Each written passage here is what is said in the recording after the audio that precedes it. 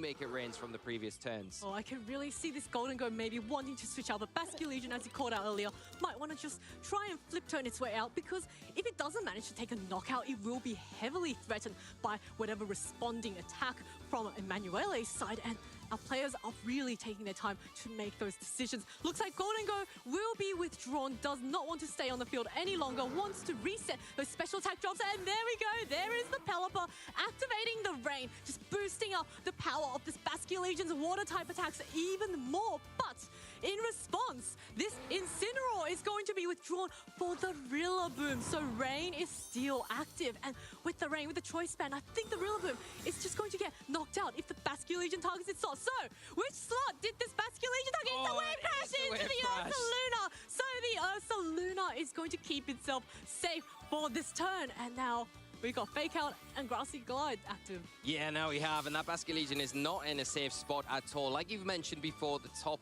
of the match, I think the Basculegion is probably in a space where it can take at least one Grassy Glide, but you really want to keep it as healthy as possible for the end game without really sacrificing that HP too much. Can you switch it out at this stage? If you do that, you still got the Pelipper that you can lean into, and you can go for the Weather Ball into the Ursaluna here. You can go for the... You can't really click the Hurricane, or you could dispatch of that Rillaboom. You could go for the Hurricane into that slot. It's guaranteed. You've got to worry about the Blood Moon, though, that can come out into the Pelipper here. Would be enough to take it down to the Sash. And if we see a double up here from a Grassy Glide, a Blood Moon into that Pokemon, then things could get bad very quickly for Victor, because you're losing that Weather Setter once again without much return. Well, it looks like the Ursaluna will be recalled for what looks like the Ninetales. So winter is coming. There is no more rain. All those raindrops have been frozen in the sky. But the Fake Out comes up onto this Pelipper, buying his teammate a turn for the Wave Crash that goes up onto this Ninetales. Comes so close to the knockout, but thanks to the defense boost in the snow from this Ninetales, it is able to hang on. Yeah, and now with that switch in for the Ninetales, perfectly done from Emanuele. Now the Pelipper's out on the field. It's not in a great spot at all. It's going to have to switch out, but you have got the Incineroar in the back of your Victor. It's got a nice, easy switch in. You've got to try and get that Basculegion off the field, though, as well. It doesn't have the swift swim ability, and it is going to be susceptible to a potential disable. Not only that, it is going to be susceptible to a Grassy Glide as well, so that's also not in a great spot. Which one do you switch out? Preferably your attacker, your offensive option. The Basculegion has to come off the field. Can Emanuele capitalize on this and maybe take a little bit of an advantage, get that Auroraville set up when the opportunity is there? We could potentially even see, say, a double switch out from Victor's side, because he really doesn't want the Pelipper and the Basculegion on the field right now. Looks like Basculegion will be recalled. Are we going to see the Incineroar, or are we going to see the Golden Go? It is the Incineroar, so dropping a very nice Intimidate onto this Rillaboom, and it also means it's going to take those Ice-type attacks from Ninetales really well. Pelipper now actually not withdrawing, just goes for the Protect to try and scout out what Emanuele is going to do.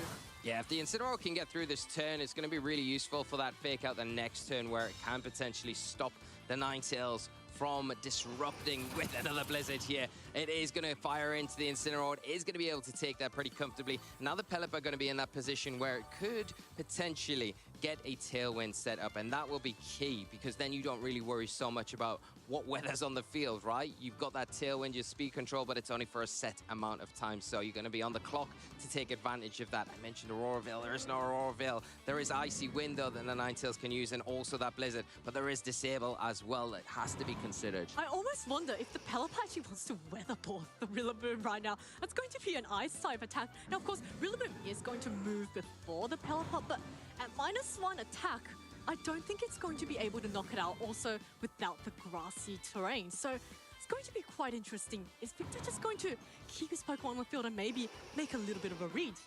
We'll see, as the Ninetales is going to be withdrawing from Emanuele. We want to keep that for later on, especially if the weather does adjust and the Pelipper moves off the field to bring that drizzle back on. Like we're seeing here, at least you've got that Ninetales nicely tucked away in the back to disrupt from both players going forward. Goldingo going to make its way back onto the field. Great position for it to be in front of the Rillaboom. And it is a revolving door of Pokemon. Had to drop it in. Don't apologize. The Incineroar going to come back onto the field from Emanuele, drop an all-important Intimidate straight down onto that Incineroar and get around any potential fake out coming from the Incineroar. But that's not what we see. It's just a Flare Blitz, and it is into the Incineroar. Great switch there from Emanuele to take that powerful attack. Oh, wow. So now that both Incineroars are on the field again at the same time, Victor's one has already been on the field, so it cannot go for the fake out. But Emmanuel's Incineroar can. So a Pokemon, Incineroar, could potentially get faked out on Victor's side. And Emmanuel's, I would say he's got quite a good control of this game right now. Yeah, do you think you need to go for the fake out here? You've got the pressure. I think your parting shot's quite a nice option into the opposing Incineroar in this scenario. Or, you know, you've got that Blood Moon that's pressuring with the Earth Power into the Goldingo, so you can go for that slot. And then maybe, if you need to, you can go for the fake out into the opposing Incineroar just to slow it down. Maybe even get close enough to pick up a cheeky knockout there with the fake out. As weak as it is, that Incineroar on Victor's side, very low health at the moment. Oh, yes. Now, Goldingo going for a protector. Keep itself safe. Maybe try and bait out an Earth Power into that slot. Incineroar does go for the knockoff, which is going to be nullified by that protect. What did Ursaluna go for? It is the Blood Moon onto this low health Incineroar, and Incineroar is going to get picked off by this Blood Moon. So Victor now has lost his Intimidate user and will be forced to bring out either his Basculegion in the back or the Pelipper. Yeah, it's going to be interesting which one Victor leans on here, because I think the Basculegion's a nice option, right? It's going to be able to pressure both the Incineroar and put immediate pressure onto that Pokemon with even a flip turn where you can guarantee an attack into that slot. The Incineroar either goes down or it switches out, and then the Rillaboom comes in, takes a little bit more damage there. Or do you go after the Blood Moon Ursaluna? If you go after it with a Wave Crash and you get that target, you could be in a position where you can remove what is, I would say, the biggest threat for Victor on Emanuele's side of the field. Yeah, Victor actually has not gone for a Terrestrialization just yet. So he could possibly go for that Terra Water and then remove that Dark type weakness from the Incineroar. And if he switches in the Pelipper, then I could see that actually getting knockout straight up onto this Ursaluna. So the targeting is going to be so close now. It looks like Incineroar does not want anything to do with a super effective water type attack. The Rillaboom is going to come in once again to try and soak up this hit, and it's going to set the Grassy Surge. So all the Pokemon on the field will be able to slowly recover, and now we see a Terrestrialization. I would guess it's into this, it's into the Goldingo, into the Terra Flying. So if there's an Earth Power into the Goldingo, it will be immune. This could be enough for Victor as he's setting up possibly an endgame here. Nasty plot coming out, going to have that immunity to the Earth Power, if that is what the Blood Moon Ursaluna has chosen. Flip turn coming out from the Basculegion, wants to be as safe as possible, not wanting to take any risks. And by doing so, you're able to not only get it off the field, preserve it for later, but get that Pelipper back onto the field, override that Snow, and get away from any sort of Earth Power that we know is the only offensive option that Blood Moon currently has after the Blood Moon was used the previous turn. Oh, look at that! Ursaluna went for the Earth Power onto this Terra Flying Goldingo, which takes absolutely zero damage from that Earth Power. And now this Pelipper has come in, has summoned the Rain, and it's setting up for its teammate Basculegion in the back. But of course, Emanuele does have that Ninetales ready to swap in and override the Rain. Yeah, not only that, the more immediate threat is the fake out support alongside the Blood Moon that the Rillaboom and that Ursaluna have for anything on Victor's side of the field. Now, the Goldingo has terrestrialized. It's got away from that weakness that the ground type Earth Power has. It's not going to have to contend with it here, but it might have to contend with the Blood Moon. Of course, now that is going to be a later threat as the Incineroar makes its way onto the field. I'll drop an Intimidate, not really that useful, but more importantly, it is going to have a resistance to any Make It Rains that come out. Has to be careful about what that Pelipper decides to do, though, but not this turn because of the flinch from the fake out and a timely Shadow Ball. Oh, that's so even though resisted, not taking as well as probably what Emanuele would have liked there, coming off a +2 special attack from that Goldingo. Now it's sitting in a good spot where probably you can get a Make It Rain off and pick up a knockout on both of these targets. The only issue is Fake Out is active on the Incineroar, so it is going to be able to prevent at least one of these Pokemon from attacking this next turn. Yes, I agree. Goldingo is in a very comfortable position here. The Rillaboom can't really threaten it with its grass and ground coverage. Incineroar, of course, it is in range of getting picked off by any attack from this Goldingo. It does have the Fake Out. If it fakes out the Goldingo, which is no longer a ghost type, it will get flinched. So Victor will really have to consider which Pokemon goes for the Protect. Looks like Rillaboom doesn't want to have anything to do with maybe a super effective Hurricane coming its way. Ninetales coming in. The snow once again will be set upon the field and all these snowflakes are flying in the air. Golden Go just wanting to keep itself safe for this one turn with the Protect. And Incineroar, however, gets the correct target onto this Pelipper. So Pelipper does not get a single attack off this turn. That is a phenomenal predict there with the fake out into the Pelipper, because if you go after the Goldingo and you miss out and you go into that Protect, things could get very bad very quickly, especially if the Pelipper had locked in with potentially a Tailwind there that would put that Goldingo ahead of everything on the opposite side of the field. Now, the Ninetales coming in. It's going to be in a key position to fire off a Blizzard. It's going to be super effective into that Goldingo now with that Flying Terror type. So this could be very detrimental to Victor's game plan if he can't protect this Goldingo. Oh, Goldingo gets a double Protect off. A huge double Protect, because now this Ninetales' Blizzard will no longer be hitting it super effectively.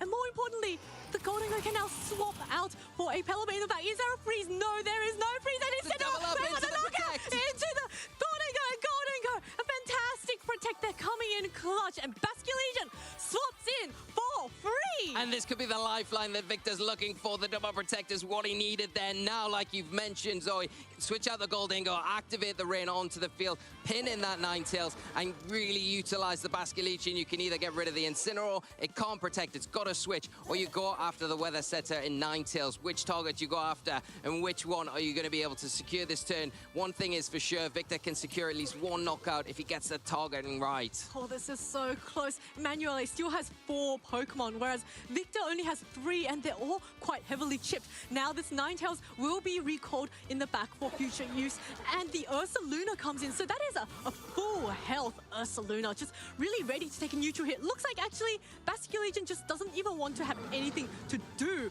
with attacking. It just gets recalled immediately for the Pelipper. So rain will be set once again. The storm clouds are gathering, and a Make It Rain comes up and knocks out the Incineroar and brings the Ursaluna down to under its half of its health. Yeah, it's one piece of the puzzle lost for Emanuele, and a really key one as well. Victor taking full advantage of those nasty plot boots from the Goldingo, and now in a nice position to do even more pressuring this next turn. The one thing that Emanuele has is the Ninetales in the back that can bring that back in and then apply that pressure once again to the Pelipper and this Goldingo, especially with those Blizzards that are going to be super effective against both of these flying types. They're not super effective against the Pelipper, of course, but it will be hitting it for good damage, and it's probably in range to go down to a Blizzard this next turn. Can you squeak in switching out the Pelipper once again, which you need to try and get control of the weather? Doing so, though, is going to put your Basculegion at big risk. Of course, if it comes onto the field, it will have to contend with potentially a Blood Moon or an Earth Power. Oh, this Pelipper now swapping out for this Basculegion, which will take those Ice-type moves very nicely. Goldingo once again protecting, keeping itself safe from this super effective Blizzard that's coming its way. Now Ninetales gets to fire off a Blizzard. It's going to be not very effective on this Basculegion. Barely does anything. Does not get the freeze, but the Blood Moon from the Ursaluna is going to come off at the Basculegion and knocks it out! That's a huge knockout, and one of the biggest pieces for Victor has fallen. And now it's only the Goldingo and the Pelipper. It is going to be able to come back onto the field, set the rain, but is it going to have enough alongside its partnering Flying Terror type Goldingo to take any sort of advantage to get back into this match? Oh, this is so difficult for Victor right now.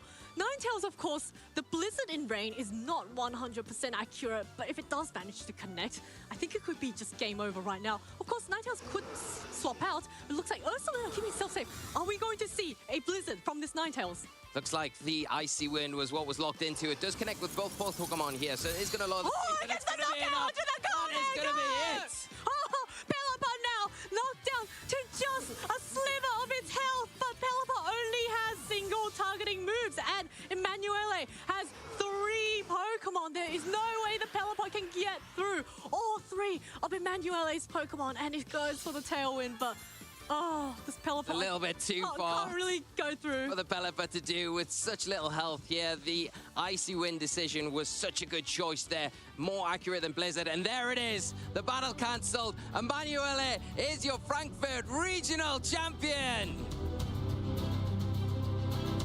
Huge congratulations to Emanuele for his first first ever championship title and the world's invite. What a phenomenal match. Just getting all those reads correct and oh my goodness, that game too. All the switching. How many times did the Ninetales swap in? How many times did the Pelipper swap in?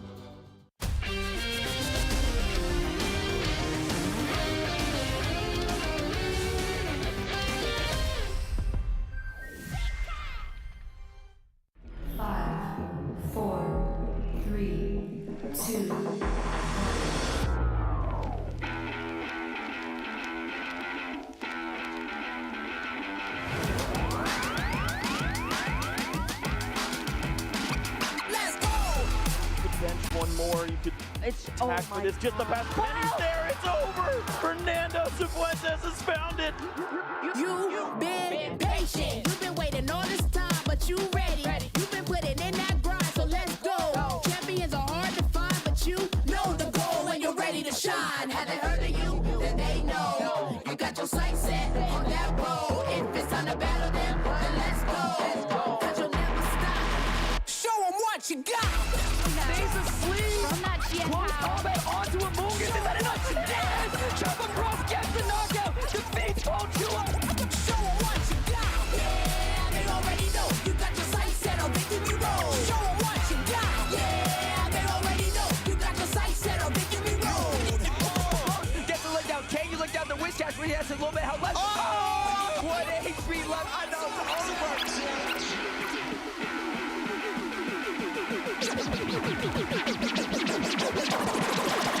Show them what you got. Yeah, they already know. You got your sights set on victory road. Show them what you got. Yeah, they already know. You got your sights set on victory road. Put your hands Welcome, everybody, to the first North American Regional Championship in beautiful Pittsburgh, Pennsylvania. I am so excited to have just seen the end of our previous regional in Frankfurt there right before this show got started. And I could not be more excited to see who is going to join Emanuele Briganti as another Worlds invitee. My name is Evan Latt, and I am joined by my good friends Jake Muller and Rosemary Kelly here in the lounge to kick off our first regional of the season. So excited to kick off this season. The last season was such a great time getting to see how players progress throughout the circuit, of course culminating with the 2025 World Championships in Anaheim. But now we're looking forward to San Francisco. We're starting here in Pittsburgh in North America. I'm so ready for the action. I am too, and it feels so weird to be back so soon after the World Championships, but I'm here for it, and I'm ready for it. So let's I get didn't want to started. wait. I couldn't wait. We had to get right back into it. And let's take a look at what else is on the plate for North America. Of course, we are here in Pittsburgh kicking off our season. Up next will be Milwaukee, then Las Vegas, and then we will end our calendar year in Brazil for the Latin American International Championships in Sao Paulo before hopping over to Toronto at the start of the year, and then the European International Championships right after that. And then, of course, the Seattle Regional Championship added back into the schedule after a very long break from Seattle. Of course, that run up to New Orleans as well for the North American International Championships, ending off our season before, of course, the all-important World Championships. I'm just excited we have a Las Vegas regional for the first time and then returning to Seattle. It feels like we're constantly adding new and exciting locations for everybody to go visit. So let's see what else fills that page later when it gets announced. Absolutely, and of course, culminating in the World Championships in San Francisco, which is also going to be the debut of Pokémon XP. For a brief clip of what you can expect from the World Championships, let's take a quick look back at our previous World Championships to see how that all went down. The 2025 Video Game Championship season was a long one, filled with thrills, chills, and surprises all around. But in the end, just over 600 trainers remained to compete for the title of Pokémon World Champion. In the juniors division, Luke Whittier kept opponent Sosuke Aranori guessing, starting off slow in Trick Room, then closing games 1 and 2 out with a speedy Choice Scarf Miraidon to become the world champion. In the seniors division, Kevin Hahn made history when he beat Xian Li and set a new record, becoming the first person ever to win the world's title in 2 age divisions after winning in the juniors division just last year. In the Masters division, while the metagame was what many expected, with Miraidon and Calyrex Shadow Rider once again coming up on top, finalists Giovanni Siski and James Evans showcased that it was Koraidon, the overlooked ancient Paradox Pokemon, that would be this year's world champion, featuring it on both of their teams. Giovanni made a bold choice to leave Lunala behind, opting instead to bring his Brute Bonnet to the battle. With a couple of predictions on his side, Giovanni was able to position his Fluttermane and Koraidon in front of James's Koraidon and Calyrex Shadow Rider for major damage to win game number 1. Giovanni took the lead in game number 2, putting both of James's legendary Pokemon to sleep. It looked like he was close to winning the set, but James kept calm and used prediction after prediction to stay in the game. With James down to his final 2 Pokemon, Calyrex was able to encore Giovanni's Brute Bonnet into Rage Powder, bringing the finals into a decisive game number 3. With the title of World Champion on the line, Giovanni used his stellar Terrastalization on Fluttermane, and Chi used Beads of Ruin ability to find the extra offense he needed to power through James's incredible defensive play. With one final Shadow Ball and Heat Wave, Calyrex was knocked out, and Giovanni Siski became a world champion. Just like that, Giovanni Siski is your 2025 Pokémon World Champion! With the 2025 season behind us, it's time to start planning for the road ahead. Make sure to check out Pokemon.com/compete for all you need to know to chart your path to Worlds for the 2026 season. What an incredible World Finals that was. Probably the best World Championships Finals that I have seen in a very long time, if not ever. Both of those players playing out of their mind, just lights out that entire time.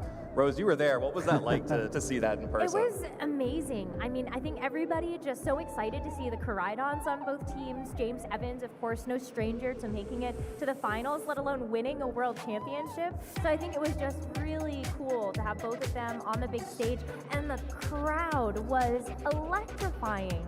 So if that doesn't give you enough to want to go to the World Championships and go to Pokemon XP next year, yeah, I don't know how else to entice you to do that, but we'll find a way. And that's my Dallas goat. I am so happy for Gio, being someone from my local scene. I've got to see him grow as a person, as a player over the last few years, and I can't think of someone who deserved it more. So I was so happy to be there. I got to be in the arena for that finals too, and it was such an electrifying experience. So of course, make sure you get out to that Pokemon XP and World Championships this coming year if you want to see that action in person too.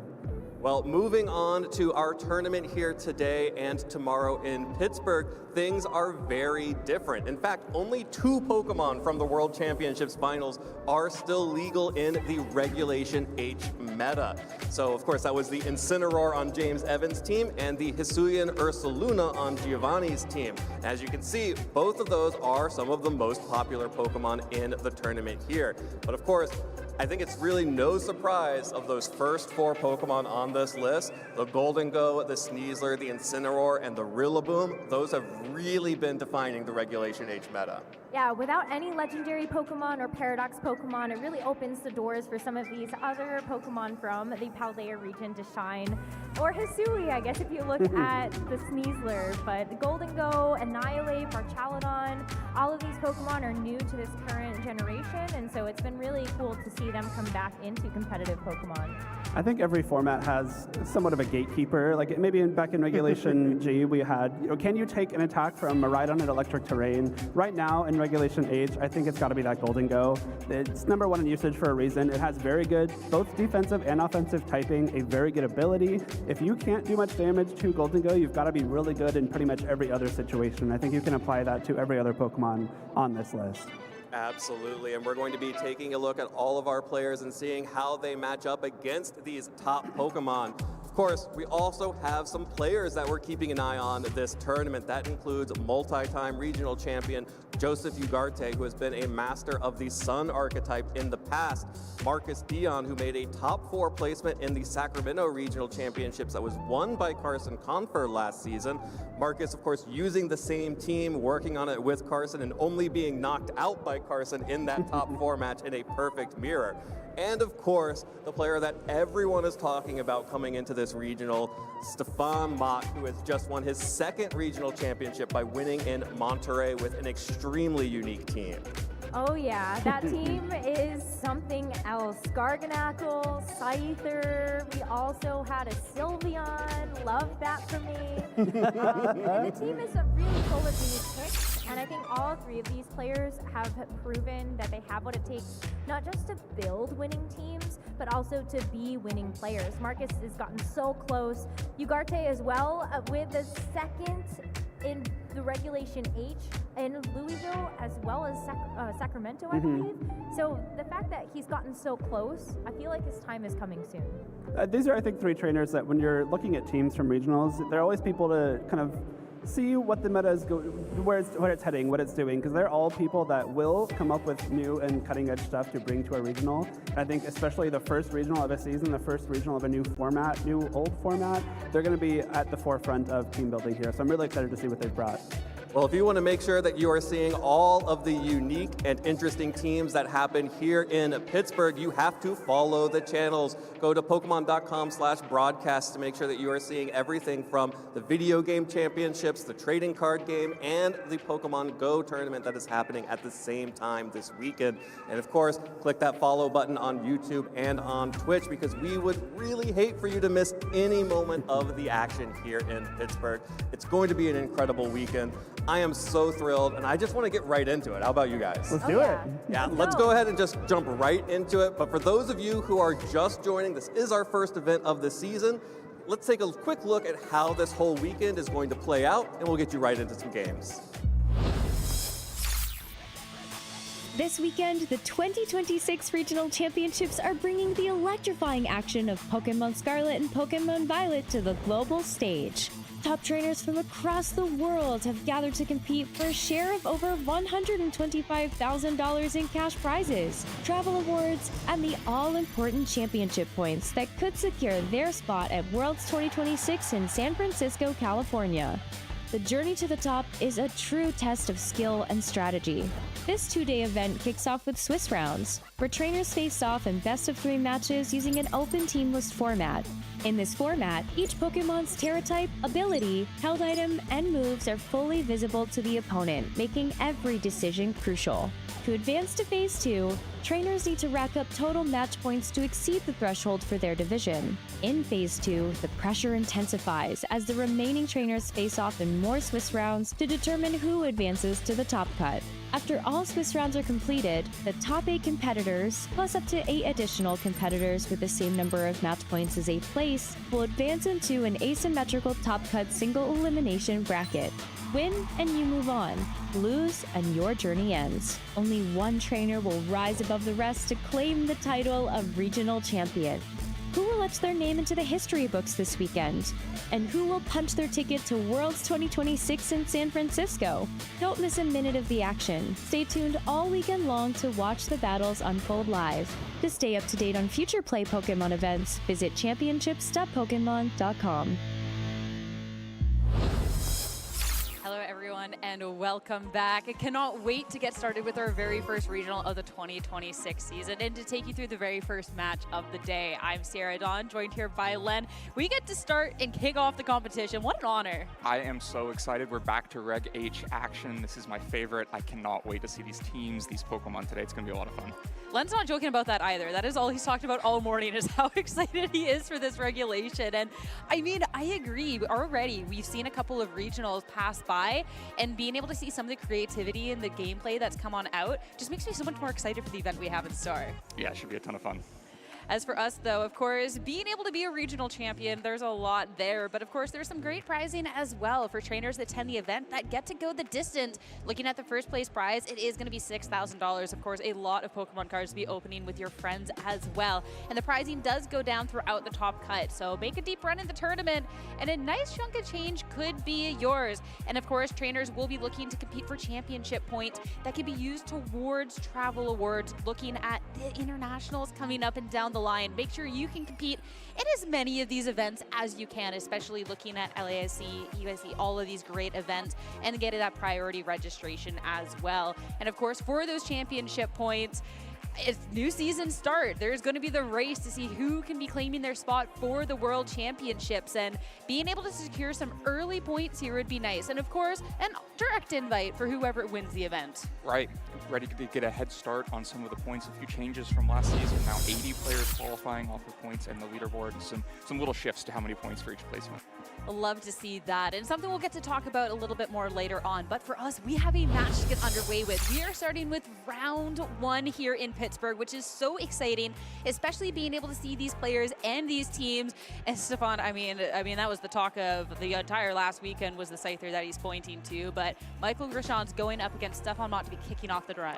Right, if you've been following the early part of this season back, both these teams should look familiar to you. The two teams that won last weekend in Monterey and Frankfurt, respectively. A little bit of changes on both sides, and of course only the original pilot on one side. Stefan coming off of already getting that direct qualification to the World Championship by piloting a version of this team last week in Mexico, and Michael with a version of the team that won in Europe. Yeah, looking at this team, we are being able to see all of these same Pokemon, but just kind of like little differences, namely with this Incineroar. But when you look over at this team, when you think of Regulation H, I feel like this kind of encapsulates that perfectly. Looking at a couple of these really strong threats like this Golden Go and the Sneasler. Yeah, it really feels like some of the most typical Pokemon of Regulation H. It often feels like a triangle between Golden Go, Sneasler, and the Ursaluna Blood Moon, and then Incineroar and Rillaboom, those key supportive pieces.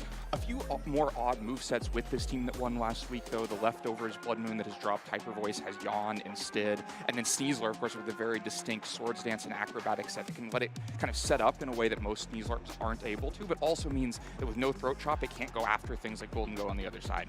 And the changes might be a little odd, but definitely not as odd as when you're staring at a Scyther on the stream. As you said, this is the team that won Monterey with one change, looking at this Dondozo instead of the Sylveon. So sorry, Rose. But looking over at this team, it was something that Scyther hasn't really been a Pokemon talked about, but feels a very unique niche within the team when you are looking at this dual Wing Beat Technician and just how much damage this can output.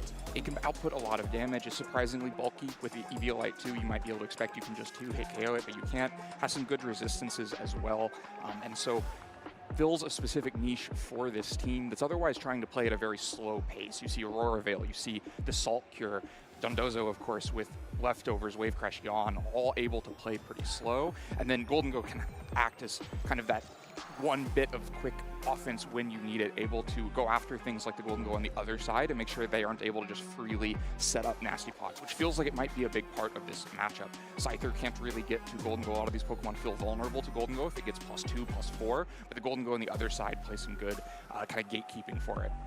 I'm so intrigued about the Dondozo, and I love that it kind of fills two different spots within the team. You can slow things down with something like this Yawn, right? But a Wave Crash can do a considerable amount of damage. And of course, whenever you see Fissure around, that is just a way to try and patch a matchup that could be otherwise not so great for you.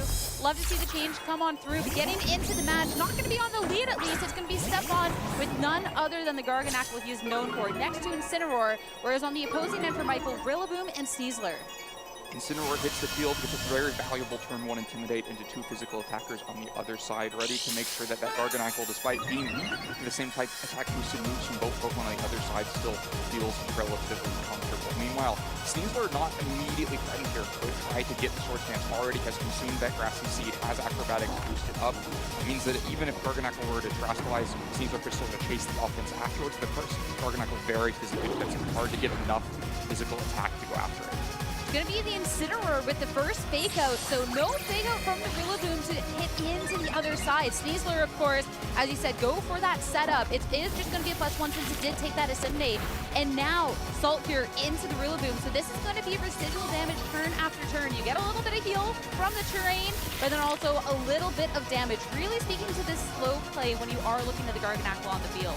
Yeah, just trying to accumulate overall damage on the other side. Stealth Rock, another way to just slowly accumulate that damage. But slowly accumulating damage isn't going to stop a Sneasler that's now at +1 attack and could continue to try to boost up. But it has to be wary. Salt Cure could really shorten its lifespan, and of course Incineroar has not had its own attack drop. Could go out with a big Flare Blitz and try to take Sneasler down. So, I think a big moment of choice here. Do you think that Sneasler already has enough boost, and you have to try to chase more? That's going to be a big thing as well, especially too since the Sneasler, it does have this close combat, so it could fire off a big attack into something like that Incineroar. Of course, we do have the terrestrializations and the options of just switching. Michael will be the one to kick off switch for the turn, though, Incineroar to hit the field and, of course, intimidate onto the opposing Incineroar. So if it does want to eye up an attack, it will be doing considerably less. Garganackle, just to protect, wants absolutely none of it, but I'm curious to see exactly what this Incineroar is going to do. Close combat into the protect means it's null turn from the Sneasler. As for the Incineroar, it does go for the Flare Blitz, but not into the Sneasler slot, instead into the Incineroar, and that'll take the hit so well. Yeah, so not much damage on either side, a couple of missed opportunities. Maybe get more boosts on the Sneaslers and damage onto that Sneasler, but a very passive turn instead. Garganackle managed to protect itself from the close combat that was incoming and avoid that damage without spinning Terrestrialization. Of course, either Pokemon on Stefan's side could Terrestrialize out of their fighting weakness, but once you choose one, the other is very vulnerable, so not trying to spin to that immediately to make sure that there's no open avenue for damage for Michael. And knowing, too, that the Sneasler was trying to target down into the Garganackle slot, I wonder if that's where we'll maybe see Terrestrialization, especially with this Incineroar switching out and into a Ghost type as well. Could make sure you have the perfect cover, but instead, this is going to be a very passive turn from Stefan, going for a double swap, so no damage or anything from this turn. But Dondozo, again, another Pokemon that would take the hit considerably better. And look at that. That is a +1 Sneasler, and just not the damage you would really like to have on this turn. Now just going to be Incineroar and Flare Blitz again. It's Dondozo's down to half, but still, I feel like you did a pretty good job with these swaps for this turn for Stefan. Yeah, I think that works out great. Dondozo will get both leftovers and Grassy Terrain to get back a bunch of that health.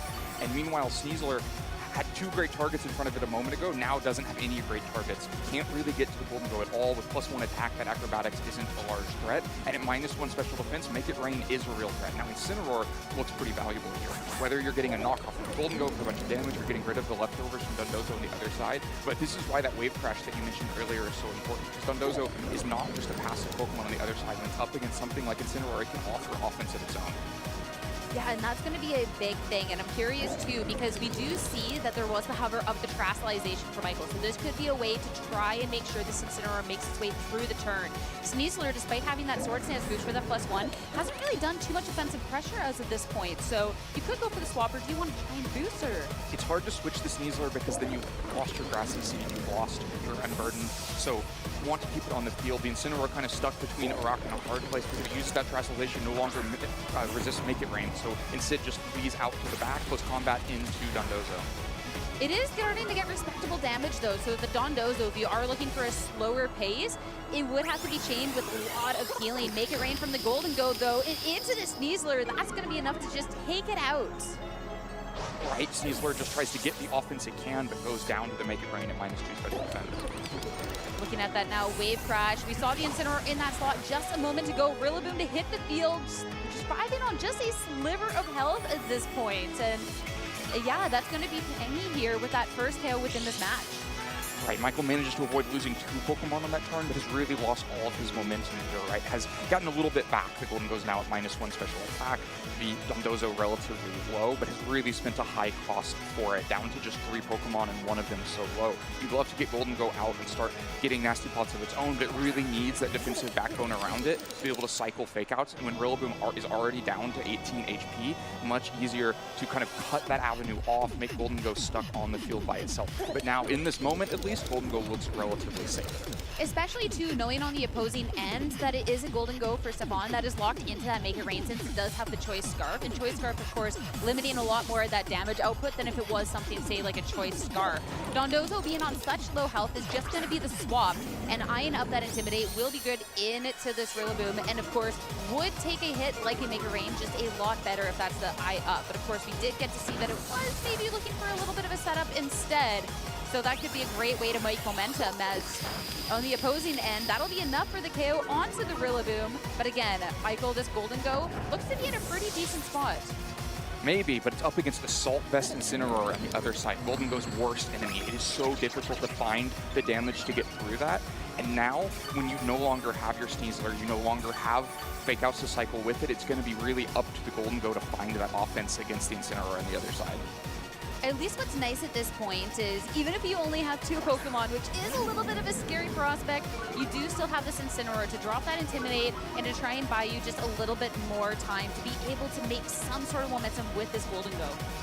The Incineroar buys time in this turn. The Intimidate could be valuable into the Incineroar on the other side to make sure Golden Go is not immediately threatened. The other thing to keep in mind is that I would expect Stefan to switch Golden Go out of this turn, locking to make it right, not doing that much damage, which means it's going to be lurking in the back always faster than the Golden Go on Michael's side, which is something that you're going to have to be worried about. Like, you have to get through these big, bulky Pokemon in front of you, but you also have to worry about the speed and how you're eventually going to deal with that Golden Go. And with that swap out, that seems pretty good confirmation on how you're saying this line's about to go down, as Stefan's Golden Go is nice and safe, and Dondozo on that swap in isn't even going to be taken down from that Make It Rain coming out from Michael. So yeah, even if the Incineroar from Stefan was stopped for just this one turn, it's starting to look a little dire. Starting to look very dire. Just can't find enough damage. 2 Pokemon that resist Make It Rain right in front of that big Make It Rain. Dondozo still doesn't go down, which means maybe not the best things for Stefan. He might have just preferred that it gone down and had a free switch in. It's not going to be able to provide much value. But the other thing to keep in mind is that the more times Golden Go has to attack with Make It Rain to just chew through things like Dondozo, it's undoing those nasty plots, and it really cannot safely set up more nasty plots here. And Sid has to just protect himself this turn. Yeah, considering this is where you're really just seeing that last bit of offense coming out from Michael, Protect makes a lot of sense, especially eyeing up Stefan, trying to take that down. Knock off into the Incineroar, so that is going to be a nice little amount of chip damage. As well, get rid of the Assault Vest to try and take some sort of momentum with Dondozo. That Wave Crash finally going to find its mark into the Incineroar, so it's Michael down to just 1 more Pokemon in this match. And yeah, there's a lot of Pokemon from Stefan's end that are low, but that was finally the first KO, and that was a South KO from the Dondozo, the recoil. Self KO from the Dondozo, and kind of the last opportunity to be able to deal with the Golden Go easily, because now it comes out, will move before this one. You can't just try to protect and attack with your partner. You have no partners left. Golden Go stuck by itself on an island, and so getting the knockoff into Incineroar is so valuable. It means that barrier for Golden Go is gone, but a bigger, more problematic barrier has come out in front of it. You can use the Terastallization, been preserved up to this point to try to take a Shadow Ball, but still a long way uphill from here. Yeah, so Terastallization spared right up until the end. So when you are eyeing up a Golden Go that is faster than you, you can try and make it past this hit to try and make any more momentum within this match. And sure enough, the Shadow Ball, you are faster. You will take the hit and get the opportunity to fire off a Shadow Ball in return. That will be just a clean one-hit KO on this spot. But again, 2 Pokemon to contend with, and you've just taken so much damage. And Incineroar still has this opportunity to act. Flare Blitz, sure, it's going to be a resisted hit, but with 18 HP left, that's not going to matter at all. And it's going to be Stefan to take the first game in the set. Yeah, just a really well-played game to deal with the 2 offensive threats one after another. Sneasler comes on the field, gets a boost, has 2 juicy targets in front of it, but Stefan makes the defensive plays, manages to get Sneasler out of the way. And then once again, Golden Go comes out, has good targets in front of it, gets a +2 boost, and then there's good switches, good defense, and Golden Go has no chance to move through this team. Even just how things were switched, like the turn where he double swapped the Pokemon, we did get to see the Incineroar go for a Flare Blitz, but targeting into the slot that was then the Dondozo switching in as opposed to the other slot where it was that Golden Go. So even when you are making the swaps and making those double pivots, so good in what's being brought in where, and just being able to kind of wait out that offense that Michael was trying to exert, take care of the Sneasler, and after that, even if you do have quote-unquote offensive pressure from something like the Golden Go, as you said, when it's just outsped by the one on the other end and Stefan just playing so cleanly, it kind of didn't really seem like it. So I'm curious then going into this game too, where Michael can make these differences. So I think one adjustment I'd be looking for is to get even more boosts. Stefan's team is so defensive that just getting the +2 isn't enough. We saw it wasn't enough to get Sneasler able to KO Dondozo with even 2 close combats. It wasn't enough to let the Golden Go deal with the Incineroar on the other side. And so you may have to try to buy time to get up the +2, +4 boosts on top of that. That also may mean needing to be a little bit more decisive about which one it is. Golden Go was put in a much more difficult spot because it came on the field already with so many of its partners missing. And so really trying trying to commit to whatever's led and use maybe something like the Ursaluna as another like bulky damage trading partner to one of these boosting Pokemon instead of trying to fit both of them. But from Stefan's side, it feels like he had really the right game plan. Just a lot of defensive pieces that can trade damage back well and really keep him from ever getting put into difficult of a spot, and then use that Choice Scarf Golden Go to take the KOs when the opportunities arise. It's a winning game plan from Stefan, but come on, the fans want the Scyther. I would love to see the Scyther, but going into it, we will see a swap, just not the one maybe preferred, as it will be the Alolan Ninetales brought into this match. Of course, Snow Warning is going to be setting the snow right away. No Incineroar means no Intimidate on these two easily offensive Pokemons. It can swap in on this turn, but are looking for an opportunity for maybe a fake out in the setup here. Both teams have a Ninetales. This is the first time we see either of them. Two relatively different Ninetales. The one on Stefan's side is going to be able to Aurora Veil if given the choice. This also is a Sneasler without Dire Claw. So unlike most Ninetales versus Sneasler matchups, there's not the same threat of immediate offense against it. And just Blizzard is also going to be a big damage problem. And so you see the Fake Out has to be drawn that way. So Fake Out Ninetales not going to be able to do much this turn as Sneasler will get that Sword Stance. And now at this +2. Garganacl last time on the first turn, we saw it go for the Salt here into the Rillaboom. Instead now into the Sneasler. Make sure that it's not going to be able to sit around, set up, do too much damage for too long, but slowly but surely start to get that damage in. Yeah, it's valuable damage just to put a backstop on the Sneasler. With Grassy Terrain undoing some of it, it's a pretty long timer on Sneasler. And Sneasler is such a frail Pokemon anyway that you probably are relatively content if you get so many turns with Sneasler that it goes down to the Salt here. But still a helpful kind of first bit of pressure. Now the Ninetales is still a problem here. Even at +1 attack, or +2 attack from Sneasler, the Snow boost plus maybe an Incineroar switch to intimidate the Sneasler would probably be enough to let Ninetales get through the turn. And so I think Michael still has to be a little bit weary of it. And then we talked about needing to preserve the health of those partners for all of these Pokemon, especially if Golden Go is in the back again. So you've got to be a little bit careful that Rillaboom doesn't just take a Blizzard here.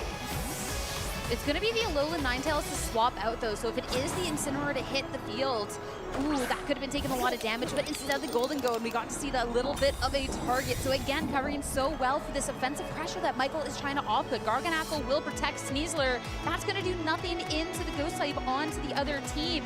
And Rillaboom as well, even though it has the coverage to be able to hit super effective into something like that Golden Go, instead was just trying to put all in on this Garganacl. So again, great switch from Stefan to really stifle any sort of momentum that Michael's trying to get.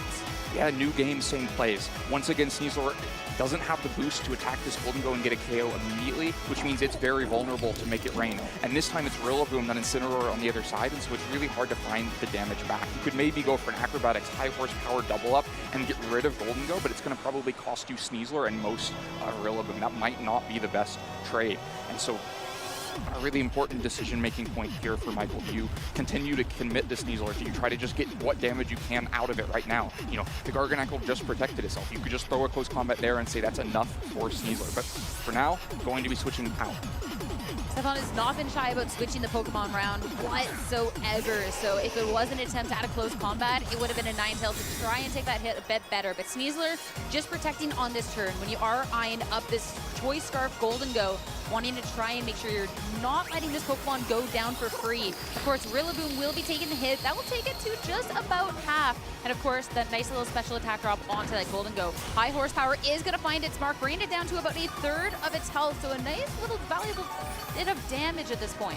Some really good damage trading. So this is more resources invested in this Sneasler, right? You spend a lot of Rillaboom's health bar on this turn to use the Protect with Sneasler and get some damage on the Golden Go, so that now, especially with no Intimidates shown on the other side so far, Sneasler should be threatening to outspeed and KO Golden Go if it wants to commit Terastallization. May need to commit the Terastallization, which would of course make you weak to Blizzard. So you got to be deciding, do I have enough damage without it to just go out on the offense against this? But of course now the Ninetales switch is great here because it means you're not worried about close combat into that slot, and a Blizzard in exchange for whatever stuff Michael does on this turn is going to be really impactful.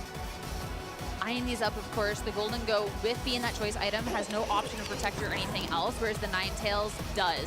As well as Stefan can go for something like a swap, so this could be a really big decisive turn in the match.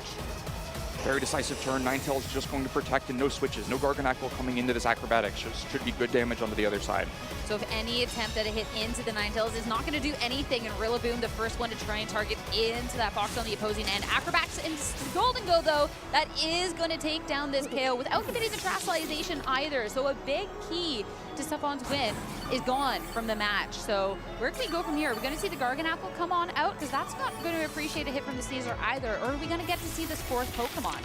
No, I mean, so far, this is basically the best case scenario for Michael, right? That could have gone so much worse. Yeah. Had that been Garganacl coming into acrobatics and a Blizzard coming out from the other side, you may just lose both Pokemon. But Stefan doesn't think that's the right play, and so instead, Sneasler once again makes it through another turn. We now see there is no Intimidate, so those +2 attack boosts are going to stay for Sneasler. Instead, it's just Dondozo. I mean, Dondozo, very bulky, is able to take the close combat, but has to worry about maybe a lot of damage coming in with Grassy Glide. And with the Alolan Ninetales just protecting on the last turn, you know that it's going to be a target that's a little bit safer to attack into, and Sneasler are finally committing into this Terastallization, into this flying type. So when you do have this acrobatics that has been boosted by no longer having an item and seeing the Terastallization, this could be a lot of damage out. But it's not going to be the only Terastallization on this turn.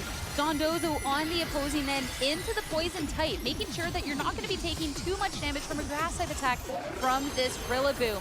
Now getting into the turn, time to see how much damage is going to be done. Grassy Glide into that Ninetales instead, break the sash, make sure you can deal with it at some point right now. Get rid of the Pokemon. Stefan now down to 2. I'm curious with this Dondozo though. You have the offense with the Wave Crash.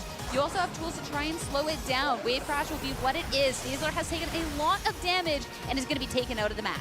So Sneasler traded to get Ninetales off the board. Poison Terastallization could have been so good into a Wood Hammer close combat double up, but that's not the play. It's instead the damage into Ninetales, which means that Terastallization could hurt. If it's Golden Go back for Michael at this point, you've just taken away your Make It Rain resist and also taken away the Terastallization from the Garganacl that we've already seen. It's really crucial what last Pokemon Michael still has to show in the back at this point. As Grassy Terrain expires, the Rillaboom stuck on the field, but yeah, we see it is that Golden Go who now has 2 pretty good targets for it on the other side. Yeah, in the momentum that Michael wasn't able to get with this lead in the last match, it just seems like a long-lost thought, being able to make so much more momentum in this one. Now Golden Go hits the field.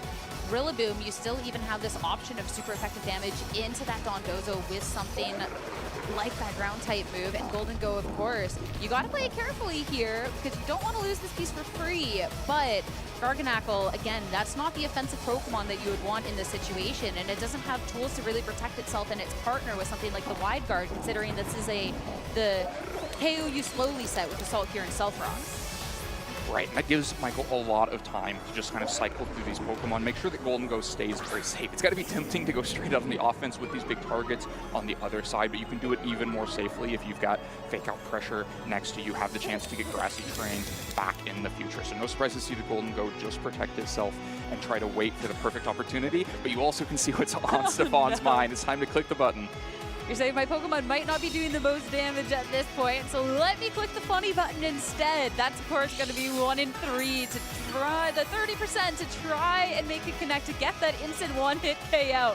Not going to work out this time. Of course, scary prospect, because you know the Pokemon on your end for Michael can't be taken down at any moment. So when you have something like that in S-Plot, that could be a scary prospect, because the longer you stick around, the chances of you getting KO'd by the Fissure just goes up. Right. And it's a little bit risky. Which do you want to actually take? Salt Cure does a significant amount of damage to Golden Go because of its extra damage on Steel types. And do you want to risk the Fissure? But it's just going to be straight damage. Garganacl takes so much out of that. And of course, the Fake Out into the Dondozo to make sure that it's not going to be doing much on this turn. Ranga Berry to boost the special defense, but already taking so much damage at this point that I don't know if that one's necessarily going to matter. Dondozo gets to do nothing. Salt Cure into this Golden Go. As you said, this is residual damage is going to be more than any other Pokemon considering the Steel typing, but it does also look like another Make It Rain will just take care of the Garganacl and should have the pieces to take care of the Dondozo, even with the Golden Go taking a significant amount of damage. Yeah, I think very valuable that it was just the Make It Rain straight away to get the damage on a Garganacl. That means even if you lose Golden Go before Garganacl goes down, either Incineroar or Rillaboom should be able to finish this as long as you don't allow a recover through. Because otherwise, like a Wave Crash and some more Salt Cure damage might be enough to just get this KO. Rillaboom is going to be the swap in for the Incineroar. Of course, we do have the options of just protecting. Dondozo is going to make sure it survives through this turn. Is the Garganacl also going to eye one up? Yeah, so just going to be a double protect, a wall of protect coming out from Stefan. Just get a little bit of recovery and waste kind of the swap. But Rillaboom swapping in means that you just have this fake out pressure on next turn anyways. Have fake out pressure back. Also have damage pressure into Garganacl if you want to just get Golden Go off the field at this moment to get rid of the Salt Cure. And of course the Grassy Terrain really valuable to mix with, but Golden Go's not, mitigating some of that damage over time coming back the other way. I mean, at least for going to this double protect for Stefan, it is just going to be more damage into the Golden Go. It's still just not going to be enough unless you're just going for protect after protect after protect at this point to really make any sort of difference. And the Rillaboom having this fake out on the pressure on this turn, unless you get extremely lucky, which Dondozo going for the double protect isn't going to get it. It kind of seems to avoid, but Garganacl will get the double protect. Trying to just get enough protects to get through the Salt Cure damage into Golden Go, but for now, Dondozo going to take a bunch of damage. I mean, the Make It Rain at this point, it's still just going to be dealing a lot of damage. Not enough, though, for the KO, so Dondozo hangs on, though barely. Unaware on Dondozo on the other side means the special attack drop from the last Make It Rain not hurting its damage output into Dondozo on this turn, so able to continue to put out really good damage. And so now both of them looking so low. Despite the recovery coming back from the other side, Make It Rain should be able to easily pick up both of these KOs. Just have to make sure to be able to get enough Make It Rains off. Salt Cure is starting to add up. Some more successive protects could do it. I mean, the Garganacl would have to go for a triple. Dondozo, of course, does have to secure protect on this turn since it did fail at the last one. But the Garganacl, that's not necessarily the greatest chances. So, of course, this protect was given. Are we going to get the 3 in a row? No. Garganacl being the piece that needs to stick around. That one is just not going to get the protect. That's going to be an easy Grassy Glide from the Rillaboom to take down the Pokemon. And at this point, Dondozo's days are numbered. Great news for the Dondozo haters out there. And that means as well that we're going to get the opportunity to see a Game 3. We should get to a Game 3. Golden Go, I think, will go down in the meantime from its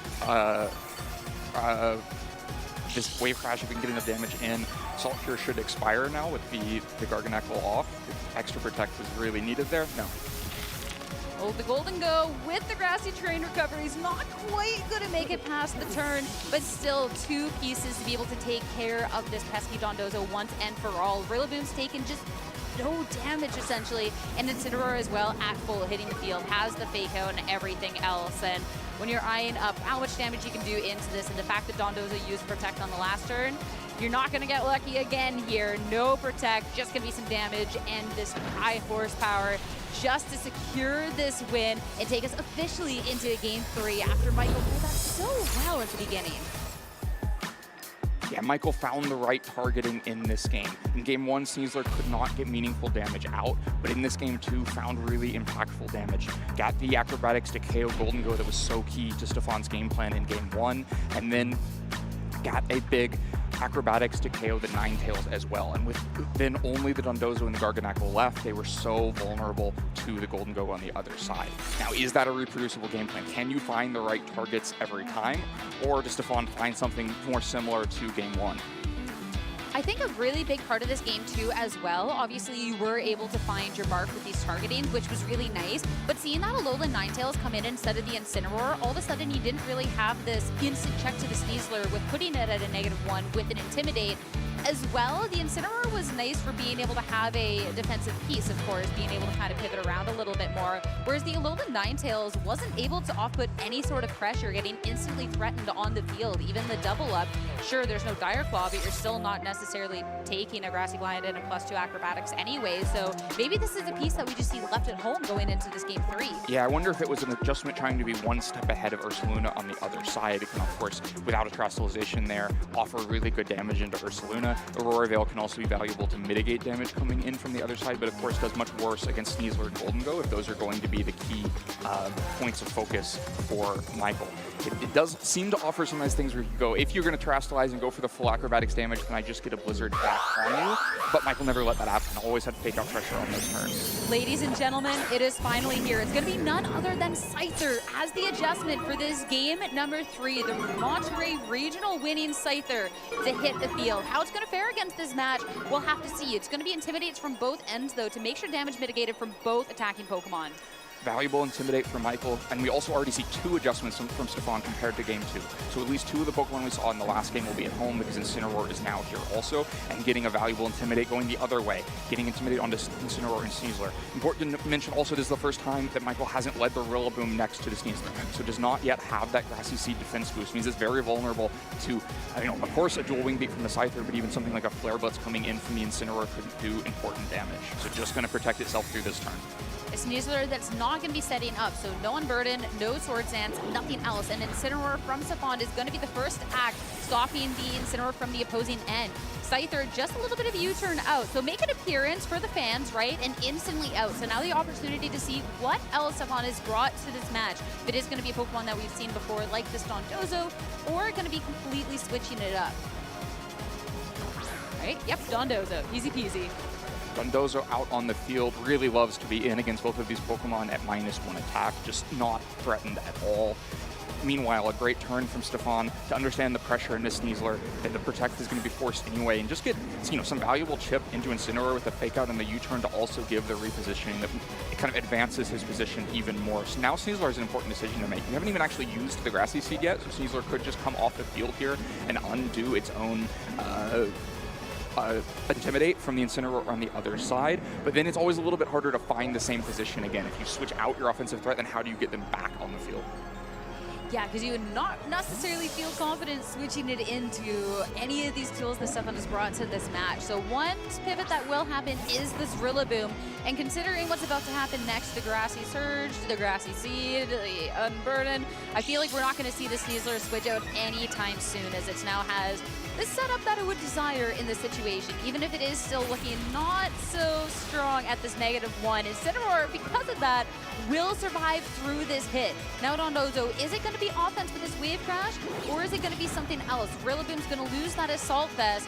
This Dondozo has this opportunity. Instead, finally this Yawn. So Sneasler, you get the setup, but if you want to stick around, you'll be sleeping after next turn.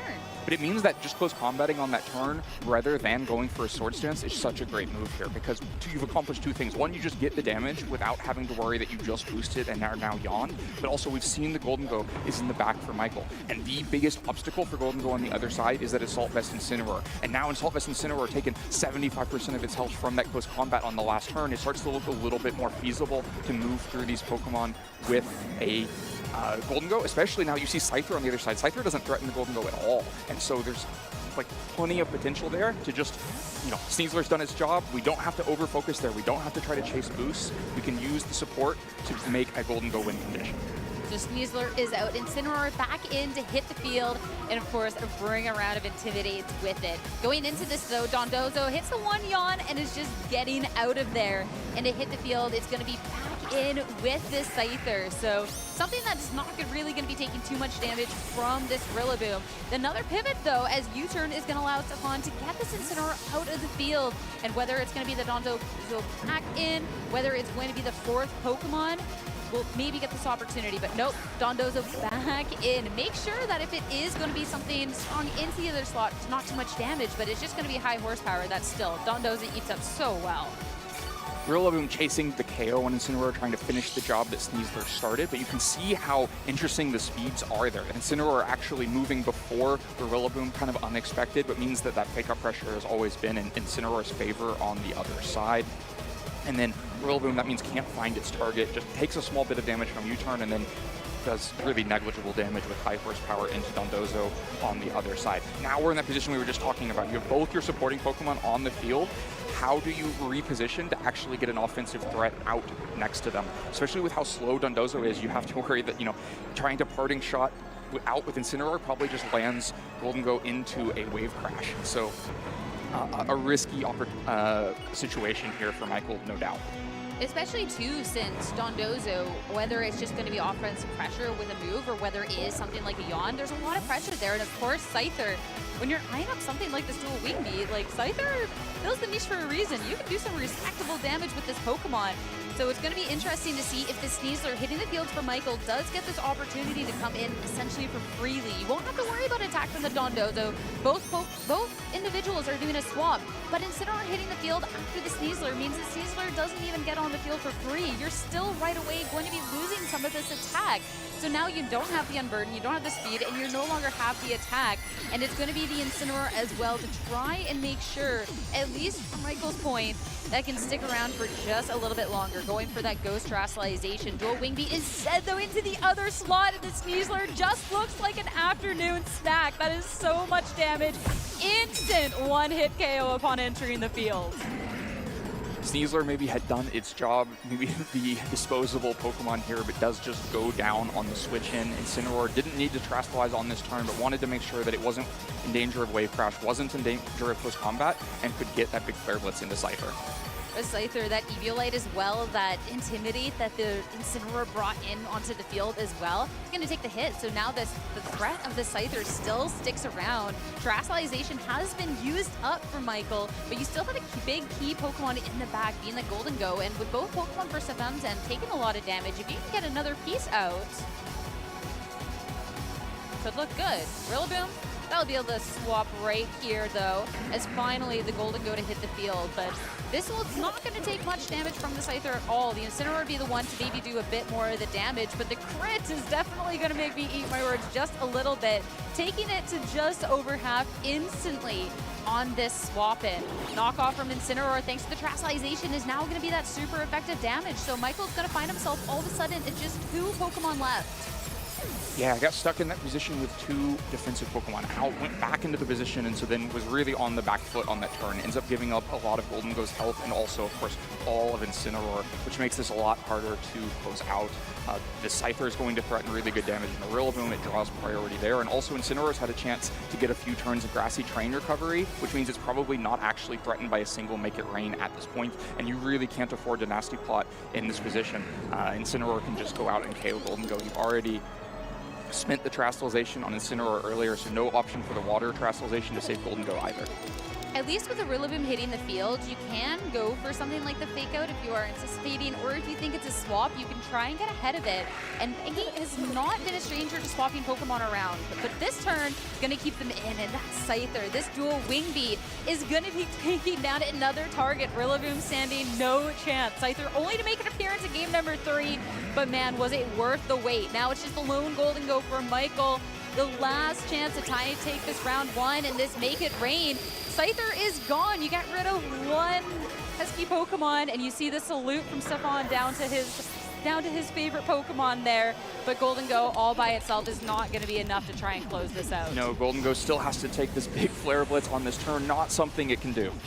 Yeah, so with the final Pokemon gone, it's going to be Stefan Mott coming off of a regional win in Monterey to take round 1 here in Pittsburgh. Such a unique team, such a unique Pokemon to build it around, but one, as you see, can fulfill this niche perfectly, outputting so much damage with these Dual Wing Beats that even with Michael driving these offensive pressure pieces, it just wasn't enough. And also just such a well done job from Stefan to make sure that those pieces from Michael never seem to be in a really comfortable position to take advantage of. Right, just a lot of great defensive play, always having the right answers in against Sneasler and Golden Go. You saw how it can slip sometimes. If the right damage gets found, then holes start to open up. In Game 2, Michael found those windows to get the right damage, but in Game 3, it was back to the great defensive play and a little bit of offense out of that Scyther.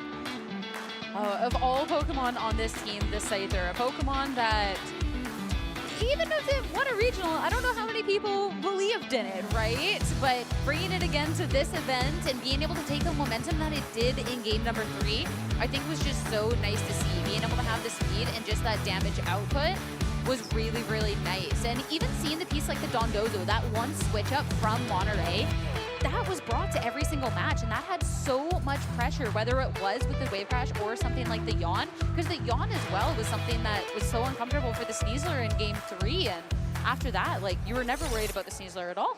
Yeah, the Yawn forced a switch, got Sneasler put out into the back, and then it was really hard to find the position again. It felt like Incineroar had taken so much damage from this close combat, but that time in the middle meant that it healed back up and then was able to take a Make It Rain after all. Yeah, which is kind of the tough part about that, because when you need every little last ounce of that damage and the Pokemon on Safon's end are just allowed to heal because you're too busy needing to swap because of the awkward board position you're kind of put in, it kind of just got an end game where it just wasn't quite enough done, because that Golden Go by itself, it just... Golden Go can do a lot, but it can't do everything. Can't do everything. Important to note, it was Michael's grassy terrain as well. Just kind of using his own tools against him to add extra bulk to that side for Stefan. Yeah, and when you're looking at it, like the Rillaboom seems like it'd be so strong. It pressures the Dondozo, whether it Terraslizes or not. Having the double fake out was something that was really nice in the match as well at some points. But again, it was getting down to the point where you just had two support pieces on the field and no Dondozo on the other end. And the Rillaboom doesn't look so good anymore at that point. No, it doesn't look too good when it's up against offense on the other side, defense on the other side, and just helping out with grassy terrain. Well, I'm so glad that we got to see that round one and be able to kick off the event. And round two is about to start. So we're going to take a quick break, get our parents, get our match, and be back for the Pittsburgh Regional Championships. So if you need to pick your nose, wait until it's off. Thank you.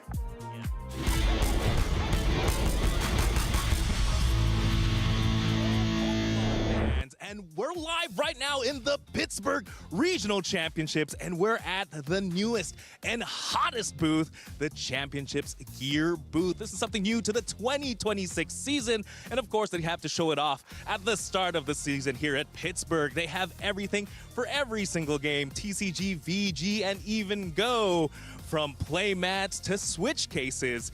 How about we check some out? Oh, Evan, how are you doing? What are you excited for here? Boy, Wancho, I am like a kid in a candy store, or perhaps more accurately, a VGC competitor at the Championships Gear store right now, because all of this gear looks incredible. But I have to specifically shout out these gorgeous hoodies and long sleeve t-shirts. Jody Azzarelli, look away from the stream right now, but we are memorializing probably the most iconic moment in VGC history, Sajin Park's World Championships winning Pachirisu alongside these major threats of that meta, the Garchomp, Tyranitar, and Salamence. It's incredible to have that moment memorialized and immortalized on this hoodie, and I can't wait to pick one up. Very, very cool. I love how Pachirisu is highlighted there. It's just to follow me, right? Of course. With that, how about we check on this side? Will, how are you doing? What are we excited for? Hey, Wancho, I'm doing great. This is incredible. The first thing that I was drawn to is this Azumarill shirt. I mean, come on. If you've ever watched a competitive Pokemon Go battle, Azumarill's involved at some point, right? It's one of the main constants through all the seasons, and these shirt designs are so incredible. I really wanted to point out as well that they do have these Series 26 tags. That's going to let you know that this is just for this season. It's very, very special. And if you're a Master League player, there's also things like this Landorus Therian t-shirt with this cool gradient coming down as well. Honestly, yeah, this is perfect. Perfect gear for walking outside when you're playing Pokemon Go. I believe these are called the human sleeves. With that, a lot of amazing stuff here at the Championships Gear booth. We're going to throw it back to more Pokemon action.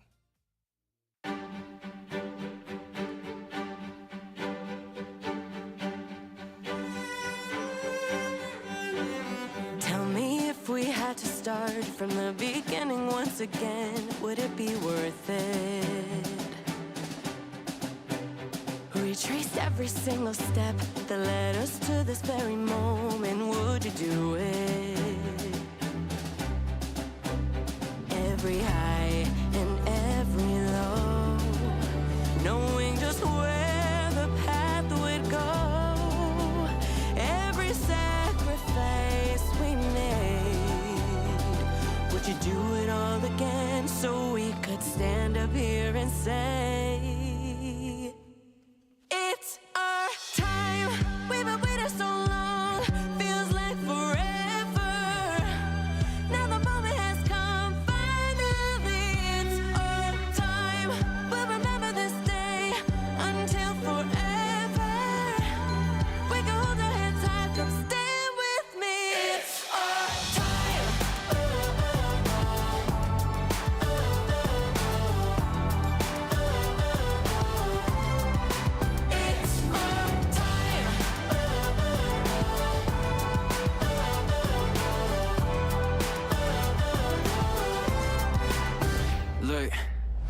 me take you all back to the scene of just a small town kid who believed. Growing up, I'd throw a ball against the wall and dream of making the league. So when I got to start to know, I really started a team. From the first loss to the first bash, up unarticulated what the words lacked. On the journey pushing forward to evolve with my friends, I look back at every battle and I do it again. Every high and every low, and again and again, knowing just where the path would go. all the way up to victory road. Every sacrifice we made, No regrets, so I live for the game.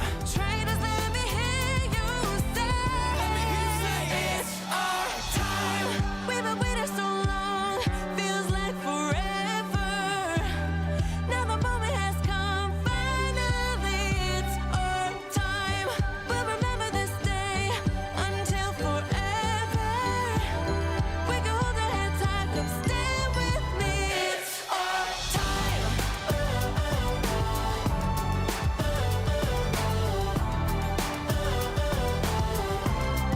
It's our time. It's our time.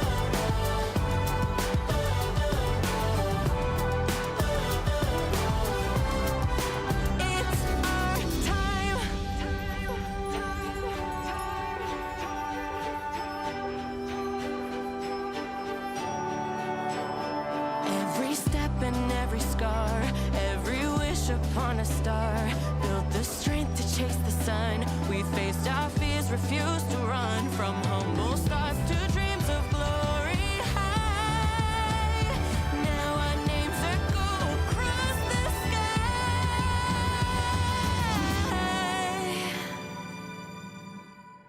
It's our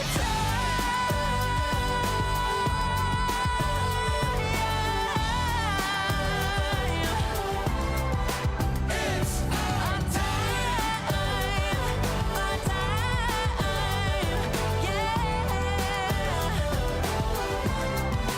It's our time. And we're living it up. You know we came so far, never gave it up. Now take a look at us. Finally, it's our time. And we're living it up. You know we came so far, never gave it up. Now take a look at us. Finally,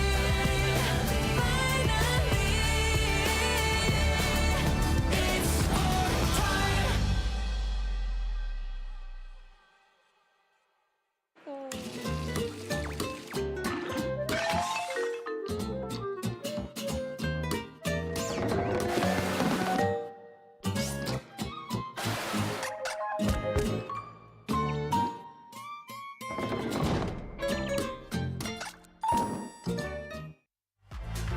Welcome back, Pokemon fans, to none other than the Pittsburgh Regional Championships, the first stop in NA for our 2026 Championship Series. A fantastic round one to be starting the day, and I hope you're ready because we're coming at you fast with the next round of the day. Our players are getting ready, but I cannot wait to jump into more Pokemon, especially after that first round we had. Yeah, it was exciting to see those two teams that both won regionals last weekend go up against each other. Stefan showing how he won that regional last weekend with some really stellar play. Yeah, but of course, this is going to be a stacked field with a lot of really talented players looking to, of course, try and make the run throughout the tournament with this regulation age and try and become a regional champion themselves. Join Stefan with that direct invite and being the regional champion this season. And a lot of exciting matchups for this round as well. It was really difficult to pick. Ben, no spoilers as of who we have right yet, but I'm excited for this next match we got. Yeah, it should be a fun one. Lots of good choices out there. All right, I said no spoilers, but we're just going to rip that Band-Aid off right away. That's my bad. We have none other than Toller Webb going up against Grant and a couple of other notables out there in the field. So if you're walking around to try and take an eye at this match, but Toller versus Grant should be especially exciting. Yeah, no direct invite for it, but along with those two regionals that have already happened, we've also already had a global challenge, and Toller was the winner for that tournament. So I think some representation of success online in Regulation H already this season. Of course, though, with those online tournaments, when we are looking at the grand challenges, it's a bit of a different format since it is a closed team sheet as well, just this best of ones. Of course, a lot of the same skills will translate over, and just like if you're a phenomenal player there, I'm sure you're going to show up and be a phenomenal player here. But sometimes the teams might need a little bit of tweaking because sometimes the information in an open team sheet isn't as great as you can get away with on a Grand Challenge. Yeah, absolutely. Wouldn't be surprised if Tuller's running something very different because it is kind of its own game to itself when you're trying to figure out that information, trying to hide as much information from your opponent as possible.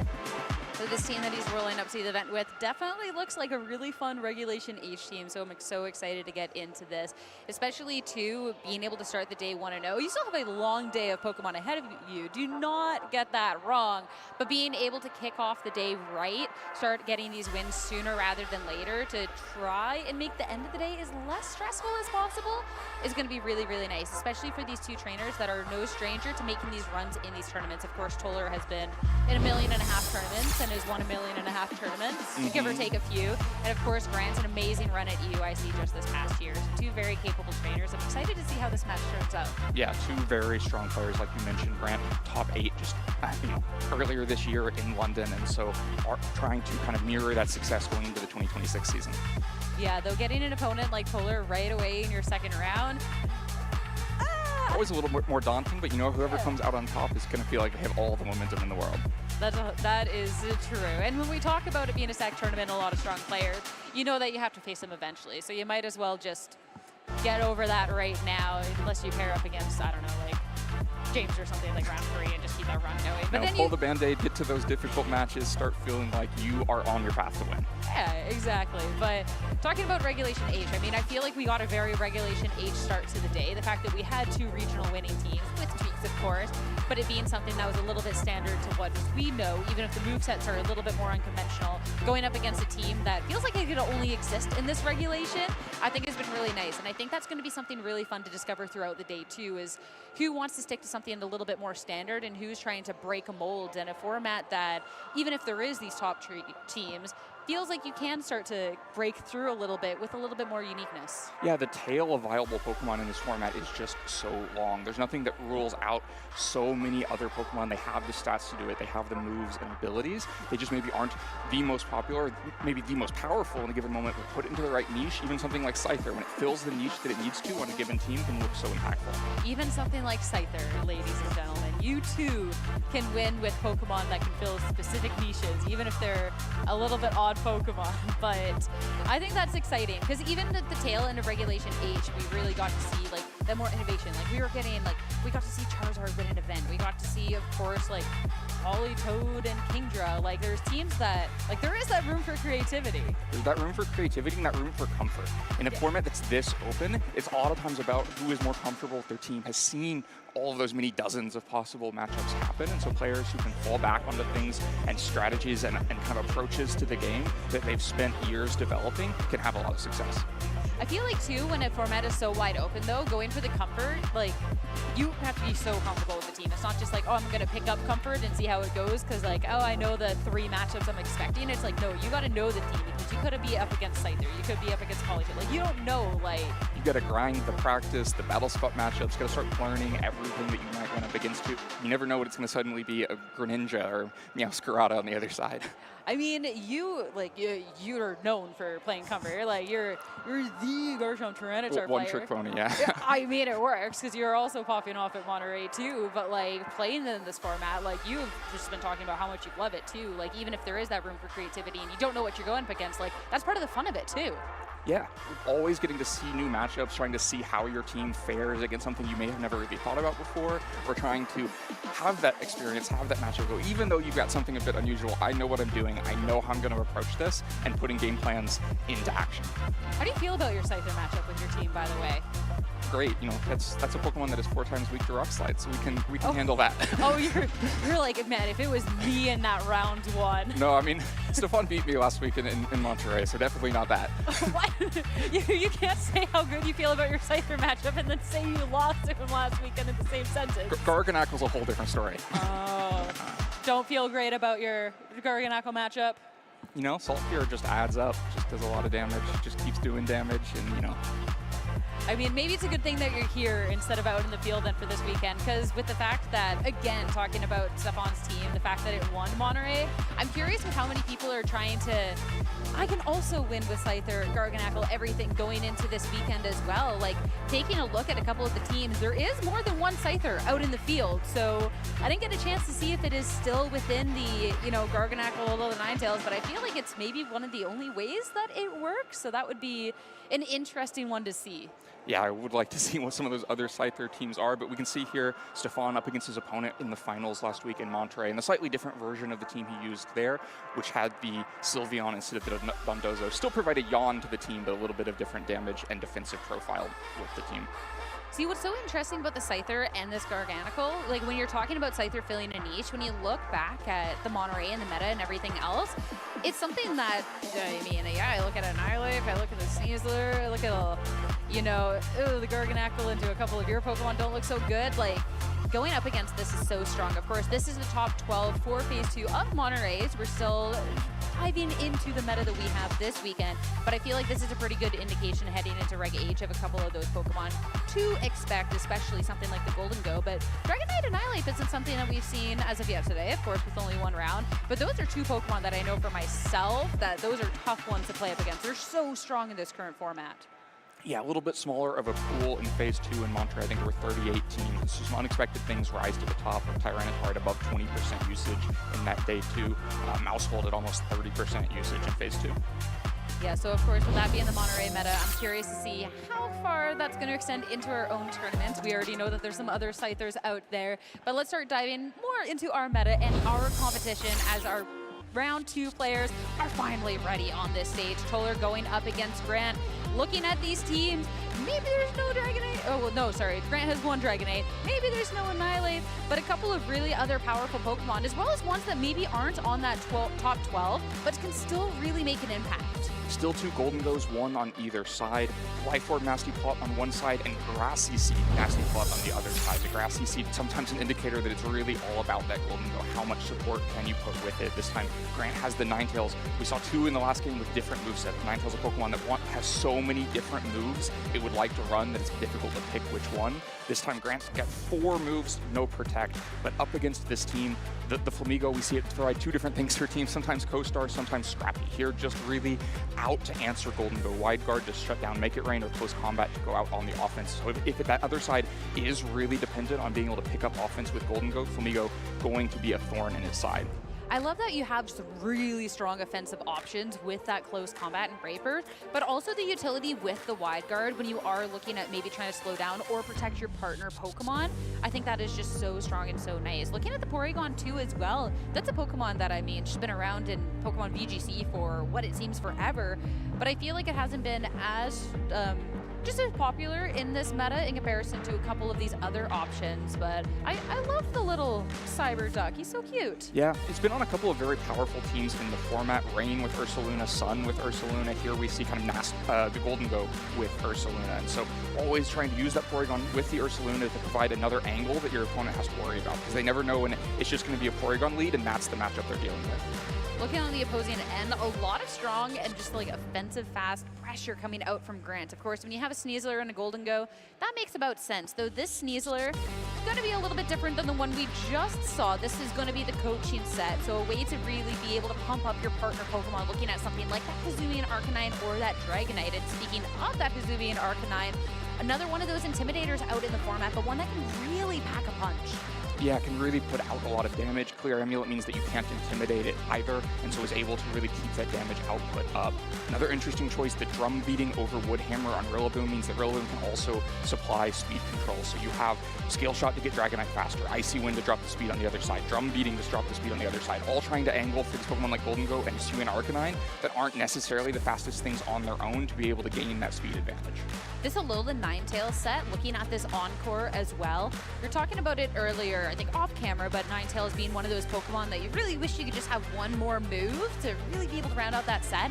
And Encore, I think, is one of the more annoying moves to go up against, considering that you just have to be so careful, especially if Grant gets the speed and can maybe start locking things down with that a little than Ninetales. You gotta be so careful about the moves you select. Right, manages to fit the Encore, also has Icy Wind and Blizzard, and then Aurora Veil, so it can provide defense, offense, speed, or just some disruption, but of course doesn't have Protect, so maybe a little bit more vulnerable.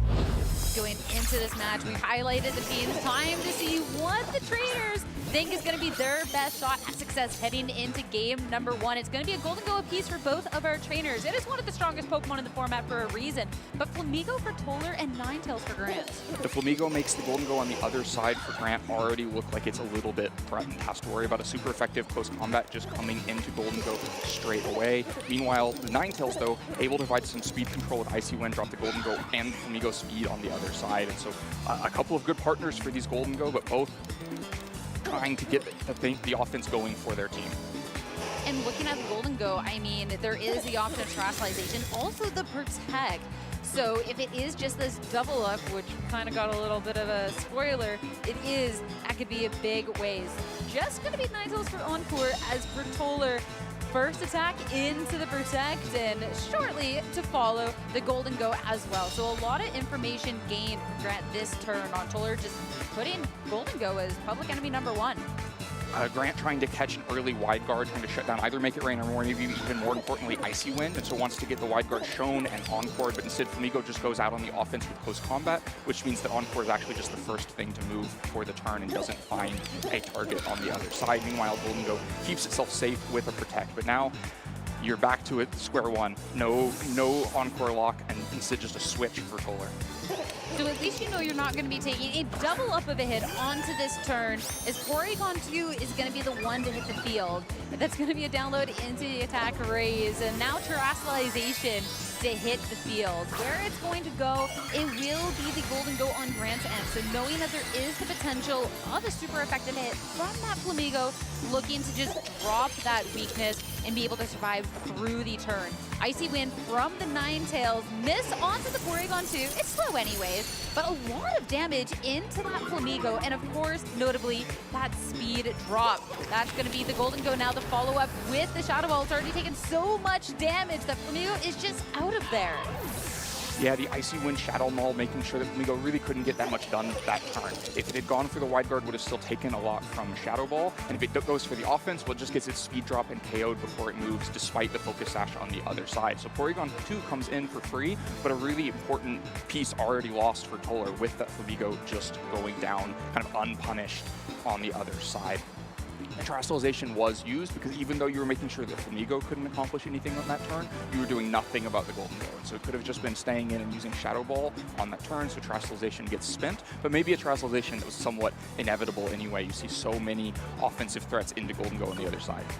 As well, too, we saw the Icy Wind miss onto that Porygon 2, but had that been swapped around the other way, you got to cover for all of your options, including the inaccuracy. But now with Porygon 2 and the Ursaluna hitting the field, Ursaluna, normally you'd like to go for a Protect to make sure that Flame Orb's activated, and this can give this opportunity for something like that Trick Room, but also maybe a Telegraph play that Grant can try and take advantage of. Yeah, it seems so obvious to just Protect and Trick Room here. And of course, Golden Go could Nasty Plot on that turn, but then what do you do the next turn afterwards? You're still just at threat from Facade, so not easy to set up in front of these. Maybe an Aurora Veil is a nice option to get on this turn, and that's exactly what it is.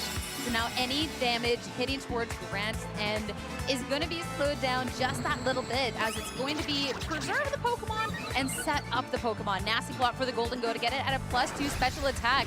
Ursaluna, no Protect on this turn though. As you said, that could be a little bit more of an obvious play. So just this opportunity to set up the damage as Porygon 2 is going to go ahead and switch dimensions. Now the Flame Orb, that's going to be the burn and the Guts activation for this Ursaluna, and 2 slower Pokemon to then try and make this momentum now up against Grant's speedier board.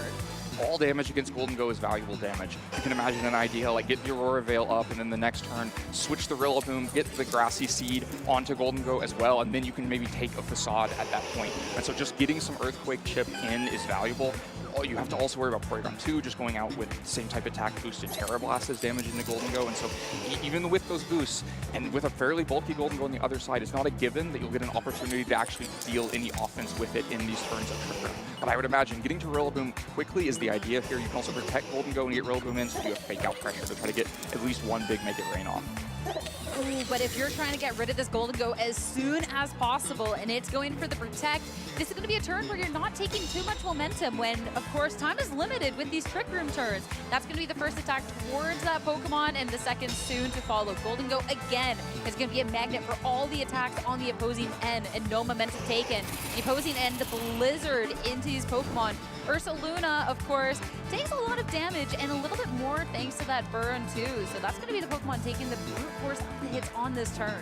There's things to be happy about for both sides here. Ninetales gets some good damage in, and of course you got a free turn from Golden Go, but now Golden Go has spent its Protect, is very vulnerable in this turn. So if you just want to follow up and really make sure you get that KO, it is there. Of course you'd be letting another Blizzard through. I think we maybe saw the Terrestrialization get clicked through. That's one way to make sure that even if you take another Blizzard, you aren't losing a Pokemon in the process. What's especially nice too with the Ursaluna is since it's burned, you don't have to worry about any sort of free shenanigans.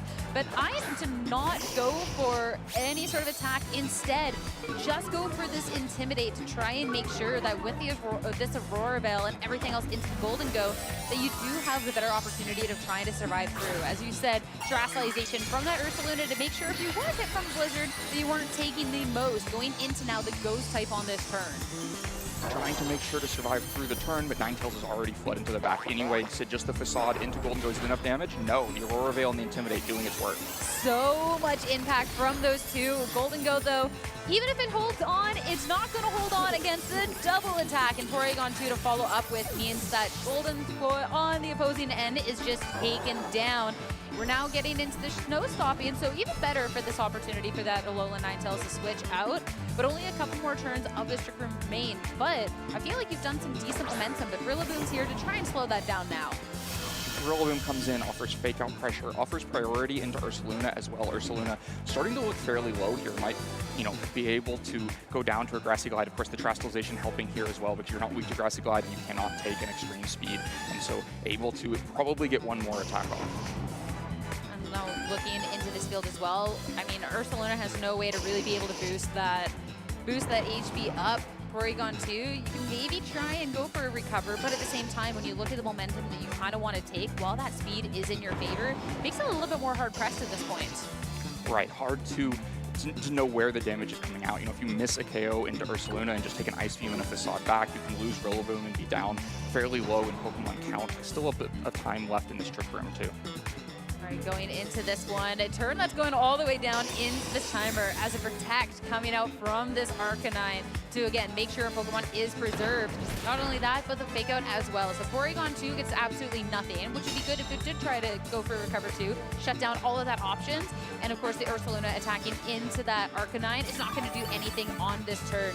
A little bit of HP recovery for the B2, but now I believe we only have the one turn left of this Trick Room, and looking at how much momentum Toller can make on this turn. Yeah, Toller has to make it work, get something out of this turn, or try to get to reposition on this turn, expecting a defensive play on the other side. Arcanine has just used Protect. You know that Ninetales is the only thing in the back that can switch, and so lots of potential to get big damage with a headlong rush into that slot. Of course, Rillaboom then would be left untouched. The other thing you have to be considering is whether you want to prioritize damage with Porygon 2 or making sure that it's healthy on the other side. Just getting a recover off now would make sure that it's still on the field outside of Trick Room, but if you don't think you can really play back from that position anyway, then maybe you just want to make sure and get some big damage off with Porygon 2 now. Especially when you're eyeing up this Trick Room that's dwindling away in two Pokemon that are quite low on the field. Don't want to be in a situation where the Trick Room's expired and Grant can just outspeed and take down your already low health Pokemon. So one of the low health Pokemon's getting out of there, and Golden Go to hit the field instead as Rillaboom also goes for this switch. Hitting the field is going to be the Ninetales in its stead. Getting into this turn, of course, the snow that previously disappeared will come back. The Arcanine with its extreme speed is just that little ounce of damage. Porygon 2 for the recover is going to be bringing it back to quite a respectable health now at this point, and after this grassy terrain, even more so. A really strong turn for Toller to just reposition on that last turn of Trick Room rather than trying to swing out on the offense. Sometimes you catch your opponent, Grant maybe already given up on Incineroar, or on the Arcanine, just thinks it's going to go down to a headlong rush, and so just tries to get a little bit of damage with extreme speed, but then it didn't go down. The extreme speed didn't really matter into Porygon 2, and now you're looking at a much more difficult position. Of course, Arcanine still threatens good damage into Golden Go, but I think the next Trick Room is pretty easy to find here. I'm not sure that even working together, Ninetales and Arcanine can get the damage. Ninetales can just Encore to stop a Trick Room, and so maybe that's forcing Porygon out into the back. You can try to really push maybe a lever there, throwing Flare Blitzes and Encores and try to find some damage. So switching out to make sure you don't get Encore locked into something that recover, and Golden Go just for that protect. So great switch there. Encore from that Ninetales is going to fail, and the Flare Blitz does target down into this Golden Go slot. But now still a lot of pressure from that Arcanine onto the opposing end, and sure you have the Ursaluna here, but when you're still sitting at just over a third of your health, you're still in a very scary spot. Right, you have to wonder if the Blizzard might just be enough to pick up a KO under Ursaluna's position. I don't think so. There's a super effective Blizzard earlier, only doing about 50%.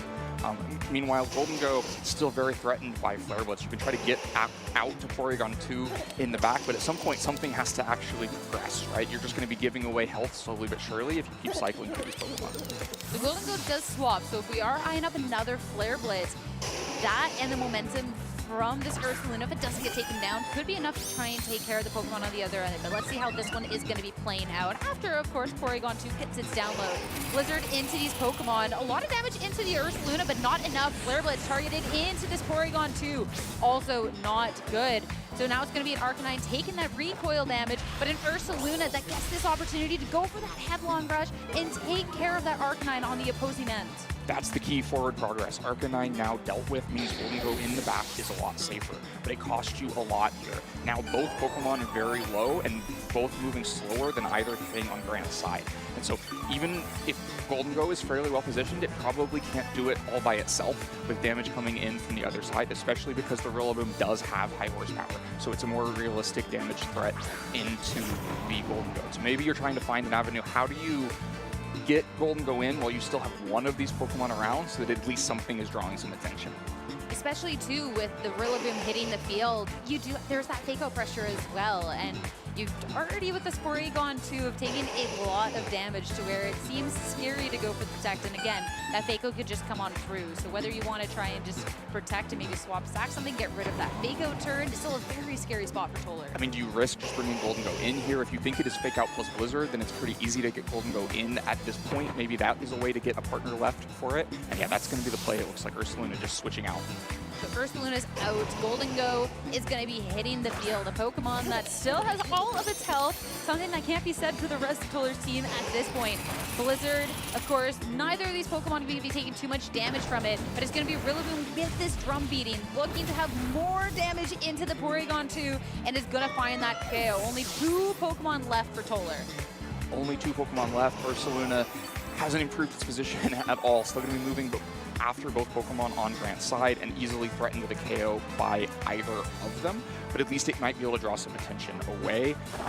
Meanwhile, Golden Go spent a little bit of its own health bar in order to accomplish that, but with the grassy terrain not looking so bad, resisted the Blizzard on the switch in, so should be able to take a hit from both of these Pokemon even combined up, and then a Make It Rain is really impactful going back the other way.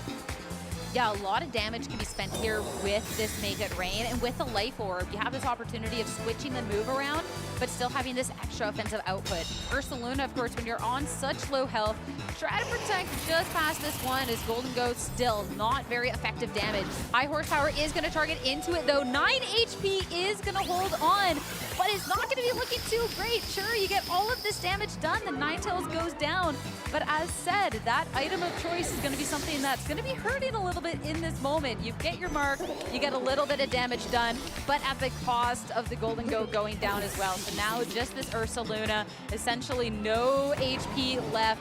It is burnt. There is no grassy terrain on the field for that recovery. It's going to be sticking around for 1, maybe 2 turns from that burn, and of course Rillaboom is just going to be able to just fire off and attack into it. Yeah, ultimately Golden goes short there on 2 counts. Ends up not having enough health to be able to take a double up and survive after Life Orb, but also didn't have the damage against the Rillaboom anyway. Even if it had survived through the turn to be able to get a -1, make it rain off, it wouldn't have KO'd Rillaboom. Rillaboom would have had all the time in the world to finish up that game. Yeah, so great job by Grant to take the first game in this set here in round 2. After a really long match between these 2 players, looking back at it, I feel like it was well played from both, but somewhere where I see that Grant was able to take some great early momentum too was just his choice of protects and Toller going for these double ups. Try and get that early momentum, try and take these KOs, and Grant really well protecting a couple of these Pokemon. So a couple of these turns were just kind of null and void. Well, Grant did this consistent damage, and then Toller just kind of ran out of HP and therefore out of options. Yeah, I mean, Grant took that early lead with the play into Flamigo, and so Toller was always playing back 3 to 4. Playing in Trick Room with an Ursaluna is a great way to play back from 3 to 4, and almost made it happen, but just kind of ran out of time in that Trick Room, wasn't able to find all the damage. Ultimately had to deal with the Arcanine outside of Trick Room, which was a very high cost to then get that headlong rush out. Yeah, especially too, when the game did come down to the margins that it did right at the end. It's just one of those turns going to smidge differently from Toller, and we could be having a very different story right now. But then that being said, with the match that did come so close, does Toller switch up any Pokemon going into this, or is it just going to be a gameplay style and how you want to play this out? Because the victory was right there, like you could taste it. It was that close, and you gave up a Pokemon for nothing on turn 2. Flamigo, a Pokemon whose move choices probably mean it's very 50-50 in this position. You can imagine, just with the exact same inputs from Grant, Toller finding a lot more out of those first couple of turns. And so you have to be tempted if you're Toller to just run it back and do it again. You have the keys for victory, but Grant, of course, having the one to take the win, so we'll have to see if he wants to switch anything up either. Going into the second game, Golden Go and Ninetales, Golden Go and Flamigo. We are going to have a little bit of a run back to be starting this off, but how is this turn going to play out differently? Both players comfortable with the lead matchups from the last game. Grant, of course, comfortable with it because it worked out so well for him. Toller thinking maybe it can go a little bit better with a little bit different move selection. This time looks like he's eyeing the wide guard. That was what Grant played into in turn 1 of game 1, but maybe you're okay getting encored into it if it means that no icy winds are coming out. Or if Grant's like, well, you didn't go for the wide guard last time, so maybe I don't have to. Tries to maybe go for some damage with that Blizzard or go for the Aurora Rail to start things up. That is where the mind games come in with VGC that I love so much. Like, surely, since I didn't do it last time, but it'd be interesting to see, because going for something like that wide guard to be able to shut down any momentum from the Golden Go could be so nice. With the Golden Go, of course, there's a couple of different options. It does have the single target and the nasty plot. Have to see how this one's going to be playing out. Wide guard, of course, first come on through, but it is going to be Grant as well into that encore. So for Flamigo, I mean, we asked for an encore. You're going to be doing an encore as nasty plot from Toller's Golden Go to be setting up. Try and make sure you can do the most damage on the next turn, but not the only one. It's going to be both the Golden Goes getting that +2 to their special attack. So I feel like on the horizon, a lot of damage. But again, Grant can go for just the single target, knowing that, yeah, there's this lock in the wide guard. Yeah, Grant can go for the single target, but I think we might have learned something important about the speeds of the Golden Goes. Toller moved first there, and the wide guard is blocking Icy Wind, means that you can't slow down the Golden Go on the other side. Maybe at +2 and with Life Orb, Shadow Ball is just enough to pick up a KO onto the Golden Go on the other side, which would mean that Grant is hugely on the back foot here. The Ninetales itself, especially with the wide guard up, really can't accomplish anything back into the Golden Go on the other side. And even just that threat of wide guard can mean so much for going in for Grant not wanting to go for the Icy Wind. So it is a swap, so you're not actually going to have the wide guard. Porygon 2 is going to be the one that hit the field instead. It'll be interesting to see if Grant goes for any sort of different move changes, knowing about that possibility of that wide guard. Terrestrialization, though, when you have these two Golden Goes that are so boosted up, doing something like dropping that Ghost typing can be so good to try and make it through the turn, but still a lot of offensive pressure coming out. Aurora Veil from the Ninetales is going to help, though, setting up the screen to make sure that even at that +2, it's not going to be that crazy damage you want. And it's going to be just the Make It Rain instead. Of course, Ninetales, that's going to be down to Sash. I mean, it's a Make It Rain up against the Ninetales. We weren't expecting much there anyways. But look how well that Golden Go took the hit. Now Toller is going to be at just that +1 for the special attack. And there is, of course, now the Shadow Ball. Terrestrialization not spent for Toller, +2 Shadow Ball, Golden Go. That's going to be an easy KO. Right, Toller not looking to make the swing into Golden Go and fish for kind of a game-winning decisive KO. Instead, it just gets really solid damage into both Pokemon on the other side, but in the meantime does spin his own Golden Go to do so. There's no chance the Golden Go on the other side was going to go for Make It Rain with the wide guard encored at that point, and so just accepts, doesn't spin the Terrestrialization onto the Golden Go, just accepts that the Shadow Ball can come in and it's going to mean a KO. So, but it ends up being a fairly even trade. Flamigo, though, back out on the offense, can go for big damage into Golden Go on the other side, or it can just be Porygon 2 going for a Trick Room. You have to be worried about Ursaluna in the back. I mean, both too, because with the Flamigo offering that big pressure onto the turn is the perfect opportunity to then go for the Trick Room when something like that Golden Go is going for the attack. Ninetales on the offensive, down to Focus Sash for the Flamigo. A freeze as well into that Pokemon. Whether we get the Thaw or not, instant. So that glimmer of hope instantly gone there on the turn. But at least with targeting into the Golden Go, that's going to be all fine. Trick Room, though, for the Porygon 2. Maybe that's the one you would have liked to freeze instead, because now Toller is going to have the speed dimensions in his favor for the next 4 turns. Toller should have the speed advantage, but in this particular position, it's a little bit give and take, because now Flamigo probably is the moving after Golden Go on the other side, so while Porygon 2 can easily just kick the Ninetales off that last 1 HP and prevent anything from coming out of that slot, maybe a little bit harder to prevent Golden Go from attacking on this turn. And Golden Go, of course, only used Shadow Ball in turn 1, still has both special attack boosts from that turn 1 Nasty Plot, and so if you can't stop Golden Go from attacking on this turn, then it's pretty substantial damage coming in the other side. On the other hand, you could go for Wide Guard, you could try to stop and Make It Rain. Of course, Golden Go can't hurt Porygon 2 with while Wide Guard's happening, but you're burning your own Trick Room in the meantime, so no Wide Guard, just Ursaluna coming out.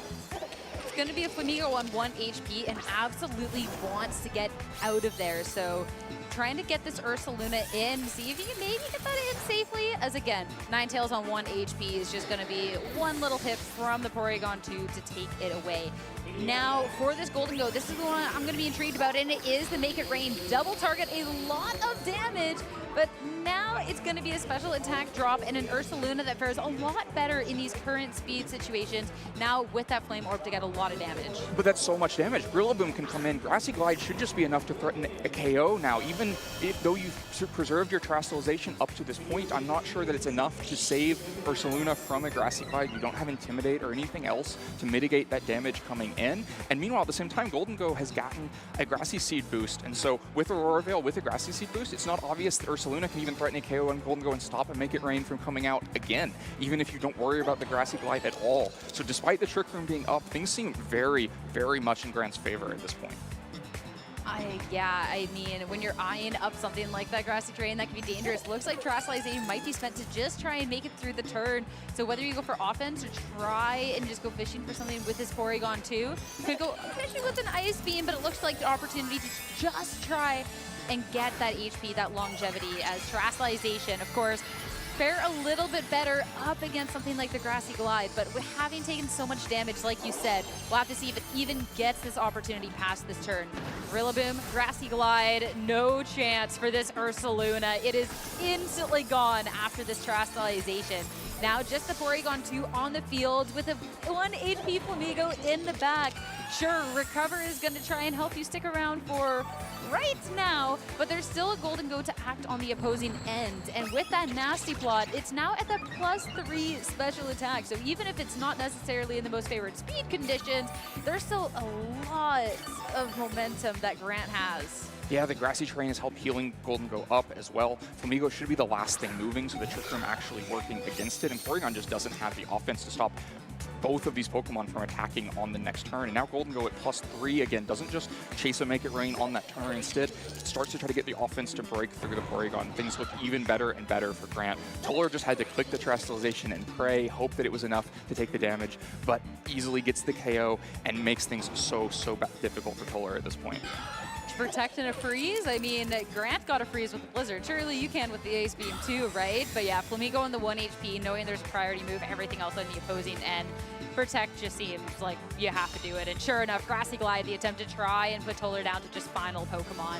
Now for the Porygon 2, the Ice Beam is super effective damage. Doesn't necessarily feel like it. Going into the turn, no status either. And this Golden Go, ooh, it's not just a nasty one, but a greedy one as well at this +5. So yeah, what?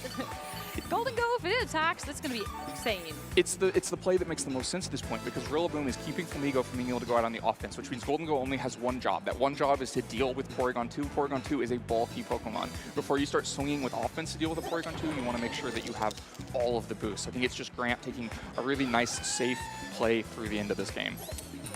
And now when you're eyeing up this Flamigo and have really been keeping it in check, the only thing that really seems to make sense is try and go for that double protect, but the odds aren't in your favor. The 1 in 3 not going to hit it. So Grassy Glide finally is going to take this Flamigo down, and it's just this poor Porygon 2 up against the world. You're not doing nearly enough damage into this Rillaboom in your last attempt to try and Ice Beam into this +5 Golden Go. So little damage there as well. Make It Rain, single target, +5. Porygon 2 could be the bulkiest Pokemon out there, but you do not stand a chance there. It's going to be Grant to take the set 2-0, and he's starting Pittsburgh off right now at a 2-0 record as well.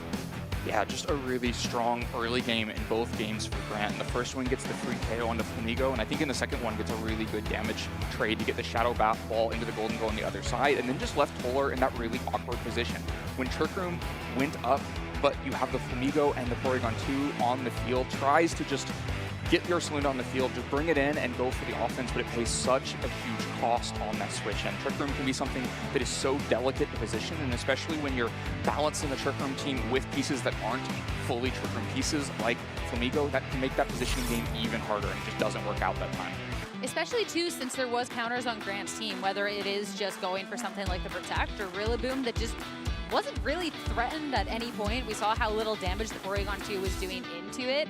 And of course, just having that priority with the Grassy Glide to really keep Pokemon like that Flamigo in check. So even when the speed was in Toller's favor, not really much else about the match was at that point, especially with how much damage that Make It Rain did into those Pokemon. So you don't even have to really wait out the Trick Room. You were just able to completely in Toller in that situation and just able to take that second game quite cleanly.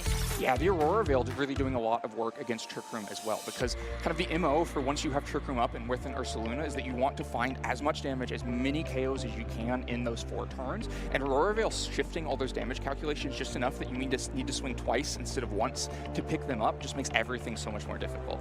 I mean, there's a reason that this Alolan Ninetales puts in so much work, whether it's the Aurora Veil, whether it's just the slow, consistent damage with the Blizzard, or even something like that Encore to where the Flamigo, you wide guard on the first turn to try and preserve your partner Pokemon, and all of a sudden, that's the only thing you're going to be doing unless you swap out. It was just so well played so that this Flamigo never really off with that offensive pressure that, I mean, when you look at the team, it matches up so well into the Golden Go, but it just never had that opportunity.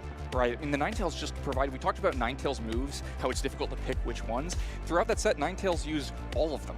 Got a valuable Encore into Wide Guard, got Aurora Veil to stop damage coming in from the other side, get Blizzards that took Flamigo down to Focus Asher. In game 1 did so much damage to the Ursaluna, and then that Icy Wind was what enabled the Icy Wind Shadow Ball double up into Flamigo that put Grant early on up in game 1. And so all of those moves in the right moment can be so impactful.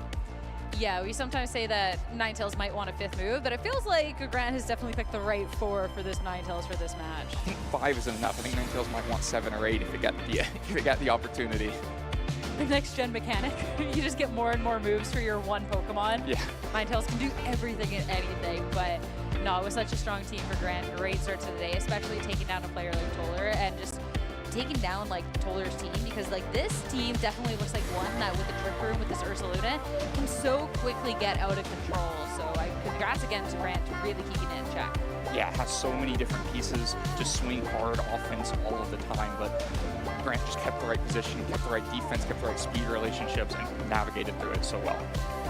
Yeah, but Toller, I mean, very accomplished player, 1-1 on the day. You can take a loss, like you still be fine. And being able to see this team, I'm sure that you'll be able to make some momentum. So surely we'll be able to see Toller again later. But yeah, when we're looking at the first regional of the season, being able to get these wins early on for any of the players is going to be super, super nice. So again, I look at Regulation H, and so far I've just seen a lot of Golden Go out here. It's all hinging on the Golden Go, right? Whether it's choice scarfs or choice specs, the grassy seed or the life orb, it can just offer so much to a team. And I think part of what makes Golden Go really the crux of this entire format is that for some teams, Golden Go is the best answer to Golden Go's on the other side. We saw that in our first round of the game, that sometimes if you're about to let a Golden Go run away with the game, having your own faster Golden Go is the best way to stop it. Which has been cool then too with the Golden Go's, because like, I mean, everyone has a Golden Go, but they're all built out so differently to really be able to check another, which is really, really cool. But for their one Golden Go player of many, Grant, he is now standing by in the lounge now to talk with Evan about his victory and the tournament. Stay tuned.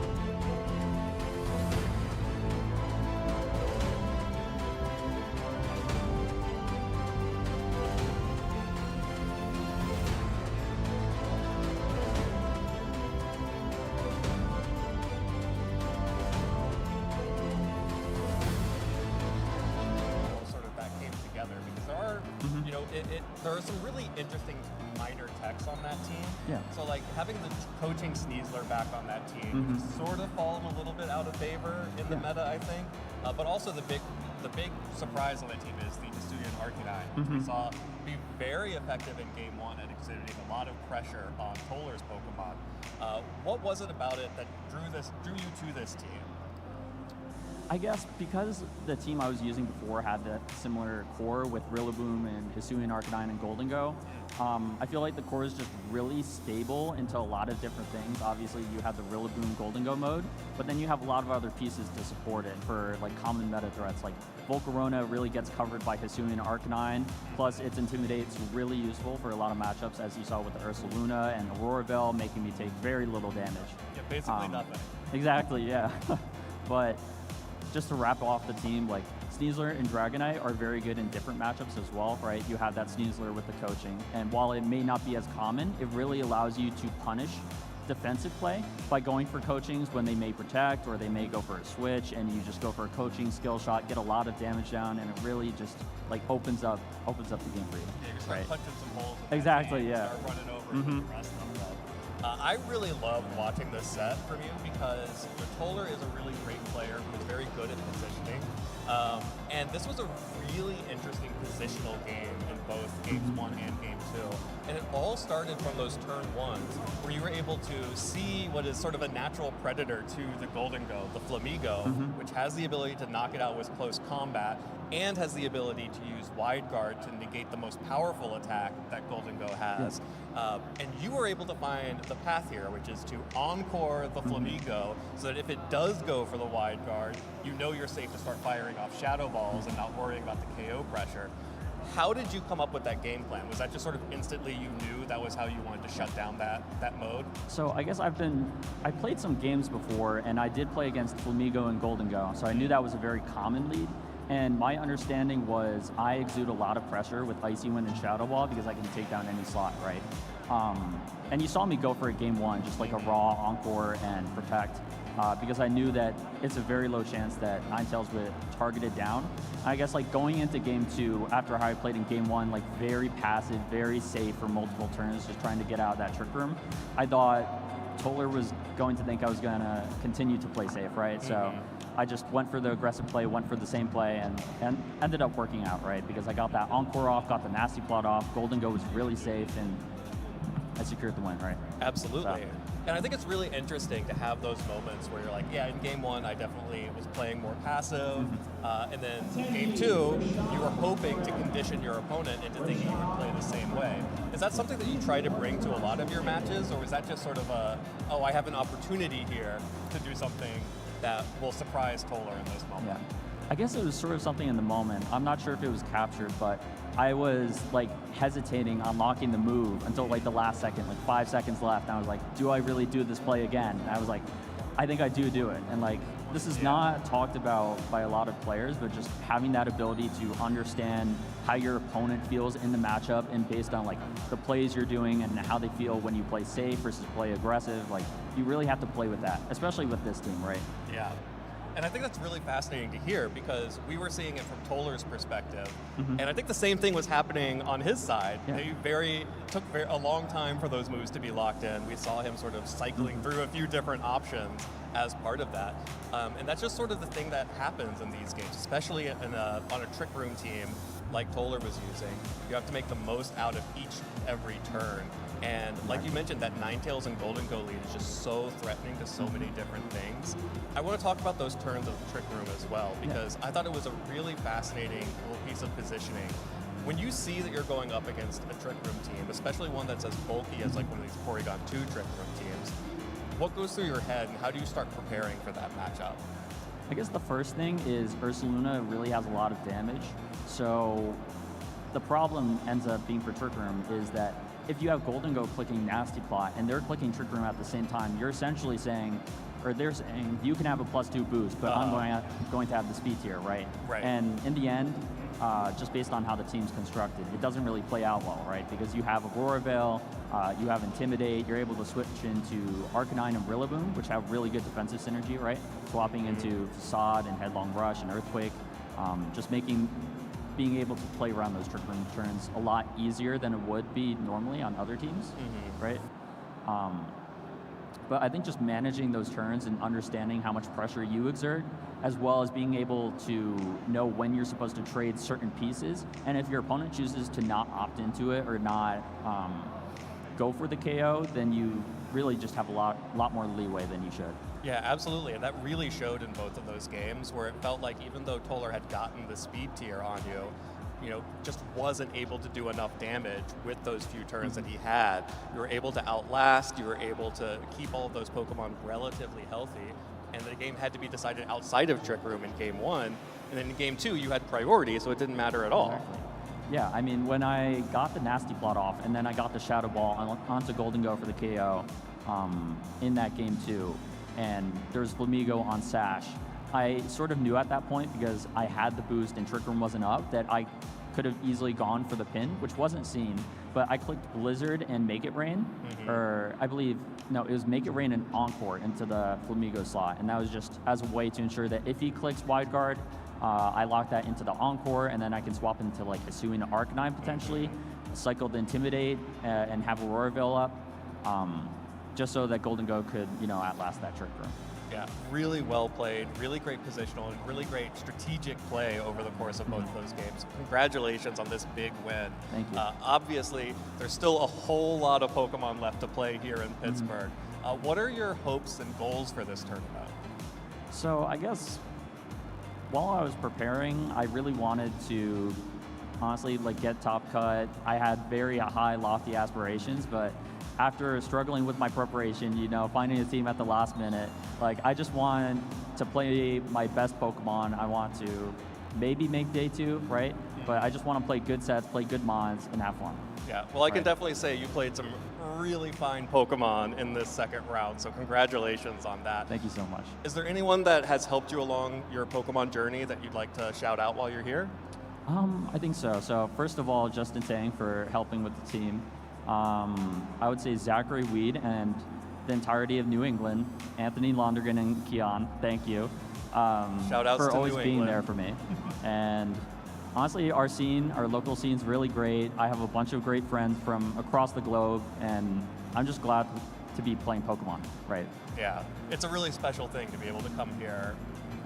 So many people playing alongside of you, so and the It is. local scenes are really huge about creating that community. There's nothing like it. Yeah. Well, Grant, congratulations again on your victory here in Swiss round 2. We're going to let you go take a break, get your head right for round 3. For those of you who are watching at home, don't go anywhere because we have so much more Pokemon to come. Stay tuned. Cool.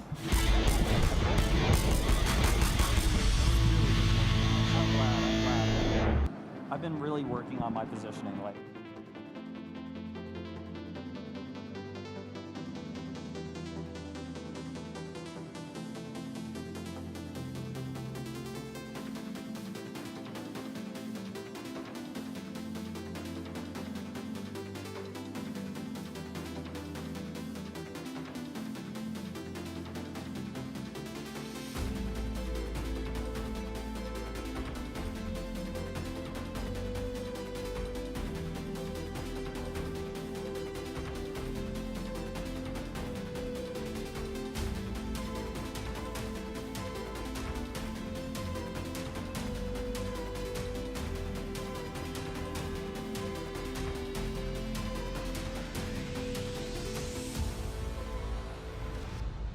trying to find a way in. The Emerald two-step, and they are getting a knockout. They eye their way in. Rayquaza's low. It's a turn! It's a turn! Peru Unite looks into the eyes of Zeta Division and says, we are the beginning and the end. We are Peru Unite! The time ticks down. 5 more seconds. 2, 1. Peru Unite are your world champions! Trying to see how much energy maybe that Corsola has He has in the the back-to-back. This is huge for Beelzebub. I don't know if it's Sparkling Arch going to be enough. He goes on the Ice Beam! Wow. He goes for the Ice Beam! It should be enough to knock out here. Beelzebub, he feels it. He knows it. It's Beelzebub in 2023 World Spectator. It's Beelzebub in 2024 World Commander. It's Beelzebub, your 2025 World Champion. Big one card here for Yuya as Jose will disrupt. It's lightning energy. If that's true, that would spell disaster here for Jose. Not done with the turn yet. It's going to do everything he can here in this second game. Yeah, here we go. Yeah, Phantom Dive is being used. This Raging Bolt is being knocked out in the active spot, and if Yuya has an energy card, this game is all over. Raging Bolt charges him. There it is! Lightning energy in the hand. Yuya Okita takes the game and becomes your Juniors Division 2025 World Champion! Huge congratulations. Question really is there a superior energy retrieval in hand? If there is, Figuan will be making history here, and it looks to be a jolting charge. No access to the knockout on this occasion, is going to have to take a step back and prep for a future turn. No other attacker on Figuan's board. Disruption. That was it. Boss's orders in hand, and that's it. Figuan Liao topples the Titan to become your world champion. Oh my gosh, genome hacking, not just having its own move, it's hacking the system, copying the Dragapult EX and able to use its powerful move against it here and then applied with that Fairy Zone on the Lily. Oh, he's ready to just give up the game. It's over. That is history made in the 2025 season here at the Masters Finals. Riley McKay is taking things down with Gardevoir EX.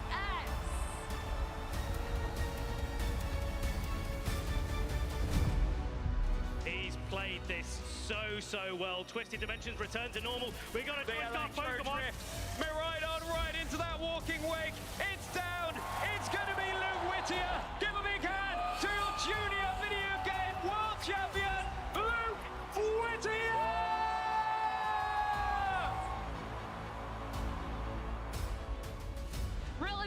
Woodhammer. Oh, Still survive! pick up the KO. Now the Calyrex Ice Rider has this opportunity to move, and that is the Glacial Lance. Double, target down, double KO. Give it up, everyone, for your 2025 Pokemon World Champion, coming on! Sputtermane is going to go right in that Koraidon that protected on that last turn. This is a huge source I of don't think it's damage. gonna take it. And the Chio goes for the Heat Wave to try to That's finish it off. A double KO, and Chio is one Pokemon away from becoming the world champion. And it's going to be the Chiyu looking at this final HP to deliver the finishing blow. And just like that, Giovanni Siski is your 2025 Pokemon World Champion.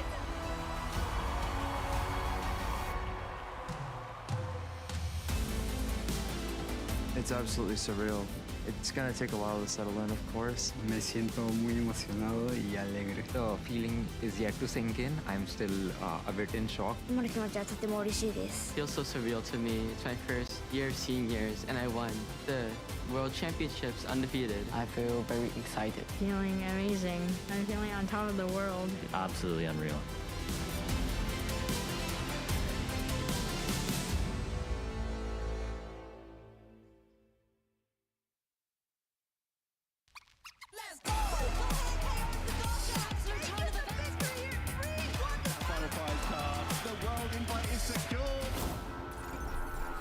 Another day, another moment you can't wait, cause it's time. Time for you to win the race, so level up. Come on, take it all the way, you're in pole position right out of the gate. Have they heard of you? Then they know. You got your sights set on that road. If it's time to battle them, then let's go. Cause you'll never stop.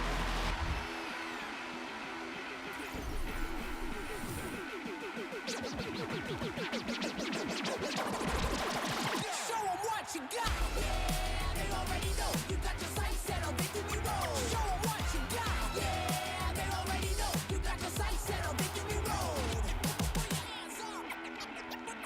Put your hands.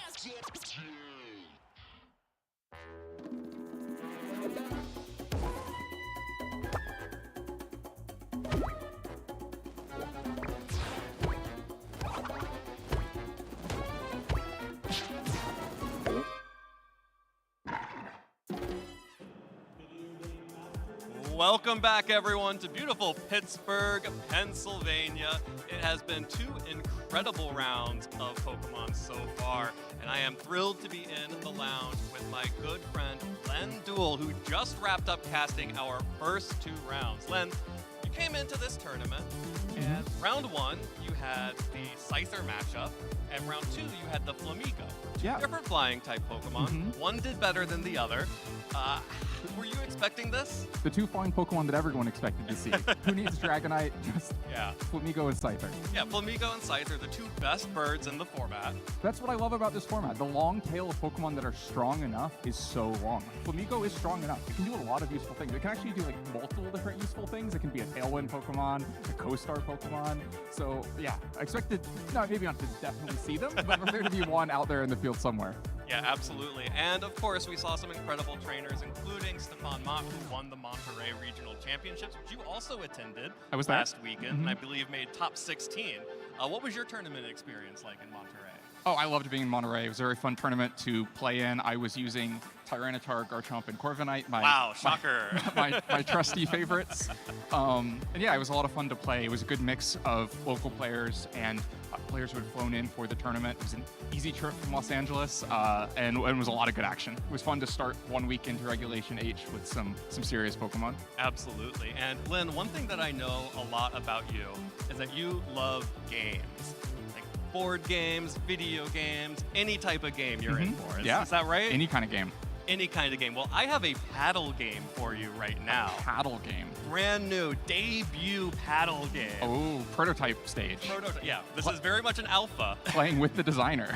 It's an honor. Yeah, I would like your feedback afterwards. It's going into the patch notes. But we are going to play Cooked or Cooking. And Len, the way this game works is I'm going to show you a Pokemon or a pair of Pokemon, and you're going to tell me if that Pokemon is cooked and it's done for and should never be seen again, or if they're cooking and you expect them to do very well, or you expect them to have some good tournaments in the future. No room for middle grounds here. No. This is very much a yes or no. I can't, yeah. Nope, This doesn't work. See, it doesn't even show Doesn't up. say anything. All right, so let's jump into it. And this is a Pokemon that I know you already have some thoughts about. One of the top Pokemon threats in VGC in the past, but has fallen off of our usage charts pretty tremendously. Amoonguss. Is Amoonguss cooked, or is Amoonguss cooking? I think Amoonguss is cooking. I think Amoonguss is frequently a very cyclical Pokemon. When it's way up in usage, everyone's got their safety goggles ready, their grass terastallizations, and it's harder for it to have an impact. And when it starts to dip, well, maybe it's a little bit easier for it to find its impact. And I think we're there in the cycle if there's people out there with it. I think especially because the offense has dipped down some. I have this theory of Regulation H that you can see where we are based on the item that is most popular on Ursaluna Blood Moon at the moment. And we've moved from really offensive sets to more defensive ones. We've seen Leftovers and Assault Vest very frequently. I think that's kind of the indicator of the pace we're at. And Amoonguss is so good at a pace like that, being able to take away turns from your opponent, pollen puff yourself back up. Now, it has the big problem that Golden Go is the number one Pokemon. You know, it could just be a partner for Golden Go. That's true. We did see a lot of Amoonguss Golden Go towards the end of Regulation H, or at the beginning of Regulation H, as well as in previous formats, even with some of the more higher power Pokemon, like the Paradox Pokemon in the format. So I started you off a little bit easy, because I know Amoonguss, we've both been around a while. We've seen Amoonguss since it was introduced. I've seen all the cycles. All variants, level 49 Amoonguss, level 48 Amoonguss. We've seen it all.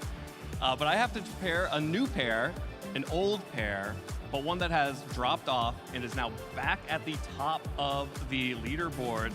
I am, of course, talking about the brilliant Mouseape, Mousehold, and Annihilate. Are Mousehold and Annihilate, are they cooking right now?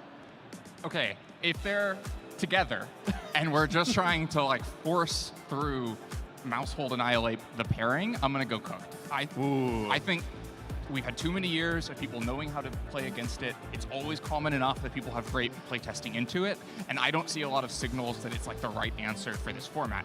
Now, maybe if we separate them, each one, put them with their own best friends, then I think I might like them a little bit better. I think the Annihilate sets that, you know, Annihilate is often kind of split between whether it is the president and you are trying to go all out. That's the Leftovers, the bulk up, and partners like Mousehold, or it's with Choice Scarf or Focus Sash and is trying to just trade damage. I think I like that set a little bit more in this format, but even the bulk up set, I think when it's just paired as something you have to worry about, maybe with screens from Ninetales or screens from Grimmsnarl, or just some good Rillaboom Incineroar support around it, is an angle that can really give a lot of teams trouble. Yeah, one of the things that we actually did see in Frankfurt as coming up in Annihilate usage is a new set that is, not Choice Scarf, but is Taunt with Final Gambit to pick off Pokemon.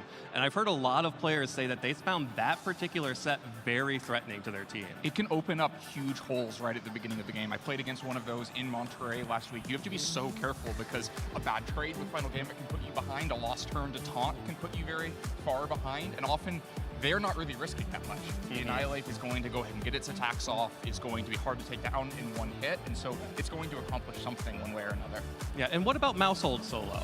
So Mousehold with 3 or 4, so trio or quartet. Usually, it was something that we saw very early on. It won Baltimore, and it's sort of popped up again as a support option for Pokemon that aren't Annihilate right now. How do you feel that Mousehold is going to fare in this meta? I think that last niche that you touched on is probably the one I like it in the most. As a support option for other things, maybe for a team at large. I think talking about that cycle of how offensive versus defensive the format is at the moment, I'm not sure that Population Bomb is well set up to take KOs all over the place, especially if Golden Go is the Pokemon you're most worried about. And so I'm not sure I love just going out on the offensive, but when it can support kind of a range of different setup Pokemon and offer things like Feint, I think has become a more common Mousehold move.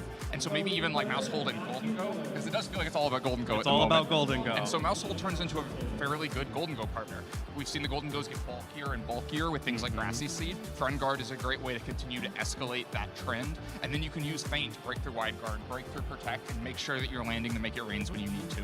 Yeah, Feint is one of those moves that always has felt like it should be the best move in the format, because Protect and Wide Guard is kind of the best move in the format. It's basically standard on every Pokemon that exists, unless you're an Assault Vest Pokemon or a Choice Pokemon, and even sometimes it's on Choice Pokemon now.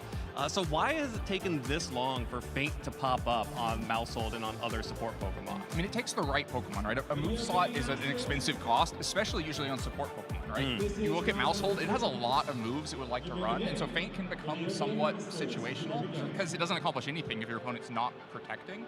But I think the other thing that makes Feint, when it is most popular, I think the best little extra it gets over just breaking protects is when Focus Sash is quite popular, because then you can get rid of that last 1 HP, get a KO, or just break the Focus Sash before the KO. And I think we're at a point where Focus Sash is on, it feels like most teams. Yeah, most teams have some kind of Focus Sash user, whether that's the Ninetales like we just saw, whether that's Sneasler, or other Pokemon as well. It's one of the top items in the format right now.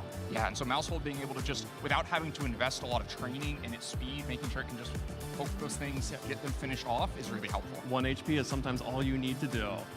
All right, well, let's take a look at one other pair that we did see in this last game. And so I won't let the results of that sort of hopefully not bias you, but I have to know, because this is one of my favorites, Porygon 2 and Ursaluna. Cooked or cooking?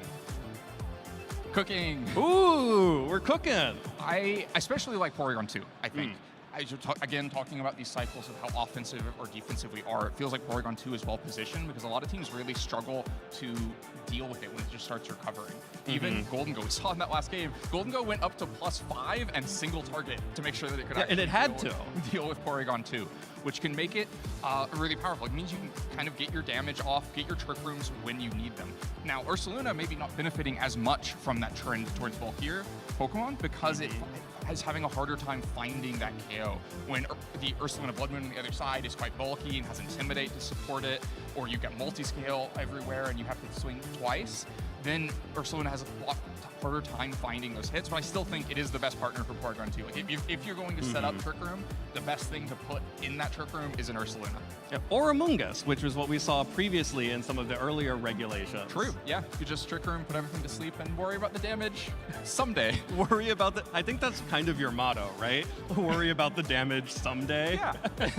Eventually, Sandstorm will tip down the damage. Eventually, you'll deal... You have to click the attacks at some point. But not immediately. Not always immediately. No. All right, well, I got two more for you as we start to wrap this up. And I think it's going to be two of the most important ones for this tournament.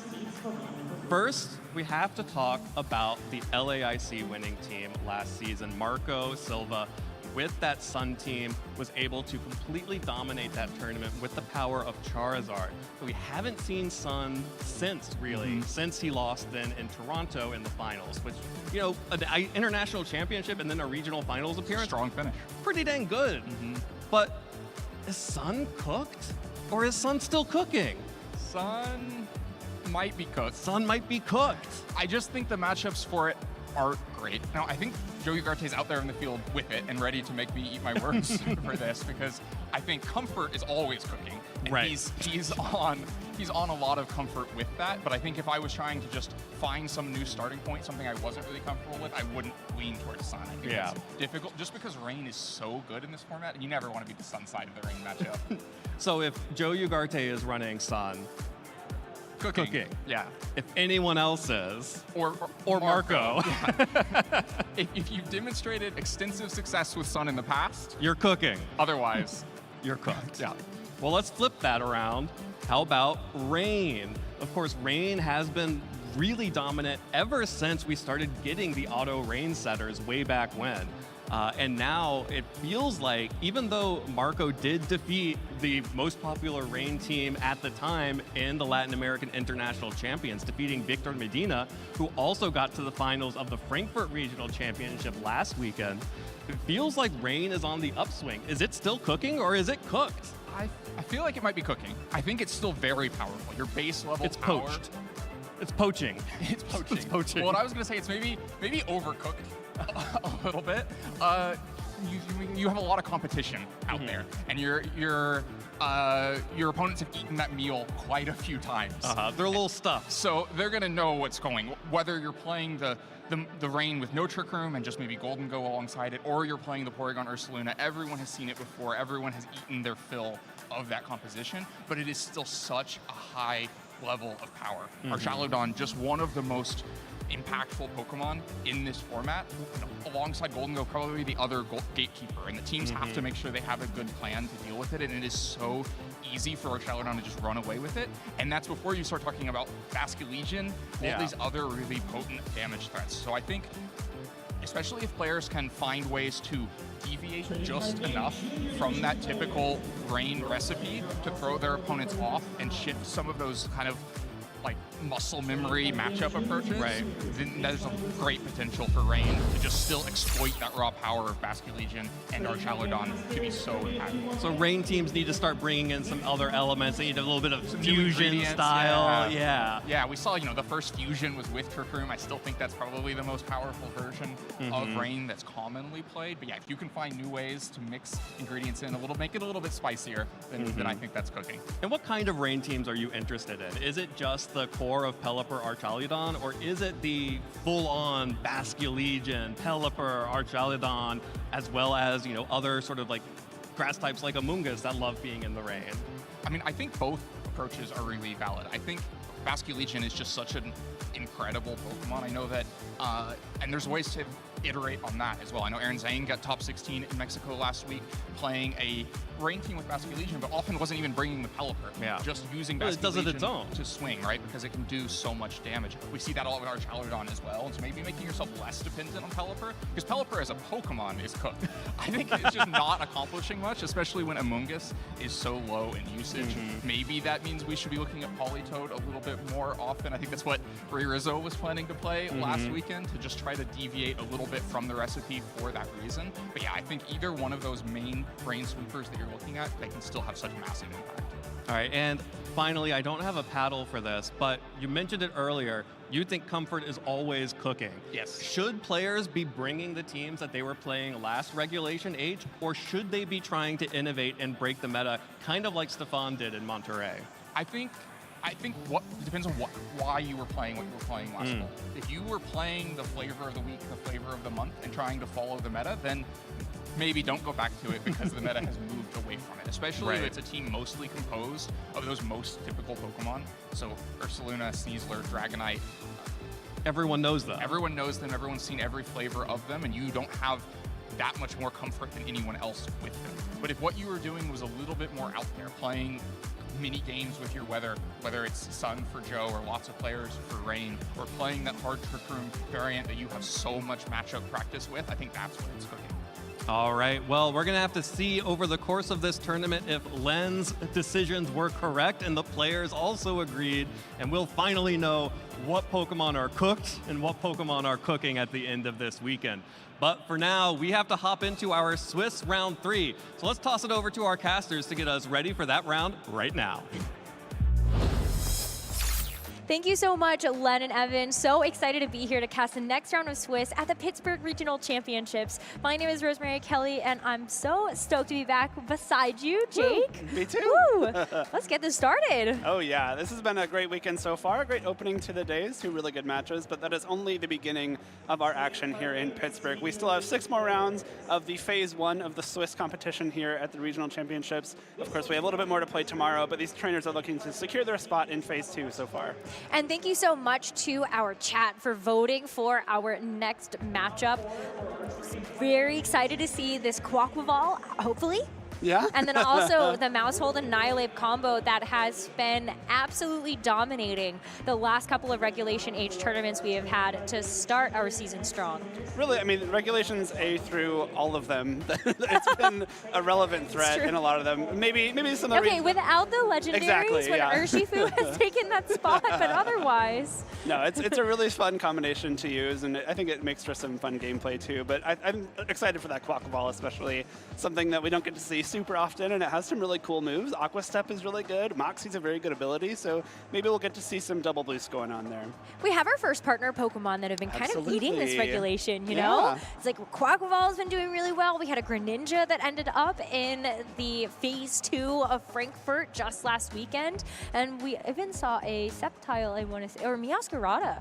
There was a Meowscarada, there was a Pledge team. Oh yeah, and Primarina. Yeah, we had Pledge from the Yeah. Primarina and the Meowscarada. Like Rillaboom and Incineroar or whatever. Yeah, they're around they're too. always around. But without further ado, let's get into Swiss round number 3 of the Pittsburgh Regional Championships. We have Blake Silver versus Eric Bartlett, and both of these players have been doing phenomenally in the Scarlet and Violet era. So I'm very excited to feature both of them on our stream today. We have Blake that just got top 64 at the North America International Championships this past season, as well as a handful of top 32 and top 64s at other regional championships, whereas Eric Bartlett has been around the scene for a long time, but also comes off the back of a top 64 at Milwaukee last season, and of course has multiple top cuts beyond that from the earlier days of the video game championship series. I'm really excited to see this matchup too. I think Rain is in a really good position in the metagame right now, and it's something that I would probably be using if I was entering a tournament myself anytime soon.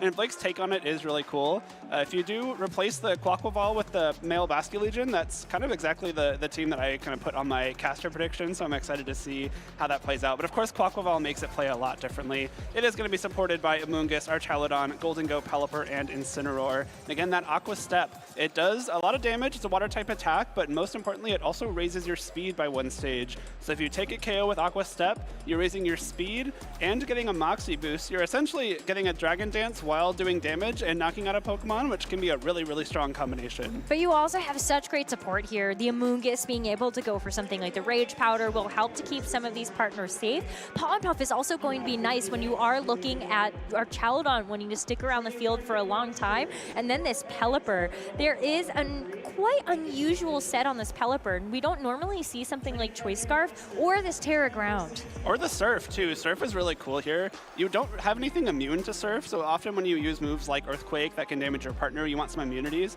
But Archaludon with the Assault Vest and the Resistance will be taking that pretty well, and you get to give Archaludon a stamina boost. Amoonguss also something you can pretty comfortably Surf next to, just because it is very, very bulky and does resist as well. So I really love this Surf option to give some Pelipper a lot more late game threat. It's a really good Pokemon at like cleaning up end games if you can get everything chipped pretty low and then finish them off with Surf. Especially with the Choice Scarf, that Pelipper is going to be moving quite fast and will actually outspeed a lot of the other middle speed Pokemon that we do see in the format. And so as we take a look at Eric Bartlett's team, this is where I think we have to kind of start to take stock of how do you actually get around some of these bigger threats on the team. Archaludon with the Assault Vest is going to be taking a lot of these special attacks from something like the Ursaluna Blood Moon, the Gholdengo, so much better. So that's definitely 2 Pokemon that I have my eyes on for this matchup. This is also a team that I think trainers like Blake or really anyone preparing for this tournament has to be at least aware of. It's a team popularized by Shohei Kimura on a big online tournament not too long ago. He also took it to Frankfurt and I believe got top 4 with it. There were many editions of this team in Phase 2 of that event. So it is a big threat in the metagame right now. But of course, trainers free to make some adjustments of their own here. I believe the Miracle Seed Rillaboom is not something we've seen too often. It's a really cool adaptation, making sure that Rillaboom is doing as much damage as possible. It makes sense with that Assault Vest Ursaluna because it's not something, obviously you can't run to Assault Vest. Miracle Seed is actually a great item for the Rillaboom to hold because you can get the KO with Grassy Glide. Especially if you have the Terra Grass on top of that, it's an additional modifier to all of those grass type attacks to make them stronger. And I think that this is going to play a nice role into that Quaquaval as well. You do have the Terra Water on the Quaquaval, so there's nothing that you can do to actually terrestrialize away from it. Pelipper also doesn't want to terrestrialize to the ground type in front of a Pokemon like that. So I think this Rillaboom could be quite helpful here in this matchup, especially for priority with Grassy Glide active. Focus Sash on Mousehold is also really nice here. Often we see it run something like the Safety Goggles, but if trainers are relying on Amoonguss stocks being pretty low in terms of usage, it's a great adaptation to make sure your Mousehold can take a big hit from something like a Sneasler or a Gholdengo. On both of these teams, we have Tailwind, and we also have the option for setup, with Blake having the Archaludon and Eric going for either the Nasty Plot on the Gholdengo or this Mousehold Annihilate Beat Up combo they will want to see what they actually decide to go for in this first game. As we load in, it's going to be the Dragonite and the Maushold here for Eric, and for Blake, it will be the Amoonguss next to the Golden Go. This, I think, is a very strong start for Blake here. This Golden Go is not being threatened by anything. The Dragonite has the Scale Shot, which will be resisted, and no other attacking move. The Maushold has Beat Up, which does very little damage, and no other attacking move that can damage a Ghost type. Amoonguss isn't even really threatened by a lot of damage here either. This is a pretty free Spore into either of these slots, and what seems to be a pretty free Nasty Plot at the same time. Yeah, either you could Spore something, or you could go for the Rage Powder to redirect it and ensure that that Golden Go is going to be able to set up with a Nasty Plot. But you also do have the option to Follow Me Away anything for the Maushold as well. We see the Dragonite wants to stick around for a little bit later. It is a more supportive set, which has Haze, and that could play a pivotal role later on when you do have the Nasty Plot set up as an option, as well as even the Archaludon that could be in the back. The Golden Go swapping in here means that nothing will be put to sleep. Of course, Good as Gold will block that Spore if it does get thrown into that target, which it does. But the Nasty Plot here from Blake's Golden Go will put it in a very threatening position. Strong swap from Eric there. The Golden Go is something that, of course, will swap into Spore very well. It would be very surprising to see a Shadow Ball thrown into that slot. I think Nasty Plot was kind of the obvious move there. So you get that free swap. You preserve the Focus Sash on Maushold, more importantly. So now you have the option for that Super Fang into Amoonguss, possibly set it up for a KO from your own Golden Go. But of course, now you threaten the Golden Go on Blake's side with a Shadow Ball. So this Amoonguss is no longer in a position where it can just throw Spores out without a care. Oh, I'm like oohing and awing because I see the potential for Blake to actually go for a second Nasty Plot setup here. Get that +4 because it looks a little bit telegraphed from Eric. You want to make sure that your own Golden Go isn't going to fall to an opposing Shadow Ball. And so as you have the Follow Me, that would have negated that attack as Maushold is a normal type. But we just see the Nasty Plot from Eric, which is going to move first. So speed interaction here between these two Golden Go is going to be important. And for now, it's going to be Eric's that does get the Nasty Plot first. But Blake answers that with a second Nasty Plot. So his Golden Go is going to be a +4.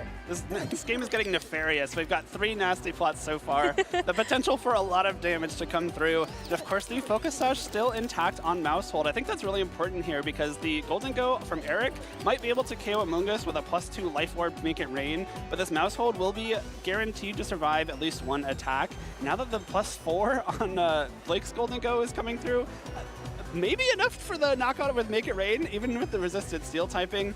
We're going to have, I think, some massive rain coming through here. I didn't necessarily see that in the forecast this morning, but it's come to us anyway. A big payout could be on the horizon for Blake, but Eric does feel forced to have to go to this Follow Me again. You don't want to fall victim to those Shadow Balls, and so both trainers going to have their supportive Pokemon try to draw away the attack, but this Golden Go is going to go for the Make It Rain with that +4. It's not actually enough to get the KO onto Eric's Golden Go, and now we see here is a speed tie between these two Golden Go's since Blake has now moved first on the subsequent turn. Make It Rain in response does get the knockout onto the Amoonguss, and so that's actually a huge piece for Eric to have removed from the field. If you are able to go for a subsequent Make It Rain on the next turn and you move first, then Eric's going to be able to get the knockout onto the Golden Go as well. And that's where the Focus Sash on the Maushold really comes in handy. You'd still have it on around on the field this turn to protect your own Golden Go from a possible Shadow Ball. That's why both trainers kept going for those redirection moves, was just to make sure that their own Golden Go doesn't get hit by a Shadow Ball. But now we got the Choice Scarf Pelipper coming in, and this is a scenario where Surf might actually be a big deal. If you go for a Surf here, that will bypass Follow Me and hit every target on the field. Of course, I think it probably knocks out your own Golden Go too, so you want to make sure that isn't the case. But we also see the Choice Scarf Tailwind, which will guarantee that Blake's Golden Go will act first. And that will get the double knockout onto Eric's Pokemon. So Eric has a choice to make here. Do you want to sacrifice both of these Pokemon, or do you want to try to switch something in that might be able to take this attack a little bit better? It's still a +3 Make It Rain. This Golden Go still has +3 special attack to its boosts. And that is not going to be something that any of our Eric's Pokemon are going to take very well. Now, if you get the knockout here with Make It Rain, you have your own +2 Golden Go still in Tailwind with a Life Orb and Make It Rain stuff to keep using for the rest of this game. This is a pretty strong spot for Blake to be in. I think even stronger now that both of Eric's Pokemon have protected. You get the Tailwind up, and now you can swap your Pelipper out for free on this next turn, with guaranteeing that it cannot be punished, right? You're going to go for the Make It Rain again next turn. You're going to KO both of these Pokemon, or they'll swap out. And Pelipper can swap into the 4th Pokemon Blake brought. I believe we saw the Archaludon, and guarantee that it doesn't take any damage. So even a stronger position now, because Eric did go for that safer double protect. Yeah, it's going to be one turn of Tailwind negated so far, since you did have that double protect, but you still have 3 more to play with. And so, as you exactly called out, Pelipper can also now change its move whenever it switches back in. You can also try to time it a little bit, I guess, with the rain, but you don't really need it anymore. You're going to get this Archaludon in for free. It can just start going for these Electro shots. There's no way for Eric to actually change the weather. So this Archaludon is also going to be just as spicy. I would be a little bit scared here if I was Eric, knowing that this Pelipper is going to swap out for free into whatever's coming in. You don't know yet if you're Eric, but now it's going to be revealed to be that Archaludon. We don't see a swap from Eric just yet. The Pelipper would have swapped out first. We might. The Golden Go not wanting to get knocked out on this turn. Something's going to have to make +3 Make It Rain here. It's going to be that Dragonite with the multi-scale, so hopefully maybe it won't get knocked out immediately, but just next turn, it's still in a position where it's going to take so much damage, and this Archaludon now threatens a follow-up. I mean, Mousehole did try to go for the double protect, but unfortunately it failed. So at least it's going to be able to give over the Friend Guard to Dragonite to help it withstand that attack, but still having to take a +3 Make It Rain does not feel super good. Multi-scale is broken. Eric gets to bring in the Rillaboom and now have fake out pressure into something like that Archaludon, but since Golden Go is a ghost type, you can't stop this Golden Go from attacking you before you attack. Unless Grassy Glide is enough for a KO here, you have to wonder with that Miracle Seed, despite the Golden Go resisting grass type attacks, that power boost from Miracle Seed might just be enough to put it over the edge. Of course, if you're Blake, you can maybe try and protect it, maybe get a little bit of grassy terrain healing, and that might be enough to make sure you survive one. But trying to protect in your own Tailwind often leads to scenarios where you're just not making great use of that Tailwind. So I think while Blake is still in a very strong offensive position, this Rillaboom with the Miracle Seed might be enough to keep Eric in the game. It should get the knockout onto this Golden Go. I think so. Yeah, it's...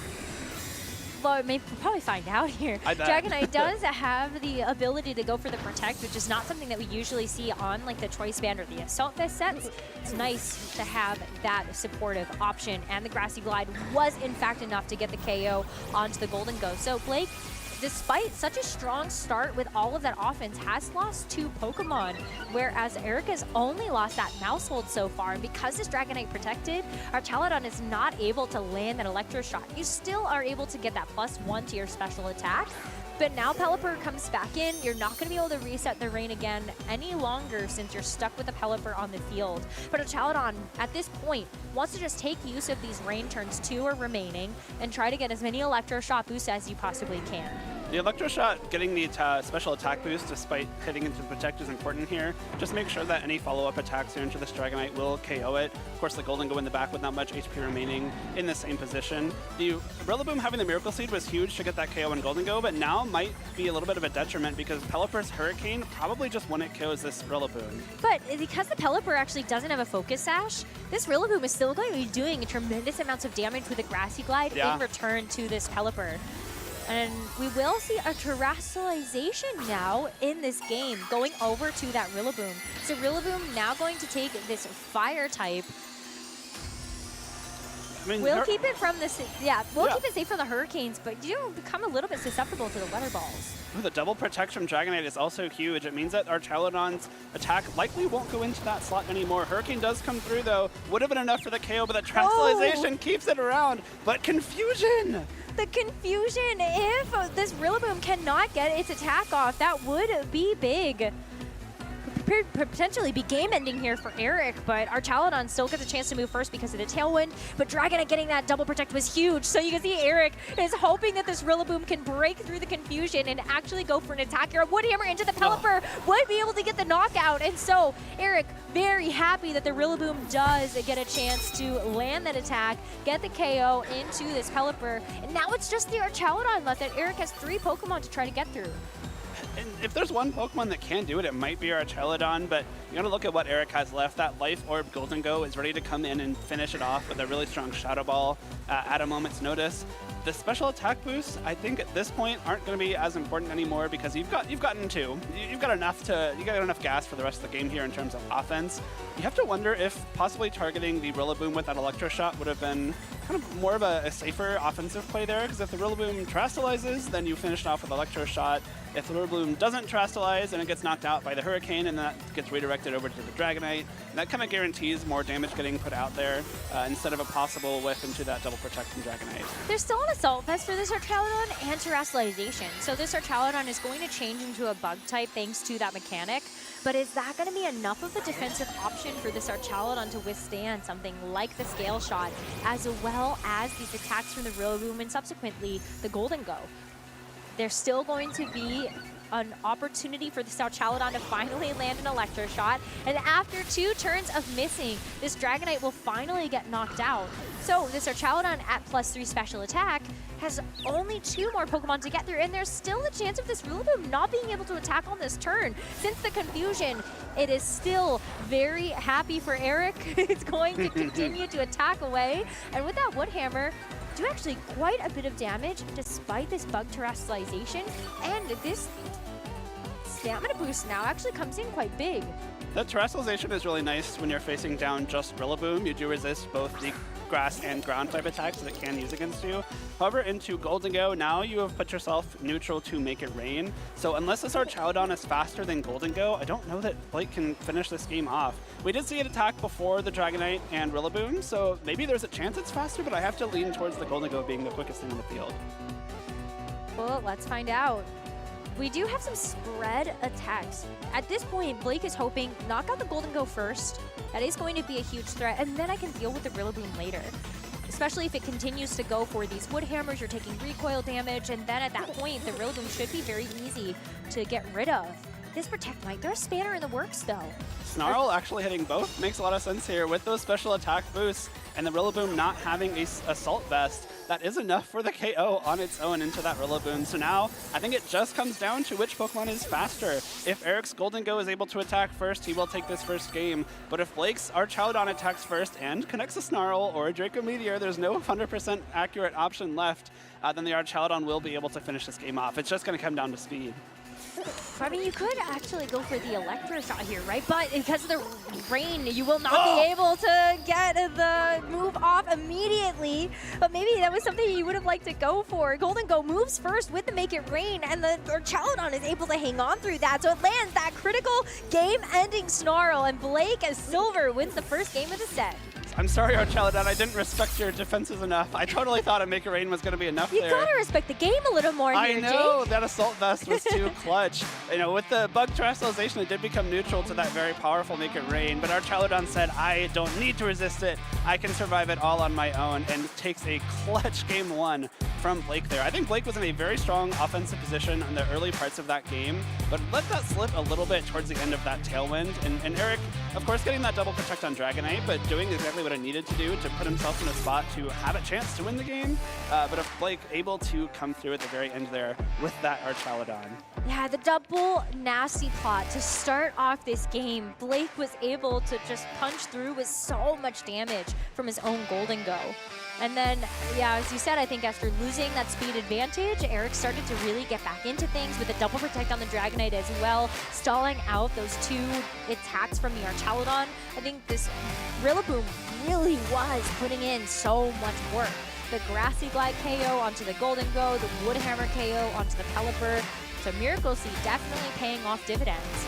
But at the very end of it, you land the Snarls, even though it's not 100% accurate, and you're able to win the game that way with such a massive survival onto the Archelodon as well. It's also funny that you don't necessarily think of Snarl as like a game-closing move. It's definitely a more defensive option, but it was the perfect situation to be using it there. You had 2 Pokemon left at pretty low HP, no like special defense boost. You had, I think, either 2 or 3 special attack boosts yourself. Yeah, +3 special attack for the Archelodon. So the rare Archelodon spread damage double KO there for the end of that game, across a couple turns, of course. but that Archelodon proving why it is one of the biggest threats in this format. Of course, the stamina boost, of course, coming in handy because it did block a little bit of damage from that Rillaboom, but the Assault Vest there, the main component, of course. Now, it's really good to know for Blake, and I guess Eric as well, that that's about as much damage as the Archelodon's going to be taking. You can't afford to lose your steel resistance via Terastallization with that Archelodon, because that's kind of the steel typing on Archelodon makes it a decent matchup into Golden Go, but getting rid of that makes it a little bit shakier sometimes. So you know exactly how much damage it can be doing, so you can kind of gauge your game plans that way. And the Terastallization was really key there for the high horsepower that's on the Rillaboom. One of those coverage options that we sometimes get a chance to see. But as we enter into game number 2, it's going to be a little bit of a shakeup here. Eric is going to run back the same leads he had before with the Mouse Hold and the Golden, the Golden Go, I guess, actually came out second. But yeah, shakeup across the board then, because Blake's going to lead with the Rain right away. We have the Rain, and we also have the Surf Stamina combo, and the Quaquaval is in the back, everyone. We might get to see it. This now is also a really, really good spot to have Snarl under Archelodon. You get to break the Focus Sash on Mouse Hold. You get to lower the special attack of the Golden Go, do a little bit of damage to each a lot at the same time. But now, again, this Pelipper being Choice Scarf can come in handy a lot of the time. Now it's a little bit awkward because you do have to lock yourself into something for the first part of this game. I think Tailwind is going to be fine, though, especially knowing that Eric's Golden Go is faster than your own Archelodon. You could go for the Tailwind, but it is actually going to be the Surf from Blake, wanting to send that spread damage into both of these Pokemon and also give yourself your own stamina boost. Look at how well this Archelodon is going to take that. Still has to take a bit of chip damage, though, so you have to consider the trade-off of the stamina boost versus the damage that your own Archelodon is going to take, because everything adds up. Yeah, I think that damage is fine for now, but not negligible, especially if you go for a second Surf here. I do think Surf is a great option because, again, you're getting good damage onto both of Eric's Pokemon, notably breaking the Focus Sash of that Mouse Hold. But if you take too much damage from your own Pelipper, that's leaving you open to getting knocked out a little bit easier later on by something like Eric's Golden Go. Of course, getting the stamina boost makes you really strong into the Rillaboom and Dragonite, which we saw in the back in that first game. So if you can get through this Golden Go while not taking too much damage with your Archelodon, you're in a pretty good spot. But that is unfortunately a big if when you're facing down Mouse Hold and Nasty Plot Golden Go.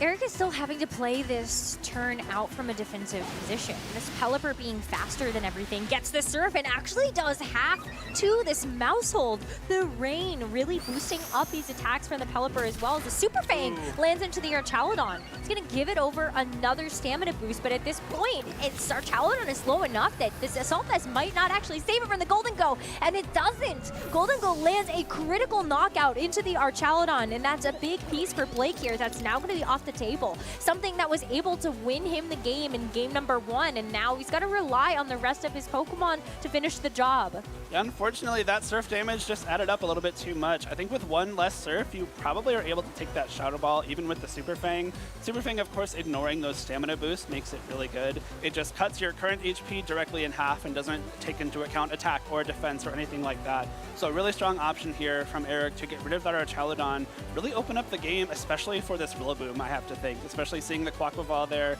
You're going to have to break the Focus Sash somehow, but then a Grassy Glide can just clear it out of the way. And you don't really have much that you want to be surfing next to. Again, you're just kind of adding up damage. Amoonguss will take it very well, but Amoonguss also doesn't have a whole lot to be doing into something like Golden Go and Mouse Hold, so a little bit of an awkward spot Blake finds himself in here, because Pelipper wants to be attacking, but the thing next to it doesn't really want to be there. Yeah, it really is too bad that the Pollen Puff wouldn't hit the Golden Go, because there was just enough damage done to this Golden Go with Pelipper's Surf on the previous turn that I actually would expect that Surf plus Pollen Puff would have done enough damage to the Golden Go to actually knock it out. But thanks to that Good as Gold ability, that is not a possibility. So you have to kind of consider, maybe then do you actually use the Pollen Puff to try to pick up some of the damage done to Pelipper? The Super Fang is still an option for Eric to just chunk something in half. But Eric, again, goes for a more defensive play with this Mouse Hold, recognizing that the Friend Guard is going to provide a pretty big benefit to this Golden Go to keep it from getting knocked out to a Surf here. I think the Surf will do a good chunk to Golden Go, probably not enough to knock it out even after one more tick of Life Orb damage. Depending on what Golden Go does here, if it doesn't go for a Shadow Ball into Pelipper, I think this is still a decent turn for Blake. Now we see the double KO range both these Pokemon, but Shadow Ball does target Pelipper and gets a one-hit KO thanks to that Life Orb. Huge turn for Eric there, getting Blake down to his first 2 Pokemon so quickly. And now this Golden Go, even though it is pretty low thanks to that Surf damage and the Life Orb ticks, this Quaquaval probably not going to be able to damage it because of that mouse hold there. And if you do, maybe you went for the Pollen Puff and the Golden Go on this turn if you're Blake, it would do a little damage, but it resists with Steel, it resists with Ghost, it has the Friend Guard. I'm not confident that would have knocked out the Golden Go here, so they're Protect on Amoonguss. I think still a smart play just to make sure you have the support for Quaquaval going forward, because if you're Blake, Quaquaval is kind of the only way you can win this game. If the Mousehole doesn't go for Follow Me, then you could have gone for the Aqua Jet into the Golden Go, but if you targeted the Golden Go and Mousehole goes for the Follow Me, then the attack won't work. So you will see Blake put all of the eggs into this Quaquaval basket. With this Water Terra, it's going to be boosting up its water type attacks even further than just the fact that it has the water typing itself. So Aqua Step and Aqua Jet, both options here for this Quaquaval to go for. Because of the Follow Me now, and Quaquaval is going to go for the Aqua Jet, there you go. Should actually, I think, do a sizable amount of damage after that Surf. So Mousehole does get knocked out, and it does leave this Golden Go a bit more vulnerable since it is such low HP, and we do see the Moxie boost here for the Quaquaval, being able to get a nice boost to its attack. Make It Rain, doing some good spread damage, and it will ultimately get the Golden Go to knock itself out because of the Life Orb recoil. And so now Blake and Eric down to their final 2 Pokemon in this game too. Pollen Puff into the Quaquaval, a really smart move there, knowing that if Golden Go attacks, it will knock itself out. Amoonguss doesn't have any reason to be trying to target the other side of the field on that turn. And now Quaquaval does get its Focus Sash back, but unfortunately, Focus Sash will not help you against Scale Shot. Ursaluna is Eric's final Pokemon, though. I think that is what you wanted to see if you were Blake, because if you do have Rillaboom, I don't know that you can win this game anymore. The Quaquaval and Amoonguss will have a really hard time breaking through a Rillaboom, but you now see the Ursaluna instead. The Ursaluna's Terra type is Water. We haven't seen Eric use his own Terrestrialization yet, and that could be a really nice way to get away from both the Fighting and Water type weakness that Ursaluna usually holds. The Assault Vest here won't be blocking too much damage from the Quaquaval, but the +1 attack Moxie boost with the close combat will still do a decent chunk of damage, but looking at this Dragonite, I don't know how you get rid of this Dragonite. It will resist every damaging attack you can throw at it. Bug, Fighting, and Water, all types that Dragonite loves to see. So it makes a lot of sense that Blake wants to try to put something to sleep. You have the option to either go for the Ursaluna or the Dragonite, whichever you think is going to be the bigger threat. Both are pretty good threats, so I think you have a good choice no matter what, but it's also about whether or not the Amoonguss is going to survive this turn to actually get the score. So Blake wants to protect the Quaquaval. If you are able to get one attack down, which is the Scale Shot from the Dragonite, so that's a great protect, but now can the Ursaluna actually finish off this Amoonguss before it puts it to sleep, and it does. So with the Blood Moon, which is such a strong attack from this Blood Moon Ursaluna, gets the knockout onto the Amoonguss, and poor Quaquaval.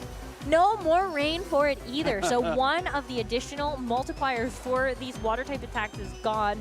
You just have to try to get the knockout onto this Ursaluna and maybe hope that you only take 4 scale shots from the Dragonite. But even a close combat is not enough to get this Ursaluna low enough. And with the defense boost too, I don't even know if you need 4 attacks. 3 might even just do it here. But since it does connect, loaded dice will guarantee that at least 4 hits come through, and Eric will be able to take game number 2 and even the score in this 3rd round. Really smart plays from Eric there. I love the switch up of bringing the Ursaluna. I think especially considering the Rillaboom was a pretty key part of that first game. It kept Eric in the game with that damage from the Miracle Seed. But knowing that maybe Blake was going to make some changes, maybe knowing that, of course, the Rillaboom was going to have a hard time dealing with the Archaludon, and Ursaluna is much better into Archaludon. He did bring that Ursaluna instead. Of course, Dragonite, huge in that end game. That was going to be really, really hard for Blake to break through, even if he did get to attack with Quaquaval, even if the Amoonguss put it to sleep. Like, it was going to be an uphill battle either way. But Eric, very smartly, again, that Super Fang, really huge because of that Surf damage. Watching back these replays, this Golden Go was also able to do so much damage, even though it didn't have the boost from a Nasty Plot. Shadow Balls with that same type attack bonus and into some of the squishier Pokemon, like that Pelipper. Getting that one-hit knockout onto the Pelipper was so big. right away, you're removing the opportunity to reset the rain. You also get rid of the surf damage and just the faster Pokemon on the field. And so really well played there by Eric to tie up our series. It's been a really fun match so far. I like that we got to see kind of every mode of Blake's team. The Surf Pelipper was putting in a lot of work. It undeniably did a lot of damage to Blake's team and was a huge component of getting rid of that Mousehold and Golden Go. It just unfortunately came at the cost of kind of sacrificing your own Archelodon there, which, given the end of game one, I think we can all agree is a very important part of Blake's team. So if you want to make good use of that Archelodon Pelipper combo, I think you can maybe afford one surf damage, but when you start to have to get to a second one, it might be a little bit too much. Surf is nice just to have that sprite damage, but that's why I looked at something like the Weather Ball instead. Since you're still getting the same type attack bonus, you may as well go for the stronger move. Right. But you do only do single target damage with the Weather Ball. It's again about that trade-off. Do you want to actually do damage to your own Pokemon? Or do you want to get sort of the greater good of the Focus Sash break plus just some chip onto the opposing Pokemon? That's such a tempting position to use Surf too. It's kind of like the ideal spot to have it is you have the Pokemon with redirection and a Focus Sash. You can negate both of those. Knowing what Eric had in the back, the Ursaluna did not want to take a Surf. The Dragonite did not want to break multi-scale. But you just have to be a little bit careful about whether or not you're doing too much damage to your own team in the process. We have a game number 3 between Eric and Blake, and for this final game, they have both decided to lead these Golden Goes. Woo, different approaches though for both. Blake has the Amoonguss, which is going to have that redirection capability, but then Eric does have this Rillaboom right away. I think it has to be advantage Eric here. The Amoonguss cannot spore either of these targets. You can't redirect the Rillaboom at all because it is a grass type, and you can't redirect Make It Rain. Amoonguss also not doing meaningful damage at any time here, so you gotta have to either swap it out or just try and find ways to keep your own Golden Go healthy. I love this idea of just immediately going for the Self-Pollen Puff to try and negate any damage. And it's a terrestrialization to kick things off too, so both of them understand that this game 3 is make or break. For Eric, it's going to be that Terra Water onto the Golden Go, and so that is going to be a really great thing for you to help negate something like a Shadow Ball, since you don't have that redirection capability this time around. It is a nasty plot though, and so did Eric get a chance to counteract this?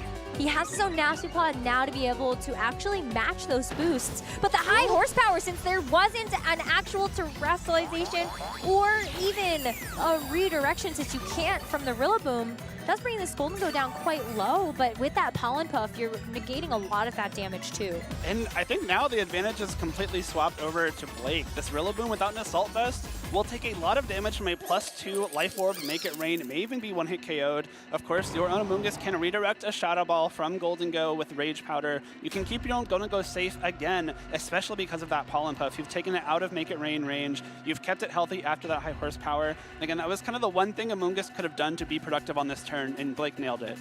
Eric Probably missed an opportunity there. Would have loved to be able to just maybe land a Shadow Ball into the Golden Go instead of going for the Nasty Plot, and potentially expected that Blake would have wanted to go for a Shadow Ball as well. That's where the terrestrialization commit was very beneficial for Eric on that first turn, and now feels like it might actually be a bit of a hindrance in this next one. Rillaboom is going to switch out, so Dragonite with that multi-scale coming in to try to tank these attacks a little bit better, as Amoonguss helps out its partner Golden Go with that Rage Powder to redirect away something from this Golden Go for Eric. The Make It Rain just does so much damage though to both the Dragonite as well as the Golden Go. And Eric now gets a chance to respond with his own Make It Rain. Wow, it actually brings his Amoonguss down quite low, but just not enough to get the knockout here. Not enough for the knockout. I almost wonder if you wanted the Amoonguss to be knocked out there so you could bring in something like the Pelipper or the Quaquaval to possibly go for a knockout onto Eric's Golden Go. If Blake's Golden Go acts first on this next turn, he's golden. Everything's perfect. You're doing great. You probably win the game, but you are still in a speed tie position with these Golden Goes. We've seen both act first on different turns. It's all but confirmed at this point. So if your own Golden Go gets knocked out by Make It Rain, your Amoonguss does as well. You don't really want to swap either Pokemon in. You could have maybe swapped in that Pelipper after a knockout there, but again, if you win the speed tie, you're happy Amoonguss is around. You probably get another Pollen Puff off. You're in a very strong spot. It's just going to come down to the speed tie, and if either trainer has some options to maybe negate the effects of it, that could be great here, but also it's just tough. If Dragonite doesn't get attacked this turn, you can set up a Tailwind, make sure you get the speed advantage for the rest of the game. This is a pretty volatile speed tie on this turn. Hard to make a decision here with that in mind.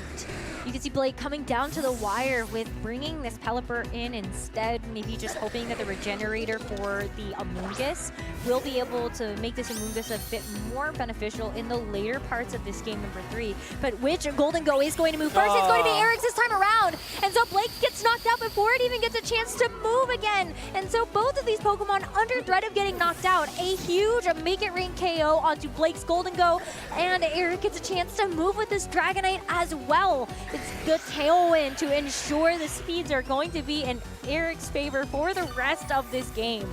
I think that was a very necessary Tailwind as well. Tailwind would have heavily punished Blake trying to go for a Protect on his own Golden Go and something like swapping into this Pelipper to try and make sure that this Golden Go can attack next turn. I think if you're Blake, I don't know if you had like a safer, better play there, especially because that Tailwind was a threat.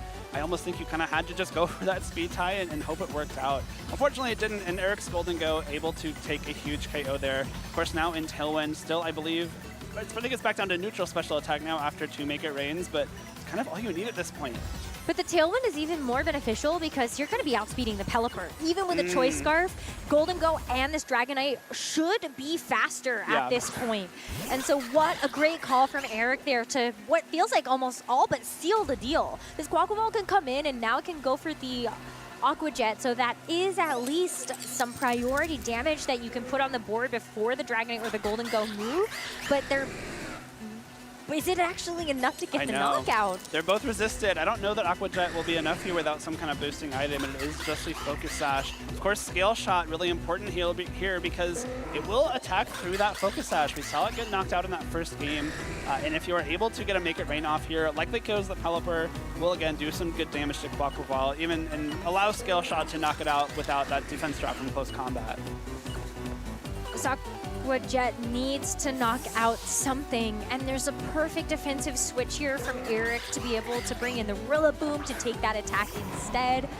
And even if it's not going to be the target of this Aqua Jet, Eric knows that having the Rillaboom on the field for the next turn should be able to get a knockout into the Quaquaval with something like a Grassy Glide, or you just might be faster and go for the Wood Hammer instead.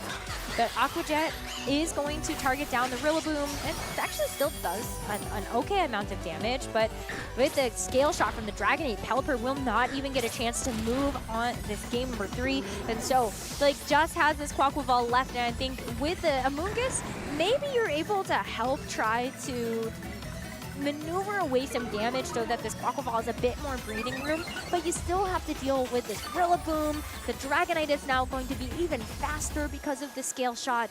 So it's tough. I'm having a truly hard time seeing how Blake gets through this game. I am too. I think especially because this Rillaboom now is in a really strong spot. Again, cannot be redirected by Amoonguss thanks to that grass typing. 1 or I guess 2 in this case because of the Focus Sash. Grassy Glide will be able to knock out this Quaquaval, and I think the Scale Shot targeting the Pelipper there was very smart. I think if Blake had a way back into this game, it was maybe catching that Rillaboom with a Hurricane on the switch, but knowing that, and of course knowing that the Pelipper can't protect, is that Choice Scarf, you're guaranteeing damage with that Scale Shot 90% of the time. And of course getting rid of that Pelipper, which is again just the last threat to this Rillaboom. You need like probably a close combat critical hit and then some to knock it out from this position, and so Rillaboom is sitting pretty. Oh, well, Eric is actually not going to use the Rillaboom on this turn. Decides to rotate it out for the Golden Go. And this actually is going to give an opportunity for this Quaquaval to get something done on this turn. Amoonguss has to take the Scale Shot, but even 5 hits actually looks like it's going to be quite close. This Amoonguss can hang on, and it's only 4. This is a big turn for Blake to maybe get back in this one. If you can get a Moxie boost here, I think you might be in a much better position. Close combat will KO the Golden Go. Now you're at +1 attack from Moxie, and I believe Tailwind will be ending at the end of this turn. So this Quaquaval might be in a position to start doing some good damage, especially if Spore comes out from the Amoonguss. However, this Amoonguss will not be able to redirect away an attack from the Rillaboom. So actually making sure that it was preserved for a bit later with the defense drop onto the Quaquaval, and it's going to be taking super effective damage from something like a Grassy Glide. think this is still going to be a wrap for Eric, but it does look a lot closer now that Blake has put this Dragonite to sleep. The grassy terrain ending is also pretty nice for Eric, because now when Rillaboom comes back in, we'll be able to reset up that grassy terrain, ensure that you are able to get those priority grassy glides going. I also really like the Ursaluna bring here. You might be tempted to go straight to the Rillaboom because it is the thing that threatens this Quaquaval with any kind of damage with the grassy glides with priority. But bringing in Ursaluna here gives you a turn to let this Dragonite take its first sleep turn. I think if you bring in the Rillaboom right away, you open yourself up to like a close combat KO. Maybe at this point it actually just might KO because it is the Miracle Seed Rillaboom. It might not be trained very much in HP or defense. And if Dragonite stays asleep, you can kind of find yourself in a position to close out this game with Quaquaval. It is tough though. I think you have to go, it's risky to go for the double protect because it's possible that the Dragonite will wake up on this next turn. Taking the mandatory turn of sleep now means that it's going to have an increased chance to wake up every turn after that. And now this Blood Moon too, it's like, but you're also trying to stall out. Oh, maybe this was the last. Are you stalling out your own? Yeah, it's okay. like you can stall out the Tailwind here, but then you have to worry about stalling out your own Rain. True. I don't know that the rain matters too much anymore. You're probably not going to be using water type attacks for the rest of this game. And you did need to stall out that Tailwind because if the Quaquaval's Focus Sash gets broken by the Ursaluna, then you kind of just lose the Grassy Glide immediately. So now we're in a position where, again, I think you do have to just go for the Ursaluna here. Hope Dragonite doesn't wake up this turn, or even I think next turn it needs to stay asleep. So this Amoonguss can then redirect something without the threat of Fake Out from the Rillaboom. It's still a tough position to be in for Blake here, but there is a path to victory. I think it requires Dragonite sleeping for 3 turns. It's still tough because the Rillaboom gets to come back in after going for close combat twice. As Quaquaval is going to be at -2 defense. With the Focus Sash intact, it will be able to at least take one of those. But the Dragonite staying asleep does give Blake a better out, as the close combat into the Ursaluna is enough to pick up the one-hit knockout. And so Eric brings in the Rillaboom, has this Dragonite, still is a potential for this Dragonite to stay asleep for yet another turn, and then it will wake up. But maybe Quaquaval has actually done enough here. I'm not sure. I wonder if that had to be an Aqua Step, because this Dragonite now, I think it has 2 speed boosts, so still would outspeed the +1 speed Quaquaval. But we saw the Scale Shot KO with 4 hits with the defense drops from close combat. Without those defense drops, maybe there's a chance you can survive a Scale Shot, and that Aqua Step would give you a speed boost to maybe give you a chance at outspeeding this Dragonite. But at this point, again, this Dragonite, if it wakes up, I think the game probably just ends. I'm not sure though that Aqua Step would have been enough to get the KO into the Ursaluna, and maybe Blake doesn't know that calc either. With the Rain and the Terra, I think like I had 1 boost already. So, right? Probably. Close combat is certainly more guaranteed, and if Rillaboom swaps in, is a much better option. Well, Protect here will keep the Quaquaval safe for another turn, and it's going to just be the double Protect. Rillaboom has Fake Out, and so you are denying the Fake Out turn, but now it becomes even more likely that the Dragonite is going to wake up. Yeah. And it stays fast asleep. So maybe that was sort of a missed opportunity on something. I think now you're kind of locked into I win if Dragonite misses Scale Shot at this point. So I think you have to use Rage Powder with the Amoonguss. It will redirect the Scale Shot from Dragonite, which I believe is guaranteed to wake up this turn. You can't redirect the Rillaboom again. Presumably we'll go for a Grassy Glide into the Quaquaval to break that Focus Sash and get some good damage onto it. And then at that point, you're down to, assuming close combat at +2 KO's Rillaboom here, you're locked into a Quaquaval versus Dragonite 1v1 with Dragonite with the speed advantage and just needs to land a Scale Shot, which of course is unfortunately a 90% accurate move and may miss, but maybe I'm getting a little bit ahead of myself here at the same time. There has been a great turn of events for Blake to have a shot of winning this game, but he's got to get another turn correct to really put the tides back in his favor. Amoonguss starts out with the Rage Powder to redirect away a Dragonite's attack, but it becomes even better. Oh, if the Quaquaval can actually survive this, at least the Focus Sash does keep it safe from the Grassy Glide for 1 turn, so it comes down to Quaquaval's damage as well as can this Dragonite actually punch through. It goes for the Haze! Even better. Yeah, no more Moxie boosts and also no more defense drops. That's even better. I don't know why I didn't consider that. Haze is huge there. It allows the Rillaboom to survive the close combat here, which I believe at this point all but locks up this game because he will have the option to go for one more Grassy Glide into Quaquaval Ball. This Dragonite, again, if it connects a Scale Shot into Amoonguss, will essentially lock this game up. Because even with the Haze, you're removing any potential boost that you had with your speed. But Rillaboom ignores speed with that Grassy Glide in terrain. Dragonite should be able to finish off Amoonguss with a Scale Shot here. Really smart Haze to ensure that your Rillaboom sticks around to try and finish off this Quaquaval that was brought down to its Focus Sash. I'm just wondering, is there any world where the Quaquaval can actually get the Aqua Jet first? I think Blake is still in this because if this Gale Shot misses and you are able to land a Spore into the Dragonite, put it to sleep again, then that might keep you in this game.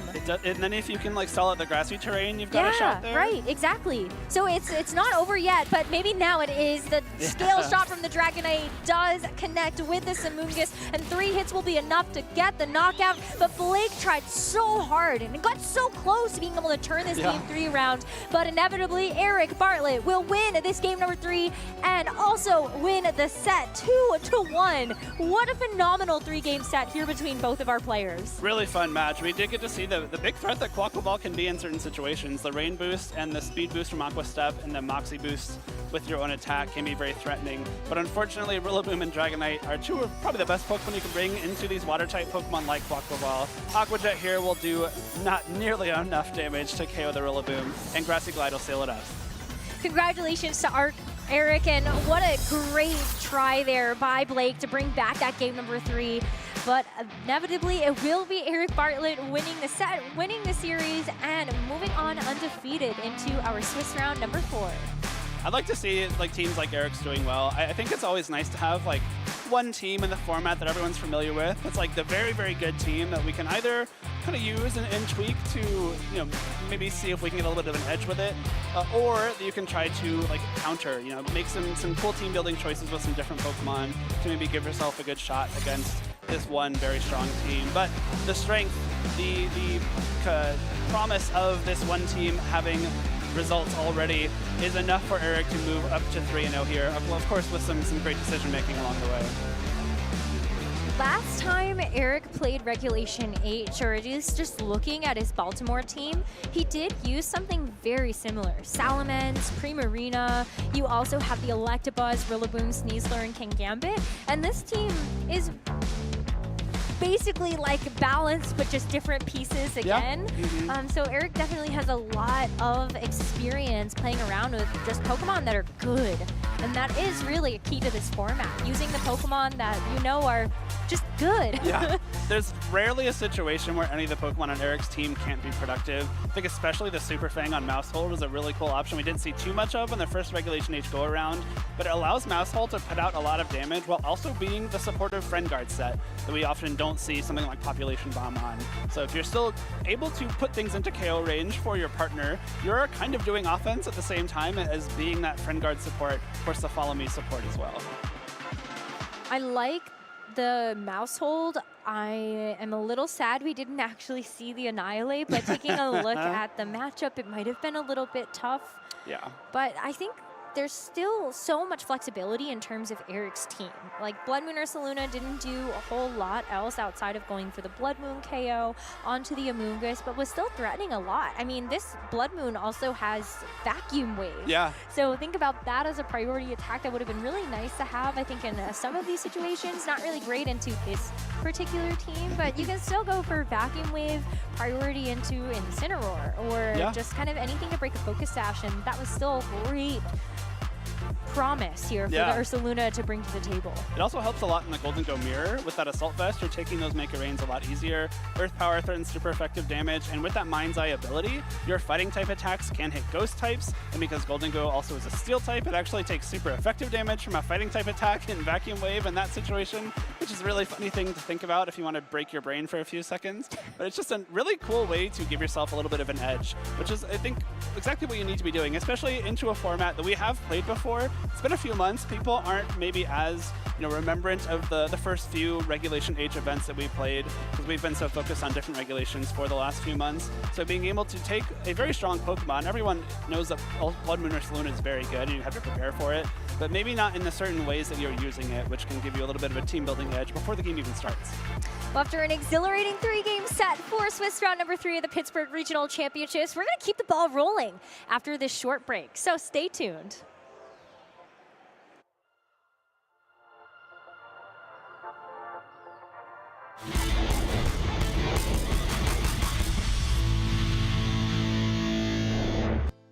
Hey everyone, welcome to the Pittsburgh Regional Championships. My name is Evan Latt and I am joined live on the floor here by Stefan Mott, recently crowned now 2-time regional champion after winning the championship in Monterrey, Mexico last weekend. Stefan, first of all, congratulations. How does it feel to be a repeat regional champion? Hi, Evan. Thank you for the congrats. I feel pretty good. It's really, really nice. I've talked about it a little bit on some of the various, talk shows, video things that people have had me on. It just feels really nice to finally have a really good result after a while. I've been kind of hard stuck at top 16 for a little while, and which is like, top 16 is good. It's very good, but top 16 is also exactly where you're like, oh, cool. I'm like almost having a deep run, and then you're not. So, it was really, really nice to be able to get past that, and, winning again is always great. It's been a long time since I won my first regional, about 3.5 years, so feels great. Yeah, and I really loved that you were able to win this regional with a team that is very you. I remember way back when, at the start of Scarlet and Violet, you talking to me about people don't even know what Moringa Berry does on Garganacl. And here it is, Moringa Berry on Garganacl, taking you to a regional championship. How did this team come together? It's a very, very, very, very long story with a lot of chapters. The super TLDR is I was using a variation of the core 4 of Garganacl, Ninetales, Incin, Golden Go for the end of Reg H. I didn't go to Toronto, so my Reg H ended at LAIC. I used it to day 2 LAIC in Sacramento, and I did pretty well, but I wasn't able to make it into Top Cut. But still, I felt like the team was really, really strong. Certain aspects of the team are outdated now, so I kind of went in with my building buddy, Ethan, and we just kind of reconstructed the rest of the team and sort of, it is a very different team in the way it functions now, but the core is still very much the same. The spirit of the team is very, very similar, and it's just really, really good. Yeah, I mean, that's just kind of, we just built it because we thought it was very, very good. I don't, like, it's a very weird team, but I always say that I don't ever build teams for the sake of being interesting or weird. I just always build whatever I think is the best thing in the format, and sometimes I just happen to disagree with the consensus, so that's kind of what's going on this time around. Well, I think that makes a lot of sense when you look at the team itself. And I think people are getting really caught up on the 2 big outliers on your team, which are the Scyther and the Sylveon. Both Pokemon that we have not seen have a lot of success in this format. Previously, we had seen Scyther, I think at the Baltimore Regional Championships, way back when at the start of Regulation H. Here it is again alongside the Sylveon, which has a really cool, unique support set with both Yawn and Wish on it. How did those 2 Pokemon come to be sort of the last 2 Pokemon you added to the team? As you mentioned, you had that core 4 already. Yeah, so fundamentally, the Scyther replaced the Sneasler, which was really weird and awkward to get to because the Sneasler was probably the 2nd best Pokemon on the team, but we kind of realized that the Sneasler being on the team had built it into a corner where we couldn't fix enough of the problem matchups with just 1 remaining slot. So it's one of those things where I really wanted to keep the Sneasler, but at the same time, that was kind of creating the issues in the team building phase, as opposed to like, yeah, it's a really good Pokemon. Yeah, like Dire Claw's amazing on this team because it creates passivity, but at the same time, it just wasn't allowing. There were just too many things that the last slot needed to cover, and it just wasn't possible. So the Sneasler became a Scyther, which specifically countered several things that we were having trouble with. The biggest, most notable one was the Taunt, Final Gambit, Annihilate set that's become fairly standard. It's seeing 20 to 25% usage, which is just really annoying. Scyther is really, really good into that, so it naturally outspeeds Annihilate and can threaten a 1-hit KO with dual Wing Beat, which is really, really good. And then it just also was very good for various reasons into a bunch of other things that were not the same level of problematic, but were moderately annoying. So we just kept finding more and more use cases for like, oh, it's actually really good into this. It's like really good into this and this and this. Like that's kind of nice. The Sylveon was just it was a super last minute addition. I think I added it the day before I left. We were having trouble with Black Glass's King Gambit, and Sylveon is just very, very good into that. It was a Gastrodon before, and I really liked having a bulky Yawn user. It really complements, there was a bulky Yawn Dozo on the original version of the team. It complements Salt Cure, Stealth Rock, Garganacl very, very well, so I wanted to keep Yawn in that slot, and Sylveon offered Yawn while also checking the King Gambits that are only running Dark-type moves a lot, so that just kind of was very, very nice. And then Wish, we weren't really, like, I did end up terroring the Sylveon in the finals, but a lot of the time, you don't really want to be terroring the Sylveon, so I figured we didn't really need Terra Blast, which is the usual other move that you would run on Sylveon, and I just figured Wish has some pretty nice niche use cases. It can help heal up the Incineroar if I need it to. It can help heal the Ninetales back up to Sash if I really wanted to, and of course it can heal itself. So I just figured, you know, like, it's a little bit more use case heavy than Terra Blast, and it ended up being really, really impactful in the finals, so I'm really glad that I brought it. Yeah, and I'm really glad you mentioned the finals because we didn't actually get a chance to see that much of the tournament at Monterey, just some of the videos that came out afterwards. Could you sort of take us through briefly sort of what that tournament was like for you and how your team matched up against what the meta you saw in Monterey was? My team matched up really well into basically everything. There were a couple of things that I was happy to avoid. Eric Schrader, who finished top 8, was running a threatening 2-2-2 team, which I don't think was necessarily a negative matchup for me, but it was a very volatile matchup that I was happy to avoid. Thanks, Justin. I played Marcus Dion at the end of day 1. That one was kind of annoying because he had Feint, Mousehold with Specs, Terra, Steel, Golden Go, and also Super Fang, so that just created a lot of volatility. That was the only loss I had, but it was a close set, so I don't think it was, again, it wasn't that negative a matchup. It was just not a very fun one to play and one that I was happy to avoid on day 2. Other than that, I didn't really hit, I only hit Marco Sun once, I only hit Rain once, I only hit King Gambit once. It was kind of a weird matchup schedule. I just didn't really hit a lot of the stuff that you would expect to hit. So I do think the team tends to be really good against weird stuff because a lot of people who are building weird things are building those weird things to counter the normal things. So if you pair into somebody who's running weird stuff and you're not running normal things, a lot of the time they won't really know what to do into you, or they won't even necessarily have a particularly strong game plan into the pieces that you have. So pairing into more of that stuff just was kind of nice, and I think I had a pretty solid matchup schedule as far as that sort of side of the RNG goes. Awesome. Well, Stefan, thank you so much for taking some time to talk us through your regional championship winning run in Monterey. Of course, best of luck to you here in Pittsburgh. I know you were in the finals of your challenge. Did you end up winning the challenge here, or did you end as a finalist? I did not win the challenge. So just a finalist here, but oh well. Well, good luck to you for the rest of your run here in Pittsburgh. Is there anyone that you'd like to shout out who's helped you along your Pokemon journey get here? Biggest shout out for this particular moment in time is my building buddy Ethan, who's been with me with this particular team from the beginning. This has been an insane labor that at this point, I think we've gone through at least 50 different iterations of the team. I think we were on version 37 at LAIC, and we had to, it's been a lot to figure out how to actually make this work. We had a lot of faith in the concept, but it was really, really difficult to get the concept to a point where it was actually as strong as we believed it to be. So really big shout outs to Ethan for not giving up on it either and for helping me out the whole time through. And big shout outs to Smoliv and UBG and my locals. And of course, big shout outs to Rosemary as well. Awesome. Well, Stefan, thank you so much for taking some time to talk with me. Good luck for the rest of your run this weekend.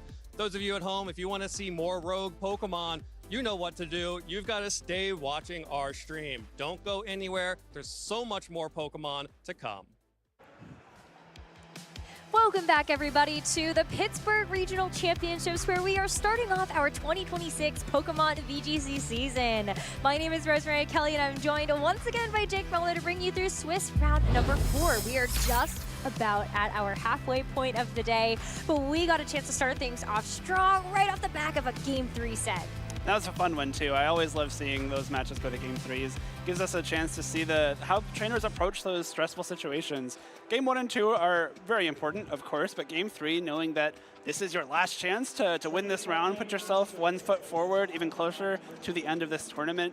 It's a situation where both trainers are at high alert, you know, and getting to see how Eric navigated that Game 3 was really cool. And I hope that he gets a little bit more of that success throughout the day, but we're moving on to round number 4. These trainers that we're going to see are now 3-0. They're halfway to guaranteeing their spot in Phase 2 of the event, which is a great place to start. But before that, if you've been inspired at all by any of the action that you have seen here on our main stage or from watching our previous Pokemon events, go find a Pokemon League near you. Scan the QR code so you can find events that are in your area. I know Stefan was just talking about his local scene. I'm so happy to say that I'm one of his locals. I feel so famous in relation. But just every local that I feel like I've gone to has been such an amazing experience, not just in terms of socializing with the players that are in our local scene, but also good practice. Absolutely. You've got a regional champion as your local. I've got the world champion as my local. Yeah, wow, we're stacked. I know. It's tough. And I still don't know about the pollen puff. It's fine. No, it's so much fun though. Even you know, we have the league challenges, league cups that get you some championship points, get a little bit closer to worlds. But even if your local leagues just have league nights where you can go and play some fun matches and socialize with your local community. I know that the Dallas scene has a lot of those that are really fun to attend. They even had like a watch party for the World's Finals because Gio is playing in it, and so it's that kind of community that you can start building at your local leagues, and I highly recommend you use that QR code to find a Pokemon League near you and get in on the action. I have championship points already. Nice. Yeah. I have some for the trading card game. Ooh, let's go. Go us. Look at us go. I know. We're going to play in Worlds this year. No, I don't think so. It's a very hard bar to hit in order to qualify for the World Championships. But everybody has to start somewhere. Yeah. And so maybe this Pokemon League could be your start to being on the big stage at one of the biggest tournaments of the season. So please, once again, scan that QR code and check it out. And maybe you'll see one of us at your locals. But now we shall start talking again about, I was going to say the match actually, but we got to talk about our caster predictions because we haven't talked about them yet. Yeah. But first and foremost, Jake, you had almost your entire prediction come true on our last game. And lose. But no, I really think Rain's in a strong spot here. You know, we saw Blake come very close to winning that match, and we saw the power that Rain has in a lot of different scenarios. I am a big fan of Basket Legion. I think the Swift Swim ability is very good. With the power of Wave Crash and Last Respects is really hard to deal with for a lot of teams. And of course, you also have to contend with Archaludon, which can get those Electro Shot boosts. One thing that one of my good friend Cedric Bernier said after his run at Worlds this year was that he often tries to find the best Amoonguss team in the format, because Amoonguss is just a very, very good Pokemon. And I also think Rain puts Amoonguss in a really good spot. You get rid of that fire weakness. You can create a lot of space for those really powerful Pokemon with Rage Powder and Spore. So I am a big believer in Rain right now.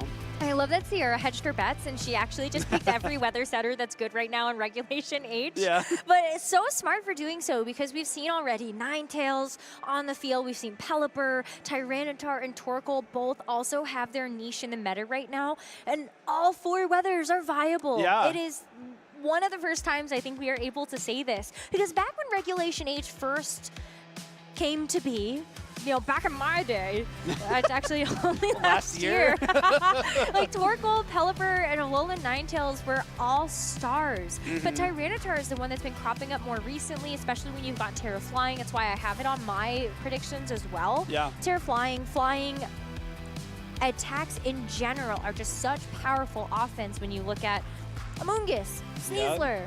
Scyther, even. Yeah, flying damage is just so powerful. Rillaboom is not even on this list, but like that's also out there that would take super effective damage from a Terra Flying Terra Blast. But you also have knockoff, so all those same type attack bonus dark type attacks are very good into Golden Go, which is super prevalent right now. You've got low kick on Tyranitar as well, that is also able to do quite a number to Ursaluna, either the Blood Moon variant or the regular variant.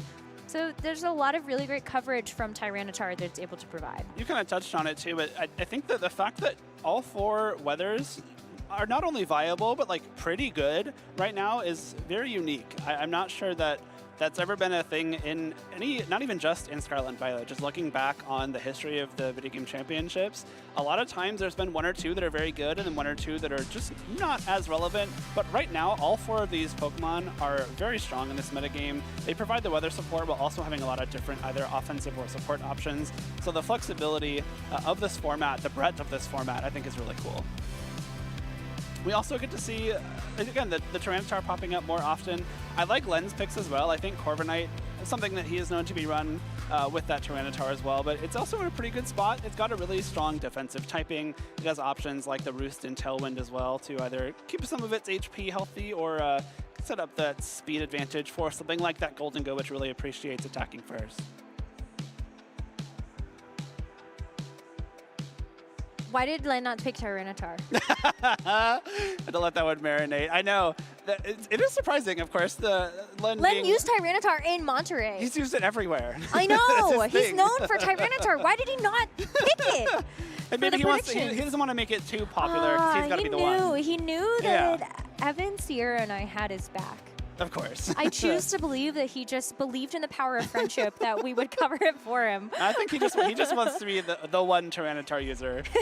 It's his niche. No, he doesn't want anyone else to do well with Tyranitar. No, I don't think that's true, though. No, I think spreading the good word of Tyranitar is important. Yeah. I mean, I think we have a couple of casters that'll do that. I know Joe Brown is a big Tyranitar fan alongside the rest of us, so I do hope to see that Pokemon continue to do well. Porygon 2, though, I think is the one that's interesting to me because of all of the Annihilate that is out there now, thanks to Shohei Kimura's amazing online tournament run and the Frankfurt run. Annihilate is a huge threat to these Porygon 2. Final Gambit, still got the close combat. Not many things can actually take a Final Gambit from an Annihilate.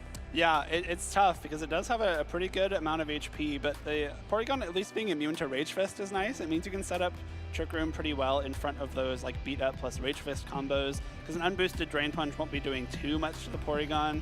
I think it's one of the just kind of the perennial solid Trick Room setters in formats like this one, where the big legendary Pokemon like the Miraidon or Koraidon aren't legal. It's got a really good bulk with that Eviolite, it has Recover. It gets pretty good coverage with like Thunderbolt, Ice Beam, Terra Blast, Shadow Ball, a lot of options there. So it's something that can be pretty flexible a lot of the time. We'll have to see how our caster predictions end up doing as we continue through the course of our weekend. But for now, we are ready to go for Swiss round number 4. So let's take a look at our notable matches. There are so many good ones, but we will be focusing down on Jonathan Quinones versus Dawei C. And both of these players have so many accomplishments. I mean, Dawei stood out at the very beginning of Regulation H in Baltimore after such a standout Covert Cloak Volcarona set that was able to get Dawei a top cut there. Yeah, I really loved Dawei's team at the beginning of Regulation H. It was a really cool take that we hadn't really seen before from anyone else. And I love seeing what they bring to tournaments. They're always one of the most creative team builders in ways that I think very few people approach the game. Dawei, a lot of the time, makes very, very bulky teams that win wars of attrition, which is not something we see too often anymore.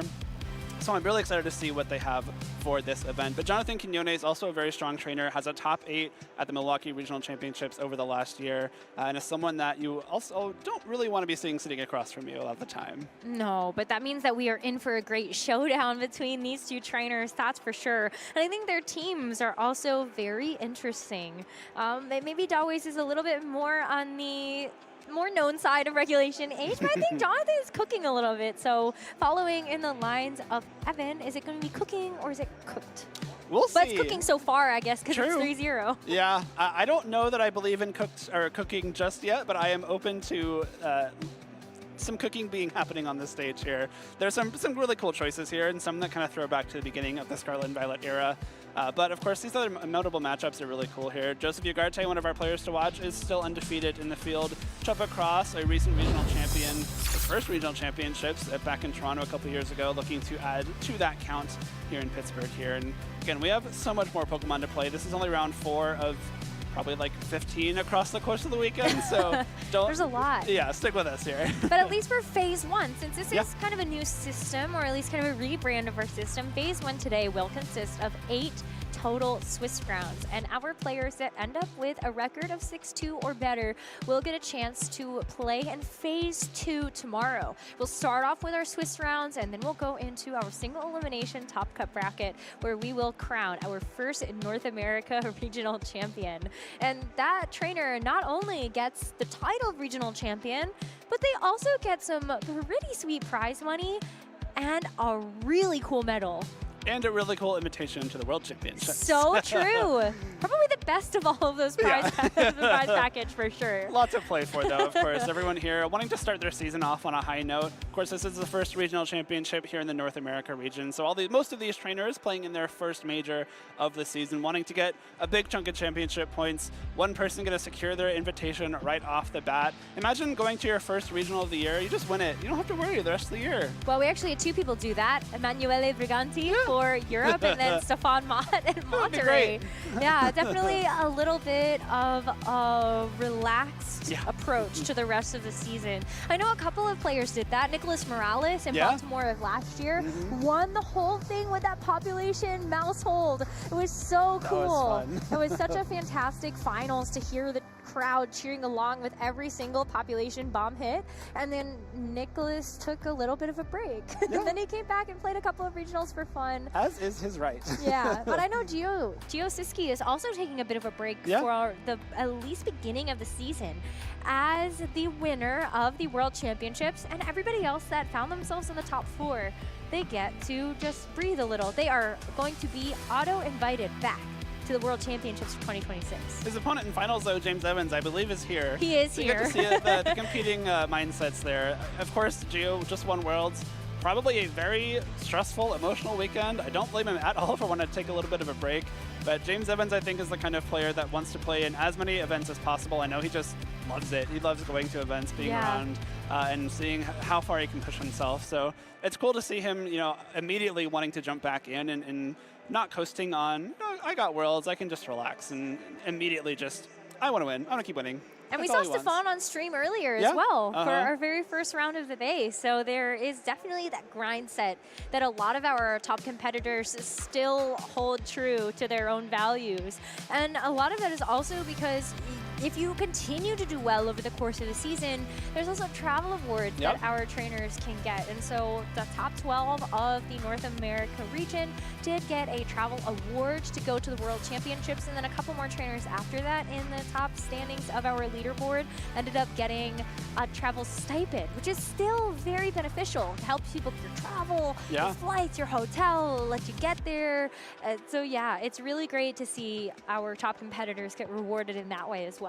Even throughout the year, you can get a travel award to the international championships. Of course, Brazil and London and New Orleans all coming up throughout the year. And competing in events throughout the championship series will get you the chance to get a little bit of assistance going to those events to get you, competing in more tournaments, getting more championship points, hopefully getting closer and closer to the World Championships. Which I can't wait for. I know. And it's so far away. I know. It's like we just had the World Championships in Anaheim, and now we look forward to the World Championships in San Francisco. And Jake, I don't know about you, but I'm patiently waiting for the details about Pokemon XP. Sounds real fun. Oh my gosh. I just think back to some of the other in-person Pokemon events that we have had that, it feels kind of along the same vein. You've been to Go Fest for Pokemon Go. I've been to some of the Pokemon safaris, city safaris that we've had, and it's just such an amazing experience celebrating Pokemon and enjoying Pokemon with people that love it just as much as you do. Yeah. Even at the last World Championships in Anaheim, I think it leveled up a lot. Just this year, we had, of course, the competition going on throughout the hall, but there's a lot of other side events you could enter. And on the other side of the hall, there was a lot to just do. There was a lot to see just in the hallway. There was the Miraidon bike exhibit that was really cool. There was it transformed. I know. It was so crazy. The World Championship Museum was really cool. There was an art gallery for all the cool art from the Black Bolt and White Flare set in the trading card game. There's a lot to be doing at Worlds, and even further with Pokemon XP, I think it's going to be really exciting. Tons of panels, the Brian David Gilbert game show. You could have seen that live and participated as a part of the audience. but I know we're getting ahead of ourselves, and that just still feels so far away. And before we get there, we have a lot more Pokemon action for you. We're just waiting for our players to get ready on stage, and so let's dive in. Jonathan Quinones versus Dawei C for Swiss round number 4 for the Pittsburgh Regional Championships. We do get to see Jonathan is rocking the Murkrow. That is a throwback to the very beginning of Scarlet and Violet. Like Regulation A, Murkrow was a big Pokemon just because it had that prankster Tailwind. It has prankster Haze to mess with, something like Dondozo Tatsugiri, which was pretty popular at the time. We do see both of those options on this Murkrow alongside a couple other support moves here. The Hisuian Arcanine, not something we see as often anymore as well. Has a nice Intimidate while also being able to threaten a lot of damage. And a lot of cool places here for both of these trainers, of course. As they get ready, I think we also need to talk about Dawei's team a little bit. We talked maybe about how Dawei does go for a bit more of like these standard teams, but in more untraditional ways, like the Covert Cloak Volcarona. That has now actually become quite popular as Regulation H has continued on. Dawei is still at the forefront of ingenuity when it comes to team building or some of these more obscure sets. So as we dive in a little bit deeper into that team, you can see some of the changes that Dawei has made. You know, instead of that Choice Scarf on the Annihilate, it is going to be a bulkier set with that Citrus Berry, but still has access to things like Coaching and Final Gambit that will help out the rest of this team. Both Encore and Disable on Alola Ninetales is really cool. It is kind of the support set with like Icy Wind, and we often see Aurora Veil on those kinds of teams, but there's no Aurora Veil here. It is Blizzard, Icy Wind with both Encore and Disable. Those are some really good kind of lockdown options that a lot of trainers like to go for, especially with the prevalence of support moves in this format. Encore can get you locked into something like Wide Guard, which I believe we saw earlier on in the day, and that can free up a lot of space for something like a Nasty Plot Golden Go or this Archaludon, which we, again, is a different take on Archaludon than we've seen. The Power Herb Electroshot set is relatively common, but a lot of times they run the Sturdy ability, which prevents you from being knocked out in one hit. This one is using Stalwart, which is really cool. It prevents any of your attacks from being redirected. So if you have a Rage Powder, a Follow Me, you're going to hit the target you intended regardless. Running Thunderbolt over something like Flash Cannon to get that consistent electric type damage, also a cool option on this Archaludon. Especially when you've got that Terra Electric. So you're going to be boosting up the Thunderbolt as well as the Electroshot, even more so. And now, as we turn our attention to Jonathan's team, we need to look at some of the ways that maybe you have to play around this Dawei set. So we already talked a lot more about the Murkrow, so you can kind of see it on your screen, but the rest of this team is built around other Pokemon that are just good. Like the Golden Go is going to be a choice spec set with Terra Steel, so Make It Rain is going to be even more powerful. But you also have Trick, and that's one of those supportive options on Golden Go we have seen running around in the past. So you can trick the choice specs onto something like a physical attacker, and then, Also, I mean, the Terra Steel Choice Specs Golden Go alongside Tailwind, Haze, Murkrow is fully a Regulation A throwback. That is something that a lot of trainers are using to get a lot of damage going very quickly. The Choice Specs, Terra Steel, Make It Rain is very difficult to deal with. And when you have Haze next to it to reset those Make It Rain special attack drops, it can continue that threat of damage for turn after turn. The Terra Stellar on Annihilate, also pretty cool. I don't think I've ever personally seen that just yet. It allows you to not only threaten big damage with Final Gambit, you have the Coaching as well to try and get some damage onto some damage boosts onto your partner Pokemon. But Annihilate can also go on the offensive. With that Focus Sash, you don't necessarily need that defensive Terrestrialization. And a Terra Stellar close combat probably does a big chunk of damage to pretty much every Pokemon. And I love that the Focus Sash is going to allow you to get a Rage Fist stack. No matter what, you will survive unless you get doubled into or the opposing Pokemon are faster. If Annihilate is going to be the fastest thing on the field, then you will guarantee that the Rage Fist can connect into your target. But this Dragonite is also going to be different than what Dawei is using, as well as what we've already seen on the stream. It's still the loaded dice set, so those scale shots are going to be hitting with 4 or 5 hits if it connects. But this Dragonite has other attacking options available to it. Not just like the Terra Fairy for the defensive side of things, but you've got extreme speed, low kick, and that is something that we've seen come back to bite a lot of Dragonites that have been on stream for Regulation H. If you only have the Scale Shot and you've got this Terra Fairy, or you have another Fairy type like an Alola Ninetales, there can be points where you can't do any damage anymore.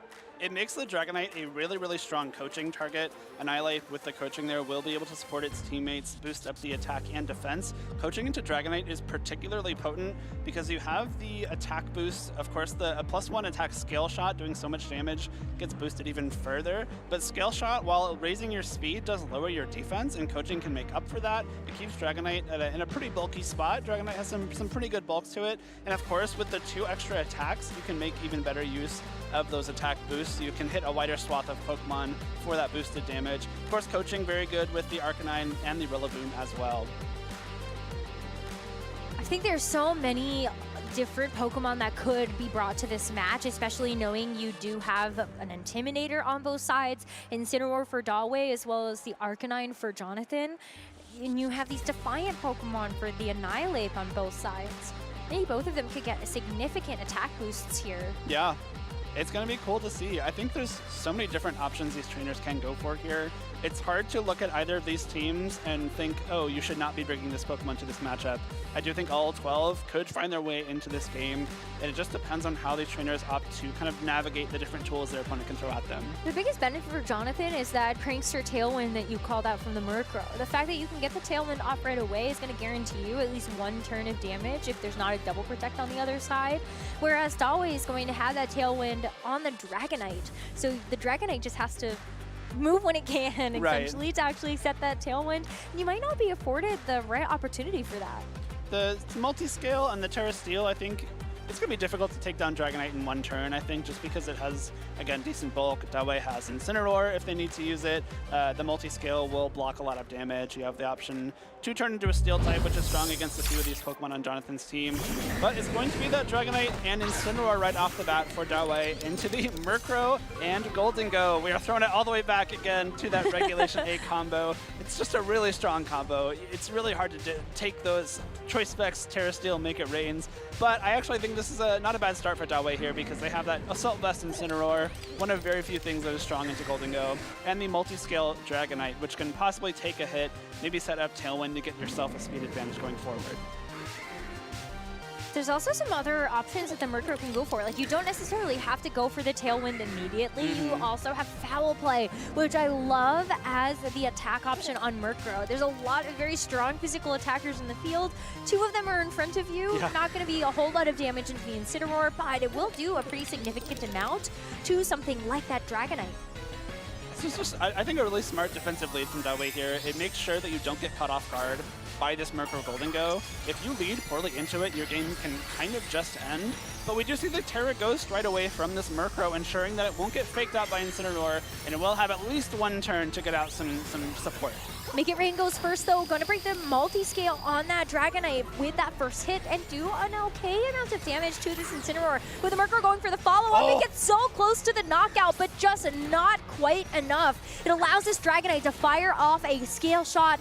2 hits so far. It could be between 4 or 5 since it connected the first one. But with the 5th hit, it will actually take that. Murkrow will survive no matter what, as this Dragonite gets a nice speed boost. Flare Blitz comes out from Incineroar as well. Into the Go with the Choice Specs. Not very bulky enough for a huge 1-hit KO here. That's a great start here for Dalway with a critical survival onto the Dragonite, as well as that 1-hit knockout from the Incineroar's Flare Blitz. So Jonathan goes down a Pokemon to start, but with the Tailwind active, you have your own Dragonite in on the field and a lot of different options available. Or so no Tailwind, well, you could have the Tailwind, sorry, is what I meant. Yeah, exactly. The Tailwind will be guaranteed on this turn. Make sure that your own Dragonite can try and knock out Dalway's before it can move. Of course, you have the extreme speed option on your own Dragonite. That's kind of the nice part about having this more offensive Dragonite. You are also threatening a KO into Incineroar with low kick. Even a scale shot might take it out from here, which would give you the chance to get some good damage and a speed boost at the same time. But if you don't, if you just leave Dalway's Dragonite alone, there's a decent chance it just scale shots your own Dragonite. So I don't know if you can afford to not target it this turn. Well, the Incineroar is going to pivot out. Now will apply and Intimidate later on once it gets brought back into the game, but it is going to be the Ninetales that takes its place. So if you were going to see a scale shot into that slot, Incineroar's not going to go down, and the Ninetales isn't even going to get affected. But Jonathan gets the Tailwind up on this turn, and so the Dragonite, at least in the subsequent turns of this game number 1, will be able to land some damage. And what a strong position for this Ninetales to be in. It is facing this Murkrow that only has Foul Play. Resists Foul Play, doesn't have high attack anyway. You don't really care about that. The Dragonite has extreme speed and low kick that can damage you, but thanks to the defense boost from the snow, this Ninetales will have a really strong... It's not threatened at all right now. You can go for the Icy Winds to get some speed control. You can go for the Blizzards to get some damage. Dragonite is really scared of this Ninetales and does not want to be on the field.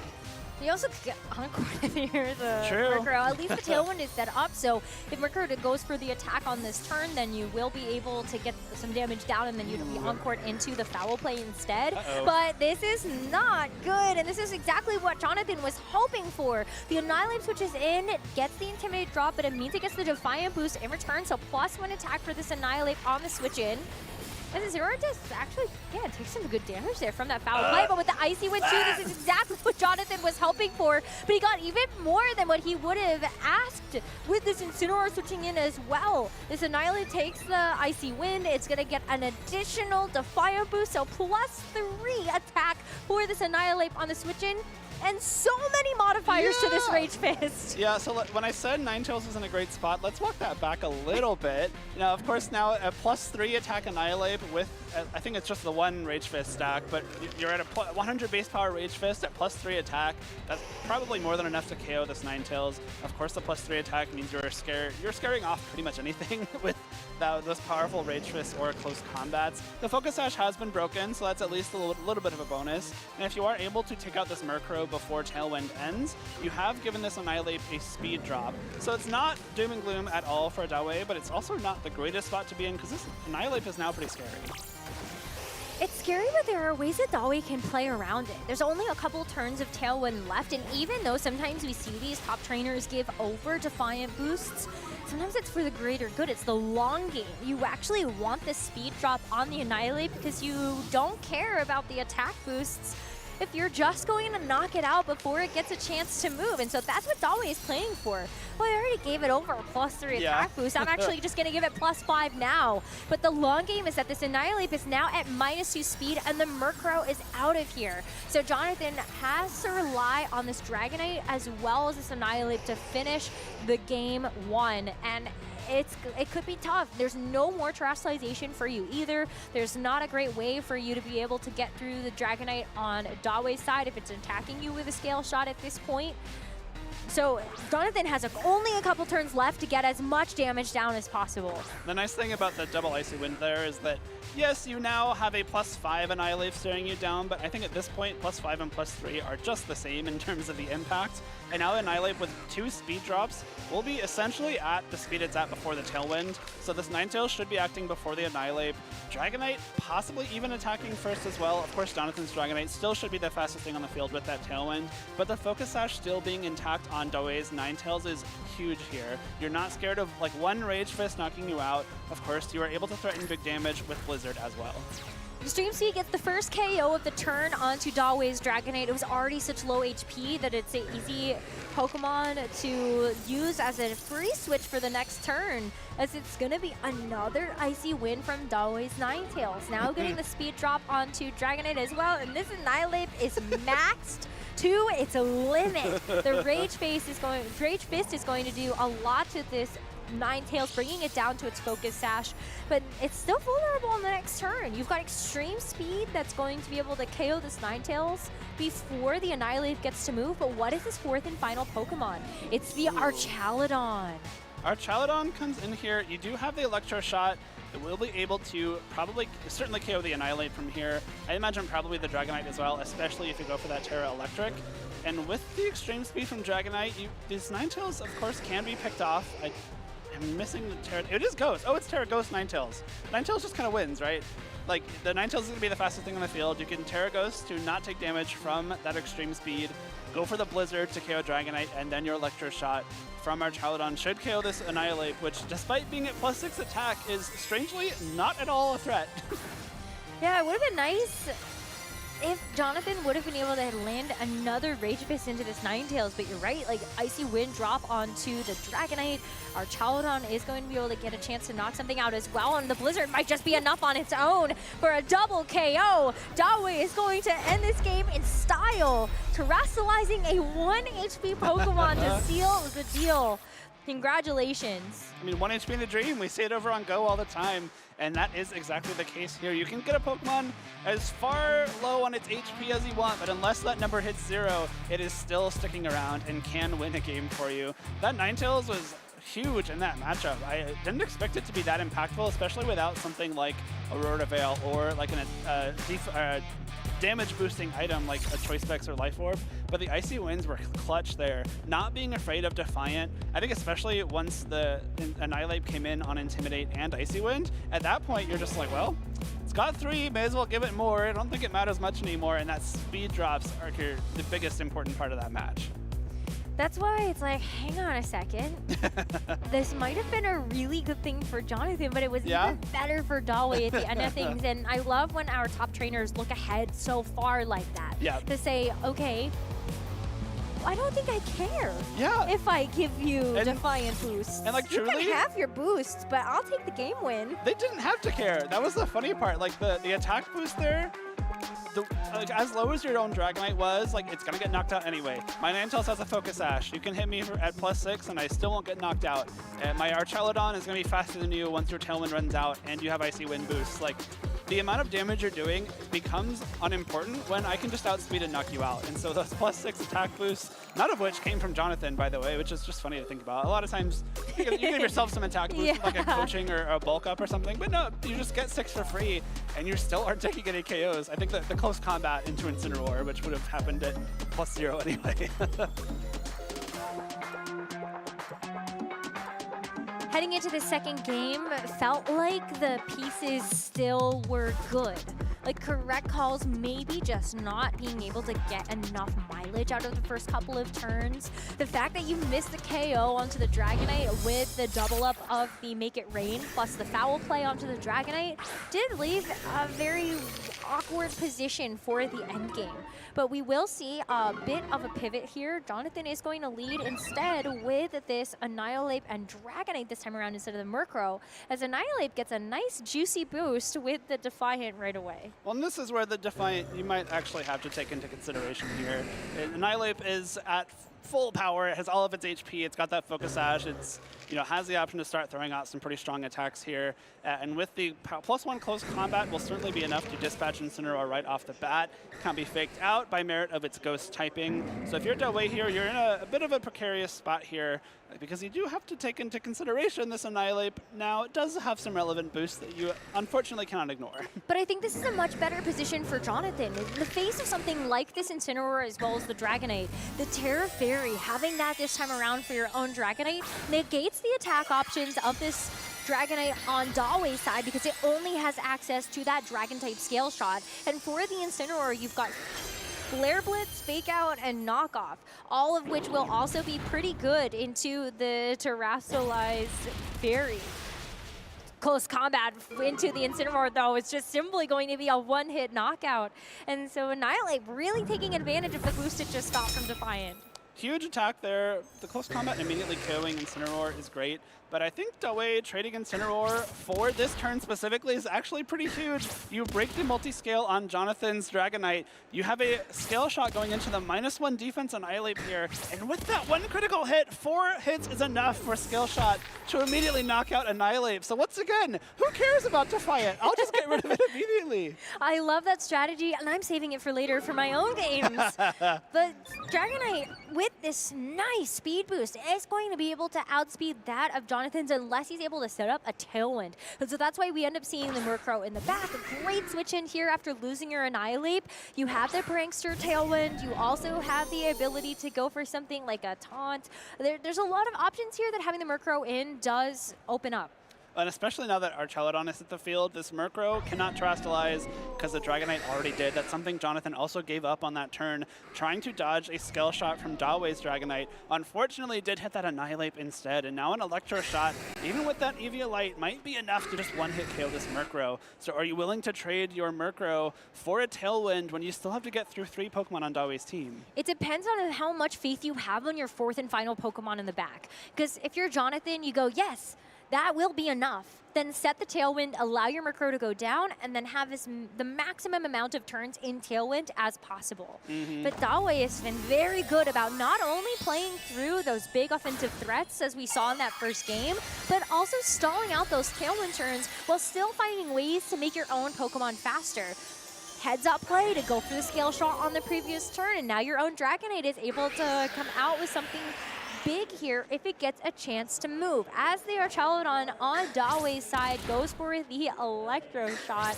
I mean, even with the Terra Electric, this poor Dragonite is just not doing enough. It's not even stamina. You're not getting defense boost. 5 hits is not even half of its HP. A bold play for Dawei there to not terastallize the Dragonite. That would have guaranteed that it stuck around this turn because Scale Shot would have been resisted. If the Scale Shot went into Dawei's Dragonite, especially with that -1 defense boost, almost definitely would have KO'd Dragonite here, but instead the Terra Electric Electro Shot will almost definitely take a KO on either of these Pokemon, and this Archelodon will have its own Tailwind support, and the Dragonite on Dawei's side still has a speed boost, so you're in a really strong spot here.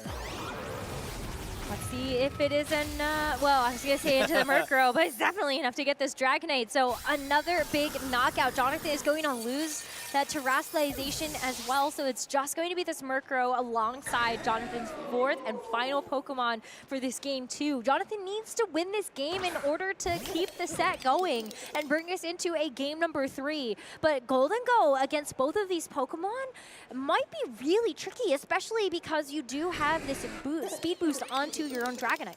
And of course, you have to lock into one attack on Golden Go for the rest of this match. We don't know Dawei's final Pokemon, neither does Jonathan, so maybe you want to lock into Make It Rain, but if it is something that can resist that Make It Rain, like Dawei's own Golden Go, for example, you're not going to be able to do a whole lot of damage to it later on, especially if you lock into Make It Rain and your Murkrow goes down, you can't haze away those special attack drops anymore, so you're in a position where you kind of have to hope whatever's in the back can be knocked out by whatever you lock in here. I almost wonder if you should actually go for the, oh, it's so tough. Yeah, I think you have to lock into the Make It Rain plus the haze, but there's still just so many speed boosts that can start to get out of hand. The haze is also going first, so it is going to be removing the speed from the Dragonite. It allows Jonathan's Golden Go to move first since the Tailwinds have been matched on both sides. And that is still some good damage. On the next turn, Prankster Haze is going to remove the special attack drop as well as Scale Shot from Dawei's Dragonite sets it back to where it was at the beginning of the turn. The Prankster Haze here, again, will allow kind of the same exact turn to play out next time around. The difference being multi-scale has been broken, and of course Golden Go has taken a little bit of damage here. Multi-scale breaking means that I think Dragonite is well in range of what more choice specs Make It Rain on the following turn. With the Haze, once again, I imagine Golden Go will be attacking first, despite that Dragonite speed boost, which will be erased. But the Archelodon will resist those Make It Rains, and so you're going to have to hit maybe 3 of them to knock out that Archelodon, which I don't know if you have the time, because that Terra Electric Thunderbolt still threatens a lot of damage into Golden Go here. Not only that, but like just hit the Draco Meteor, I guess. Either way. Both are very powerful, and if you expect that this Murkrow is going to keep going for Haze, then you actually could bank on going for the Draco Meteors, dropping your special attack anyway. So Haze first, Make It Rain second. Oh, actually does get the KO onto the Dragonite since that multi-scale was broken and brings that Archelodon very, very close to getting knocked out as well. Thunderbolt, though, from this Archelodon is going to fire off as its last stand, and it does do a significant amount to that Golden Go, but it still has to take another attack from the Golden Go on the next turn. Ooh, this might... No, I think this should be fine, right? Both trainers have Tailwind up. I don't know that Jonathan has a way to protect this Golden Go from getting hit by a Blizzard on this following turn.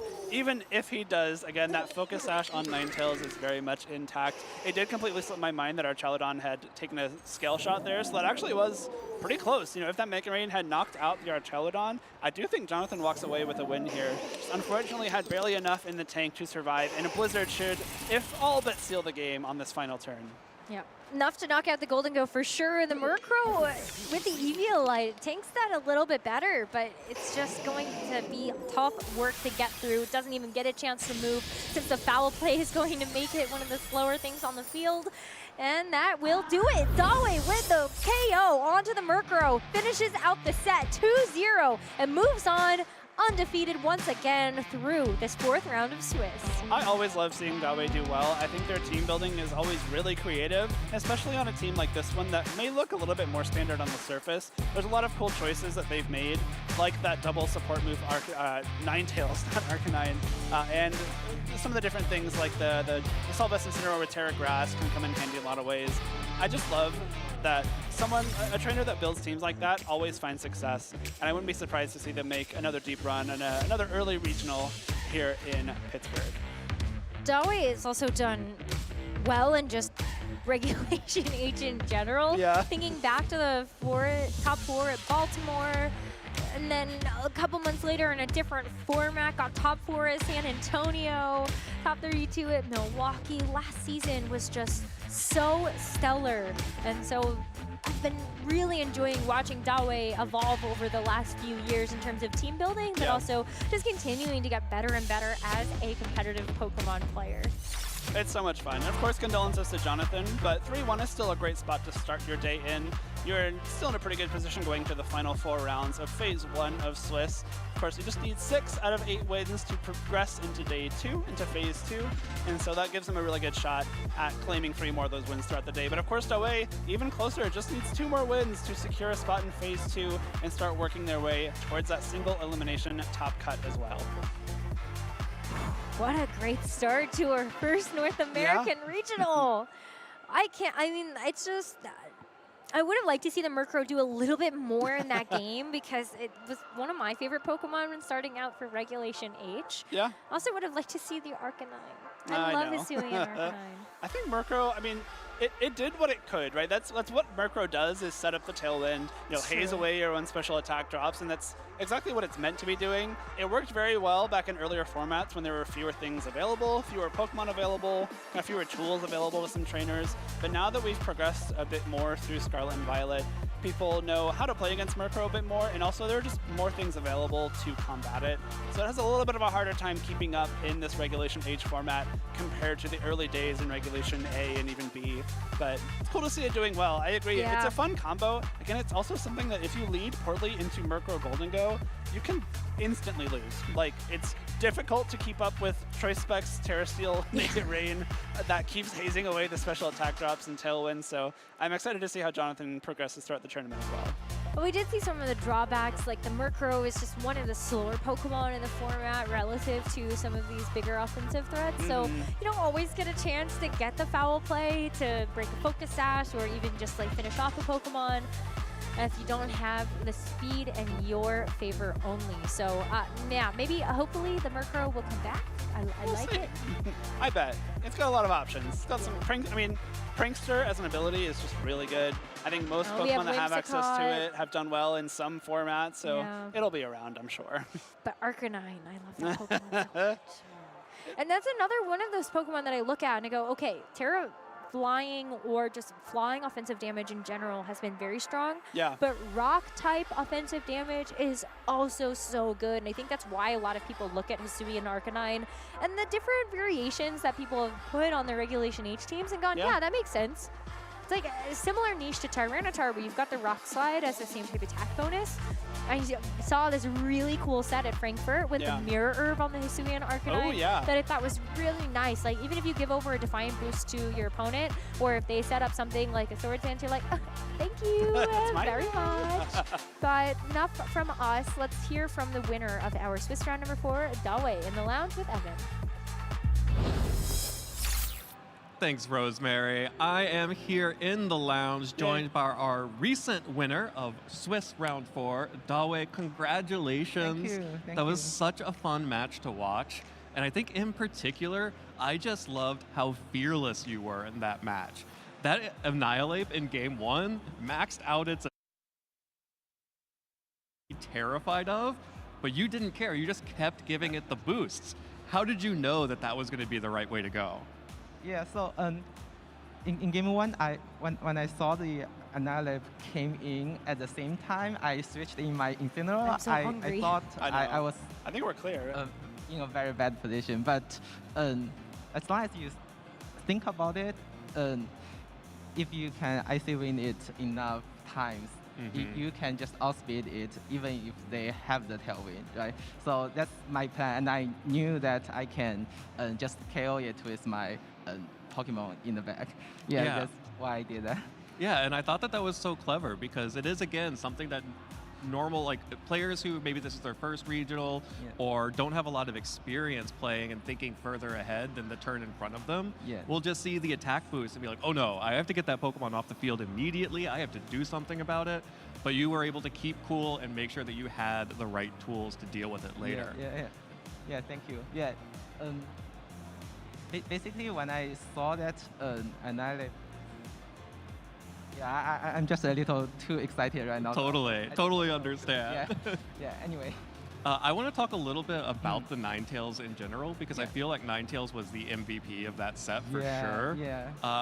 You know, Lynn and I were talking backstage a little bit that this seems to be the tournament of Ninetales. It's having a great tournament, and your match was no exception. Yeah, definitely. What is it about Ninetales that makes it such an all-star for your team? Yes, so it's like a lot of players are playing Juggernaut and Annihilate, and in the middle, especially when there is Tailwind, a Ninetale is just a very good speed controller, and also like it is immune to scale shots. That's what makes it so special. And also I had the Terra Ghost to avoid extreme speed. That was also very, very useful.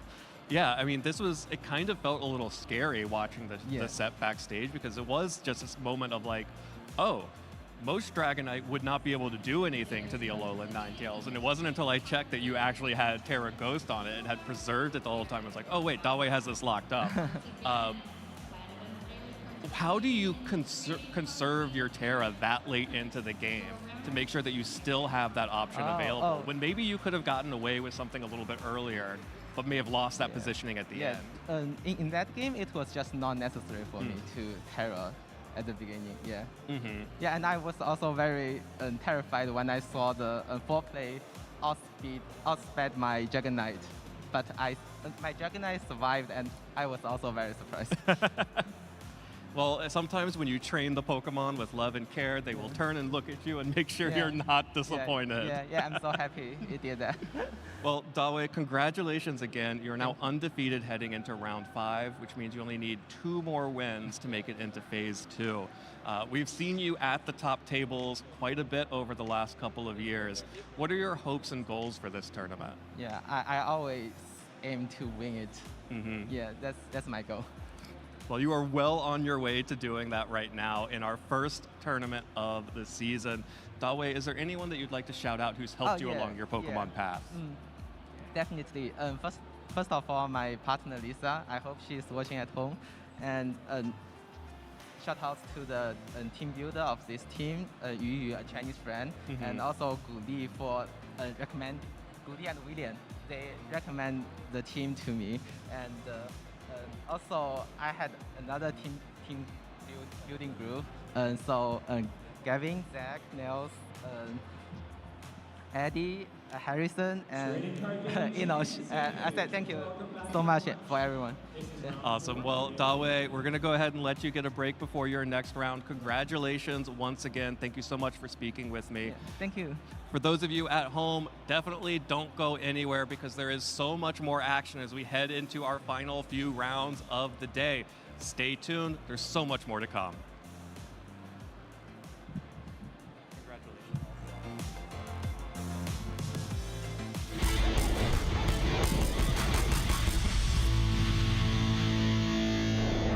Hey there, Pokemon trainers. Welcome back to the Pittsburgh Regional Championship. My name is Evan Latt, and I am joined live on the floor by my friend Toller Webb, former senior world champion and current Grand Challenge champion for the 2026 season. Congratulations, Toller, and welcome to Pittsburgh. How are you feeling? Well, okay, it's one thing to say that I won for NA, but let's remember that I was 7th place. So maybe that's just a call to arms for the NA players to have a little bit better of a performance next time, huh? It's beautiful here. Yeah, the river's great. If we actually get some sun, that's all good stuff. Yeah, it's absolutely been gorgeous out, and I love Pittsburgh. Like the bridges, the river, it's so pretty. But we're not here to talk about bridges unless we're talking about our Jolly Don. We're here to talk about the regional championship. And of course, starting off the 2026 season, we are rerunning Regulation H. So we've already played this regulation last season, but we are back to it here for the start of this season. Toller, how do you feel about playing into a meta that has already had significant development, taking some time off to play 2 restricted metas in between, and now coming back to this lower power meta? Do you think there are any lessons from those restricted metas that you're going to be carrying over into Regulation H now? Yeah, I think it's actually interesting. A lot of the times in the past, say 2016 or 2019, we get these restricted metagames that are defined by 1 or 2 really powerful Pokemon. When we played Regulation G and Regulation I, this is maybe a hot take, but these were actually super diverse formats. We saw different teams winning every tournament. We saw a broad spectrum of different players having different levels of success. Yes, Regulation G and Regulation I were very sharp formats that often hinged on a single turn or 2. But in that respect, in the respect of their diversity at least, Regulation H is not too different from each of these 2 formats. Regulation H was marked by a huge variety of teams in much the same way that Regulation I mean, we said CSR Zama was the menace, but it was only, one team of many. And in the same way, Regulation H, Incin, Rillaboom, Dragonite, and Golden Go are just one team of many. And in similar ways, I mean, we have to approach these formats and actually with similar team building choices, which means that you can't just target one team at a time. You have to make smart choices for the metagame at large. And that's a difficult thing to do for players of all skill levels. I think in Regulation I, players talked a lot about this idea of like, well, you just hope you have the right schedule. I hope that's not exactly what we're all hinging on for Regulation H, but it's definitely something in mind. Is like you hope you don't pull in too many Indeedee side spam teams or something that you're not expecting to see. So given that there may be a lot of matchup variance heading into Regulation H, how do you prepare for that? Is that something where you have to think outside the box of what has already been done in Regulation H? Or is that something where you want to lean more on your comfort and the Pokemon that you already know? For example, you were still running Porygon 2, Flamigo, and Ursaluna in the Grand Challenge, and it worked out, making you the champion of North America, 7th place overall. Or do you go back to the drawing board and try to think outside the box a little bit? Well, I think in formats like these, where you have such a broad spectrum of different strategies that can work, it helps to make sure that you have strong defensive tools. And I think that story is really told well by, for example, the Frankfurt Regional Champion. Their usage of Alolan Ninetales, which can help play defense for the rest of the team. The Grassy Seed Sneasler, while still being really aggressive and fast, has a defense boost that gives it an advantage against opposing Sneasler, and between acrobatics and close combat is hitting Incineroar and Rillaboom really well. Those are 2 key defensive pieces. So having a strong defensive way to play defensively against stuff that you're not ready for, or ways to slow down the game as well as pick up the pace, really helps. So I think teams that have a diverse range of play styles that they can slide into have a big advantage. I think, as you're implying, I think comfort is a huge thing here. So being able to be so comfortable with the team that you're playing that you're easily able to adapt on the fly and come up with new strategies to handle things that you didn't even expect to see. I mean, we just saw Maranga Berry Garganacl win a tournament. Speaking of defensive strategies, with Aurora Veil. So being able to adapt on the fly to what other people are doing, I think a lot of that comes down to comfort and experience. So I think players that spend a fair amount of time making sure they're getting their reps in, making sure they're understanding how their team matches up into a broad variety of metagame teams are really going to have a big advantage. That makes total sense to me, but we also saw that some of these teams are wildly different from what we had at the end of Regulation H. I am thinking specifically of Stefan Mott's team that he used to win the Monterey Regional Championships. But also some pretty significant changes happened in Frankfurt as well. In addition to the acrobatic Sneasler and the Jan Ursaluna, we also saw things like Hisuian Zoroark having its best placement in, I think, since it's been legal. No, don't say it. Don't say it.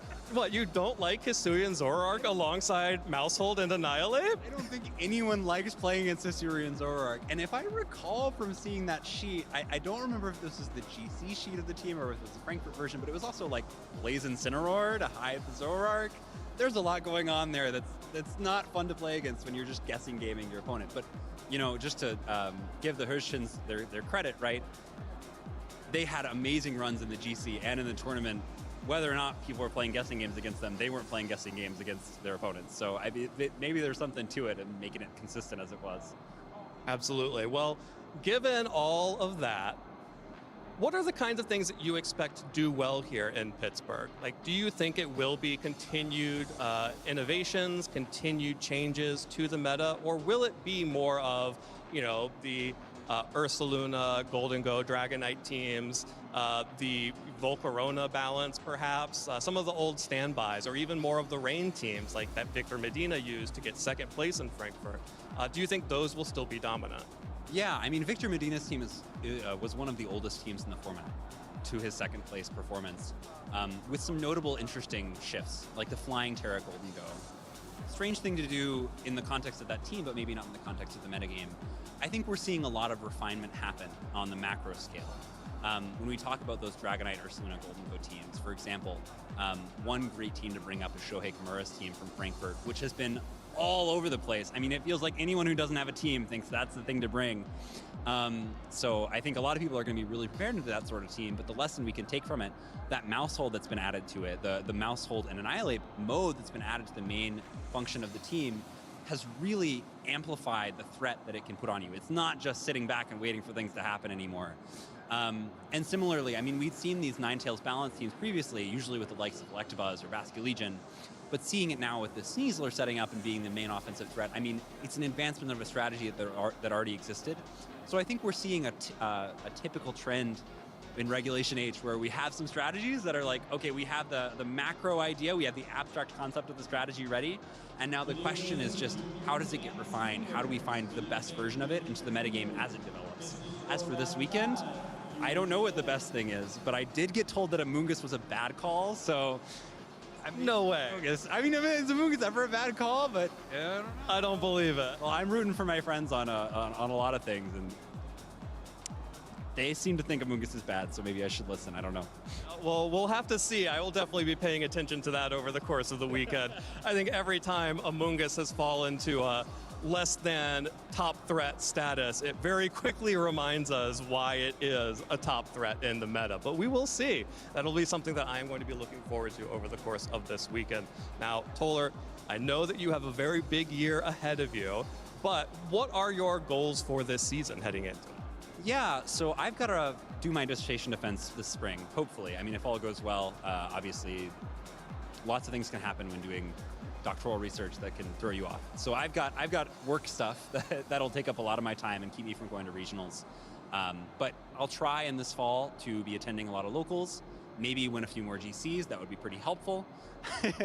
Maybe get 175th in a few GCs. I mean, that's more normal for me. And then we'll see, especially, you know, we're thinking Champions comes out sometime in spring, especially if there are regionals then, and if there are more regionals announced in NA after, say, the Seattle timeframe. I'm really looking forward to potentially attending a few of those and maybe still clinching out a Worlds invite, but it's going to be a tough race for me. Well, getting a Worlds invite the same year that you are defending your dissertation would be an incredible achievement.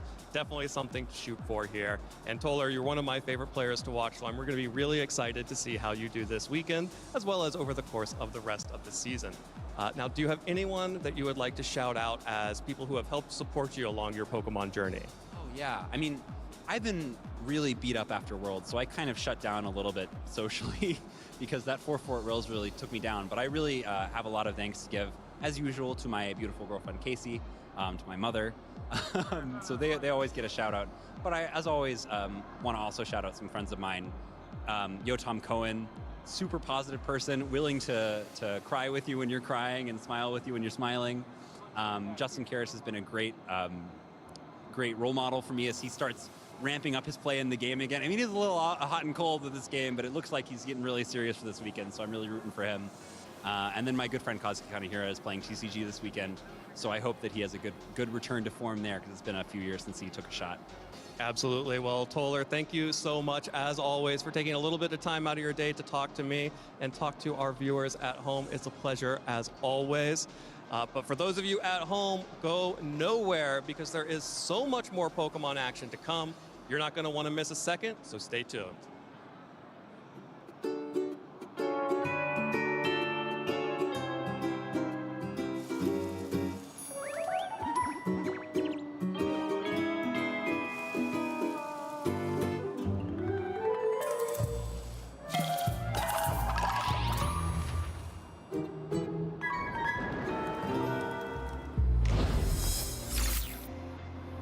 Thanks, y'all. I am out here on the floor here because we are doing it right here in Pittsburgh. We've got such a big crowd who is out here watching all of our games between Pokemon GO, the video game championships, and the trading card games. And here in our video game championships tournament, we just ended round 4 and are getting pairings up for round 5 as soon as possible. We just saw Dawei C become undefeated, going 4-0 heading into round 5, which means that they'll only need to win 2 more matches in order to guarantee phase 2.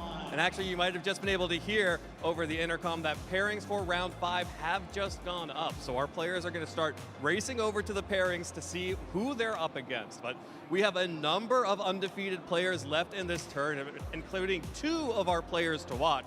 Marcus Dion and Stefan Mott, who we watched on the first match of the day, win his first game here. Additionally, we have players like William Brown, who is 4-0 right now, coming off of a top 8 finish at the Monterey Regional Championships using a Greninja team.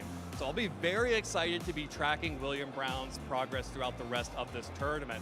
Additionally, some of the top players that we have seen in the past, including regional champion Justin Karras, still 4-0, players like Kyle Livinghouse, who have had great tournaments in the past, waiting for that first regional championship, still 4-0. Only 2 more wins needed to make it into phase 2. Additionally, we have some players that we have not seen a whole lot of in the past. We have Tyler Gustav, Jairo Contreras, we have Parker James, also Lev Shnolnikov are all 4-0, getting ready to head into their 5th round of matches. Some other players who are undefeated include Alberto Lara, who is back and undefeated at 4-0 right now. Ofemezi Emele is also undefeated at 4-0, who I know has a lot of fans out there in the crowd. Be excited to see how he does in his 5th round coming up here in Swiss. Other players that we have include Zachary Minich, who we've seen on stream quite a bit, as well as regional champion Chup Across the 4th, undefeated Chup Across the 4th, Chup Across the 4-0 right now, heading into round 5. I also have a blast from the past, Steven Morioka, who was playing before I started playing the Video Game Championship Series here in Pittsburgh, 4-0 heading into round 5. So there's still so much action to come here from the floor on Pittsburgh. We have an incredible crowd that's gathered to watch this entire tournament. Make sure that you are following all of our channels here so that you can watch all of the action live at home. For now, though, we're going to have to sign off and get ready for our next match as our players are starting to sit down. So, going to have to toss it back to our casters, back to our team as we get ready for this next matchup. Thanks so much, Evan. Evan might be signing off, but we're signing on for our next round of Swiss as we get underway with more action here at Pittsburgh. Pairings just went up. We're getting the players settled, but I'm excited to get started back with the competition. Yeah, this is the point where it starts getting really serious. Everybody at 4-0 is having such a good day and running up against other players having just as good of a day. Yeah, and it's after this round, only half of those 4-0s will be still having good days because that's just the nature of the competition, right? But 4-1 is still a good day, but only half of them will be on top of the world at 5-0, already off to such a good start. yeah, 5-0 sounds a little bit better than 4-1, but you know, like It's okay, but I'm so excited to start getting underway, especially too, Evan was taking you all through a couple of these players and that we're making these runs and we're at 4-0. I love the jump across the 4. Evan's so funny, but just hearing a couple of these trainers that we have, it just makes me more excited to see how this competition is going to be shaken up, especially still since we have the talented players, but still some really interesting teams out in the field. Yeah, the format is so wide open that it feels like everyone's got 1 or 2 things on their team that make you go, whoa, that's cool, that's interesting. Yeah, where you kind of do like the double take and the triple take and like the, wait a second, did I read that now? Which is a little hint for something that we're going to see in our next match. If you're paying attention, you might remember that. But yeah, I'm excited to see how this is all going to be shaking up. I mean, when you're looking at like all the pairings and all the players as well, it's so interesting again to see who kind of wants to go for that comfort or teams that we've seen before in Reg Age in comparison to, I don't know, some of these weird Pokemon out there, like looking through, like there was someone with a Hariyama on their team, like Iron Hands at home. Rabska out there, all kinds of weird picks. It's crazy. There's some crazy Pokemon. We're going to circle back around to that though, because not only is there a competition, but we love being able to hear from you either at home or out in the venue with how you're feeling about everything shaking up. First one, oh, this is from Jeremy. This Badu goes to every single event, always gets the photo ops, and so stylish, by the way. Like, I'm jealous. I could not pull off that hat and those glasses the way that little Voodoo does. Or that chain either? Yeah. We could only aspire to be as cool as Badu. That is crazy. But yeah, if you see Jeremy out there, I know Jeremy sometimes gets pictures with people with the Badu, so maybe you can get yourself a Buddy picture. But Jeremy, thank you for sharing. Next up, Jay, it's your birthday. Happy birthday! Cosplayed as Chairman Rose for the birthday. Oh, but Smeargle, no. Yeah. I mean, happy birthday, but did you have to do it with Smeargle? Well, good luck. Win with your favorites. Win with your favorites. You know what? It's your birthday. Smeargle is awesome, and I'm glad that you're enjoying the event. May all the moody luck be with you. Yes, I hope that you always get the speed raise when you need it. Turn 1 speed, 8 rounds in a row. Oh, no.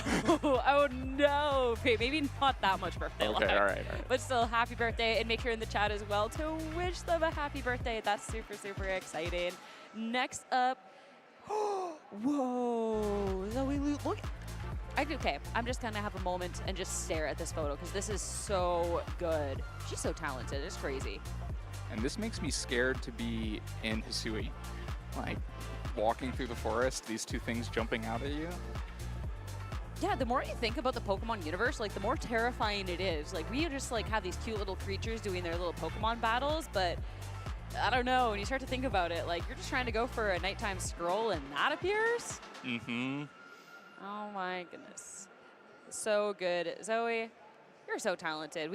I can't wait to see the art of whoever wins this event, that's for sure. But make sure as well, if you are enjoying the event or at home, that hashtag play Pokemon so we can maybe see your tweets and showcase them on the broadcast. But as for the competition and for everything else, we got to talk about those players at 4-0. I know Evan went through, but here is a list for those who like to see the visual of it all. And of course, there is a couple of other trainers at the 4-0, but still, a strong pace beginning of phase 2 of the competition.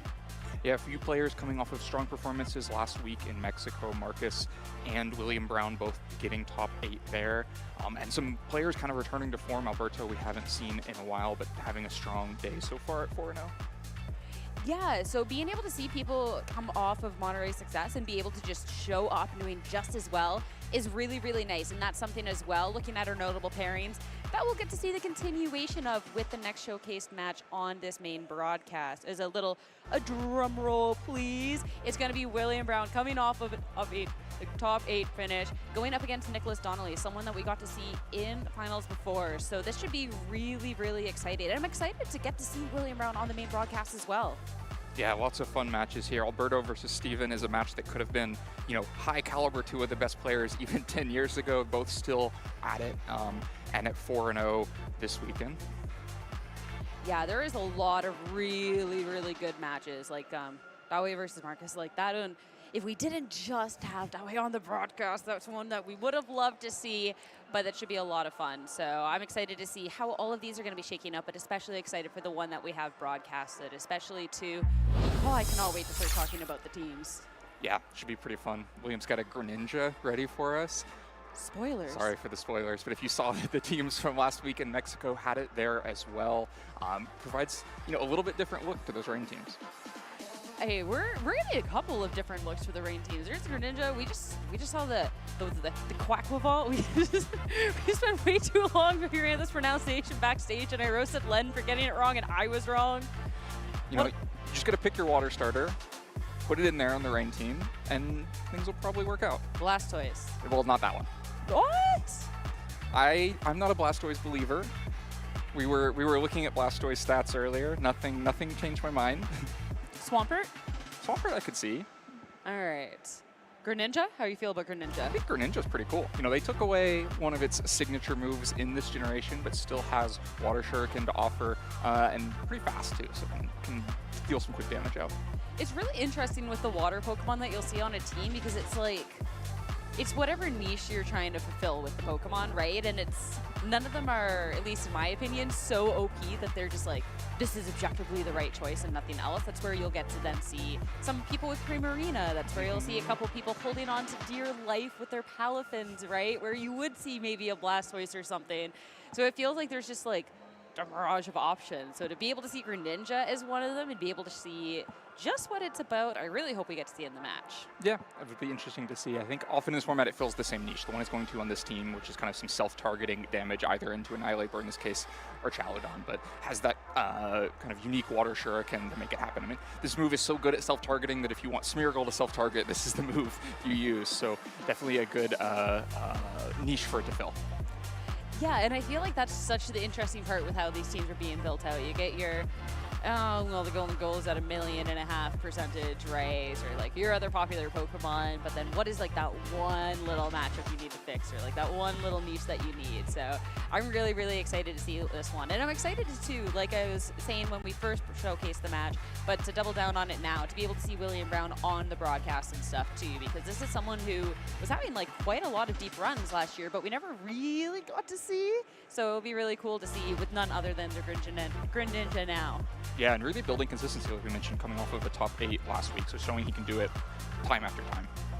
Yeah, though that would be exhausting too. Like obviously you get the reps in with the teams, but now you went to Monterey, you have that deep tournament run, you get top 8, and then it's like, now you have to do it again. Like any of the players that went to Monterey had those runs and are here, like I applaud them because back-to-back events is difficult. Yeah, I mean with travel days, it's probably like 3 days between the tournaments that weren't spent flying from one place to another, so. Yeah, at least for busy times. At least for the people that did have the deep runs in Monterey, it's not like you have to like worry about changing your team as much. It's better than, I guess, going to Monterey, not really doing well with the team, and you're like, now I have 3 days to completely remake it. Back to the drawing board and when's the flight?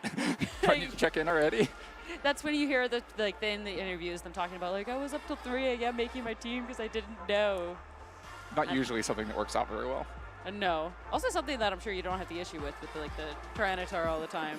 Well, sometimes it really doesn't feel like it's going well, and then you do. You're just going to be like, am I just pushing forward anyway? I mean, sometimes that's where you end up. If you have that bad tournament, you're just like, do I have time to go anywhere else, or am I just going to run it back and hope for better luck this time? Especially, too, everyone can have their bad tournament once in a while, right? But that's enough about us. Though I still want to talk to you more about your Monterey run later. We're going to talk about William Brown's Monterey run and the run at Pittsburgh going up against Nicholas Donnelly for Swiss Round 5 here in Pittsburgh. And yeah, in case you didn't believe us or you're just like, maybe they're lying to me, that is in fact a Greninja on William Brown's team. And going up against Nicholas Donnelly, you have none other than the Mouse Hold and Annihilate, one of the combos in Regulation H.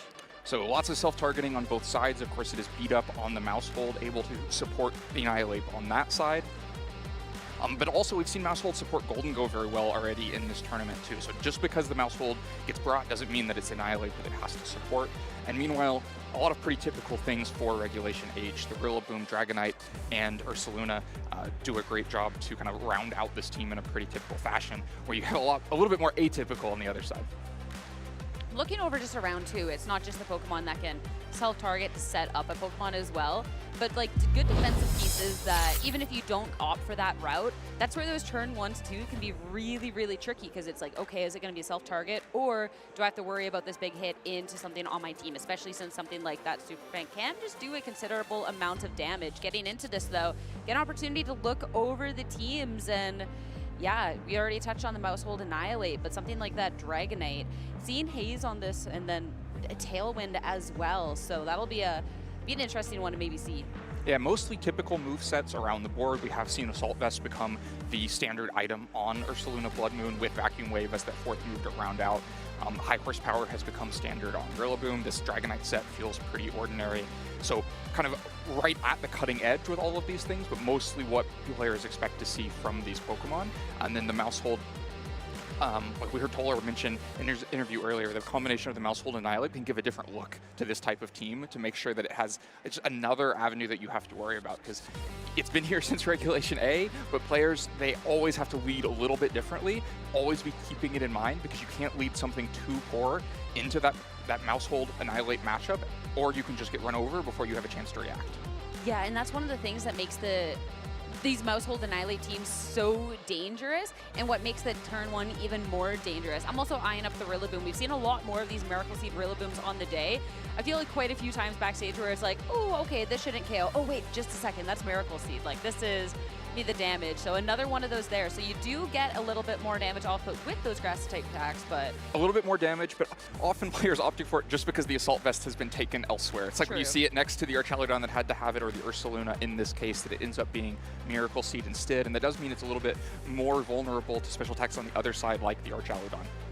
Looking over at William Brown's team, though, well, let's just go back to Greninja. I feel like this is like the millionth time we showed Greninja to the class, but it is just so cool, and being able to see this one as a loaded dice as well, get the most out of the Water Shurikens, and then Haze as well, make sure that things can't get out of control. You have this set up as well as just like an attacking move with Dark Pulse. Right, can do a little bit of damage if necessary, but is really there to use the Water Shuriken self-target to either boost Rage Fist, or probably more typically to give stamina boosts over to Archaludon to make sure that Body Press is pumping out a ton of damage. Then you kind of backstop that with even more defense with Sinestro, so that then once Archaludon has those defense boosts, even if it's taken some damage in the meantime, you can get Hospitality, get Archaludon back healthy again, and you can also use Trick Room to make sure Archaludon is moving first if the other team is like really offensive and going out after it. None of that is going to help, especially with Golden Go on the other side, though. Of course, you can't Body Press it, and that's where something like the Dark Pulse is valuable, because if you can force the Terastallization, then Archaludon's doing great. And this, even though Greninja is often playing more of a supportive role, it's still the same type attack boosted, super effective Dark Pulse that's going to make Golden Go worry. Yeah, being able to get some really good impact there and kind of pin the Terastallization. You can see why this is a pick that's coming to the tournament, and not just to the tournament, but right away to the field as we get started with game number one. That is Greninja. Yes, Greninja on your screen. Next, that Annihilate. On the opposing end, it's going to be a Mousehold, but with Golden Go as its partner. Right, so Mousehold's still providing a supportive option, but next to Golden Go, because Annihilate might have had a really poor matchup into the Archaludon had it quickly gotten those defense boosts. So instead, Mousehold and Golden Go out together. Follow Me going to be really helpful here to keep Golden Go safe from Rage Fist or from Dark Pulse on the other side. It makes it really difficult to just click the Water Shuriken plus Rage Fist, because it could just get redirected into an immunity on Mousehold.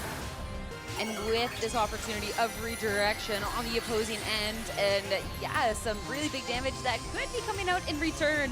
Right away, William Brown is going to click that Terastallization button and go into the Water type.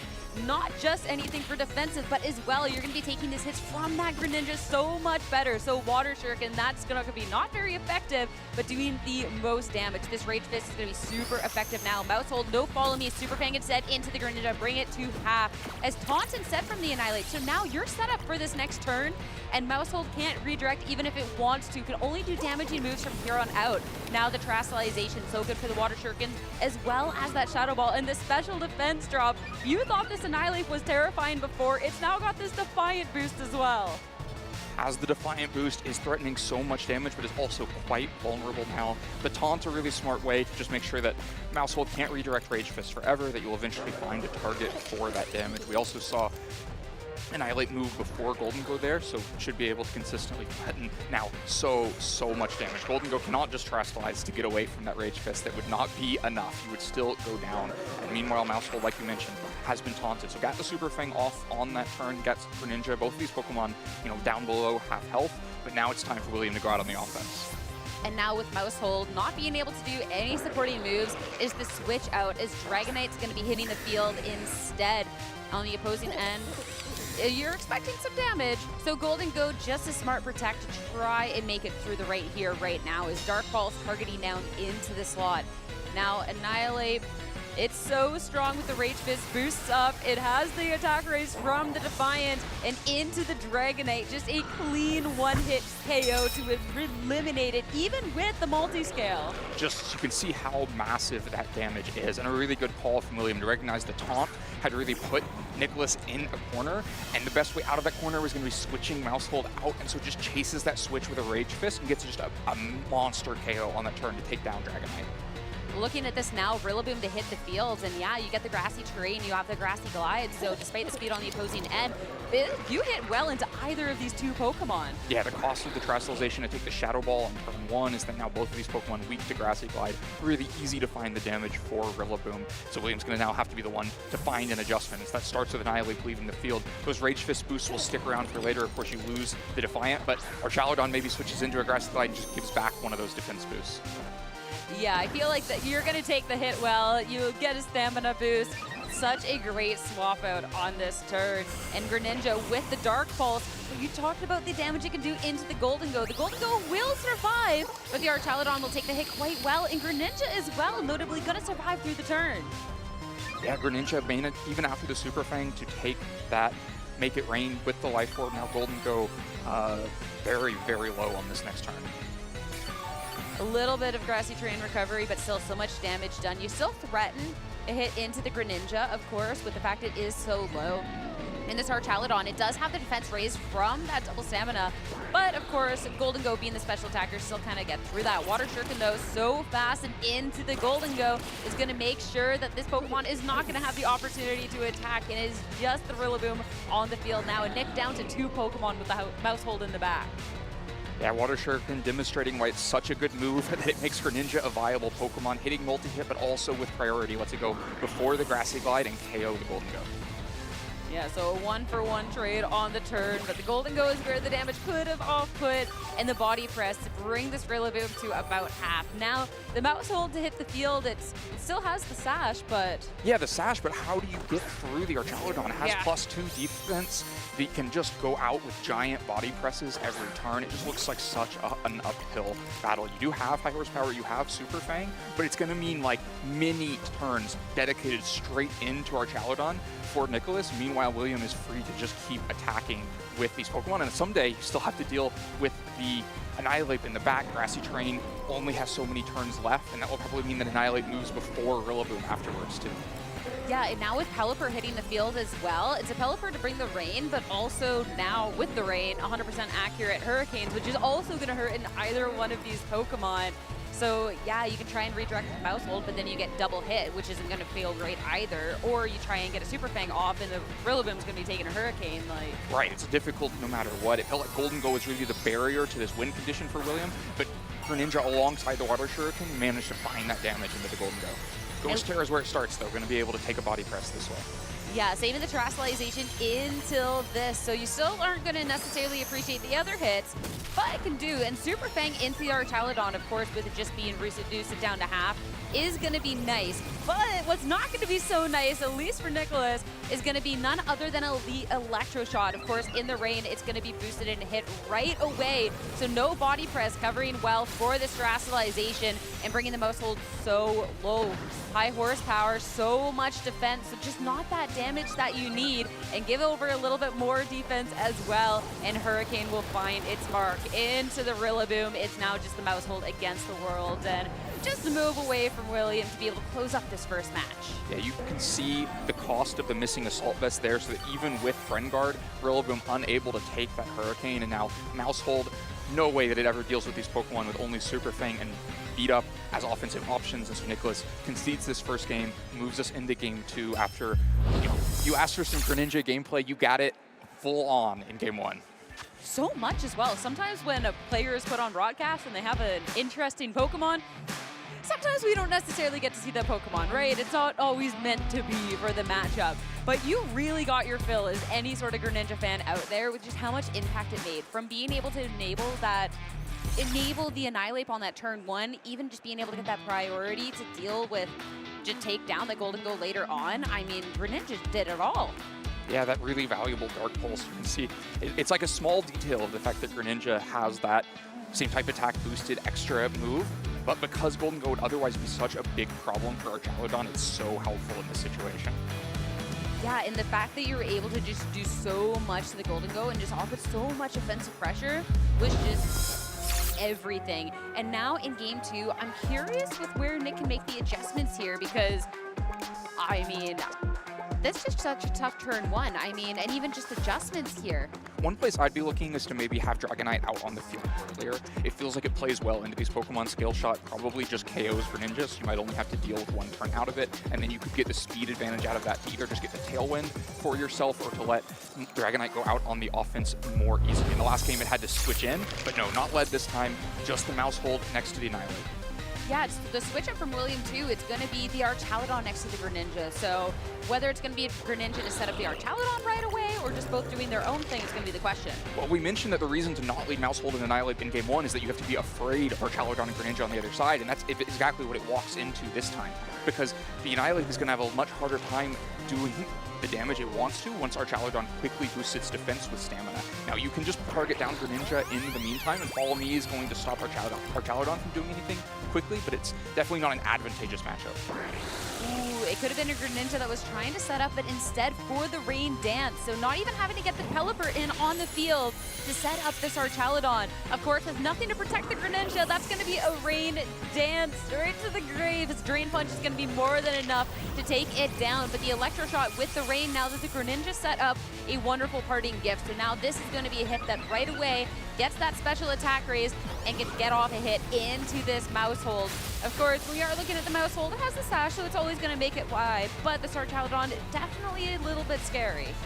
Yeah, Archaludon a little bit scary, but I think huge to just remove Greninja from the field and before it can get any Water Shurikens off. It means Archaludon is only going to get stamina boosts from the other side now, means it's a lot more vulnerable. And then Pelipper just hits the field right away anyway, so you would have had your Rain Dance regardless.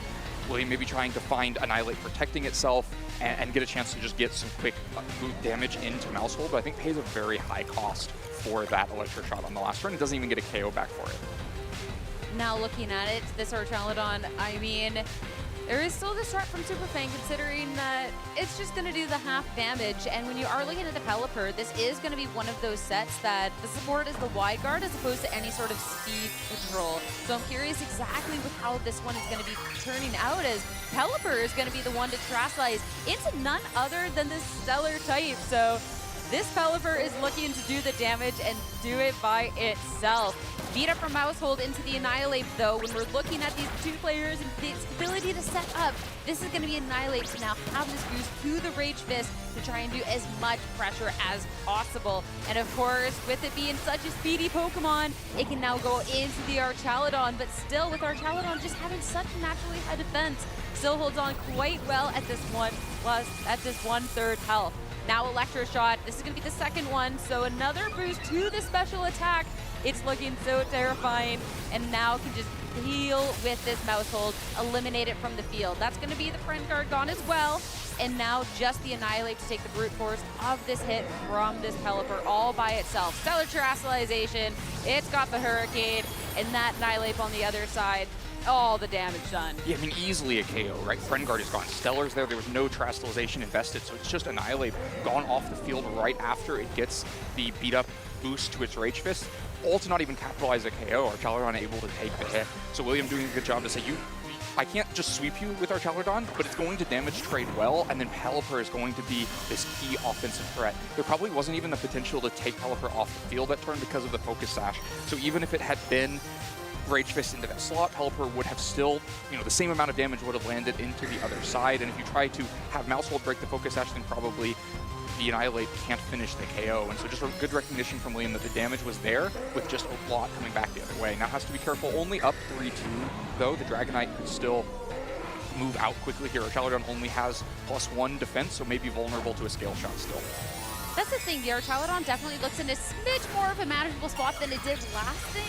All things considered, even if Nicholas is only down to 2 Pokemon and them both being physical attackers. Terrasalization, though, into none other than this Dragonite.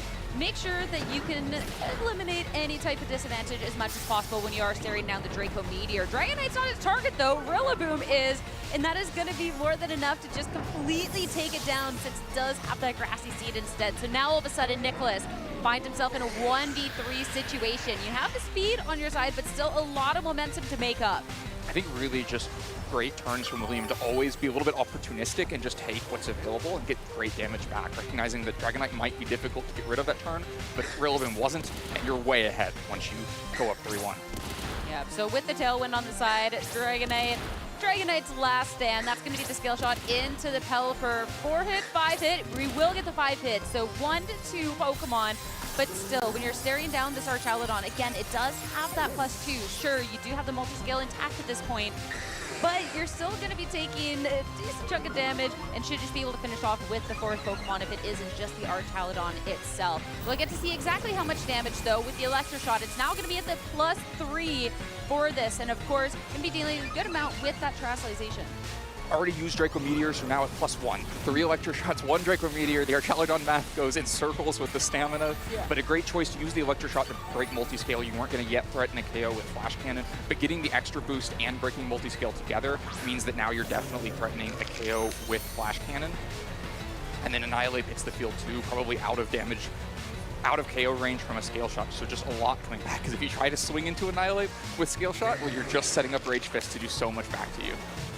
Maybe a critical hit or something else, because yeah, looking at how this damage is going through, a 5-hit just by itself is not going to be nearly enough, and as the Scale Shots dwindle away and no critical hit coming through, you're not even going to get the 5, you're going to get the 4. This Annihilate is now boosted up, and of course that's going to be another defense drop. So now Rage Fist into this lone Dragonite out on the field is going to take it down, and is going to be really around 2-0 in this set. Going to be undefeated still in Pittsburgh with Greninja. Well, a quick game too. It felt like dominoes were falling every turn, just trades back and forth, but it felt like every trade was slowly working in William's favor. That first turn, maybe felt like the only weak spot where Greninja just goes down to Drain Punch, but it just opened up so much damage afterwards once Mouse Hold was weakened. That was like the backbone of defense for Nicholas. Yeah, Mouse Hold is, I mean, so pivotal for being able to set up your Pokemon, be able to defend them, and with it just taking so much damage on that first turn, it just didn't really stand too much of a chance in this set. And taking down a damage threat like that Greninja on the first turn just seems nice, of course, but being able to have this Archaludon just completely set up for success beyond that point, the Greninja just feels like a distraction at that point. We got our fill of Greninja doing cool things in Game 1. We didn't need it in Game 2. That was Archaludon's time to play.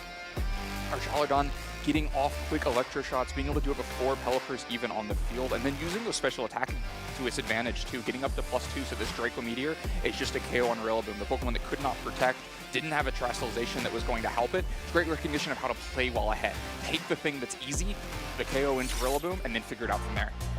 I mean, what a way for your broadcast debut with none other than Greninja to really showcase why maybe we should have seen William Brown a little bit sooner on the broadcast, but what a victory coming out against such a skilled player. So yeah, 5-0 now in Pittsburgh. I mean, I can't necessarily say I was a Greninja believer before the set. I mean, I'd be a liar if I said I was, but that's actually really quickly is like, wait a second, like this Pokemon's heat, like that's a cool pick. Yeah, you know, if you're just looking for some kind of self-targeting option, of course, Mouse Hold is the typical one, but being able to threaten with Dark Pulse, set a Rain Dance, have priority, like there are reasons to prefer the Greninja instead, especially when you have Archaludon.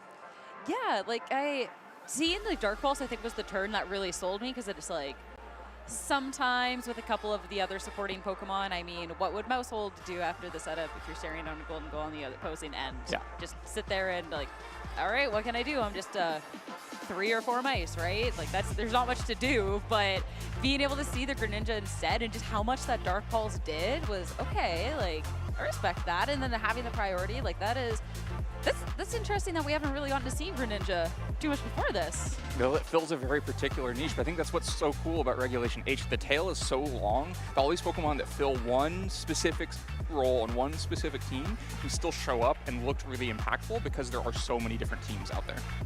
Yeah, and so far already, just Rain in general, like Archaludon was one of those Pokemon that at the very, in Archaludon Pelipper in particular, at the very beginning of Regulation H was like, oh man, Electro Shot, like, yeah, it's so strong, and we just get to see it everywhere. And then we kind of went into a lot of other teams. It's always been good, don't get me wrong, but it wasn't the same menace that it was at the beginning. And today's Cardington, especially that match, making it look a lot like that menace that I remember at the very beginning of the regulation. Yeah, it's definitely still one of those gatekeepers for the format. If your team can't deal with an Archaludon that's already at +2 or +3 defense, then you've got a big problem. And if you can't afford to take an Electro Shot anywhere, then you've got a big problem because Pokemon just provides so much.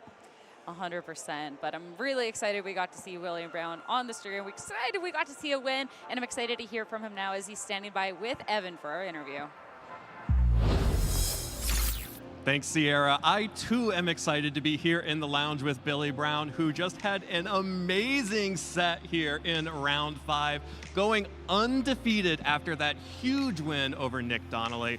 Billy, congratulations. And this is coming off of a top 8 run at the Monterey Regional Championships last week as well, which I understand you went undefeated in Swiss at that tournament as well. Is that correct? I was 10-1 during that tournament. Okay. Yes. Dropped one set. I apologize. What was that tournament like? You know, it was just a week ago, and you're running the same team here as you ran in Monterey. What was your experience going down to Monterey, Mexico, and competing in that tournament? Yeah, it was great. You know, the Latin American community is a very, very passionate part of VGC, and it's always a great time to be around there. I was at Merida last year, and it's always a very good time. Very competitive players. They have a lot of drive, especially like my top 8 matches. They're very passionate, celebrating every turn. And so it's always a very good time to go down to Mexico. Absolutely, and it definitely seemed like an extremely fun tournament to be at, as well as some incredible matches. Was there anything that stood out to you about your matches in Monterey? I think the thing that stood out the most to me was Latin America tends to run a lot more standard teams. In North America, it can be a lot more of a toss-up. Sometimes you'll play like a team you've never seen before. It'll be the craziest thing ever, but they like to play a lot more standard. And it could be a lot more challenging because you're playing teams that are tested, they're practiced, very strong teams throughout the tournament. And it makes for a lot of consistency, and it makes the tournaments difficult. Yeah, well, speaking of non-standard teams, I think your team kind of stands out for being a little bit non-standard as well. I actually remember playing around with a Greninja Archaludon team last time we had Regulation 8, and part of that was just because Water Shuriken is such a good move that it just felt like, oh wow, there's some untapped potential here with Greninja. What drew you to Greninja in this team, and this team in particular? So I've been a Rain player throughout the entire format. I've really liked Rain, Pelipper, and Archaludon. Very strong core, just as is, and Basculegion can complement it very well.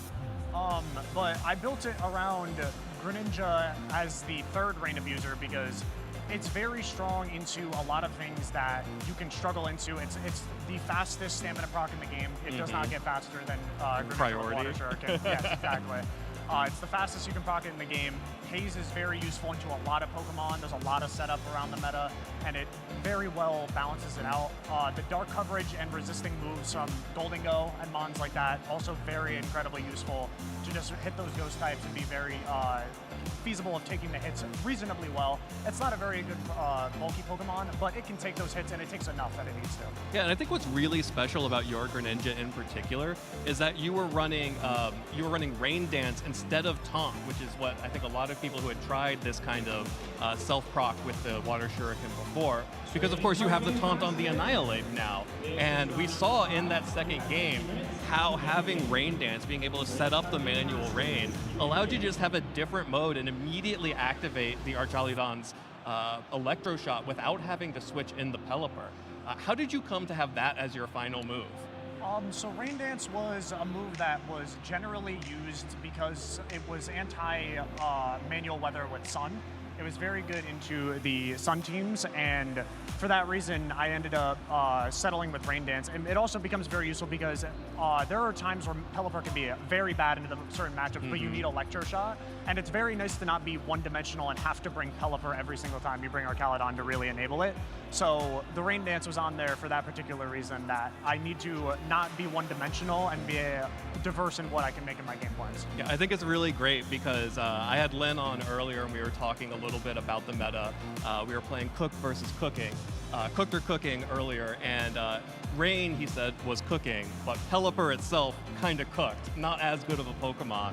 But being able to have that manual rain dance really does change the way people play into a team like Greninja, like this Greninja team. And I think also adding the extra ability to proc Rage Fist by having the Terror Water and the Water Shuriken also adds a whole other dimension to the team. What was it about, having the, obviously you like the Greninja, you like playing in rain. It can get a little scary to be hitting Water Shurikens and dealing actual damage into your Annihilate. And so I think a lot of people get scared off of that. Why did that make sense for you in this team? So Annihilate, it makes sense for Annihilate because it's not necessarily oriented around it being Rage Fist. I put it on the team because it was a good mon that can't be faked out and taunted. So you have that secondary mode where you are able to Water Shuriken Rage Fist. If you Terra, it doesn't do too much damage where you're concerned about it, but it's mainly oriented to do a different thing. So I think building around Annihilate Greninja is not necessarily exactly how I would preface it, but I do think it is nice to have that secondary mode just to be able to just nuke something when it doesn't exactly expect it. Well, that's part of team building, right? You have to make sure that you're not so one-dimensional, and making sure that you have other options there allows you to, switch things up in game 2 like you did. And I think that's really clever, and I think that's a really cool part of this team. How did the whole team come together? So it started out with my Toronto team, which was I wanted to build around Pelipper, Arcaludon, and Indeedee Sneasler. And I was really weak into Golden Go, couldn't figure out what I needed to do with those 4 mons. And Greninja was just that perfect mon that it was good into Golden Go. I needed a Dozo answer. Manual weather is really strong, and being able to self-proc the Archer Stamina is obviously very, very strong. So it came to, Greninja with Sinistra is very good. And then Indeedee Sneasler seemed to fall out of favor with the meta. It was very hostile towards it. So then Basculegion, the standard rain abuser, obviously Basculegion is never going to be bad. Right. Will always be a strong Pokemon. And then Annihilate was there to patch up a couple matchups that were pretty troubling, but with Annihilate just there to just disrupt, be very annoying. It kind of just was that centerpiece of oh yeah, this feels like the correct 6 Pokemon in that slot. Absolutely, and it really showed from these 2 games that we just saw against Nick Donnelly, who of course is a regional finalist himself. Was this a particularly good matchup for you? It kind of looked like it could have been pretty volatile, especially having the mouse hold as well as the Annihilate on his side as well. Yeah, it can be a bit of a problematic one. There are a couple turns, obviously the follow me mind game with Mousehold is always there. The Terra mind game with Greninja, whether I Terra Ghost and he clicks Drain Punch into the Greninja, that turn does not go particularly well for him.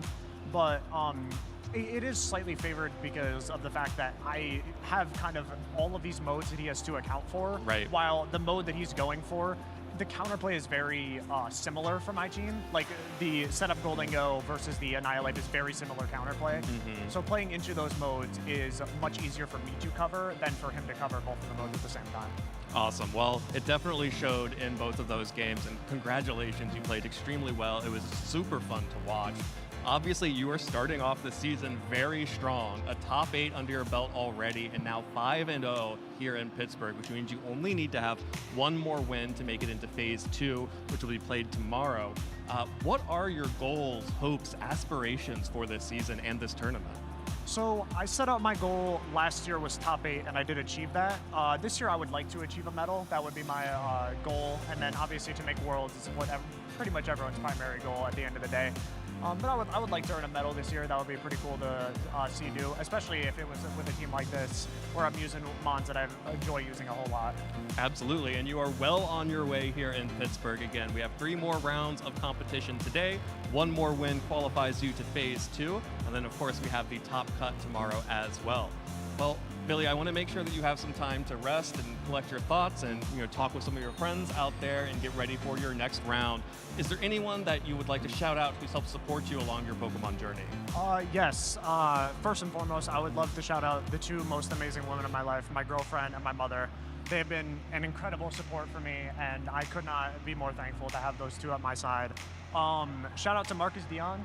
He's been a great contributor, just even when he's not running my team. Just been a great friend to just help out with my teams, always making sure to question everything and the validity of everything. Shout out to Alex Simpson.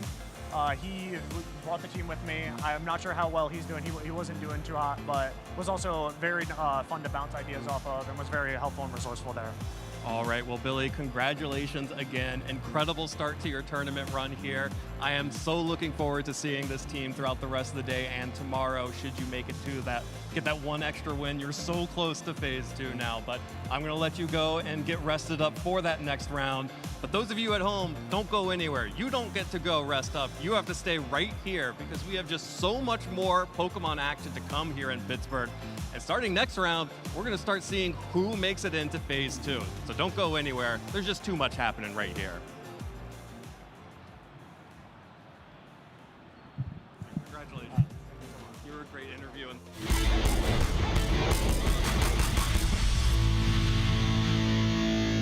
Hey y'all, I'm down here on the floor of the Pittsburgh Regional Championships with none other than our defending Pittsburgh Regional Champion, Riley Factura, who of course took home the glory in 2024 right here in Pittsburgh. Riley, welcome back to Pittsburgh. How are you feeling? Thank you, Evan. I'm feeling pretty kind of shaky. I'm not really sure what about my team. I just built it on Thursday, but we're going to try to make it work this weekend.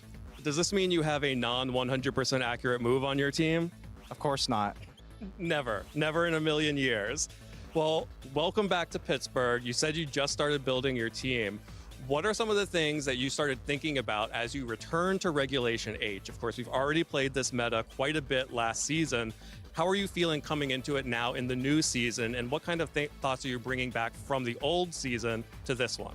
It's a good question. So I said that if Reg H ever came back that I would not play Rain again because I just did not want to miss Hurricane out of Rain, which came up a lot. But then on the plane ride from Worlds back home, I was sitting there for like 5 hours just thinking about the metagame last year. And all I could think about was I feel like Rain was so good into like what we left off with in December of last year. And so I started with Vascular Legion, Pelipper, Incineroar, and Arcaludon, and I was just most of my testing in the last few weeks have been that, and I just decided to drop it this week because I couldn't make it work. Like it was just, there's too many Ninetales right now. There's too much anti-Rain right now. Yeah, too much time out of the rain, so the Hurricane no longer being 100% accurate. What is it that you think has brought the Ninetales so much back into the meta? That's something that I've been noticing too. The ice type damage does seem really good, and of course changing weather is always important in a weather-dominated meta. Is that what's making Ninetales so good right now, or are there other things about it? Yeah, I'm lucky. Yeah, like you said, there's a lot of weather right now, a lot of rain, so that helps with that. I think there's a lot of Ice Week Pokemon. If you look at the top 20, top 30 in usage, majority of them are weak to ice. Probably the most, if not ground, is probably like the first or second. So I think it's coverage as well as the immunity to Dragonites, Scale Shot, which is very, very popular right now. And Aurora Veil is also a good move so that you can play more defensively. Yeah, for sure. Aurora Veil, if you can get that up with the snow on the field and get those defensive boosts, can be really game-changing.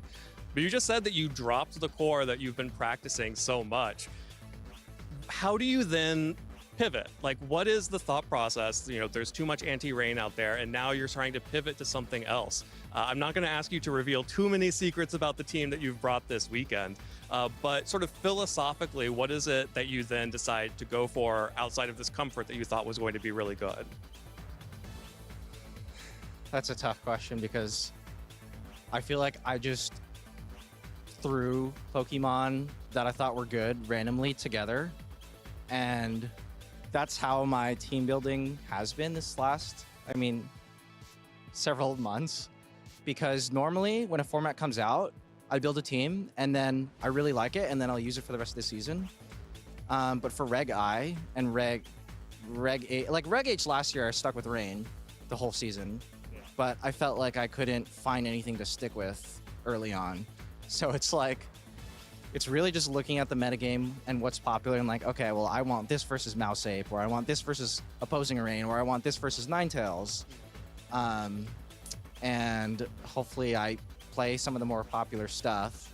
I mean, I know what my team is weak to, but it's not very popular, so I think hopefully I can have a good shot.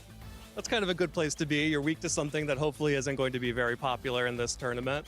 The thing that I most think about when thinking about rerunning a regulation, like we are with Regulation H here, is are the teams that were the best last time still the best? Or is there room for improvement and innovation and changing things up? Where do you fall on that? That's a good question. I think some of the teams, yes, they will always be good no matter what. Like we see Sneasler always like good throughout the format. Golden Go, Dragonite, Incineroar, Rillaboom, they're always going to be good. Ursalunas, they're no matter what.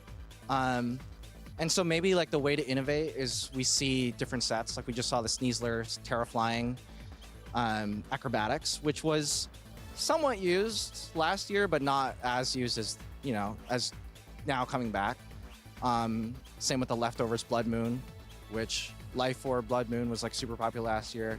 AV was here and there, but now it's like really popular. So that's like the best way to innovate. But I've been really liking Stefan's team. He cooked like Gordon Ramsay. He cooked really hard, threw in enough salt on that team as well to make sure that it all tasted good. Yeah, I'm looking forward to seeing Stefan, of course, is here in Pittsburgh. We'll probably see a little bit of him later on. Going into this tournament, you know, obviously you've changed up some of your team, you've pivoted last minute.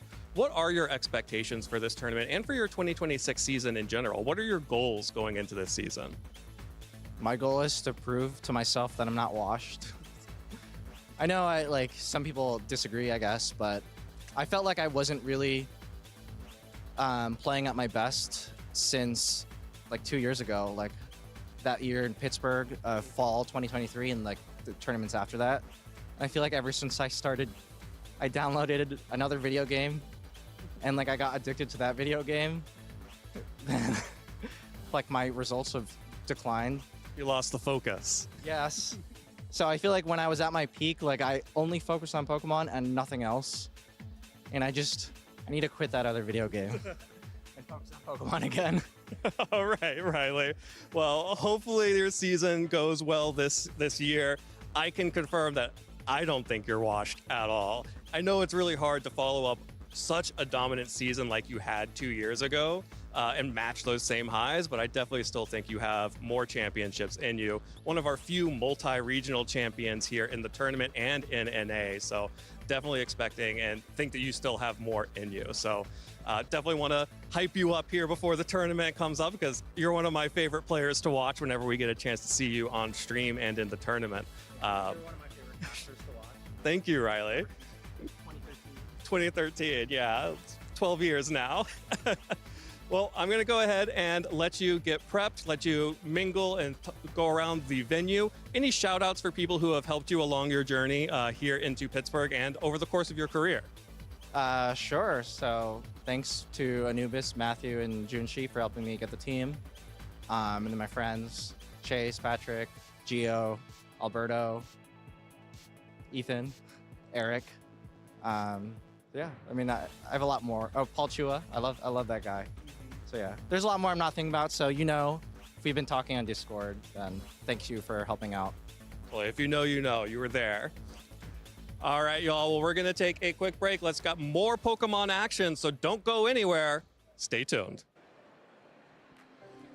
Thanks, Evan. What a great toss here to the floor. I am so happy to be here in Pittsburgh. Our round 5 is still underway. You can see behind me, and throughout the venue, players are still competing all over the place. And we just saw Billy Brown win his 5th round of Swiss, following up that top 8 run in Monterrey, Mexico, on his way to another Phase 2 appearance and potentially another top cut and potentially his first medal.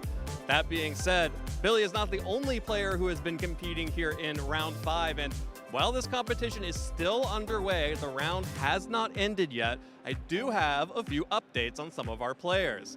For those of you in Canada who are excited to cheer on your fellow countrymen, I have Matt Tidd and player to watch Marcus Dion both at 5-0.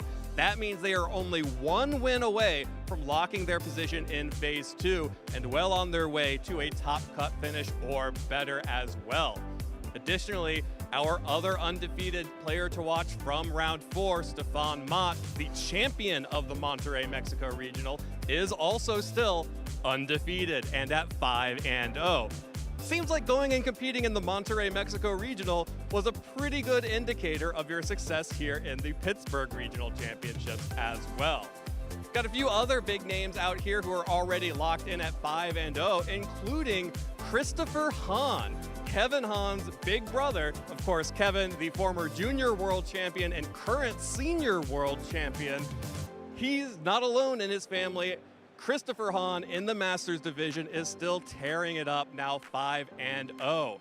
Again, we also have players like Alphonse Gate, Daniel Yu, Roger Zhang, Kurt Imhoff, Daniel Marcelo Reyes, Sung Lee, and Samuel Thompson, all also at 5-0.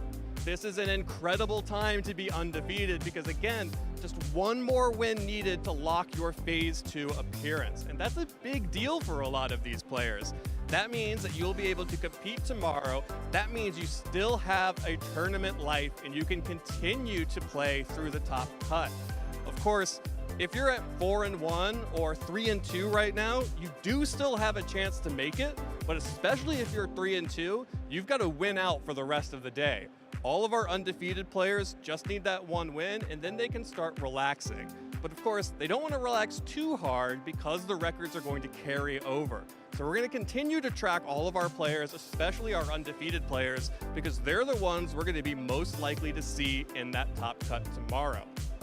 That being said, we still have a lot more Pokemon to get through before we even start thinking about the top cut. And as you can see behind me, we have so many players out here still playing in their round 5 match. So we're gonna take a real quick break, and when we come back, we'll continue to give you updates and have even more action here live from Pittsburgh, Pennsylvania for the first NA regional of the season. Don't go anywhere, so much more to come.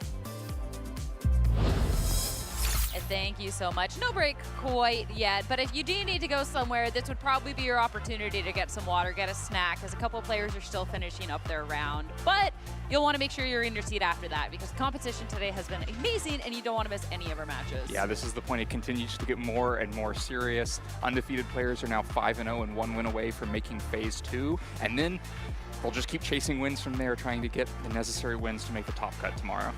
Just so exciting. This is always the most exciting part of the day because then it's like, ooh, we'll get to see this cool team or this awesome player continue to play again tomorrow for Phase 2 of the competition. And then it's the fun part before we get into the heartbreaking part later in the day where people's dreams are dashed away. But we'll focus on the positive right now, especially too with the list of just players that are contending and at that 5-0, like you know that there's going to be some amazing matches up next. Yeah, so many players with so much experience in the past or who are up and coming and trying to have a breakthrough tournament. And when you're at 5-0, it starts to feel real. It's not there yet. You haven't made the top cut. You haven't made Phase 2, but it starts to look like such a good tournament so far. Yeah, it's like I've won 5 rounds of Pokemon. Surely I can win 1 more, right? Like I've already done this 5 times. 1 more to make Phase 2, maybe 3 or 4 more to make it into the top cut. Just have to keep going. Have to keep going as I hit my mic. Apologies for everyone at home on that one. But as for us, we'll keep going with what we're chatting about here because, of course, opportunity to have a chance to chill, lounge, and talk about a couple of the other things going on at the event and what you can do after the event. Of course, going out to a regional is absolutely amazing. I definitely recommend it if you have the opportunity.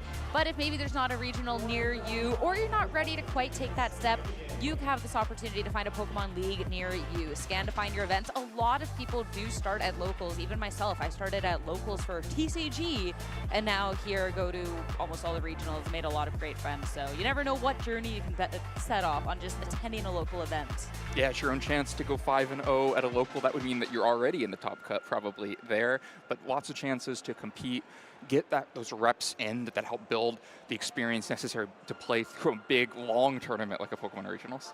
Well, especially too, I also really, like, I don't have a local league near me now. I have to drive a few hours out to Toronto. It's awesome when I get to, but don't really have the opportunity. But I'm always really jealous of the people that in their interviews or online they're talking about, like, shout out to my locals, or like, oh, this person from my local scene did this. And it's really cool to hear about the community that they've built at these local levels. So definitely check out one of your locals if you get that opportunity.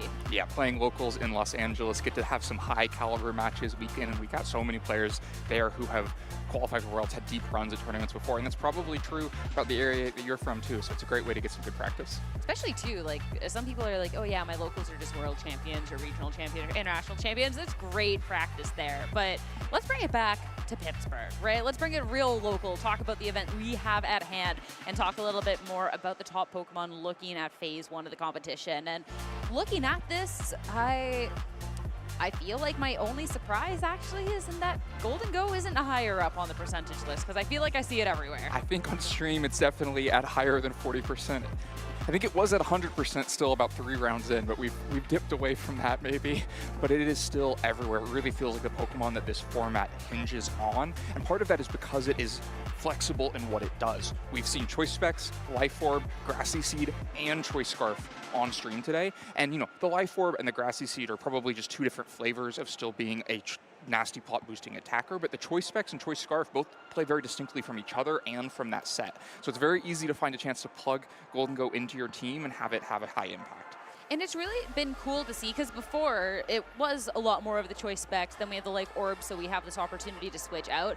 But to see the amount of Choice Scarf, and it's always cool to hear the decisiveness behind that, right? Because some people are like, oh, Scarf, no, I want this damage, right? Or I want the ability to switch. But I have definitely been rolled by a couple Choice Scarf Golden Goes before, because just that natural speed and how much damage it just naturally outputs is just absolutely crazy. I love Golden Go because I think it is the best design positioning problem that Pokemon has ever had. It feels like Golden Go is always about putting it in the right spot so that then those Make It Rains were all set up, whether it was the damage on the other side or the boost on your side, to run through your opponent's team. And if you start too early, then the Make It Rain drops mean that you don't capitalize on that position. But all 3 of those play the positioning puzzle very differently. The Choice Scarf is so good at coming in after the other side is really damaged and just kind of cleaning things up, whether it's the Shadow Ball or Make It Rain. Choice Specs is great about punching early holes in the opposing team, so that then you can do the same job of cleaning up with something else. So they're very distinct sets when you make that item choice.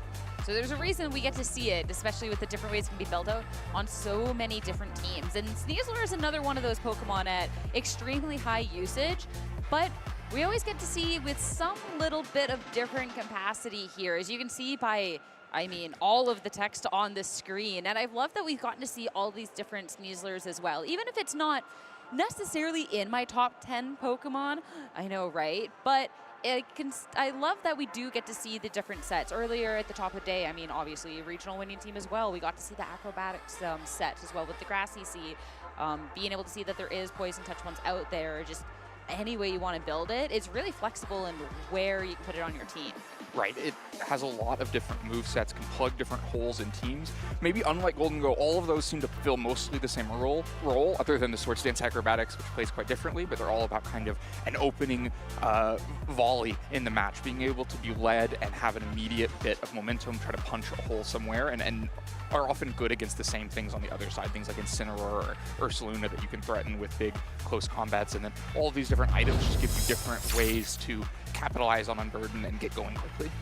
Yeah, and the fact that there's so many different looks to Sneasler, someone would be like, oh yeah, I don't do well against Sneasler, unless it's acrobatics, in which case this is just the best matchup, or vice versa, right? So I'd love to see that. And as I said at the beginning of the top 12 Pokemon, those are Pokemon that I'm not necessarily surprised to see on the graphics. But to talk about a couple of the other Pokemon out in the competition, Evan is standing by with Jake and Rose now for a little bit more cooking or cooked.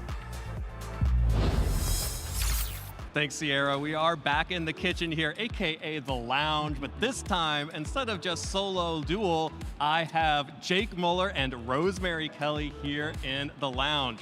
I know y'all are super excited, but I do want to interrupt because breaking news, we have a few more undefeated players since the last time I spoke with you, including former champions Chup across the 4th. Nice. Chup across the 5-0. Justin Karras as well is undefeated at 5-0. Alberto Lara is 5-0 here in Pittsburgh, as well as Bryce Hosafluk and Ofamezi Emele 5-0, and Mr. Rishi Gupta is 5-0 right now. Some great starts. Got some great Very starts nice. for these players heading into phase 2 potentially with one more win.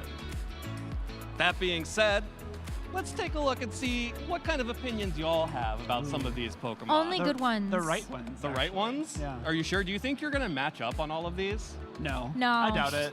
So one of you has the wrong opinion then. It's her. Yeah. All right, well, let's start with an easy one, okay? Indeedee Female. Is Indeedee Female cooked or cooking? I think we gotta say cooking. It's a good Pokemon. I don't know if there is no middle ground, Rosemary. Lynn tried. You have to pick one. I'm seeing cooking more, so now it's okay. All right. All right. So I'll agree Indeedee with this Female one. is cooking. Why do you think Indeedee Female is still cooking? A Psychic Terrain's really good. It like enables some stuff. Follow Me is really good. It's like, it's not the most exciting thing anymore, but it's just never gonna be bad, I think. Okay. Yeah, being able to have all of those support options with Follow Me and Trick Room is a huge deal in setting that terrain. That being said, I have to ask, do you still think Indeedee is cooking if Indeedee is not female, but male Indeedee?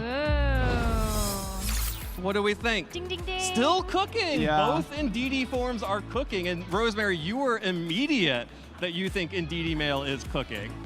They're both good because of the psychic terrain, Mhm. but Indeedee male is even better because it can use it. So with the fact that you can set your own psychic terrain, you can use Expanding Force, it's just such an offensive threat, and I like that both of them offer different utility. Mhm. So you can theoretically use both. Well, you can't put them on the same team, but like they're both good and they would both get you wins.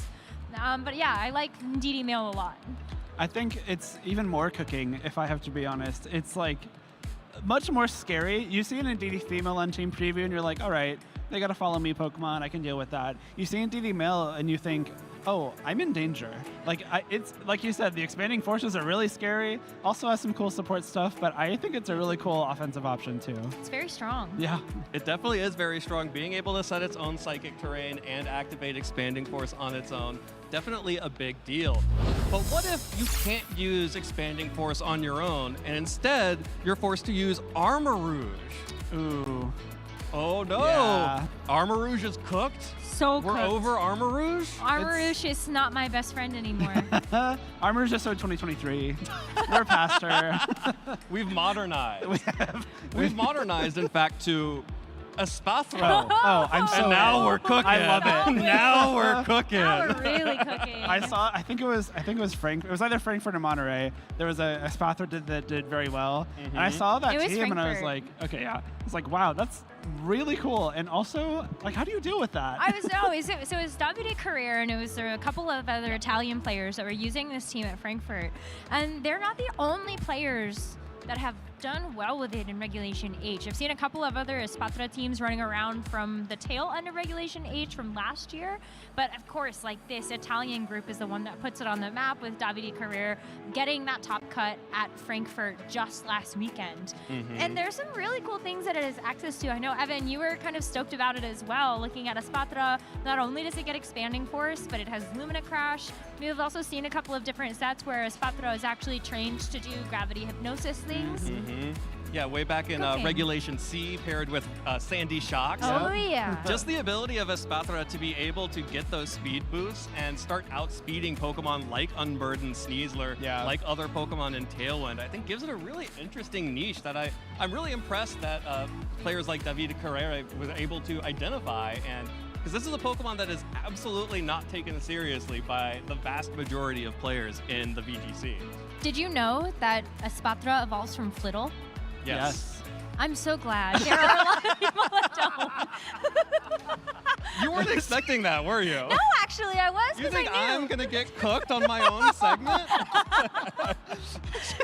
Did you know Charizard evolves from Charmeleon? And Charmeleon evolves from Bulbasaur. Well. All right, let's move on. Let's move on. We're I close think now. I think we can all agree that a Pokemon that is undeniably cooking in Regulation H is Sneasler, right? Yeah. We all love Sneasler. We all think Sneasler is cooking as a general rule. Do we think Sneasler is still cooking when it is coaching? Oh, that's actually really cute. Absolutely. Still coaching is still relevant, you think? Absolutely. I feel I may be biased here. That's what I was using in my Sacramento run last year. But like, coaching's a really good attack. Sneasler's a really good Pokemon. I'm all for it. I support it. It's super fast. If it has Burden and it's got a seed or white herb or something like that, then without that item, it's going to be one of the fastest coaching users in the format. We've already seen coaching be very successful on other Pokemon as well outside of Sneasler. So I feel like with all the physical attackers running around, you also have the nice defense boost on top of the attack boost. So I think cooking. All right. definitely cooking. We all think that. You think that. I don't think that coaching Sneasler is still cooking. I think it's cooked. Defend personally. yourself. I think there are many better things for Sneasler to do nowadays. I think if Sneasler can't hit Golden Go for significant damage, what are we even doing here? It's the best Pokemon in the game right now. You got to be able to deal with it. No, thank you. That being said, do we feel like it's cooking harder or worse than Swords Dance Sneasler? I'm gonna say cooked with Swords Dance. I know coming fresh off of a regional championship. It just won. It's fine. I just don't love it. I think it has maybe.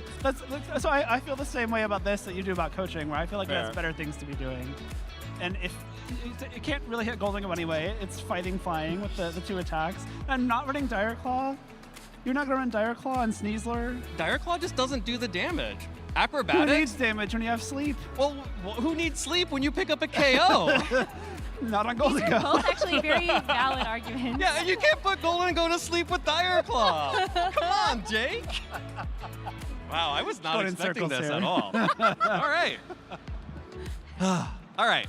This is a pair of Pokemon that I'm surprised we haven't seen much of at all here in Pittsburgh, which I guess may lean one way or the other, but what do we think about one of the former premier Follow Me users, Electabuzz? Is Electabuzz cooked? I think so. Oh, Electabuzz is cooked. What happened to Electabuzz? Ursaluna happened. Yeah, and Scyther. Yeah. So true. Well, I think Electabuzz kind of likes to see a Scyther, but yeah. Yeah, I mean, Ursaluna being on either, and pretty much every team between the two forms, it's really difficult for Electabuzz to deal with, and I don't know. I guess this applies if we're going to talk about Magmar next. I think neither of them were ever really that good. I'm not talking about Magmar next. I don't know what you're talking about. It's in your hand, Evan. What about King Gambit? How do we feel about King Gambit? Another top threat in Regulation H that haven't really seen a whole lot of today or in some of the other tournaments. And how do we feel? Cooked or cooking? I think it's got to be cooked. Ooh. It's surprising too. It was one of the best Pokemon, and it's just gone. So I think it's a couple of things, right? I think one, it has a 4 times weakness to fighting type attacks, which means that it's usually a Terra Hog. Yeah. There are a lot of taunt users in the format now, so a lot of the strength that King Gambit was getting was either from going for a Sword Stance, or you were going for something like Priority Sucker Punches, and we all know that Indeedee is cooking.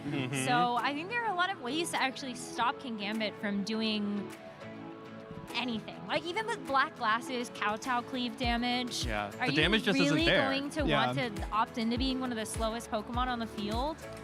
It feels ironic that like Golden Go is the best Pokemon in the format and is the most used Pokemon in the format, and it can't do anything to King Gambit. And King Gambit is like the best Golden Go check that we have, and it still just disappeared. And I think that's enough evidence. Well, how do we feel about other versions of King Gambit, not just the Black Glasses or Swords Dance? Is there space for Assault Vest King Gambit to come back here, or is that just not enough power in the metagame? Assault Vest King Gambit was actually very popular at the beginning. If you remember Typhlosion, you had Terra Fire with Assault Vest. That was so powerful in order to withstand a lot of those special attacks. But think about the other Pokemon on your team right now, on some of the best Regulation H teams that are using Assault Vest. Very challenging, I think, to think about another Pokemon taking that Assault Vest a way for a King Gambit to have.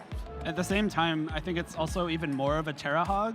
Like if you're scared of taking like close combats from Sneasler, other sets can just protect if you need to buy a turn, but this one you don't even have that option. You have to Terastallize, and so I think it's a little bit less flexible, which makes it even harder right now. Interesting. Well, we're going to have to keep an eye out to see if King Gambit can make a showing here in the rest of our round in Pittsburgh. I suspect there are still a few of them sitting at undefeated records, but definitely not something that's been lighting the tournament on fire in the same way that some other Pokemon are. My next Pokemon for you is one that's a personal favorite that did very well in Regulation H, especially on what is known as the Elizabeth Rain team, named after the Japanese player who goes by Elizabeth. Has been kind of dropped by some of the players doing similar things, but that is, of course, Sinistcha. Because it's your favorite, I'm saying it's cooked. It's no, I'm because? Kidding. I'm kidding. You better believe this heat-proof Pokemon is not going to get cooked. Well, it's not usually heat-proof, Yeah. though. Of course, but I had But to. it's a good pun. Yeah, I'll give you do that. it. I give you that. No, I give you that. Sinistcha has always had just such an overpowered kit, like the ability to heal on switch in, gets access to Life Dew, and its typing should theoretically make it very good into at least the four-legged Ursaluna, as opposed to the two-legged Blood Moon Ursaluna. But I have been seeing it be dropped by some players, like Victor Medina, who dropped the Elizabeth Rain that he used to get second place at the Latin American International Championships and opting for a more traditional Rain team with Amoonguss instead. There are a couple of things that I think Amoonguss does just a little bit better than Sinistcha, and especially if you are still using the Elizabeth version that is the Golden Go, then you already have a very powerful Ghost-type attacker where you can go for Shadow Ball with the Golden Go. Don't need to do that with the Sinistcha. Hospitality is nice, but a lot of the format is still so fast and so offensive that sometimes the Hospitality, I don't think is netting you as much as even just a Regenerator healing onto your Amoonguss, throwing it back out at full HP. So I think its bulk lets it down sometimes as well. It's not the bulkiest Pokemon, although I still do think it's cooking. Its Hospitality, despite not being Regenerator, is very good. That's I think true. it supports its teammates in slightly different ways than Amoonguss can. Having Trick Room as an option on your support Pokemon already is really good. Strength Sap is really good. You mentioned Life Dew. Machagotcha is a great attack. Yeah. I think it's got a lot going for it. Sinistcha does have a lot going for it. I am hoping we get to see some Sinistcha later on in the tournament as well. One pair of Pokemon that has been lighting the tournament on fire, sometimes in a good way, sometimes in a bad way. We've actually seen a lot of mirrors of this pair over the last few rounds, is of course the classic threat of Maushold and Annihilate. How are we feeling about Maushold and Annihilate in 2025? Ooh. I have a reason for this. Okay, you Go ahead, first. Jake. It's not that I don't think it's good. Obviously, it's very good, but we've seen it. It's not cooking. It's not something new and fresh. It's kind of the same set that we've been seeing, and it's very a technicality. It's fantastic, but it has been already cooked. Okay, but think about it, right? Something can still beat cooking if it's like your comfort food, right? True. Like imagine a hot bowl of mac and cheese that has been freshly Delicious. made. It is delicious. Does it have breadcrumbs on top? Yeah, and then it's cooking. But when you're eating dress it, up. it's already been cooked, and then you enjoy it. But you could also dress it up. Like imagine putting bacon bits or more Jalapenos. breadcrumbs. Or maybe a cute hat. Fresh Dress it up. cheese. There's what? Something with a cute hat you can put on it and dress it up. I didn't think I heard The you. googly eyes. Yeah. Put the Rocky helmet on. There we go. Hey. The choice scarf. But I'm just saying, there's other ways that you can dress it up that But we're not seeing that though. We are. It's still kind of the same sets in general. Maybe the Focus Sash isn't a we new haven't thing on Seeing the Maushold. bulk up versions of it very much at all. It's all switched to sort of either taunt That's true. or like the taunt Final Gambit version of Yeah. Annihilate. They're different now. I maintain it.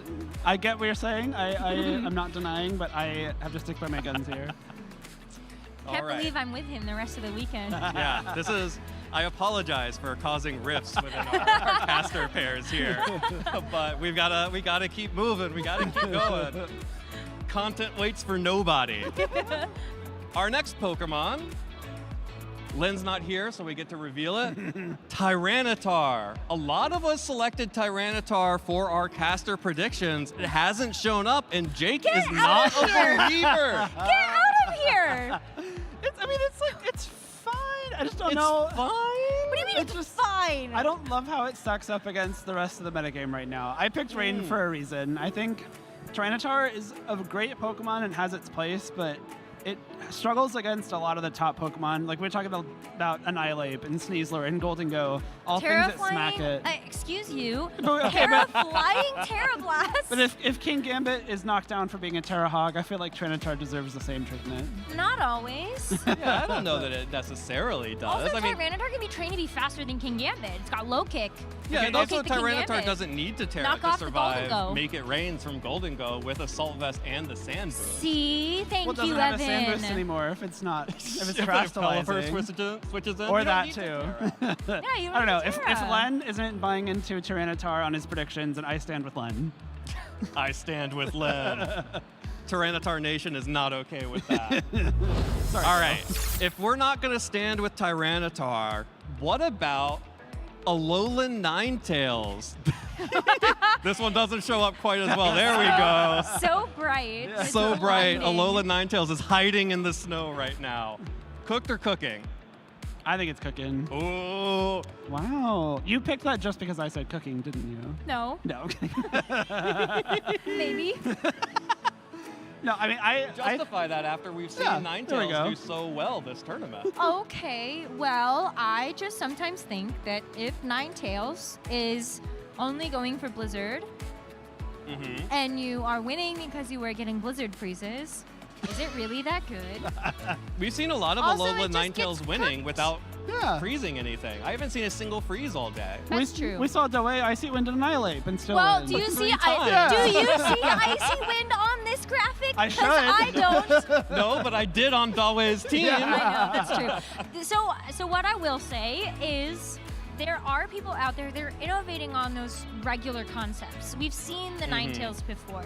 Dawei's is the only one that I've looked at, and then I'm like, yeah, that's cooking. Like, Yeah. we're doing something very different with the Ninetales, and I like this. So Ninetales is cooking. Yeah, exactly. If Dawei has it, Well, it's like if she's got the Ninetales, then Dawei's cooking. it's like cooked, but like if there's burnt crisp. You're going with the mac and cheese analogy again? Yeah, Really? I am. Clearly, I have something on the mind right now. All right. I have a kind of controversial one. Okay. Is Incineroar, and I guess really more as a stand-in for Intimidate, cooked or cooking? I don't know that it's ever going to be bad. Yeah. Like, even Incineroar itself, I would have said maybe it cooked for the same reasons as Mouseape, but also, like, Stefan just won with Terra Fire Incineroar, which is something we don't see, and so I think people are still doing what they can with it. There's only so many different things you can change about Incineroar, and it's going to do the same stuff, but, like, it's just good. It's Yeah. good. But do we think it's as powerful as it has been in the past? Yes. For sure. I just think there's so many things that Incineroar can do besides Fake Out. You look at some of the coverage options it has. U-turn is going to be good into most of the format. Gives you that instant pivot if you decide to opt into that. You also have Flare Blitz, Force a Golden Go to Terra, Knockoff.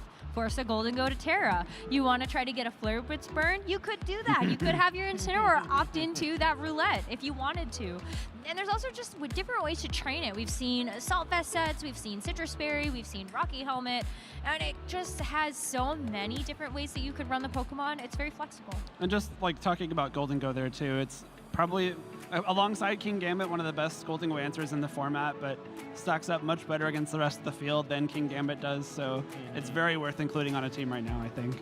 All right, well, we're going to have to keep seeing how players are able to make Incineroar work. It is one of the best Pokemon ever created. I just kind of feel like Intimidate is not as good as it has been in the past, and so it's kind of a liability at this point. In fact, we actually saw, I believe, I'm not 100% sure, but I think Nikolai may have used Blaze instead of Intimidate on the Hisuian Zoroark version of the team. But I think I might be wrong about that. Don't quote me on that. I think you're right that I saw Blaze on at least one of the team sheets in Top Cut of Frankfurt. cooked. That's all I'm saying. That one might be a little cooked. Blaze Incineroar is Yeah. Blaze is kind of cooked. Well, speaking of Blaze, we have to talk. We can't talk about Tyranitar. We can't talk about Alola Ninetales without also talking about the weather that won an international championship. Marco Silva, of course, running his Sun team in the Latin American International Championships, won the whole thing and then got second at the Toronto Regionals right after. But it doesn't seem to be going anywhere. Is Torkoal and his Sun cooked, or is it cooking? Oh, it's cooked. It's so cooked. I'd say cooked with the asterisk that if your name is Joe Ugarte or Marco Silva, go for it. So Lynn's exact same clarification. Or actually, I think there's another way that you can run the Torkoal that isn't as cooked as we might believe it to be.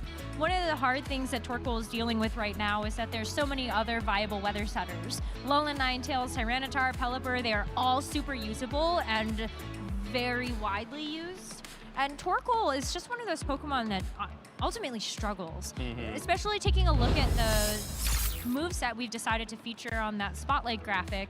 Terrafire, Eruption with Charcoal. There are not many ways that you're going to be able to utilize the full potential of this Pokemon, unless you got a hard Trick Room. And I think that that actually might be cooking. On a lot of formats where we've started to reduce the power level of teams, Hard Trick Room becomes a very, very viable strategy. We already saw a Hard Trick Room team get top 16 at Monterey last weekend. Yeah, and I've definitely seen a few of them still in the field here and undefeated right now in Pittsburgh. Yeah. All right, we've got players ready for our round 6, but I do have to do one quick lightning round. I can't leave this phone ringing. Pelipper's cooking, right? Rain's cooking. We're cooking. All right, great. We all agree. That's all I have to Pelipper say. is cooking. Awesome. Let's go ahead and toss it back to our casters so we can get into our round 6 of Swiss. We are ready to find out who's making it into phase 2. Casters, take it away. Thank you so much, you three. I have the real question right now. Do we think those three were cooking or cooked? I don't know. I think we had some differing opinions. I might have to say cooked. All right, I was like, if you're just going to leave it at differing opinions, I was going to be like, nah, that's just, he means cooked. Yeah, Evan made it clear there's no middle grounds in that game. You have to pick one way or the other, so unfortunately, cooked. Jake, Rose, I'm so sorry you're cooked apparently. But I love being able to hear all of the insight. And yeah, as Evan said, we are in the business of getting some people qualified to phase 2 of our competition now. As we said before, the most exciting part of the day, of course, trainers sitting at the 5-0. A lot of really skilled trainers and one win away from being in phase 2. Yeah, it's all 16 players there at 5-0. And trying to just get that one extra win to qualify for phase 2. But of course, it doesn't stop there. You need more wins after that to make it into the top cut. And so hitting that 6th win is a milestone. It's progress along the way. There's still so much more Pokemon to play. Yeah, and looking at a couple of these names as well, I mean, names that we've gotten to see do well really recently, names that we've known around in the scene forever. And I'd be remiss if I didn't shout out that Canada is doing exceptionally well at the event as well. I mean, Marcus, Jeremy, we got Matt as well. So, I mean, it's a pretty short drive from the Ontario border, and we've gotten to see Canada show up. So, big kudos there. And I'm excited, too, to be able to see that representation a little bit more, especially, too, as we're getting to the point of competition where, again, one win, phase 2, we'll get to see you back here tomorrow for sure. Yeah, 23 players at 5-0 right now, so a handful more that don't make it into that top 16. That means that 11 will already be qualified for phase 2 after this round. So we're going to start filling out that phase 2 lineup. And looking at the matchups for this round, a lot of great ones here. There was a lot of discussion on which match was going to be showcased on broadcast, but it's going to be Jeremy Cote going up against Justin Karras. So looking at these two trainers, yeah, really strong. The teams should be fun. This is going to be a great match. Yeah, lots of great matches to watch, and players that we've already seen on stream today, like William Brown and Stefan Mott, continuing their deep runs. Alberto still undefeated as well, trying to start this season off hot. Looking over at a couple of these other matchups as well, I mean, we're talking about interesting teams out in the field, and that'd be a fun one to maybe get to see at some point today with none other than the Iron Hands at home, which I think is really, really fun. And yeah, being able to see and which trainers out of these matchups are going to make their way into that impressive 6-0 record. Because of course, we keep talking about the phase 2, but you want to win as many as possible. The job isn't done at 6, because once you get to phase 2, then it's top fed, etc., and so on, so forth. So win as much as you can now, and you'll be in a good spot. Yep, gonna take at least 9 wins to get into that all-important top cut tomorrow. So the wins have to keep coming. All of these players, though, have to be proud of themselves so far, and then just keep going. That's what makes these days so long and so challenging. Maybe like a hold off on like one more round until to be proud of yourself. Wait until you got that 6-0 and then be proud of yourself for phase 2. Don't get too far ahead of you quite yet.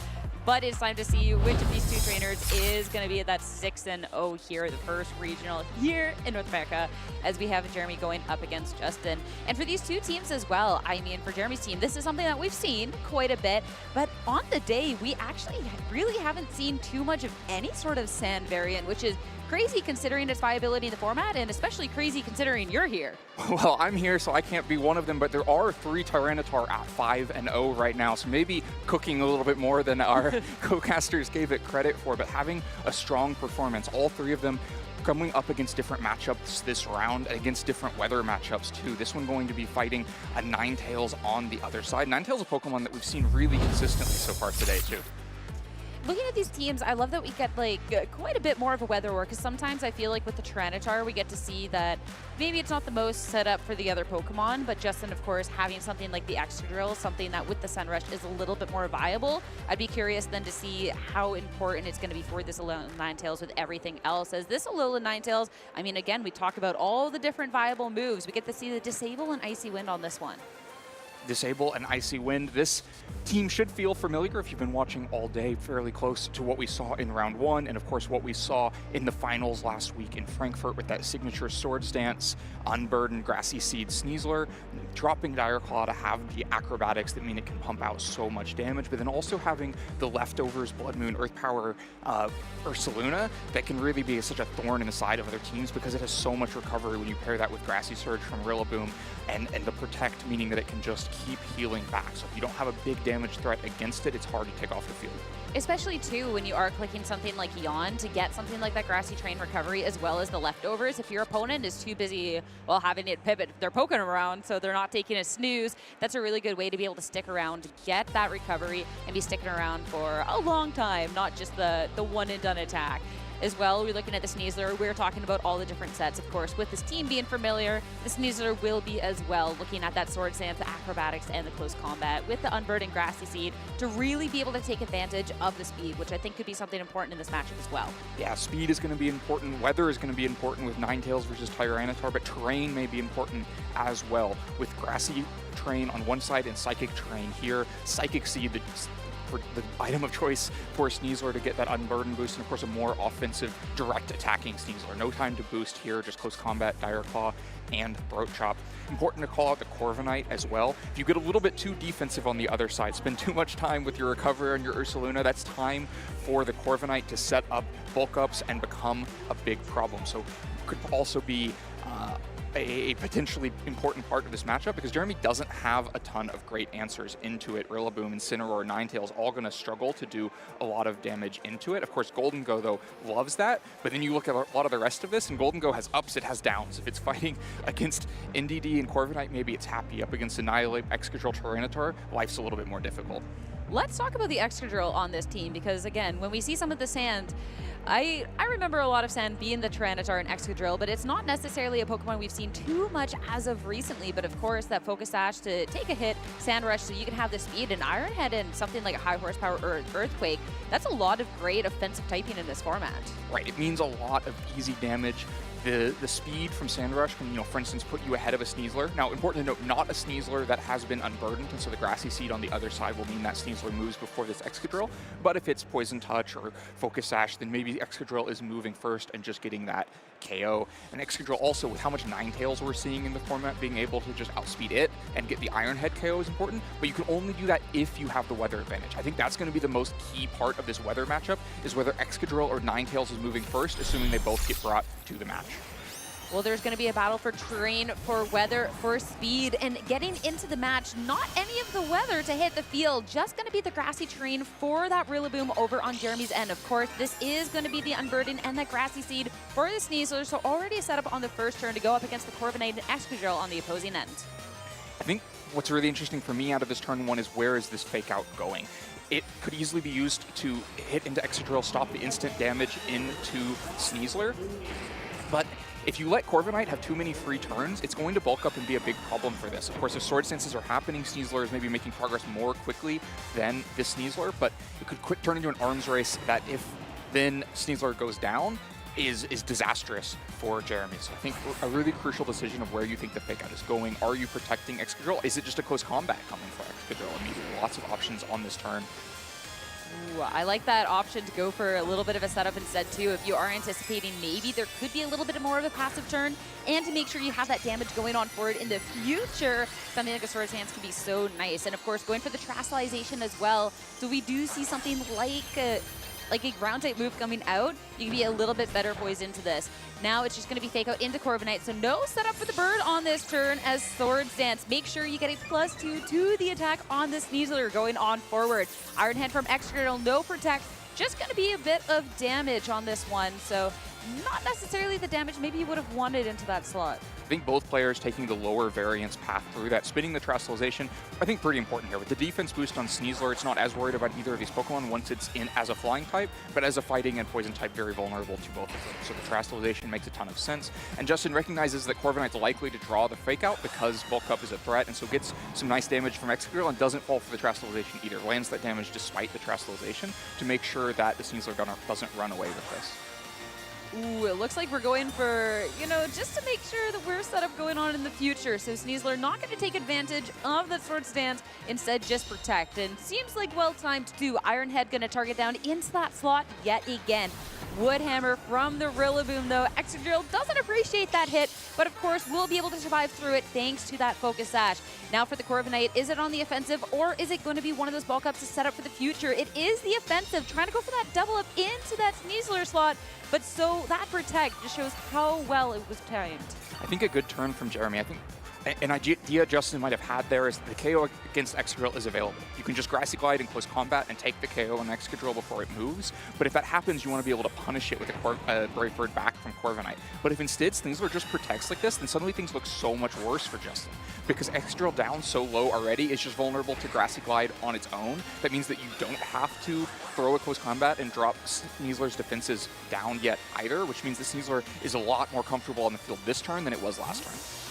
And Sneasler, it's the time to try and hit and move into that Corviknight, but Corviknight is just getting out of there, and it's going to be none other than Indeedee onto the field instead. So this is going to be overriding that terrain, and notably as well, no priority from the Rillaboom to try and target down into that Excadrill that's so low. That's still not going to appreciate that close combat whatsoever. You're looking at that +2 with that Sword Stance, and Indeedee switches in.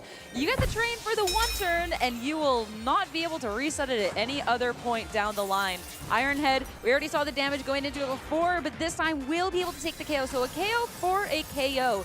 Now it's going to see for this Rillaboom, because of course, it does still have the Excadrill on the opposing end. It is pretty low health, and the Grassy Glide might not be the priority to keep the Sneasler alive past this turn, but you will get the KO in the end.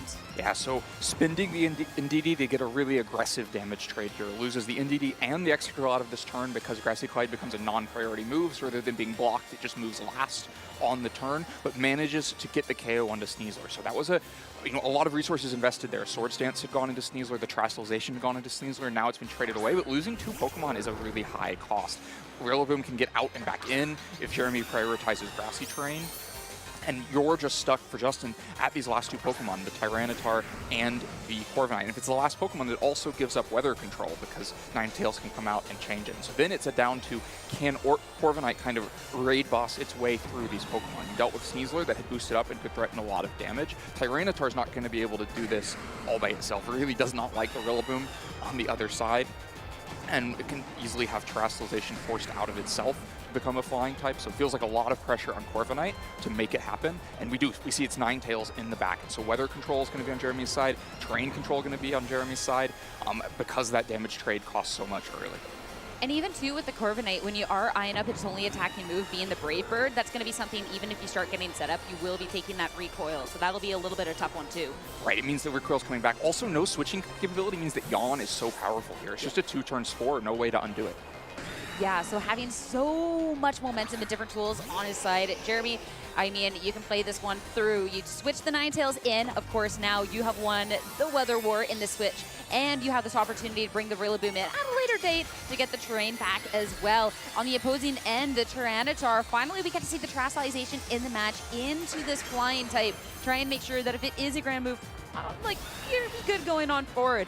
Bulk up, though, from this Corviknight. When you talked about how much Corviknight's going to have to do, the first step is making sure it has some boosts on his side. Low kick into the Ursaluna. That's going to be a good chunk of damage, but that Yawn, that impact, you get the damage, but after the next turn, you will be put to sleep. Right, Tyranitar will be sleeping next turn. You saw step 1 of the plan for Justin. If there's a way through it, it's Corviknight doing all of the work. And the downside of these 3 Pokemon, well, they give you weather control, they give you terrain control, they give you Yawns, they don't give you a ton of damage into Corviknight. It's going to be really hard to find the damage to get through Corviknight while it's roosting back as well. You know, Ninetales is going to have to carry a lot of that load because it resists everything that Rillaboom can do, everything that Ursaluna can do, and Ninetales probably isn't that big of a damage threat here, and so definitely a delicate position. Ninetales also has to stay around on the field. If you lose it too early to Tyranitar, then you really have no way to deal with the Corviknight. And when you see the Yawn on the previous turn as well, I mean, protect for both of the Pokemon from Jeremy's end gives Justin then the room to try and set up just a little bit more. Instead of the bulk up now, you're looking to try and get a little bit more of speed on your side with that Tailwind, Rock Slide as well. So now going on into the next turn, Tyranitar will be sleeping, but this is where you can try and get a little bit more momentum with that Corviknight to see if you can pave out any path to victory here. Right, Corviknight now moving first, so it can try to get a KO under Ursaluna. The moving first can also shift the damage relationship with Ninetales. Because you're now roosting before Blizzards come out, of course you would not roost here, Corviknight's still at full health, but in the future you're roosting before the Blizzards, you resist them afterwards, and so it's easier to make up the damage from Blizzard. You're also going to outspeed Rillaboom once it comes out in the back so that you can KO it before it gets much damage into Tyranitar, because Assault Vest Tyranitar probably going to be able to make it through these turns and wake up.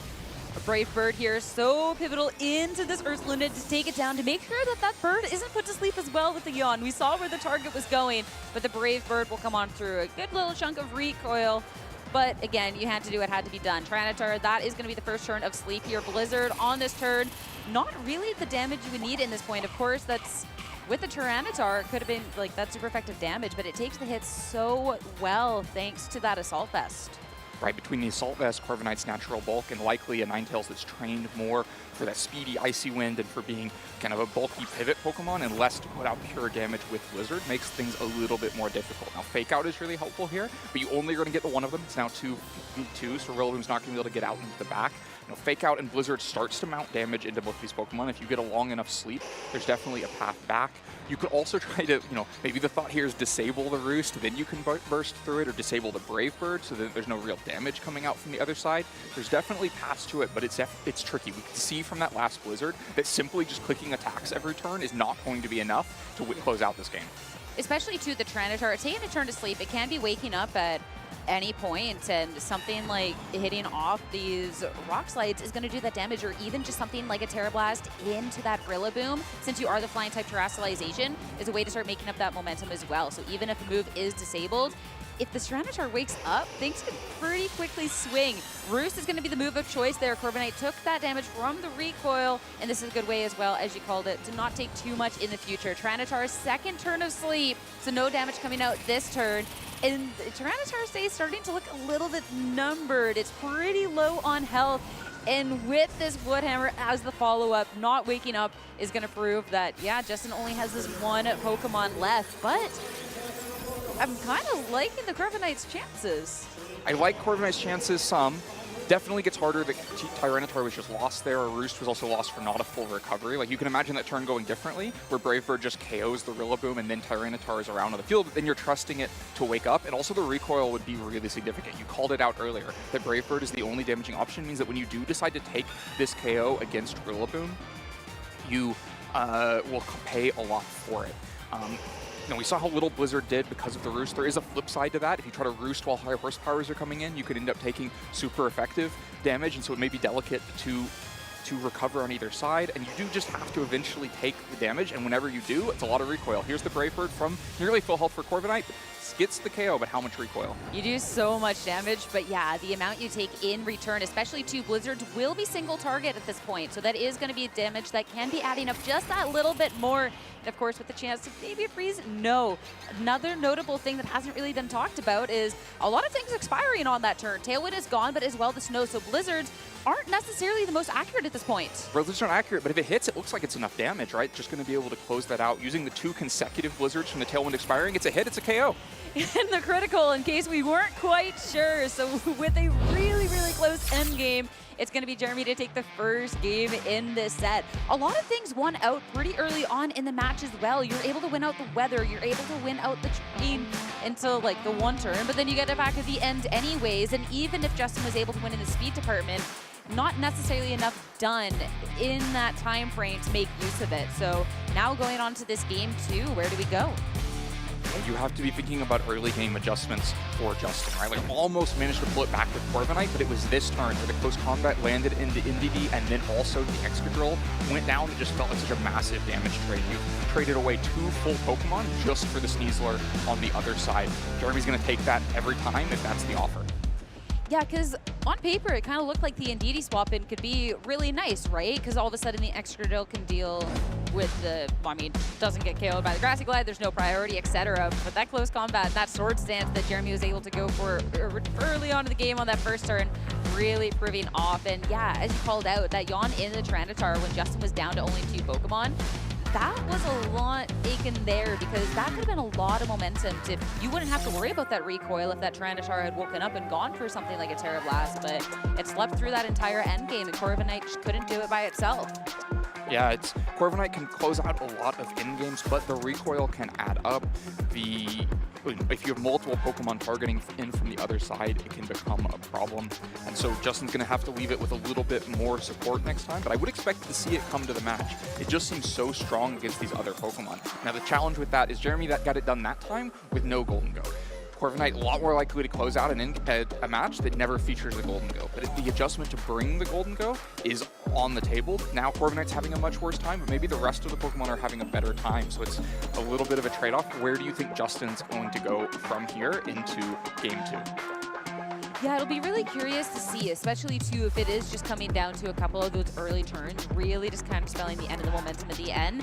And if you aren't anticipating Jeremy to switch something up, then it could just be like, okay, I got to play this a little differently at the beginning. So I'm intrigued to see, and going into it, Excadrill and this Corviknight right away onto the field. As for the other end, it's going to be the Ursaluna right away next to the Rillaboom for Jeremy. Yeah, and I think already this feels like a good matchup for Justin, right? Jeremy makes the adjustment, doesn't bring the Sneasler out immediately, but the Ursaluna not necessarily as threatening to the Corviknight here. It can still do a lot, right? It can still Earth Power the Excadrill, it can still yawn the Corviknight to stop it from setting up, but there's not as much immediate damage threat that Excadrill, for instance, could just go down before it is able to attack. And even just looking at this pressure from this Ursaluna, I mean, you can either pressure with an attack. We don't get to see any sort of defensive terrestrialization on this Excadrill, or you can go for the yawn to really try and take momentum that way. Fake out to stop the Corviknight for just this one turn. Ironhead in return, bringing it down to just above half damage here. Corviknight, of course, can't do anything but Earth Power into the Excadrill. That's just going to break the sash, bring it down to just 1 HP. At least if you want to try and pull the same thing you did in game 1, there's not a +2 Sneasler on the other end, but still a lot of damage coming through on that first turn. Yeah, it doesn't feel like a damage trade that's in Justin's advantage. The Iron Head into the Rillaboom isn't even a 2-hit KO. It's damage you're probably going to be able to find with Corviknight in the future anyway. Meanwhile, the Earth Power into Excadrill feels really significant because this was kind of your opening salvo of offense that you can use the Focus Sash to get something safe off with, but now with the Earth Power spent, it's just vulnerable to Grassy Glide, and it's a little bit of a momentum hole. If it's Sneasler, Ninetales, a bunch of the Pokemon that could be in the back for Jeremy, that you may never really get a chance to attack with the Excadrill first. You're going to both have to have sand and terrain control to actually get an attack off, and so no effort to protect the Excadrill. Instead, it's just going down. Yeah, you get your one attack with the Excadrill. Whether it was going to be an Iron Head that's done enough to maybe pave the way for a Brave Bird from the Corviknight is going to be the question, as doesn't have the boost this time, but it's still going to be a super effective hit, and Rillaboom will go down. So you are going to go for a 1-for-1 trade on that turn. Get rid of any sort of train overriding, fake out anything from this Rillaboom down the line. Now Yawn, though, maybe this isn't the damage, but if Justin doesn't want that Corviknight to go to sleep, which was such a pivotal part of that game one, well, you have to swap it on the next turn. Right, Corviknight might be forced to swap out. The logic with really prioritizing the Rillaboom to get the KO is that if you can avoid having to Terastallize the Tyranitar in the endgame, then it is so much stronger against Ninetales and Ursaluna than if it becomes a flying type. But there's a second big threat to Tyranitar in the back. We can see it on the screen here. The Sneasler just as likely to force the Terastallization in the future, and so still one more obstacle. Now the Sneasler, though, a much more vulnerable one, probably has to spin Terastallization itself, and when it has to fight the Indeedee not just getting a close combat on the switch in, really vulnerable to Expanding Force. What's nice about the Sneasler as well at this point, at least for Justin's end, is bringing in the Indeedee on this turn. You do override the terrain, so now the Sneasler, where you have that Grassy Seed and that Unburden, won't be able to take advantage of that at any point in the match, so a way to try and keep it in check a little bit more. Right, it's a little bit more vulnerable, and also means that you don't have fake out pressure anymore from the Rillaboom. Like, it's a lot lost to have lost the Rillaboom out there in turn one, and so maybe it's a damage trade that ends up working out. And really not that much spent. It was basically a 1-for-1 trade while also Yawn landing into Corviknight. If you can get out of the Yawn without losing too much momentum in the meantime, then it ends up being a damage trade in Justin's favor. Gonna prioritize this Corviknight, whatever it wants to do on this turn, even if it's just a tailwind for this rest of the team to really take advantage of, or an attack, whereas Indeedee all-out offense when you're looking at this as well, be able to stomach any sort of close combat a little bit better too. But now you have the Choice Scarf, you have the terrain and the Expanding Force. The Sneasler will stay safe for now, but still looking at how much damage you can do into this Ursaluna. Going in on the turn, that is a significant chunk of damage. Is it followed up from the Corviknight? It is Brave Bird, but it's not going to be enough to take it down. So the Corviknight sticks around to try and get the KO, misses out, and Blood Moon is enough to take care of the Indeedee instantly. A huge swing there, because now Corviknight stuck on the field, asleep, and maybe Justin hoping to get the better of the Weather War there. If you can get the KO onto Ursaluna, force Ninetales on the field while Tyranitar is still in the back because you spent Corviknight staying asleep to achieve that, then you win the Weather War in the long term. But it backfires here. Ursaluna doesn't go down. Gets the KO on Indeedee. That forces Tyranitar instead out on the field. Ninetales still safely in the back. And so while the Terrain War was won, whenever Jeremy wants it, the Weather War is on his side. Now, Ursaluna very vulnerable at this point, quite low in health. It should probably be slower than the Tyranitar on the other side as well. But the other thing with the Terastallization was spent on Indeedee to try to achieve that KO onto Ursaluna. Means Tyranitar is so vulnerable on this turn. It has no partner to help it. Corviknight just fell asleep. So it's just a safe close combat that can land there kind of whenever Jeremy wants it to. Yeah, that Tyranitar is just a sitting duck right about now. A little bit of a switch out as well, so it's going to be a Weather War. Again, one from Jeremy's end. Close combat into the Tyranitar. Super effective, enough to cleanly take that KO away. Now it's going to be just the Corviknight, this sleeping Pokemon, the last Pokemon, and there's just too much of a battle here. At this point, I think the players know as well that this one's going to be resolved on that next turn. It really felt like it all came down to that combination of damage. Was Expanding Force and Brave Bird going to be enough to take Ursaluna off the field? This game looks so different if it is, but it's not, and that leaves Tyranitar a sitting duck. 6-0. Jeremy Cote is going to be moving on into phase 2 of the competition after a really strong set with this team. I mean, we know that this is a winning team. It's won a regional before, you know, but be able to see it piloted in this way, it's no surprise that we've gotten to see multiple of this team running around today. Even things like the survivals, things of all these different, I mean, tools that you have in the battle. Like, this team just, I mean, sometimes just looks unstoppable. It has looked very powerful when it gets the right matchups. That Ursaluna set is looking so impactful across this tournament and in Frankfurt. Yeah, and looking at this match, I mean, I'm glad that we got to see some Tyranitar in some sand. Len, I'm sorry that that's the manner in which you had to see it, though. Yeah, it didn't look so good for Tyranitar, did it there? Just falling asleep, not getting much done, going down to close combat. But that's sometimes what it is. Tyranitar, you know, they mentioned it before in that segment in the lounge, that it is a Terra Hog, which means that if you spend your Terra somewhere else, it can really be like a black hole on your team where it's just going to get outspent and KO'd. Yeah, and it made so much sense to use it for the Indeedee too, because if you do get that double up KO, like everything was spent to try and take care of the Ursaluna on that turn, and if you get that, I mean, expanding force on the next turn like looks really strong too, right? But yeah, I mean, I think it's just one if you get that KO, right? Because Ninetales is forced on the field. The expanding force goes before either of them attacks. You get the KO into Sneasler. They can't do anything about it either, and that's all. So really swings down on that damage trade, but the Ursaluna just bulky enough to pull ahead for Jeremy. yeah, I mean, they were talking in the segment about they said Indeedee female is cooking, but Indeedee male was cooked. So my response to that in the moment is that I think Indeedee male is cooked specifically because of the swing in Ursalunas. That Indeedee male felt really strong towards the end of Reg H in the fall, where most Ursalunas were life orb. It felt very offensive, and so being able to just do these giant damage trades, but you had the speed advantage, feels very different than when so many of them are bulky with leftovers or assault vests, and it's a lot harder to find that quick KO because Indeedee a Pokemon that's so reliant on being able to take those double ups, get KOs, and use kind of action advantage from KOs to pull ahead from your opponent. If you're both attacking every turn, not a Pokemon that usually fares very well. Yeah, I'd still like to say that Indeedee male is cooking though, because again, as you said, if that KO was claimed right there, we'd be talking about a game 3 right about now. So, you know, it's, you know, maybe it's just not Indeedee's day, but I don't think that doesn't mean it's his time. Give it 20% more special attack and you would have got that KO. Hey, he still made it to 5-0. Come on, Indeedee still has a couple chances today. Oh yeah, it's still a really strong run to be 5-1. There's definitely going to be better matchups ahead for the Indeedee male.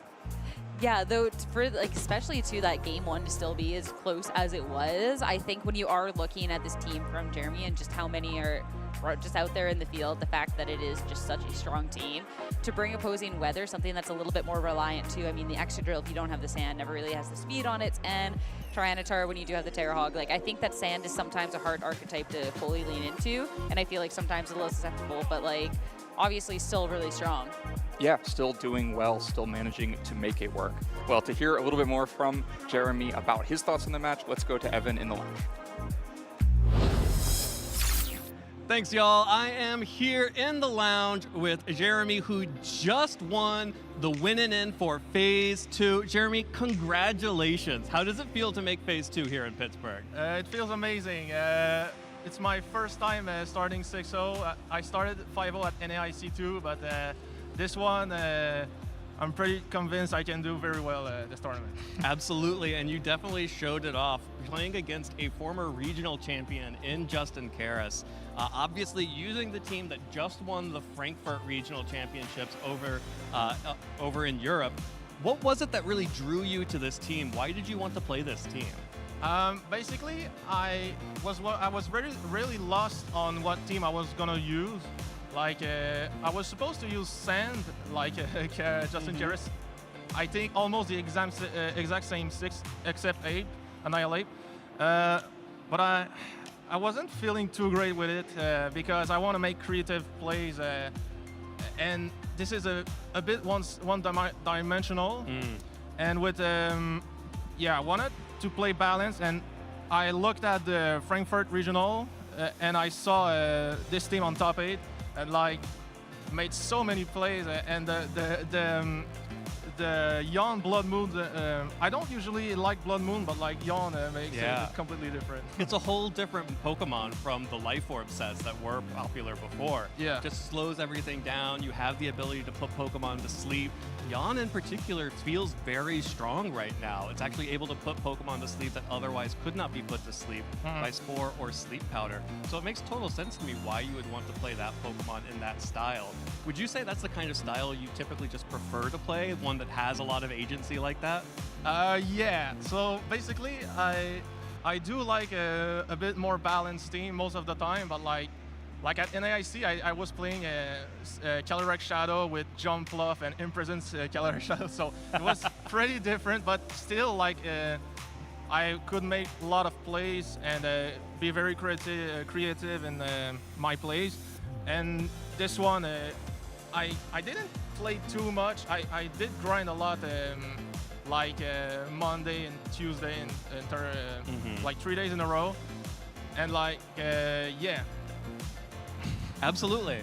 And Jeremy, this is the first time we've had a chance to see you on stream. Can you share a little bit with our viewers at home, sort of like what your Pokemon journey has been like? Obviously, you were doing very well at the North American International Championships as well, before dropping that game before going into the 6th round. Tell us a little bit about how you got to this point where you're now at 6-0 here in Pittsburgh. Basically, my first tournament I did was at Hartford in 2023. Then I did play the 2024 season, and I was very consistent, not making the breakthrough ever. Like I was making top 32 at the NAIC and Charlotte, and like I made Worlds. That's why I got the shirt. And yeah, my next my goal in 2025 was to make Top Cut. And it was also a top 32. Now it can't be a top 32 if you top cut. But like my goal this season is very to make top 8. And I ended school, so I'm able to go to lots of events. And I'm gonna go to like 6 this season. So we can definitely expect to see a lot more of you over the course of this season. Awesome. And I believe you're from Quebec, is that correct? Yes. And what is the local Quebecois scene like? It's pretty terrible. we're like 2 playing in Quebec City.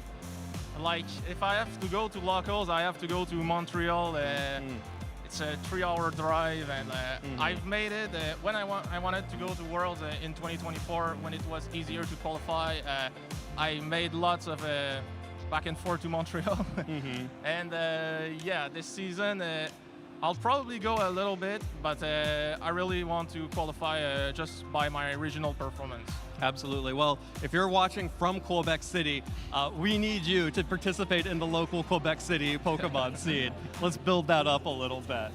Let's talk about this set that you just completed against Justin Karras, because like you said, he was running a sand team that was something that you were very familiar with. Yeah. So going into this game, did you have a really clear idea of what you needed to do to really neutralize the one dimension that you said that it had? Honestly, I didn't talk too much about the matchup, but I know which 4 I was gonna bring. Maybe Golden Go in if he led some. I don't want to spoil too much, but if he led something the first 2 games, maybe I would have gone with Golden Go, or maybe in Sin 2. But like these are the 4 I was gonna bring. Game 1 at least. Absolutely, and it very much looked like they were going to be extremely strong into the Pokemon that he brought, so that makes total sense to me. It really seemed like you were in control most of those games. There were a couple of little scary moments. Yeah, that last turn. If I miss Blizzard, that's why I was a bit praying. If I miss Blizzard, then he rules, and my only hope then is to freeze. Right. You did have the odds in your favor, so that's always good. Yeah. And really incredible play to put yourself in that position, especially being up on stage. How did it feel to be on stage playing on stream? I was very excited, and my mom just heard about there's a stream going on, and she told me the last round, and I said it's only one person each round. Like, hi mom. Hi mom. And my internet is not working properly, so I couldn't even tell I was on stream right after. It's okay, the VODs live forever. Yeah. Well, Jeremy, congratulations again. You've now made it into Phase 2. You said your goal is really to top cut, and especially to qualify from your regionals performance for the World Championships. Are you feeling like you have that in you right now here in Pittsburgh? For sure. I was aiming 8-0 when I was not even when the tournament started, and I still think I can make 8-0 and Probably finish 12-0 because on practice I made like 20 win streak in best of 3. Wow. So I'm very confident this tournament. All right, Jeremy. Well, we are going to be watching to see just how deep you can go while remaining undefeated. Of course, there's 2 more rounds today, and then I believe we have 3 rounds tomorrow. So you only need to go 11-0 to I think it's 4. Oh, is it 4? Yeah. I'll have to check. My math is not very good at all, but 12-0 would be great. So we'll go ahead and let you rest up and get ready for your next round. Is there anyone that you'd like to shout out who's helped support you along your Pokemon journey? Of course, my mom, my biggest supporter, also my family, and my best Pokemon friends, Mark, Luki, and Junior, and also Jake for the support all day. Awesome. Well, Jeremy, congratulations again. Welcome to phase 2 of our tournament with a 6-0 record, but I know that's not enough for you, so we'll be cheering you on for the next 2 rounds of the day. If you're cheering on Jeremy or if you're cheering on anyone else, you want to stay right where you are because it's all going to be right here on this channel. So don't go anywhere. So much more Pokemon action to come from Pittsburgh right after this. All right.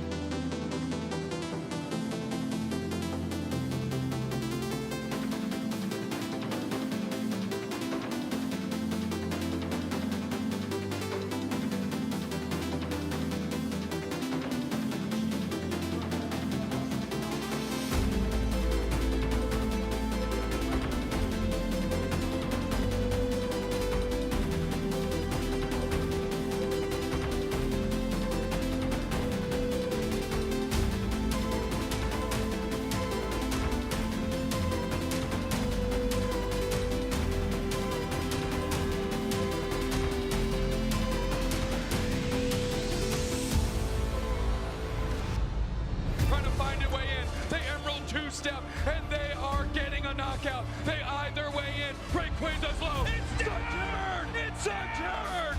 Peru Unite looks into the eyes of Zeta Division and says, we are the beginning and the end. We are Peru Unite! The time ticks down. 5 more seconds. 2, 1. Peru Unite are your world champions! Trying to see how much energy maybe that Corsola has He in has the the back-to-back. This is huge from Beelzebub Boy. I don't know if Sparkling Arch gonna be enough. He goes on the Ice Beam! Wow! He goes for the Ice Beam! It should be enough to knock out here. Beelzebub Boy, he feels it. He knows it. It's Beelzebub Boy in 2023 World Spectator. It's Beelzebub Boy in 2024 World Commander. It's Beelzebub Boy, your 2025 World Champion. Big 1 card here for Yuya as Jose will disrupt. It's lightning energy! If that's true, that would spell disaster here for Jose. Not done with the turn yet. Is going to do everything he can here in this second game. Yeah, here we go. Yeah, Phantom Dive is being used. This Raging Bolt is being knocked down in the active spot, and if Yuya has an energy card, this game is all over. Raging Bolt charges him. There it is! Lightning energy in the hand. Yuya Okita takes the game and becomes your Juniors Division 2025 World Champion! Huge congratulations! Question really is there a superior energy retrieval in hand? If there is, Fuguan will be making history here, and it looks to be a jolting charge. No access to the knockout on this occasion, is going to have to take a step back and prep for a future turn. No other attacker on Fuguan's board. Disruption. Boss's orders in hand, and that's it. Fuguan Liao topples the Titan to become your world champion. Oh my gosh, genome hacking, not just having its own move, it's hacking the system, copying the Dragapult EX and able to use its powerful move against it here and then applied with that Fairy Zone on the Lily. Oh, he's ready to just give up the game, it's over! That is history made in the 2025 season here at the Masters Finals. Riley McKay is taking things down with Gardevoir EX.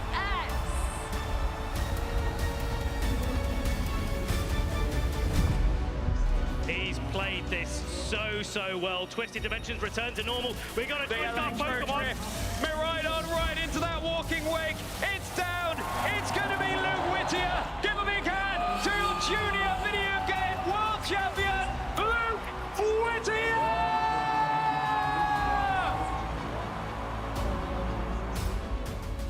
Rillaboom, Woodhammer, Stills, pick up the KO. Now the Calyrex Ice Rider has this opportunity to move, and that is the Glacial Lance.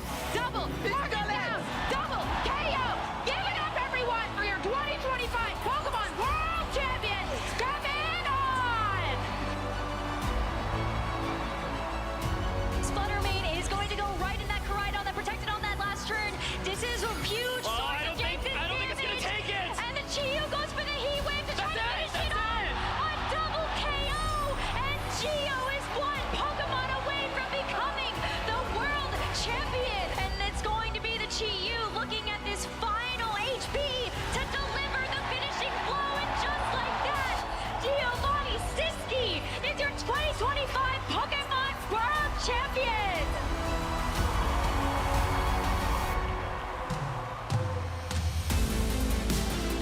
It's absolutely surreal.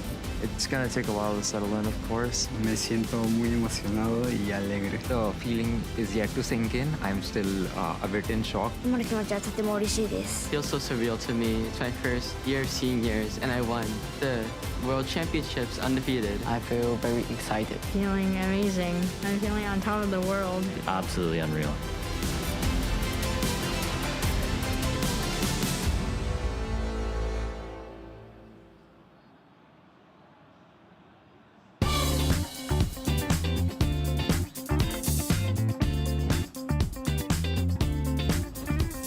Consistency is key. You know, you don't want to get tilted when stuff happens, but consistency and just trying to be upbeat with everything you're doing. Some of the fundamentals trainers should learn about is, thinking about speed ties, stats, definitely understanding how abilities work, how they interact with one another. But I also think a big fundamental is also just learning how to have fun with the game, because at the end of the day, this is a video game. You're here to have fun. I feel like it's very important to know. I think the most basic fundamental for every trainer is going to be just knowing your typings. So always make sure you're throwing the most efficient moves. Maybe start learning your counts. I think that's like the most advanced strategy. So I think the fundamentals every Pokemon trainer should know is like knowing the ins and outs of your deck and like what are your niche scenarios that do come up in your games. I had like some Briar plays that really worked for me when we were testing. Just knowing those kind of ins and outs of like what does your deck do and what are your win conditions towards the end of the game is really important. There's a lot of fundamentals that go into competing in VGC. If you've ever played Pokemon, you know that it's essentially a very complex game of rock, paper, scissors. So right off the bat, you have to understand all the type matchups, all the dynamics, when your move's going to be super effective, resisted. I think there's a lot of really important abilities that you need to be familiar with right now. What Pokemon is going to get a boost, what weather effects are going to be in play, what terrain effects. And lastly, I would say that if you're just starting out and you're a little bit overwhelmed by all the different statistics, all the stats that these Pokemon have, the most important one to be familiar with would be speed. That's definitely another very important mechanic that I would try to get some mastery over before competing. I think a fundamental that every Pokemon trainer should know is at the end of the day that they should have fun, and it's just a game and a hobby for us to enjoy ourselves and not to take it too serious. I think that's the most important thing.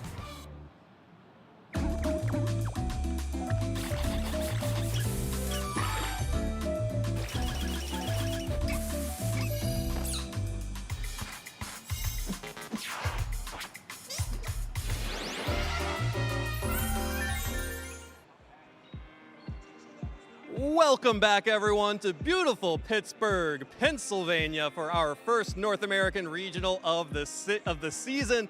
And it is a Canadian regional, as we just saw Jeremy Cote make it into Phase 2, and Marcus Dion also making it into Phase 2 with a 6-0 record. Marcus, congratulations. How's the tournament been treating you so far?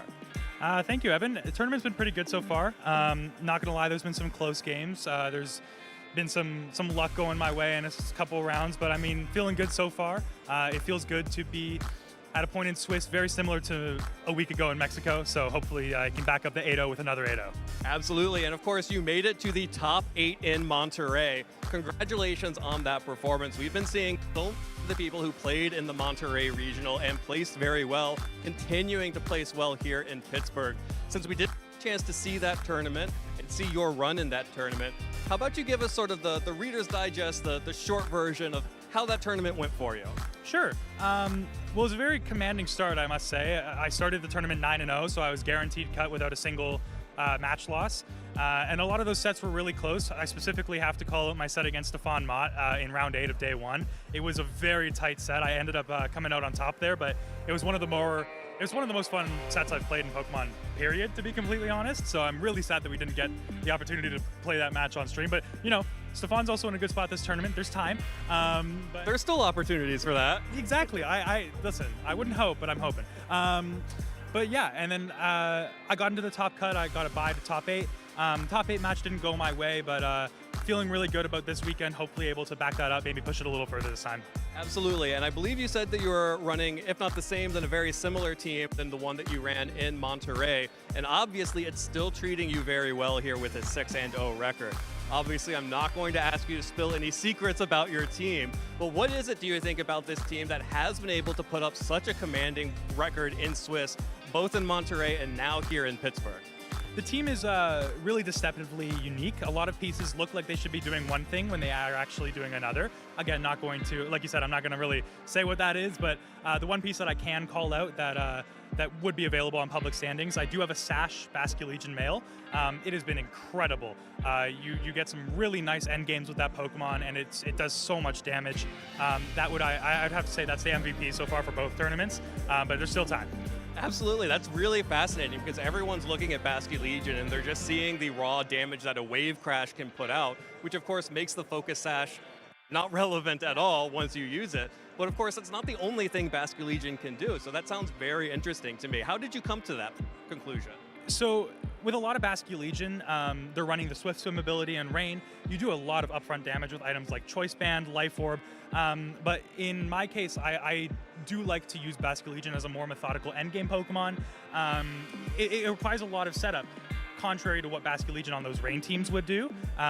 So I have to play it a lot different than the normal Basculegion you might see on these broadcasts. And hopefully I get the chance to show it off to you guys at some point, but yeah. Well, and obviously you've had a great tournament run so far here in Pittsburgh. You were one of the first tables to complete and make it in as a 6-0 undefeated record. Is that about how everything's been going for you so far for this tournament? Aside from some 2 early rounds that I played that went to 3, everything has been pretty clean so far. I've been finishing very fast. I've had a lot of time between the rounds, but I think that's the nature of the team that I'm playing. I'm excited to maybe have a little more long-winded games in the next upcoming rounds. Absolutely. Is that something you prefer? What type of games do you prefer? Do you prefer the long knockdown, sort of like drag-out battles, or do you want to be, I'm in there, I'm picking up Okos, and I'm getting out of there? I like the games that challenge me the most, to be completely honest, and oftentimes those are the games that end up going to 3. Those are the games that I learn the most from. Those are the games that I get to engage myself the most on. I much prefer longer games against a lot of good players to some of the shorter games that I get to kind of just run over really quickly. But yeah, if I had the option, I would be playing those longer games every time, but yeah. Awesome. Well, so long as you get the win, so long as you get the dub, that's the most important thing. Really excited to have you making it into Phase 2. Of course, we saw you make it into the top 4 of the Sacramento Regional Championships last year. Of course, then Carson went on to win with the exact same team when you all played in the perfect mirror in top 4. What are your goals and aspirations for this tournament and then for the season as a whole? My biggest thing is I want to win a regional or an international or a tournament, period. I feel like I'm really close to crossing that threshold, so I'm really excited to hopefully be able to get the chance to prove that this year. And whether that's this regional or another, I do feel very good about Regulation H as of right now, so it could be, but yeah, I'm just really hoping to get that win this year. Yeah, I would expect you to feel pretty good after 8 and now an undefeated record in Swiss so far, so that makes sense to me. Before I let you go, obviously you've had some time because you've had such quick games so far, but I'll let you go and rest up before your round 7 so you can continue your undefeated streak. Would you like to give out any shout outs or thanks to anyone who has supported you on your Pokemon journey? Yeah, shout outs to all the people at home that are supporting me, my family, my girlfriend. It's lovely to have all of you guys watching me and cheering me on. I love the texts I get in between rounds that are saying, go Marcus. Yeah, I'll try to do you guys proud. And I appreciate all the viewers who are supporting me as well. Absolutely. Shout outs to all of the people out here supporting Marcus Dion. And of course, make sure that you are following the channels so that you will be notified the next time Marcus goes live on stream here in Pittsburgh or any of our tournaments going on. Marcus, congratulations. We'll let you get back to your crew and get ready for the next matchup. Casters, let's toss it back to the desk and see what's going on for the rest of the tournament here in Pittsburgh. Thank you so much, Evan. It was so great to hear from Marcus Dion, one of the rising stars in North America. I am also just as eager to finally see him win a tournament. He's gotten so close, and he's been deserving for a very long time. For sure. I think it's going to happen, whether this year or sometime in the near future. He's someone that I think is very, very capable of winning 1, 2, many regionals down the line. Especially, he's built great teams. He's a great player when it comes to the battles themselves. It's always fun to hear him talk about the game too, so it was a really cool interview. Especially after doing so well in Monterey just last weekend and also getting close there. I hope to see him go the distance when it comes to this phase 2 of competition tomorrow. And of course, the rest of phase 1. Today, we still have 2 more rounds of Swiss for everybody. And so I'm very stoked to be back here on the desk with Jake to bring you through our final 2 rounds of the day. Swiss round number 7 and Swiss round number 8 are where things really start to heat up for our competitors, because you could lose and be done with your tournament run. You need a record of 6-2 or better to move on to phase 2. And so our trainers that are at 6-0, congratulations to them. They have already locked in their spots for phase 2, but we still have more competitors that will be joining them tomorrow. And so these last 2 Swiss rounds, super tense. And of course, for those trainers that are 6-0, you want to keep winning. Your record carries over. At the end of phase 2 of Swiss, it comes down to how many rounds you've won across those first 2 phases. So if you get more wins in today, it makes the phase 2 of Swiss a little bit less stressful tomorrow, so always a good goal to be shooting for. Oh, for sure. Especially because imagine you get into the top cut bracket and you've done well enough to maybe have a bye. Yeah. Oh, definitely a great shot for you to just like get some lunch, take a break, you know, meditate, whatever is going to help you get your head into the game. But we do have more, of course, to show you today. And as we let our competitors finish their Swiss round number 6, we've got some exciting things for you on the stream if you are tuning in to twitch.tv/Pokemon. We've got some fun segments for you coming up here for the rest of the week, featuring Mega Month. We've got a Victory Bell Marathon tomorrow. Oh my God, Jake, where were you in the world when Mega Victory Bell released? I remember it like it was a couple weeks ago. That was such a funny reveal. I'm so excited for Legends ZA and all those new Mega Pokemon, but especially Victory Bell. Like, what a silly Pokemon that is, and what an exciting evolution it's going to get, too.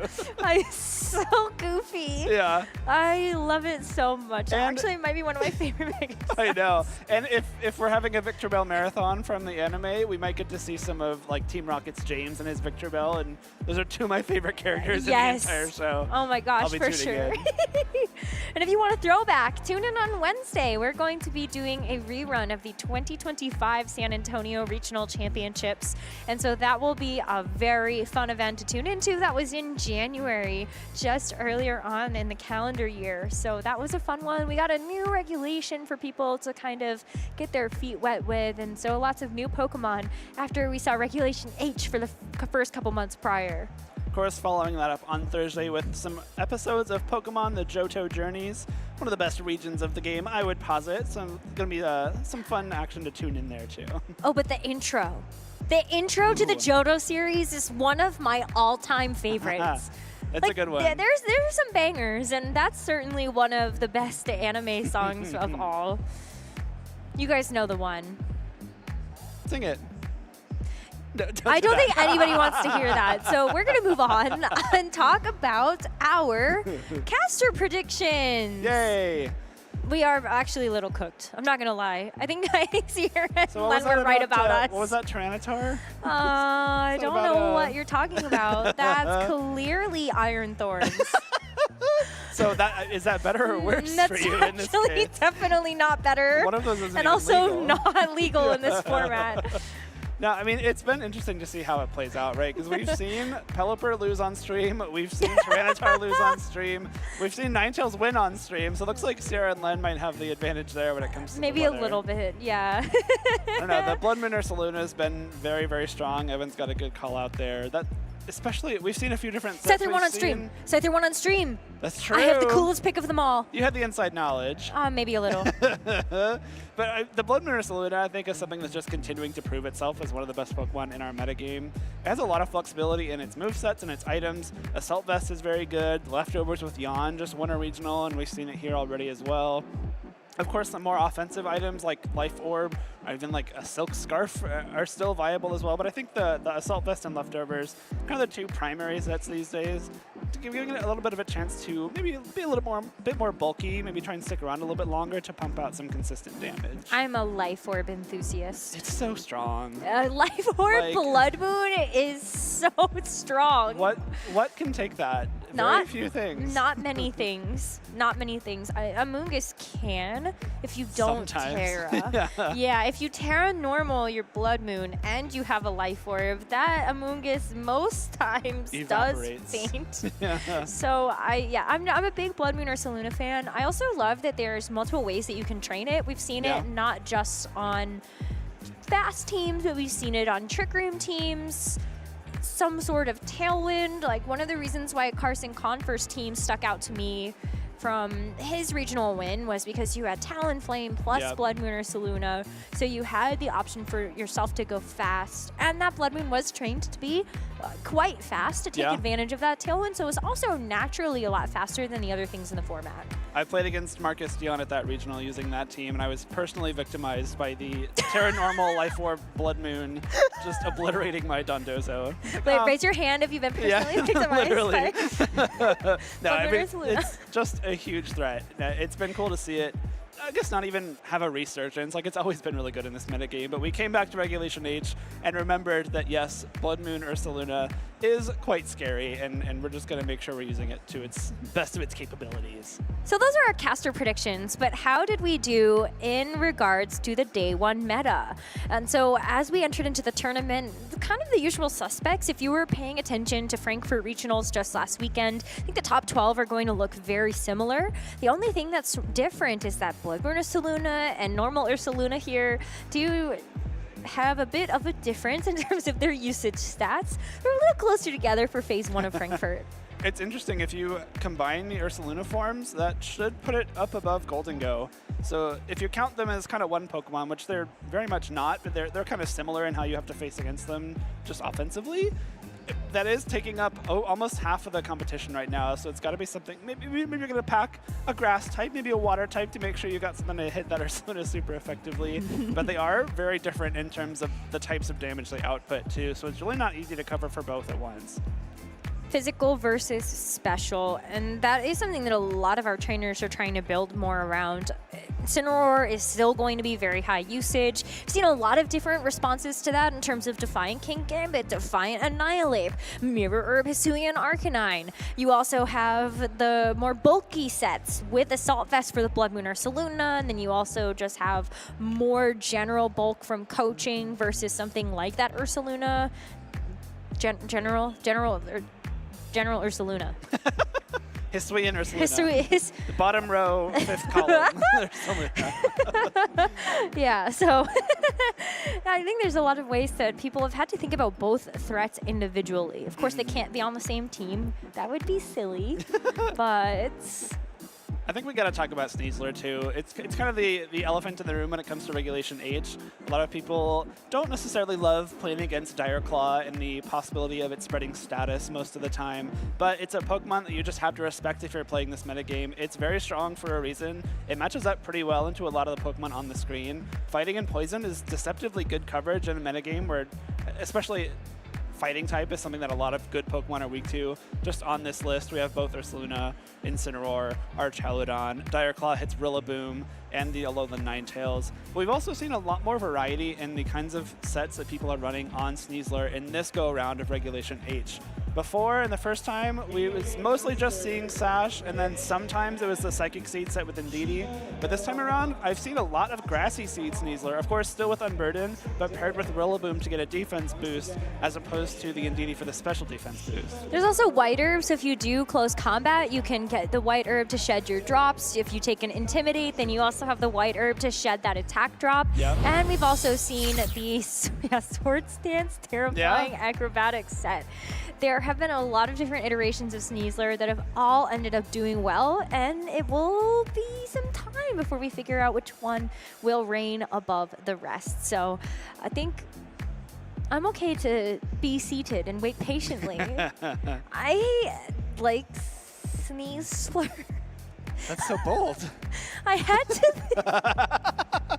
Are you sure? You don't seem too convinced. I wasn't convinced that I should acknowledge this and admit it publicly that I like Sneasler. I do too. Okay, I like you. Aww, how wholesome. we're so wholesome, and also still waiting patiently for our next round of Swiss. But before we do that, we do have an exclusive interview with Joshua Lorsey that Evan was able to grab. So let's go ahead and hear from them.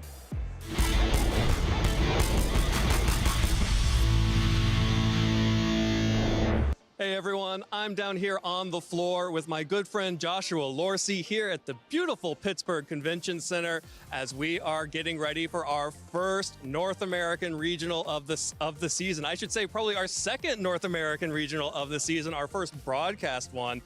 Joshua, welcome to Pittsburgh. How are you feeling going into this 2026 season? Evan, I'm glad to see you again. I'm happy to be here. I'm nervous. I didn't qualify for Worlds last year. I had stuff coming up, but something told me like, let's do Pittsburgh. I'm feeling confident. I've been playing a lot, practicing a lot with friends, and I'm just happy to be here. Excited to play this weekend. Well, like I mentioned and kind of stumbled over at the start, this is our second North American regional. Of course, we had the previous regional in Monterrey, Mexico earlier on last week. At the same time, we had the Frankfurt Regional Championships over in Europe. What did you take away from those two regionals? I think a lot of people coming into a new season of Regulation H kind of expected a lot of the same things that we had seen at the end of Regulation H last time we played this meta. What did you see from those two regionals that you're taking into this tournament? So a lot of the concepts that was previously introduced in Reg H are still standing. Rilla, Ursaluna, Goldango, Incin, and Friends is still here to play. Rain teams have been stronger than ever. Different styles of Rain teams have also been picking up.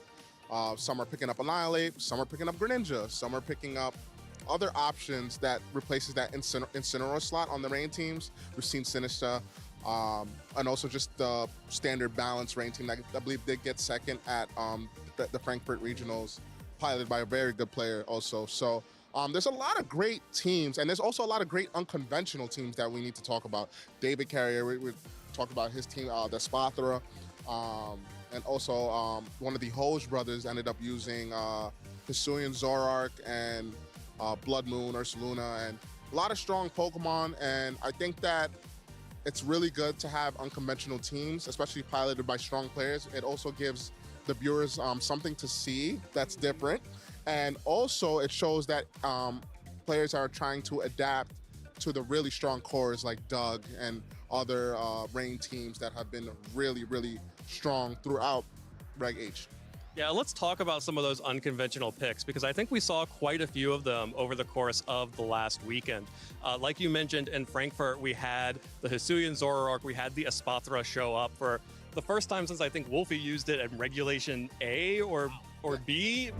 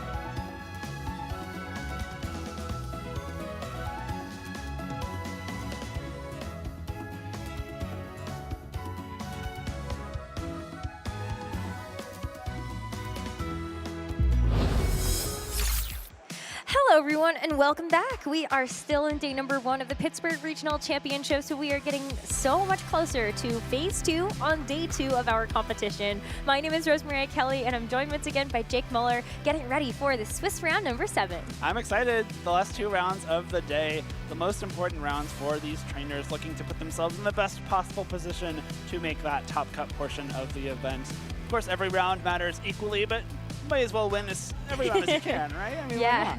Well, every win does matter. We were talking about it a little bit. Not only is it necessary for you to get these 6-round wins in order to move on to Phase 2, but then you keep your record as we look at which of our top 8 players will make it into our top cut single elimination bracket. So that is so exciting that that's on the horizon for tomorrow, and we will crown our very first North America Regional Champion of the season. We do have a few more rounds to play before then, though. Again, we got Phase 2 of Swiss tomorrow morning, the end of Phase 1 today, and we have a bunch of trainers that have already qualified for that second phase of Swiss. Again, That's everyone right. that is 6-0 so far is guaranteed to be playing in Phase number 2. Well, first up, we've got Daniel Yu, who was the Atlanta Regional Champion from last season. So Daniel Yu is in our field at 6-0, so very exciting. With that Sinistra Basque Legion, our Chaladon Rain team that we were talking a little bit more about, the Elizabeth Rain. Yeah, that's the one that was very, very popular back in the first iteration of Regulation H. Not surprised to see it doing well here again, especially under control of a previous regional champion. We also have William Brown, who you got a chance to see earlier on stream, and William is going to maintain his undefeated streak at 6-0. And if you can't quite remember, it was with the Greninja and our Chaladon Rain team. That was so Rain cool. really winning over here. Yeah. I mean, I guess I didn't expect Greninja to be the rain setter when I was doing my caster predictions, but he's got the Pelipper too, so we'll count it. That is true. And then we also have, well, you saw on stream already, Jeremy was able to win, so also 6-0, but his current opponent for this round is Christopher Hahn, who comes in as one of the seniors who aged up last year and is now still kicking people's butts throughout the Masters Division competition. So Christopher Hahn is also going to be at 6-0. Of course, a very successful family. His brother Kevin, a back-to-back world champion in the junior and senior division, so that the genes in that family are very good for VGC competition. And also some new faces here. We get to see people like Bryce, Darius, and Alphonse at 10 through 12 there. Not names you see much in the later stages of events, so it's really cool to get to see some trainers maybe breaking into one of their first Phase 2s at a regional championship. And Marcus Dion doing great. Of course. Yeah. I've seen the name Peter Espy before. I think this is not the first, I want to say it's not the first time that Peter has been able to get into a Phase 2 of a tournament, but excited to see just how much farther we will be able to see them go. Yeah, no, it's going to be great. I'm really excited to see for the rest of this event. Of course, we have all these trainers that are 6-0 facing off against each other, hoping to get that 7th out of I think you probably need 9 or 10 wins to make it into that top cut. So maybe hoping to get one step closer throughout the rest of today. But we are going to be showing Chupa Cross versus Ophomezier ML in this 7th round here in Pittsburgh. Really excited for this one. Super stoked as well. I mean, Chupa Cross is one of our previous regional champions, able to win Toronto a couple years ago, and now comes back in with a fresh take on Regulation H. And Ophomezier is one of those players that I feel like I've seen always doing well in competitions, but the fact that you are able to make it into Phase 2 already and you can go even further than that, I know Ophomezier has been looking for that really, really big tournament finish, and so this could be it. Pittsburgh could be the one. It could. He's got to go through Chupa, who recently scored his first regional championship win and is always a threat at any event that he enters. Someone who's also been kind of at the front of a lot of the team building trends over the past couple years and always has a really good idea of what's going to be in the meta and what will match up well into it. So it's cool to see him running a bit of a variant of kind of that Shohei Kimura team that's been running around. It does have the Basque Legion, though, as does Mezzi, and you're seeing no rain on either team. So we might get to see kind of a glimpse of that adaptability at Basque Legion that Marcus was talking about with Evan. Yeah, I mean, the Basket Legion is one of those flexible pieces. A lot of people have just ended up putting it on their team for adaptability, making sure that you're going to be doing more damage with all of your attacks. And instead of needing the rain, like since you are pretty self-contained in that sense, you don't necessarily have to have a rain setter in order to make this Basket Legion strong. Last respects, after multiple of your own Pokemon are getting knocked out, then you have a much more powerful same type attack bonus and move to rely on for the end game. It's really scary. Even after one Pokemon gets knocked out, it's like 100 base power. But if Basket Legion is the final Pokemon you have left in your team, you're swinging with a 200 base power, same type attack bonus, adaptability boosted attack, and that is not something that too many Pokemon want to be seeing. We do see Chuppa's team here first. He does have that Focus Sash adaptability Basket Legion male alongside the Friend Guard Mousehold, Dragonite, Incineroar, Blood Moon, Ursaluna, and Golden Go. It is the multi-skill, like skill shot Dragonite that we typically see, and calling out that specifically alongside the Friend Guard Mousehold, so we might get to see a little bit of a different look at those two Pokemon on the other side of the battlefield. But just looking at Chuppa's team first, it is a Choice Specs Terrasteel Golden Go. Again, that's something that's kind of coming back into vogue.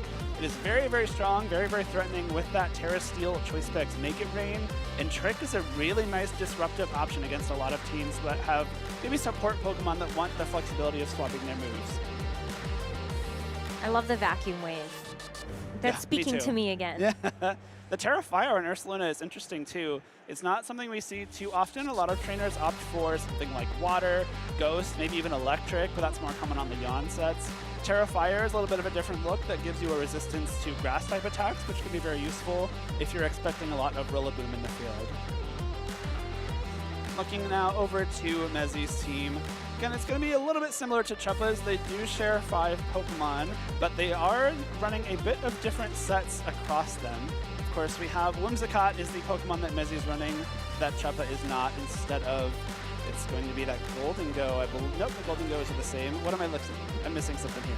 Incineroar. No, they're both there. Ah! Blood Moon. It's a Blood Moon. It's Ursaluna. No, I know. It took me a second as well. I was like, I know pictures and I know shapes and colors most of the time.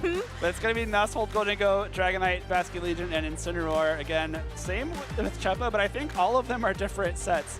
So it's just pretty cool. Mousehold is a Technician with Wide Lens Population Bomb. Golden Go is Life Orb instead of Choice Specs with Nasty Plot. We get the Choice Band Terra Normal Dragonite, a throwback to some of the times we get to see it paired up with Qian Pao. The Basket Legion is Choice Scarf, and the Incineroar is Mirror Herb. So really different looks here. Yeah, but like Choice Band Terra Normal Giga Impact. Yeah, I didn't even notice that. That's my eyes went straight to that because that is not a move that we typically see on Dragonite. Yeah. Whenever we are looking at these Choice Band sets, it's like Extreme Speed, Outrage, Stomping Tantrum is pretty normal. Sometimes we see Ice Spinner as well as Low Kick, but Giga Impact is not one that's usually on that rotation. This is a much more offensive take on this type of team archetype from Mezzi.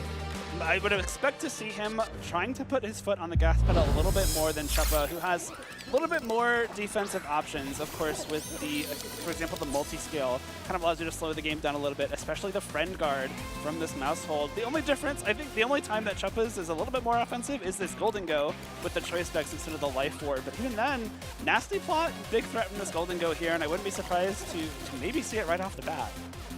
Yeah, you give up a little bit of that damage power with you have the Life Orb versus the Choice Specs, but the drawback of the Choice Specs is that you can only lock into one move, and you are stuck with that until the Pokemon either gets its item knocked off or you end up switching it out and switching it back in.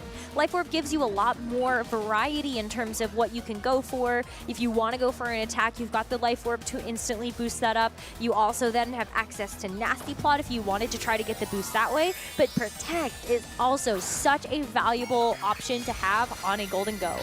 We are going to see the Terrestrialization committed to the Golden Go already, so nice Steel Terra to boost up those Make It Rains from the opposition, as Mezzi's also going to be setting the Tailwind.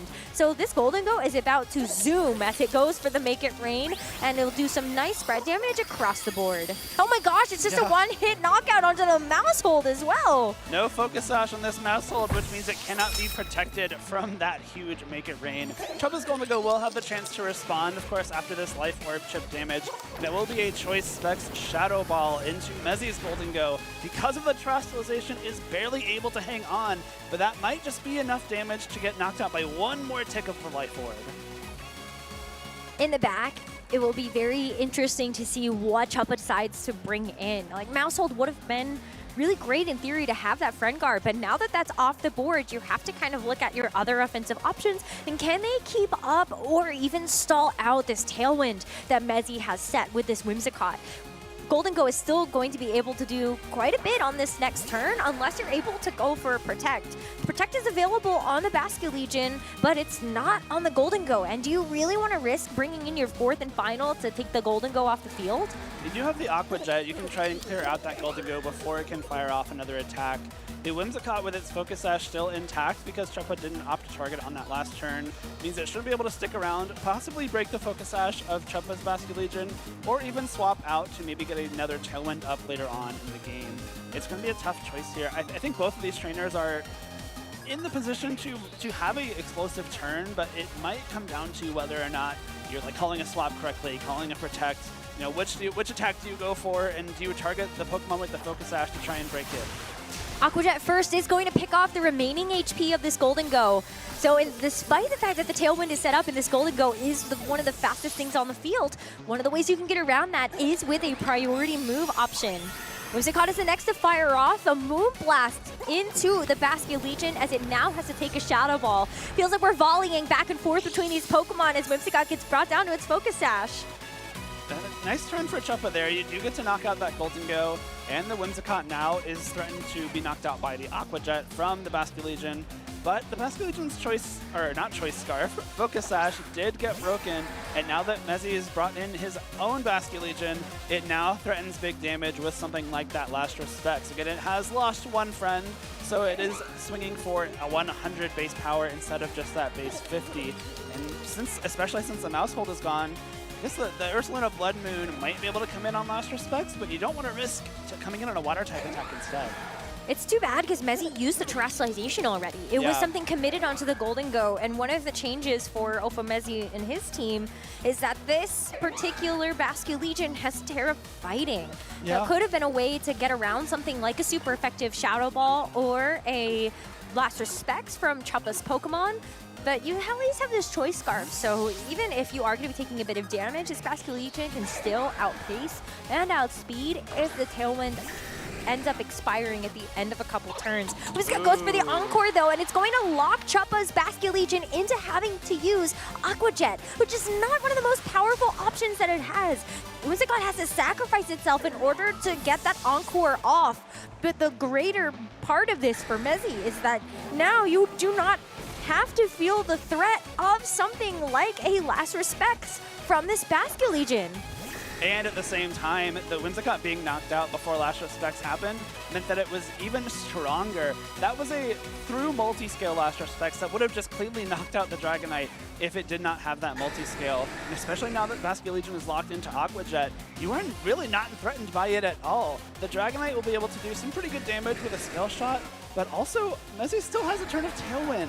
This Choice Scarf Basket Legion and his Choice Band Dragonite are going to be looking to do a lot of damage here. And once this Golden Go comes back in for Choppa, I don't know if it can stick around to fire off an attack because of this Choice Scarf Basket Legion, and because this Dragonite might not have the chance to set up a Tailwind of its own. It's super tough because you're also trying to stall out the Tailwind, and the fact that we do have to see Choppa's Dragonite go for a Protect here, it means there's just one more turn that you're not getting out damage. With Choppa's Basket Legion locked into going for Aqua Jet, it is going to get knocked out by the Last Respects from Mezzy's own Basket Legion, bringing Choppa down to his final two Pokemon. You still have that Golden Go that's in the back, but the Giga Impact! Oh my goodness! This is the move that Mezzy has decided to lock his own Dragonite into. It makes sense, right? There are two Ghost-type Pokemon on Choppa's team that are left, so maybe locking into Giga Impact doesn't seem like the greatest idea, but you do have your own Basket Legion with that the Choice Scarf Adaptability Last Respects. You will easily be able to knock out those Ghost types with that attack and save your own Dragonite's attack for that Giga Impact. is, you know, maybe it's not the most accurate, and I believe it's just like a scale shot is that 90%. But that, at the same time, if you miss one Giga Impact and maybe you get knocked out by a scale shot, your own Basket Legion is there to just clean up as well. All hopes for Choppa in this first game rest within his Dragonite's tiny little hands. You know, that you aren't going to actually get hit by the Giga Impact, and that these scale shots might do enough for you to be able to get the knockout here. But even still, are you going to be faster than this Basket Legion? And you miss the 5th hit to get the knockout. So Choppa does not actually get the rest of the speed. You're still dropping your defenses, and you're going to get knocked out to the Giga Impact. Anyway, what a cool move animation for Mezzy to win this game number 1. I mean, you probably lose that game anyway. I don't know that Dragonite has the firepower to 1-hit KO, 5-hit KO the Basket Legion with that scale shot, but that might have been good info for Choppa to gather. You know, if I was able to get the knockout with that scale shot, I get to see whether or not my Dragonite attacks before Ophimezi's Choice Scarf Basket Legion, which could come in handy for the remainder of this match. Unfortunately, just coming short on that scale shot KO. We at least see that Choppa's Dragonite is faster than Ophimezi's, so could be useful going into game 2 here, but the offense right off the bat from Ophimezi's team, that Choice Scarf Basket Legion, showing that you don't need rain to do damage. I've got adaptability, last respects instead. It was so hard for Choppa to deal with. Adaptability for both of the Basket Legions from Choppa and Mezzy. And that's why we see the power of this Basket Legion without something like a Pelipper to be able to set the rain. You're still getting that boost to your same type attack bonus moves with the adaptability ability. I said that right. Yeah, you did. I was like, that's a lot of syllables. No, but yeah, so it's just a powerful Pokemon. Yeah. With the Choice Scarf as well, I think that's something that really gave Mezzy an edge in that last game, knowing that even if you don't have the Tailwind, my Basket Legion is going to be faster than the rest of your Pokemon. Especially considering Choppa's Mouse Hold went down on turn 1, and Choppa did not bring the Bloodmoon or Ursaluna, or the Incineroar, actually. That leaves you with 3 Pokemon that are either weak to or neutral to last respects, as opposed to your 2 normal types, which will take 0 damage, and your Incineroar, which is a very strong answer to something locked into a Ghost-type attack. So maybe if you're Choppa, you either opt to bring another one of those last respects deterrents, or you maybe keep your Mouse Hold a little bit safer, make sure you're able to redirect those last respects, or at least force Ophimezy to not lock into last respects. It's still hard because I think if Ophimezy doesn't lock into last respects, you still have Wave Crash, you still have Terra Blast. Terra Blast would be kind of an interesting one. You're not getting the same type of attack bonus from that since you aren't terrestrialized, but imagine if you save it. But I don't know if there's anything coming that actually you would want to Terra Blast into for the Golden Go or the Basket Legion, but still. It's available, is all I'm saying. That is an option. And we have game 2, so let's get ready. Mezzy is already leading the series 1-0, so Choppa needs to win this next game in order to keep himself in the series to be undefeated at the end of it. But so far, Mezzy, off to a great start, is going to bring an Incineroar to the party as an adaptation to that first game. I like this a lot too. The Incineroar puts him in a very good spot. Again, this Mouse Hold is not the Population Bomb set, so it doesn't have a great way to damage the Incineroar outside of Super Fang. But if you go for Super Fang, you leave your Golden Go vulnerable to attacks from either Incineroar or Basket Legion. Basket Legion with the Choice Scarf, again, will be able to attack first, use that adaptability ability to get some big damage out. And we always talk about Incineroar being one of the best checks to Golden Go here. So really strong, both offensive and defensive position for Ophimezy. And with that Fake Out, will prevent Mouse Hold from attacking this turn. Oh, and Flip Turn is going to target into the Golden Go and allow Mezzy to switch out the Basket Legion for something else. I love when you get a chance to see that move because it's just powerful pivoting option with the same type attack bonus, and now you get your Mouse Hold in.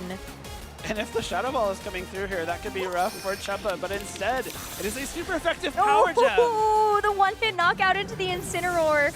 What a good choice for Choppa to make, but is it the right one?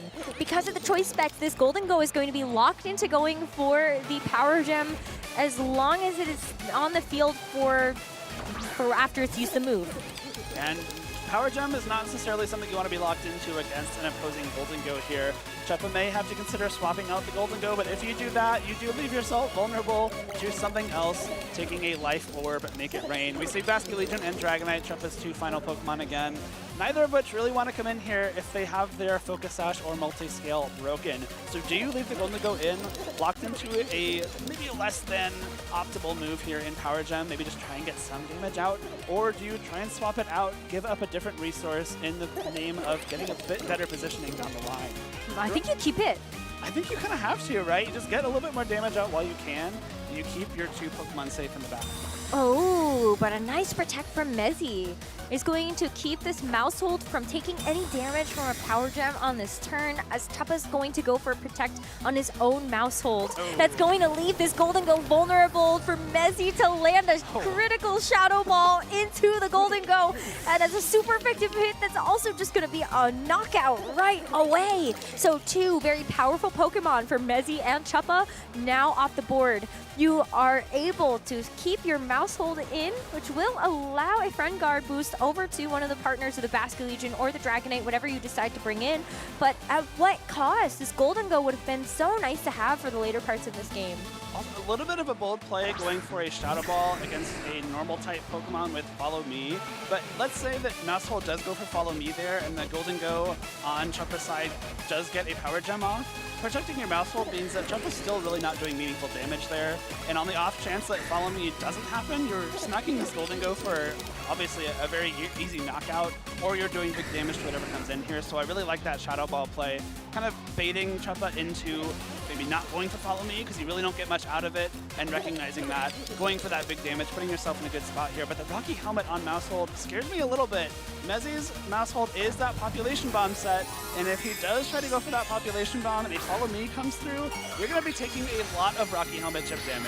And this Mousehold's actually just going to go for Terrestrialization. Terra Fairy, what a great call. You know that the Dragonite on Chuppa's side only has Scale Shot as it's an attacking option, and so this Terra Fairy is going to make sure this Mousehold is immune to all of those. As Mezzy decides to go for the taunt into Chuppa's Mousehold, it cannot go for any of its supportive options anymore. It is stuck, and this Mousehold, yeah.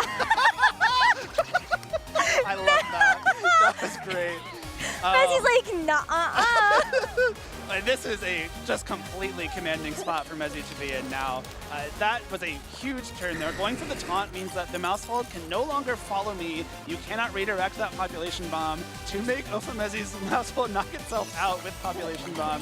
And now this Dragonite didn't get the Scale Shot off. It does not have the speed boost. The Dragonite now is vulnerable to that Population Bomb. And if Basculegion wants to swap in, it's going to have to take presumably a Make It Rain for its trouble. Of course, the Mousehold, what's it going to do against Golden Go? It's only got normal type moves. Maybe you can Super Fang Mezzy's Mousehold, but what do you get out of that? At least half of its HP. Yeah. So there is something, but you can't really attack it in any other way. As long as this Terra Fairy Mousehold is on the field, Mezzy is going to keep this Golden Go or whatever partner this Mousehold is next to very, very safe. It renders this Dragonite completely useless. Mezzy can still hit the Mousehold and another Make It Rain. You don't even need the Steel Terror this time around to get the knockout. And so while the poor Mousehold got taunted, it's not been able to get a Super Fang. It's just been completely neutralized as Chuppa now finds himself with the Basculegion and Dragonite left. Mezzy has had every single turn of this game correct, it feels like. And even though you still have the Last Respect as an option here for this Basculegion, Mousehold still has Follow Me. Yeah, it sure does. And also Population Bomb. You can't discount that at all. This Dragonite will only be protected from the first hit for thanks to Multi-Scale, but does get the double protect instead. Yeah, the double is going to be great to stop this Population Bomb for now. And maybe this does give Chuppa an opening to get a knockout. But the Make It Rain has to go first. Golden Go is very dead set on making Mezzy rich this game. And the Basculegion gets half of its HP taken away from a -1 Make It Rain. Now it's going to be -2 if it survives to the end of this turn, but it does not as Chuppa lands another knockout. So Mezzy now also down to his final 2 Pokemon with his own Basculegion having to come back out on the field. We saw it hit the field at the beginning. It got a flip turn to change around the board state, but now it's back in, and with a fresh new move it can select with this Choice Scarf. I think it's going to be that last Respects. It'll be dealing heavy damage to both of the 2 Pokemon remaining for Chuppa, and in combination with this offensive Population Bomb, Technician, Wide Lens, Mousehold, you probably are going to be able to close out the game on this turn. Chuppa does have Terrestrialization still available to him, but unfortunately neither of them are going to be very helpful for you. Basculegion goes for the Protect. Chuppa sees an out, which is going to be setting the Tailwind as well as neutralizing at least one of these attacks. But can this Dragonite actually get through a Population Bomb from this Mousehold? That's 1, 2. Can 10 hits actually do the job for Mezzy to get through the Dragonite? It looks like it should be good enough. Hang on, 9. Can we get the 10th one? And that is a 1-hit, 10-hit knockout. A 1-10-hit knockout. Imagine you missed the 10th one. That would have been so sad. I mean, Chuppa missed the 5th Dragonite scale shot. That's true. So it is entirely possible. And I've also seen Wide Lens, Mousehold, Population Bombs only hit once. But what a way for Mezzy to win the 2nd game of the set and to be undefeated heading into our final round of Swiss for Phase 1. What a great match there. It was so fun, too, to see these 2 teams that are very similar. Just in the 6 Pokemon that they brought, again, they are overlapping 5 of their 6 Pokemon. But Mezzy showing that the best defense is a good offense in this case. The heavy, heavy offense from his team, proving too much for Chuppa to handle. Of course, on top of the offensive nature of the team, Mezzy made some incredible heads-up plays. The taunt into Chuppa's Mousehold was huge, making sure that even though he lost this Incineroar in the early turns of the game, he was able to bring his own Golden Go, fire that Shadow Ball off despite the normal type Follow Me being on the field. And from this point specifically here, I think it was really tough for Chuppa to come back. Incineroar was okay to go down because there also wasn't anything that Mezzy really needed to have the Intimidate for you. They're like, so good. Mezzy was plotting alongside his Golden Go there. Oh my gosh. Yeah, the nasty plot. And also, I was really like, yep. It's like a little finger waggle.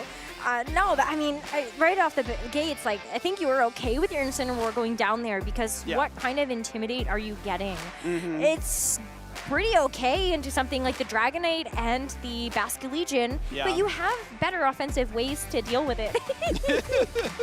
And of course, at the same time, you are losing that Incineroar turn 1, but at the cost, Chuppa gets that knockout at the cost of being locked into Power Gem. Yes, exactly. Sorry, I was getting so caught up with the amazing reactions that Mezzy was giving us in the player cam that I completely lost my train of thought for that one. And But exactly. And Chuppa's a very good-natured person. I'm pretty sure they're locals, or at least have been in the past too, so I'm sure they know each other well. It's always fun to see 2 trainers having a good time. Of course, you want to be winning. You enter a tournament to try and win as many matches as possible, but you can't win them all. Chuppa knows that. He's having a good time with his friends, so hopefully we'll get to see Chuppa a little bit more tomorrow. Again, has already locked himself into Phase 2, so we will see Chuppa in competition tomorrow, but Ofa Mezier Email has put himself at 7-0, which is a really, really good start. Oh yeah, I mean, if you can end undefeated today, then you just need to win 1 more round tomorrow. So. Maybe 2. Might depend on how the numbers shake 10 is very safe. Yes, 10 wins is very, very safe. But as a reminder for all of you, 8 total rounds of Swiss today for Phase 1. And then when we enter into Phase 2 tomorrow, there will be 3 more rounds of Swiss that our Masters Division trainers will play through. So if the math is mathing, you need 10 wins to be ultra safe. And usually 9 will get you over the line. Yeah, 10 will also possibly get you a bye in that first round of the asymmetrical top cut. So that kind of getting another win in Swiss can kind of equate to a win in top cut too. And when you get into those top cut phases, wins can mean a lot more money, a lot more championship points. Of course, 1 step closer to being a regional champion. So you really want to be reaching for as many wins as possible in Swiss, and Mezzy's in a great spot to do so. Also just means more practice. Of course. Right? Like I keep winning these matches, I keep getting so many matchups, but we've got our winner on standby with Evan for an interview, so let's go ahead and hear from Mezzy. Thanks, y'all. I am here in the lounge with Ofamezi Email who just destroyed that set. Such a crazy game. I loved watching that, Mezzy. Congratulations, you are now 7-0 heading into our final round of Swiss. 1 more game to play today. How's it feel? It feels amazing, honestly. I've never had a start this strong before at a tournament, ever. I know I've done well at tournaments before, but never have I gone 7-0, so this feels amazing. Yeah, and extremely well-deserved. I loved watching that set. Of course, sitting down across Chuppa, who is an incredible player himself. And at first glance, I was sitting back there and I was like, oh, interesting, it'll be a mirror. I'm really excited to see how Mezzy and Chuppa play the mirror here. And then as I started looking a little bit deeper, and I was like, wait, no, it's not. Everything's different here. It's the same, but different. Yeah, like 4 of our pieces were the same, but I had Prankster Tailwind, and he wanted Tailwind. Like, the Dragon Knight came every game because he wanted Tailwind. He knew he needed to stagger his Tailwind, like try and get rid of mine, and then bring his in later. But I was doing too much damage to the point where even though the Dragon Knight could come in, and he had turns where he could have clicked Tailwind, it was like, if he did, he would still lose. Absolutely, and that was such a clever pin that you put on Chuppa in those games. And you know, I love watching these sets where a lot of the Pokemon are similar, but their actual sets are wildly different. Like, you kind of had a throwback Pokemon in the Choice Band Dragonite. Yes, like, I did. Lynn and I were both talking backstage like, oh my gosh, Dragonite's free from loaded dice. It doesn't just have to hold loaded dice anymore. Why was Choice Band Dragonite the right call for you? Because of all the Sneaslers, it's like, because I have Choice Scarf Bass, which is faster than every Sneasler that's not Unburdened procced. The Focus Sash Sneaslers, all I have to do is chip them. And then Extreme Speed Dragonite picks it up after that. And also, Terra Normal Dragonite beats the other Dragonites. Because I'm going to Terra Normal and click a normal type move, you are going to Scale Shot, and then you are going to drop.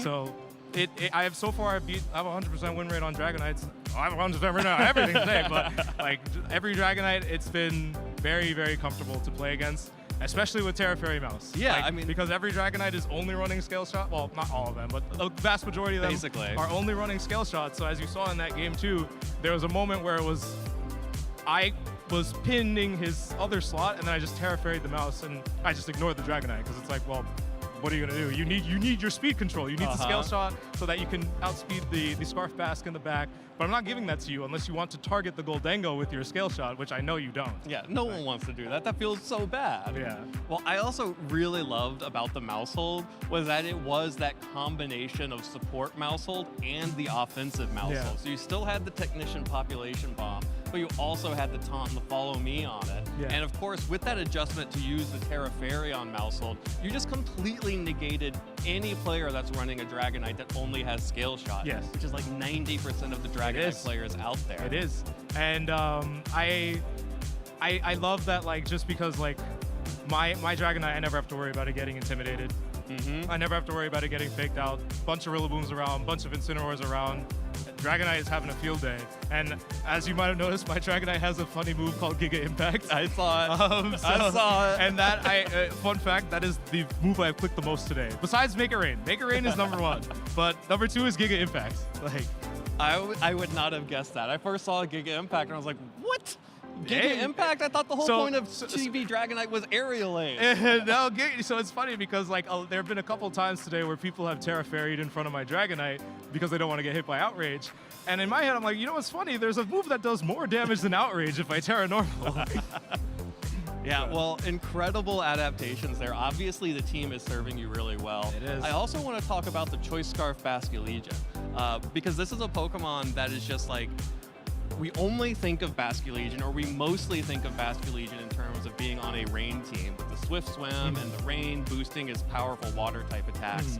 But with the Choice Scarf, you get to run adaptability, which means you get basically the same power as a rain Basculegion. Yes. And more options. Yes. And how did you, like, a lot of people start with Basculegion and think, I want rain. What made you not want to run rain with Basculegion? The entire idea was that I didn't want to run weather at all because I wanted to beat all the other weather teams. So I didn't want to run a Basculegion that was dependent on me bringing another water type. So the teams that I like to build are ones that kind of respect the type chart a lot. And if I'm going to run Basculegion with rain, that means I'm bringing Pelipper or Polytoad. And it's like, well, at that point, I already have 2 water types. Yeah, you're locked into it. Now I have to like fill the gaps with like other bonds that are like more supportive pieces. But with Scarf Bask, it's like I could just bring him to anything. I don't need rain. I don't need rain, sunshine, wet, snow, hail. Like I'm here. He's here, and he's hitting people. Yeah, Like, and it's really great because the natural ghost typing lets you be immune to fake out just right off the bat. Yes. And of course, you know, once that last respect starts getting rolling, you start to pick up those one-hit KOs, and it's such a great finishing piece. And the flip turn is what really enables that, because Basculegion threatens so much damage off bat. I don't need rain. If you're not if you are intimidating me with Incineroar, I mean, I hope you live this wave crash still. Yeah. Like, I'm enjoy the wave crash. Yeah, it's like, so I'm flip turning a lot, and people are like, I don't want to get hit by last effects. I don't want to get hit by wave crash. So they're tearing here left and right. And I'm like, thanks. I'll be back later to last respect you. Absolutely. And Mezzy, this team is really unique. It's a lot of the same Pokemon that we've seen, you know, over the course of this tournament, but used in a really interesting way. How did that? You mentioned that you just didn't want to run weather in general. You wanted to beat weather.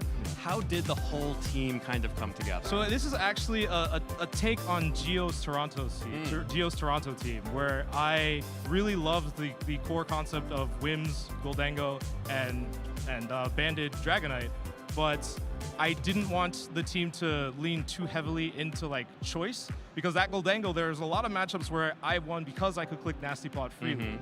And but I still wanted that hybrid, so I kept Life Orb Terra Steel, because there are still a lot of matchups where you click Tailwind, you click Terra Steel, make it rain, and you just win. Yeah. Like immediately. And this kind of allows it to be a little bit more of a balance core, as opposed to like, I need to KO something right away. It's like, I don't really need to KO stuff. I can pivot my Basculegion, throw an Incineroar, press protect with Goldango, follow me with Mouse. Like, the tools are there. Like, it's like, I don't have to like pigeonhole myself into offense.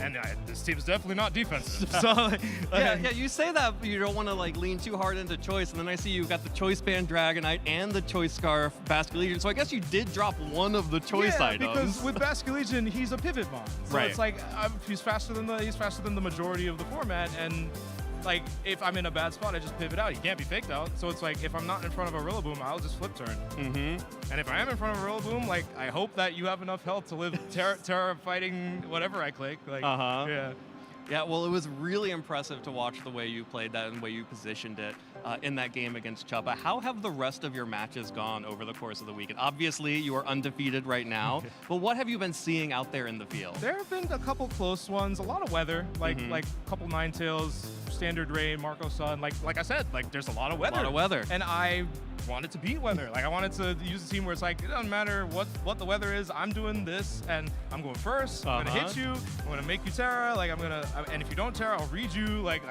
if you don't Terra your Goldango, I'll Shadow Ball it. Like, I'll do it. Yeah, like, why not? Yeah, it's there. So it really allows me to kind of play that game of like, I have such overwhelming presence, rain or shine, and it's up to you to decide if I'm gonna Shadow Ball your Goldango in front of Mousehold or just flip turn out and like pivot for later, right? Like, but there's just so much offense, and I go first. So like, I have like that. You have the universal agency. Yeah. Well, mission accomplished. 7-0. One more round left today.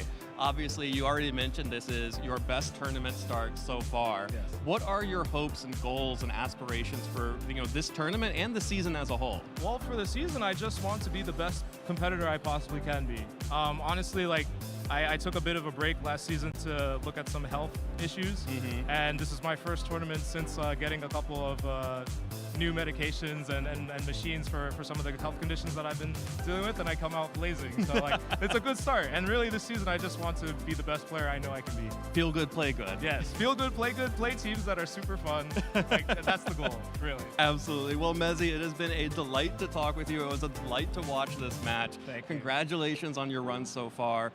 Who would you like to thank and support, or shout out for the support on your Pokemon journey? I want to shout out my girlfriend, Rebecca. She's my rock, my #1 support.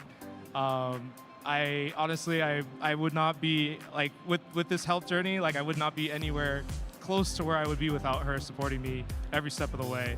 And I want to thank all of my friends from New Jersey that I practice with very frequently, the guys in the Apex server, the guys in Yotam server, like all of those guys that I get to bounce information off of, and kind of like they really help me challenge what I know to be good, to really iron out like what's good about it and talk about it and get those thoughts out of my brain, so that like they can be like debated, argued, and like perfected as best as they can. Having a group that you can actually have that like will tell you you're wrong or challenge your Yes. ideas is so important. Yes, I do need that. Like, because like I do make pretty interesting teams, and sometimes people are like, hey, just run this through me. Like, what is good about this? What do you see in this? And having those guys there to kind of just ask me those questions and make me really think about it and pull it out of my head irons it out for me even more. Of course, that makes total sense to me. Well,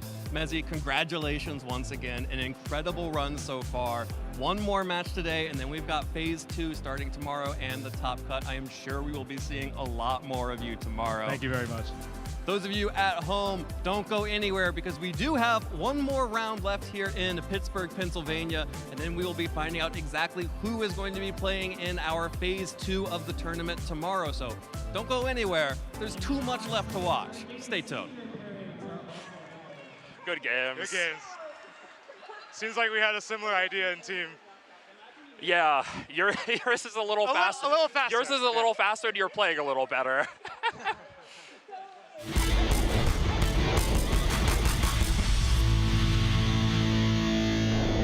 Hello, Pokemon fans, and we're live right now in the Pittsburgh Regional Championships, and we're at the newest and hottest booth, the Championships Gear booth. This is something new to the 2026 season, and of course, they have to show it off at the start of the season here at Pittsburgh. They have everything for every single game, TCG, VG, and even GO, from play mats to Switch cases.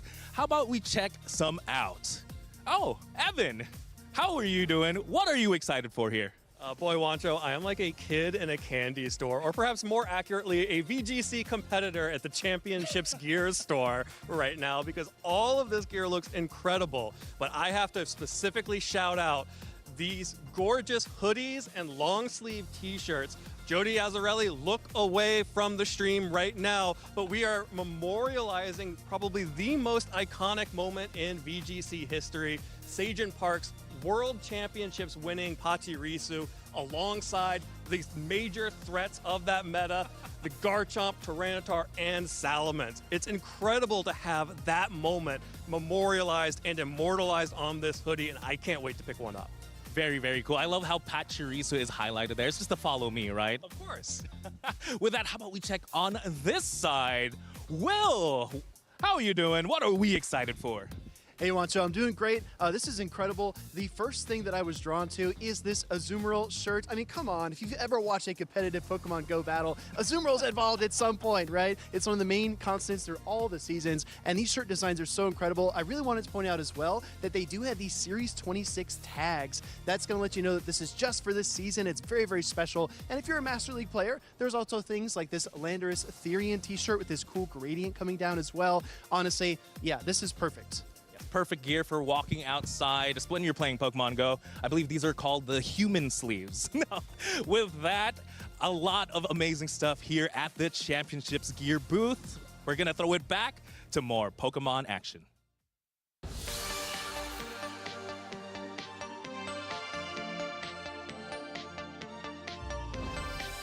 I think for me, one of the best ways to handle pressure during matches is to really think about what I've been doing at home. So trying to simulate the home environment, trying to block out any outside distractions, and then just imagine that it's very low pressure and then go from there. My best advice is to just breathe and remember that it's just a game. Because at the end of the day, yes, we're here to compete, and obviously, we want that prize money and, brag to all our friends how good we are at the game. But like at the end of the day, it's a game. I try to find out what my best and worst routes are, and if both of those are highly unlikely, then I try to find a way to meet in the middle. And that usually is able to relieve pressure just because I know that I was making an informed decision, no matter what. I think the best ways to handle pressure are to drown out everyone else and kind of go back to what you've practiced hopefully all season. Also playing some of the Pokemon that you're used to. You learn everything about the ins and outs of the matches, and you just go back to your practice. So one of the best ways I handle pressure during a match is putting on my headphones while I play and just kind of like jamming out to the music. I like to just kind of move around a little in the seat, and it just makes it a lot more fun. It makes me feel like I'm there in the game. I may not win it all, but I'm gonna have fun while I'm here. Are you guys ready for the Pokémon Center? Yeah, I'm so excited! What are you gonna get at the Pokémon Center? I'm gonna get the Jigglypuff. What are you gonna get? I'm gonna get the Pikachu. Oh, I'm so excited! Okay, let's go. Let's go. Let's go.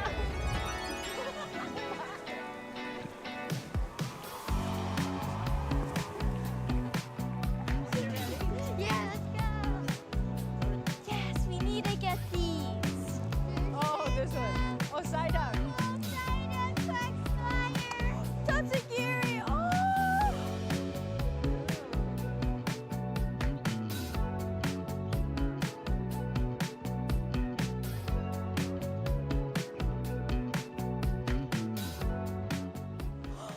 It's a Pikachu!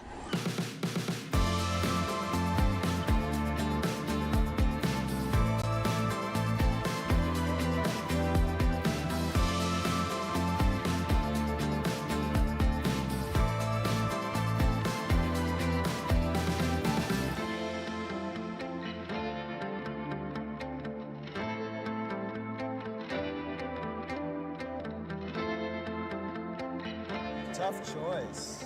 Remember, you can only have one.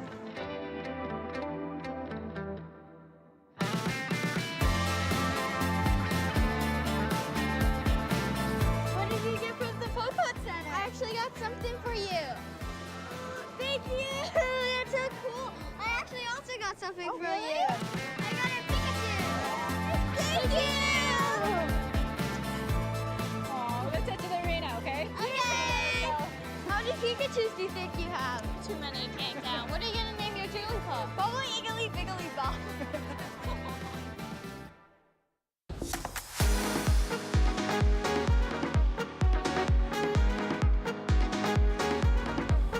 The best way to test your team is to get a group of friends together and hold a tournament. Check your show 6, pick 3, and learn how to work your way out of situations, tough situations, easy situations. So when I'm preparing for a regional, what I usually do is I play a lot of live, and I have a spreadsheet next to me with like every single deck I play, what deck I'm playing against, whether or not I went first or second, and then every single mistake I made, and whether just like everything that I could get from a single game, and that helps me just like condense all my knowledge and get better at my deck as quickly as possible. I think it's very important that you never cut out your team or a team member too early. You need a few games to determine, okay, this isn't gonna work. You know, just testing so many games over the past like 2 months. That's how I ended up with the 6 that I have here today. Some unconventional, but sometimes if it fits for your team, that's what you need to go with. Practice with, I'd say, the Great League or the Ultra League. Go on the app and just like practice. Learn some strategies and just practice, basically. Practice makes perfect, so. Personally, live and going to locals, I go once or twice a week as best as I can. You know, and going against people, it's different from live, but like it's good to get the reps in. I think that there are a few good ways to test your team. Some of the best include just competing at locals and going out and getting real experience with other players, because sometimes what looks good on paper doesn't always do well in practice, so that's always good. But also working with friends and other people who are interested in the same Pokemon and archetypes that you are, because a lot of times we all see the game differently, and you never know what you can learn from those people, even though they want to use the same things as you. So.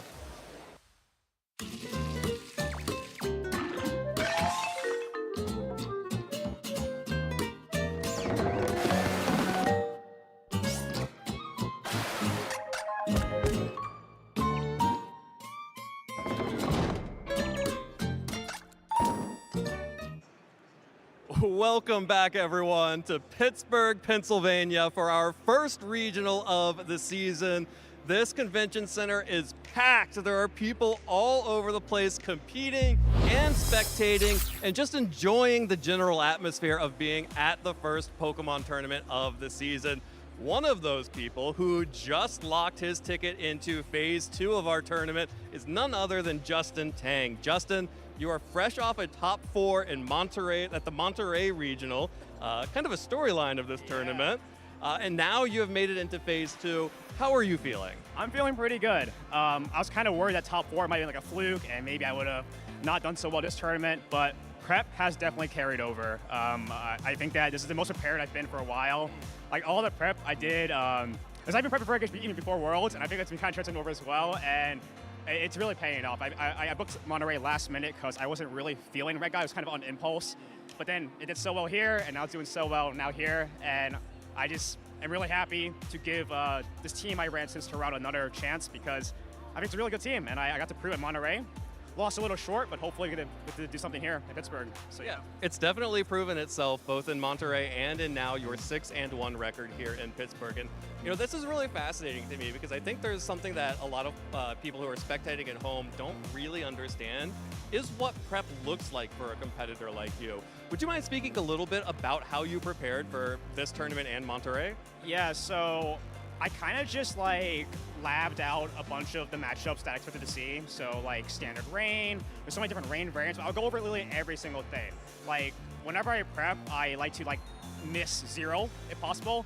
And it's just kind of putting as many hours as I can on these particular matchups. So if I don't freak out when I see the team, I'm like, oh, I never faced this before. And it came in a really good play today because the Elizabeth team, the Sinistcha, Pelipper stuff, I have a really bad matchup too, I think. And I kept losing to, I lost to at Monterey. I kept losing to in practice, kept asking Aaron Trailer and Keanu for help. I just kept losing. But then I was able to beat it for my win in just now, and it really paid off. The practice was amazing, and I made all the right plays and calls I needed to make day 2 here. So that's kind of what it looks like. Oh, well, congratulations on beating your worst matchup to make it into your win and in. I feel like there's no better feeling than being like, oh no, this is my auto loss, right? And now I've managed to win, and now I'm in phase 2. Yeah. How did that go? The match itself was really intense. The game 1, I lost the exact same lead at Monterey to Javier, and I knew he was going to lead it, so I led properly for it, and the game went perfectly. The game 2, I called his adjustment back to rain, but the issue was he crit my Goldango turn 1. So it's looking pretty bad, so I had to make kind of a crazy play to come back from it. So he had the Basculegion as well on his version of the Elizabeth team. So I close combat the Basculegion as it swapped into Arch, and that was kind of how I was able to come back from it. So felt pretty good. I can't lie. So you got the big plays. That's what you did. Big plays. Yeah, the big plays. All right. Well, congratulations. It's been an incredible tournament run for you so far. What are some of the things that you've been seeing in this tournament here in Pittsburgh? I've seen a lot of that Mouse Ape team that Shohei used. That was my round 1. I faced that Rain team I just faced last round. And then a lot of King Gambits. I faced a King Gambit Volcarona 2 in a row. That was a little bit scary because when you're running Goldango versus King Gambit Volcarona, it can be a little iffy sometimes, but was able to clutch up there. And then I lost to a Psy Spam team earlier, which was normally was okay, but he had an Assault vs King Gambit, which made it a lot trickier. So yeah.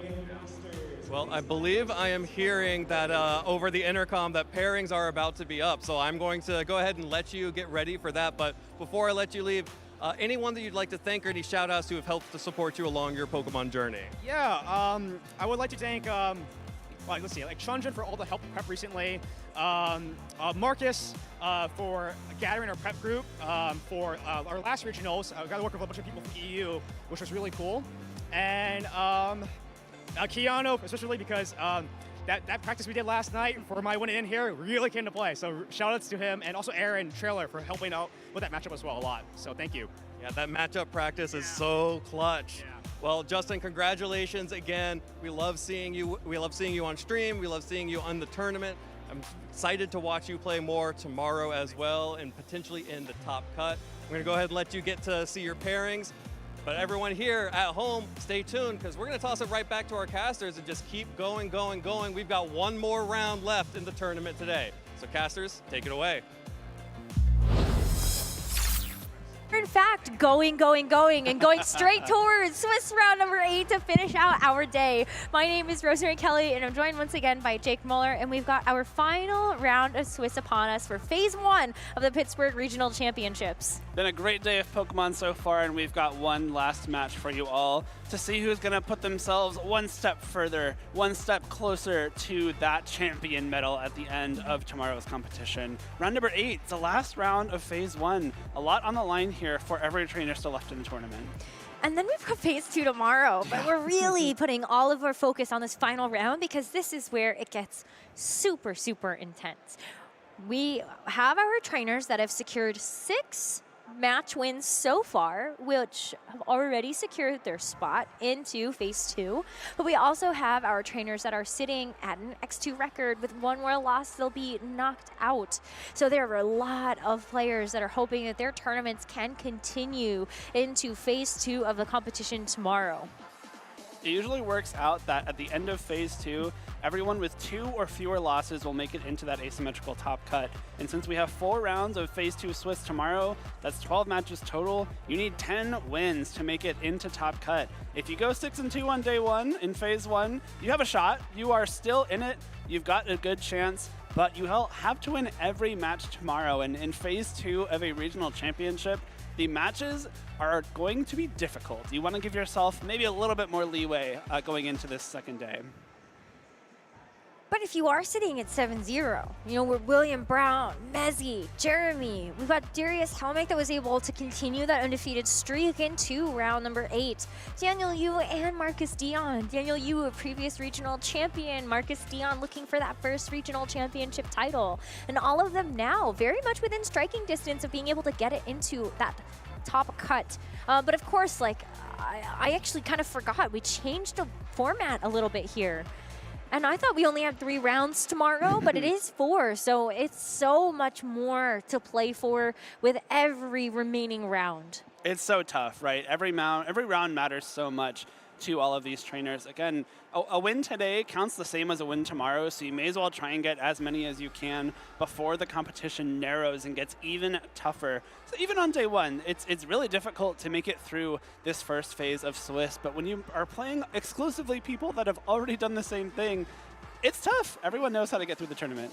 And a lot of the names that you'll see here are names you've probably heard of before. Paul Chua, international champion. Alberto Lara, multiple regional champion. Chapa Cross, previous regional champion. A lot of these trainers have been around for so long, but what about our bright future? As we look at our notable pairings heading into our final round of Swiss, we will be focusing on Justin Miranda Radbird versus Christopher Hahn. And I'm so excited about this match. Yeah. It's so good. These are 2 younger trainers. I think Christopher's 2nd year in Masters, if I'm not mistaken, and Justin's 1st. Justin, especially known to have been dominant in the junior and senior division, was very, very good, won so many regional championships, I believe a few international championships as well, and clearly is doing well in his first season in the Masters division. These trainers are both 6-1, so they have punched their ticket into Phase 2, but they are looking to put themselves at 7 wins going into that phase instead of just 6, to be even closer to a top cut. Justin Miranda Radbird is a player that I remember casting over when he was in the juniors division. Oh, yeah. So I feel old now. No, I mean, it would be surprising to get to the end of an international championship, which is usually the only time we get to see juniors and seniors on stream, and not have Justin in the final. Like, there are so many times where Justin would power through a tournament, get to the finals of those internationals, and we would get to see him compete there. So it's really cool to get to see him a little bit earlier on in some tournaments in the Masters Division 2, and I don't think anyone is surprised that he's already found some great success. And Christopher Hahn last year made such a, like, I don't even know how to describe it, but just had an incredible breakout season in the Masters division. Yeah. You know, top 32 at the World Championships just a couple months ago, where a lot of our Masters division trainers struggle to get to as an accomplishment, but got top 8 at Baltimore, one of the first regionals that we had in Regulation H. Of course, finds himself in another striking distance of getting another top 8 in Regulation H, but also had multiple elite finishes at IC levels and, of course, other regional championships. Top 16 at Atlanta, top 32 at Portland, top 32 at Toronto. Like, Christopher Hahn was doing amazing in the GCs as well, Yeah. with all of the global challenges. It's just really inspiring to get to see these trainers make their way up through the age divisions, have some great success at the junior and senior level, and then it immediately translates to success in the Masters division. Especially Christopher and his brother Kevin, we've seen them grow up through this system and be very good at all stages. And it's really fun to see, especially that brother combo. It's so cool to see those 2 brothers being so good. And they get to, like, practice with each other, they get to team build with each other. Like, I want a built-in practicing and team building partner. That's not fair. I know. I look at Marco Silva as well as Pietro Silva, his little brother, and how well they do over in Europe. And it's just so wholesome to see the families and the bonds that they create through playing competitive Pokemon. Yeah. And I know we heard from Christopher a little bit about Kevin's World Championship performance, and Christopher was just so proud of being able to see his brother up on that stage again and being able to take the title. I'm sure was a very proud moment for him as well. And now he gets a chance at another title. Yeah. He's already won a Vancouver Regional Championship title back in 2024, his final year in seniors. And so Christopher looking for that first regional title win in the Masters division. Another trainer kind of like Marcus Dion, who you kind of expect it to happen eventually. It's not really a matter of if. It's like, okay, when. This person is very good. They will have their one weekend where they break out and just tear through the competition. Christopher is someone who that will happen to. Maybe it'll be this weekend, but Justin Miranda Radford is standing in his way. Someone who, again, I think give Justin at least maybe a few years. Maybe he's just immediately as dominant as he was in the younger divisions. Could see it, honestly. The way that he has played throughout his career so far makes him a threat, even in his first year in Masters, too. While Justin only won one regional title throughout his entire time in juniors and seniors. Really? He won an IC title in every single region. Yeah, sounds about right. Oceania, Europe, North America, Latin America. He has done it all. And this was one of the players that ever since the beginning, when he won his very first international championship, all eyes were on him. He's like, that is the future. Justin Miranda Radford is going to be the future of VGC. And now he's here in the Masters division, competing with some of the best and brightest over the last couple of years. And Christopher and Justin, they actually have some history. They've played each other before. I'm sure. In the seniors division. Yeah, I mean, the future has become the present here with Justin. And with Christopher, again, these are two trainers that are quite young. They're in their first and second year in Masters and already at the top tables. And it's going to be really fun to see where they go, even just in this tournament and then beyond throughout, this whole season, the next season, the next few years. The future is so bright for these two and for us as a VGC community because we get to watch these trainers kind of grow up through our scene. And now maybe they get their first Masters division title. Yeah, could happen. But very possible. One step at a time for sure. I'm just so excited because I remember watching both of them in juniors and seniors and thinking like, wow, these players are doing better than some of the Masters Division players that I've seen. So I'm just so pumped. I think it's going to be a very high level of skill for our upcoming match. And it's just great to be able to showcase a lot of our up-and-coming trainers that we don't normally get to in our juniors and seniors division. We only showcase the finals when we're at the international championships and world championships for those divisions. And more recently, we have been able to get some winner interviews with our junior and senior division champions at the regional level. But when it comes to the gameplay, every single time I see the finals of a junior or senior division at an IC, I'm like, wow. Like I'm just so blown away at how good they are and how many more years they have in them to be good. It's just so much fun, especially like you said, getting to see them at ICs, at Worlds is always a treat. I think I got to do the seniors finals at the last couple NAICs, and that was a highlight of the weekend because it's so fun just to get to see. It's like a different look at VGC even. It's almost a different game at times, but lately it's become very, very similar. It's hard to differentiate the skill level in the seniors and the Masters division because some of these seniors are just really good. I remember the early days of local tournaments, premier challenges, mid-season showdowns, when maybe you would get paired into a senior and think, all right, I got an easy round here, but that is just not the case anymore. The skill level at all levels of VGC has grown so much that it's going to be a difficult match no matter who you're facing. I'm laughing because, oh boy, do I have a story for you about how one of my locals went recently when a match that I had versus a senior. But back to the story at hand. Justin Miranda Radford recently aged up into the Masters Division for the 2026 competitive Pokemon season, and Christopher Hahn is in his second year as a Masters Division trainer. Both of them bringing very different teams. We do have a more kind of classic Good Stuffs team coming through from JMR, and then Christopher is going to have Rain. It's going to be, I believe, that Elizabeth Rain that we saw a lot of back in the first round of Regulation H. It is a combination of the kind of fast rain mode we see a lot, but it has the Trick Room option with Sinistra and the Ursaluna. Hisuian, not that Blood Moon Ursaluna, likes to use that Guts and Flame Orb to deal out some huge physical damage. Justin's team will be the Sneasler, Dragonite, Blood Moon Ursaluna, Amoonguss, Incineroar, and Golden Go. I'm going to call out that Sash Unburdened Sneasler set. That's something we did see a good amount of back in the first round of Regulation H. Has fallen a little bit out of favor here, but it's cool to see it come back here, especially with that Stellar Terra and Throat Chop option.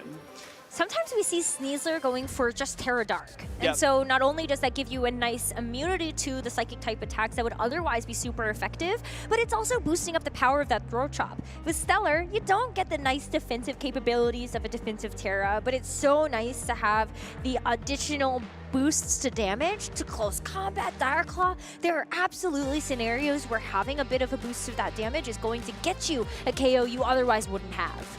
The Assault Vest Blood Moon Ursaluna rears its head again. I think it's one of the better sets for that Pokemon right now. It gives you so much bulk with that Assault Vest, with its naturally high HP and defense, while also allowing you to run an attack like Vacuum Wave. It's such a luxury attack, like you really can't fit it on any other set, but when you're forced to run 4 attacking moves, it's such a natural slot there, and it gives you that priority. It gives you a way to pick off maybe Focus Sash targets, maybe just naturally low HP Pokemon after a couple more hits. And I really love that inclusion. The Psychic Terra Amoonguss is something that's been popping up a lot as well. I think it's a pretty cool option against the kind of Scythe spam teams you think of, like the Indeedee plus an Expanding Force Pokemon like Hatterene or even Espathra, as we've been seeing pop up. And you're able to resist the Psychic attacks while not leaving yourself super effective to Sneasler. If you are Steel or Dark Terra, that means close combat will do a bunch of damage, but instead the Psychic means you resist that as well. Very cool teams for sure. We're just making sure that our players are ready to go on stage before we get into the action. And so while we wait for our trainers to get their headsets back on, you can go ahead and take a preview of what this team is going to look like from Christopher. Yeah, a team that we've seen a little bit of in the past. Again, it's got some familiar faces for us here in VGC, but it's going to be fun to see how Christopher operates with it, because it is a bit of a known entity, but it's going to be a different team. You know, different players going to play it a little bit differently. Something like the water type Terra Blast and Golden Go is something we don't see too often. Can we get to see that Sinistra that we kind of talked about in the lounge in our Cooking or Cooked segment? I am a firm believer that Sinistra remains cooking, and I guess you don't cook matcha, but you maybe brew some matcha, so Sinistra's brewing instead of cooking here. How about that? Well, you could cook matcha, like Do you? matcha tea cakes. Ooh, true. Matcha ice cream. Oh, now I'm hungry. Oh, I know. Don't you hate that I did that? A little bit, yeah. Well, The fighting Sinistra type- might be hungry too. I see the citrus berry. Exactly. And the Fighting type Archaludon is kind of a signature of this team. Fighting Terra is something that we see very, very rarely in general. It's not always the best type to Terastallize into. Has a kind of a weird defensive profile, but boosting the power of that body press can be very, very helpful there. Of course, if you get a couple stamina boosts, your body press is also doing a bunch of damage, but if you get that fighting type boost to the body press, it allows you to kind of get over the hump with those body press KOs a little bit quicker. Maybe you need one fewer stamina boost to get a KO that you need otherwise. So it's a really cool option. But I also really like the Archaludon in this matchup in general. Assault Vest gives you 4 move options. Snarl ends up being a very dominant move on this moveset. And now taking a look at, you know, Blood Moon Ursaluna, Golden Go, 2 very good targets for this Archaludon to just sit in front of. It also means you have to be very careful with your scale shots. If Christopher's able to predict a scale shot coming through and potentially swap the Archaludon into that slot, you've given yourself 4 or 5 stamina boosts right off the bat. And now your body presses are going to be KOing a lot of things that don't resist it. And the Fighting Terra is going to give you a better matchup into something like the Sneasler. You're going to resist the close combat if you do Terastallize, so that's also a big deal. Yeah, you're losing the weakness there, which can be really impactful. Yeah, of course, Sneasler, one of the best things at picking off Archaludons with the close I'm looking at my poison matchup. Ignore me. I mean, it's still good, right? You're losing the weakness to fighting, which is Okay, it's still a better matchup Yeah, in exactly. Terra, but it doesn't give you the resist like I said, because I can't read. But you know what I do know is that we're getting into this game. And so let's start off with game number 1 between Christopher Hahn and Justin Miranda Radbird. We've got the Ursaluna and the Dragonite here for Christopher, and the Ursaluna Sneasler for Justin. Both Ursalunas like rearing up on their hind legs at the same time is really funny because they are staring each other down directly. Which one would be taller? Oh, I don't know. That's a good question. We'll have to do some science consult the experiments. Pokédex later. There we go.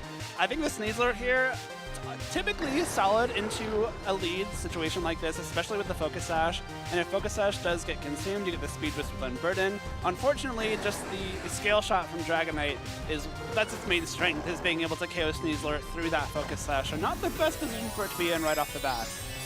Terrestrialization committed right away, and that's going to go directly onto the Ursaluna that Christopher has. So without Ghost Terra, I mean, that's going to be really nice to get through some of these fighting type attacks. You've got the Sneasler across the way, and so that's really one way, but the Throat Chop, just to be able to read that instantly. What a great source of super effective damage into that Pokemon. It's not nearly enough to be able to get the knockout, and so this Dragonite is going to be able to do a good chunk to the opposing Ursaluna, but this Bloodman Ursaluna is still going to be faster. Then you have this Dragonite a little bit later, not going to have a special defense drop, but oh, look at this. Headlong rush into their Ursaluna. It's actually still not enough to get the KO. Oh my goodness. What an insane read from Justin there right off the bat. Blood Moon comes through, and with that special defense drop from Headlong Rush, will be knocked out immediately. And unfortunately, just wasn't enough damage with that Headlong Rush without the Guts boost. But that Throat Chop was a massive read there from Justin to guarantee that damage is thrown there into that Ursaluna from Christopher. That's a very unusual. You would kind of like always expect that the Ursaluna would move, like the Bloodmoon Ursaluna would move first. Usually we'd see them be a little bit naturally speedy, especially because you see Trick Room as an option for Christopher's team. I was a little bit surprised to see that Ursaluna actually be able to get the Headlong Rush off first. So it ended up doing something. Yeah, and that might be kind of an indication of how this team has evolved, right? You have the Dragonite with the Tailwind. You have the option to lean into the fast mode, and maybe that's how Christopher has trained his own Ursaluna.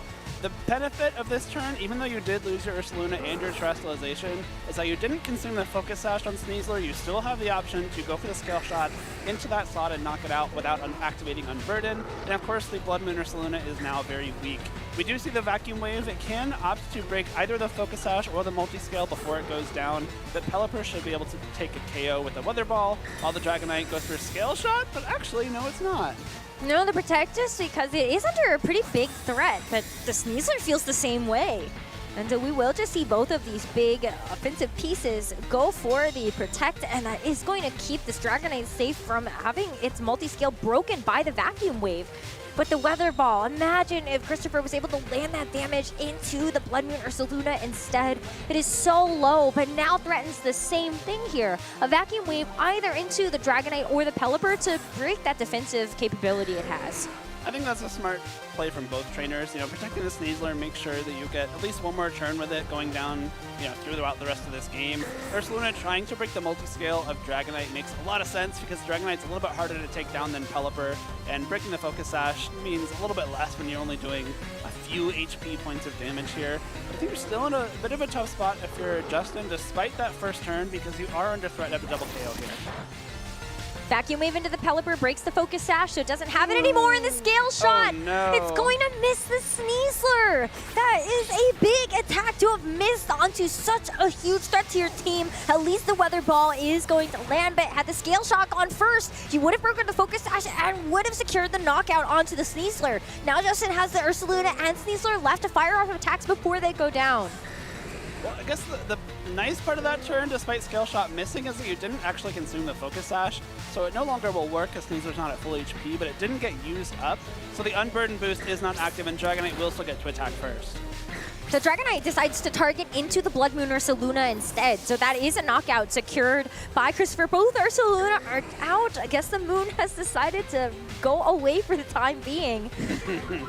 And Christopher's going to get a nice speed boost as a reward for getting that KO as well, using the Scale Shot. Direct Claw into the Pelipper is going to finish off its HP as well. So Christopher down to his final two Pokemon with the Dragonite and whatever the fourth and final is in the back. And Justin's able to bring in another Pokemon. Here's the Archaludon for Christopher. He's going to need to get a lot of mileage out of this Pokemon, and especially because the Sneasler is still up.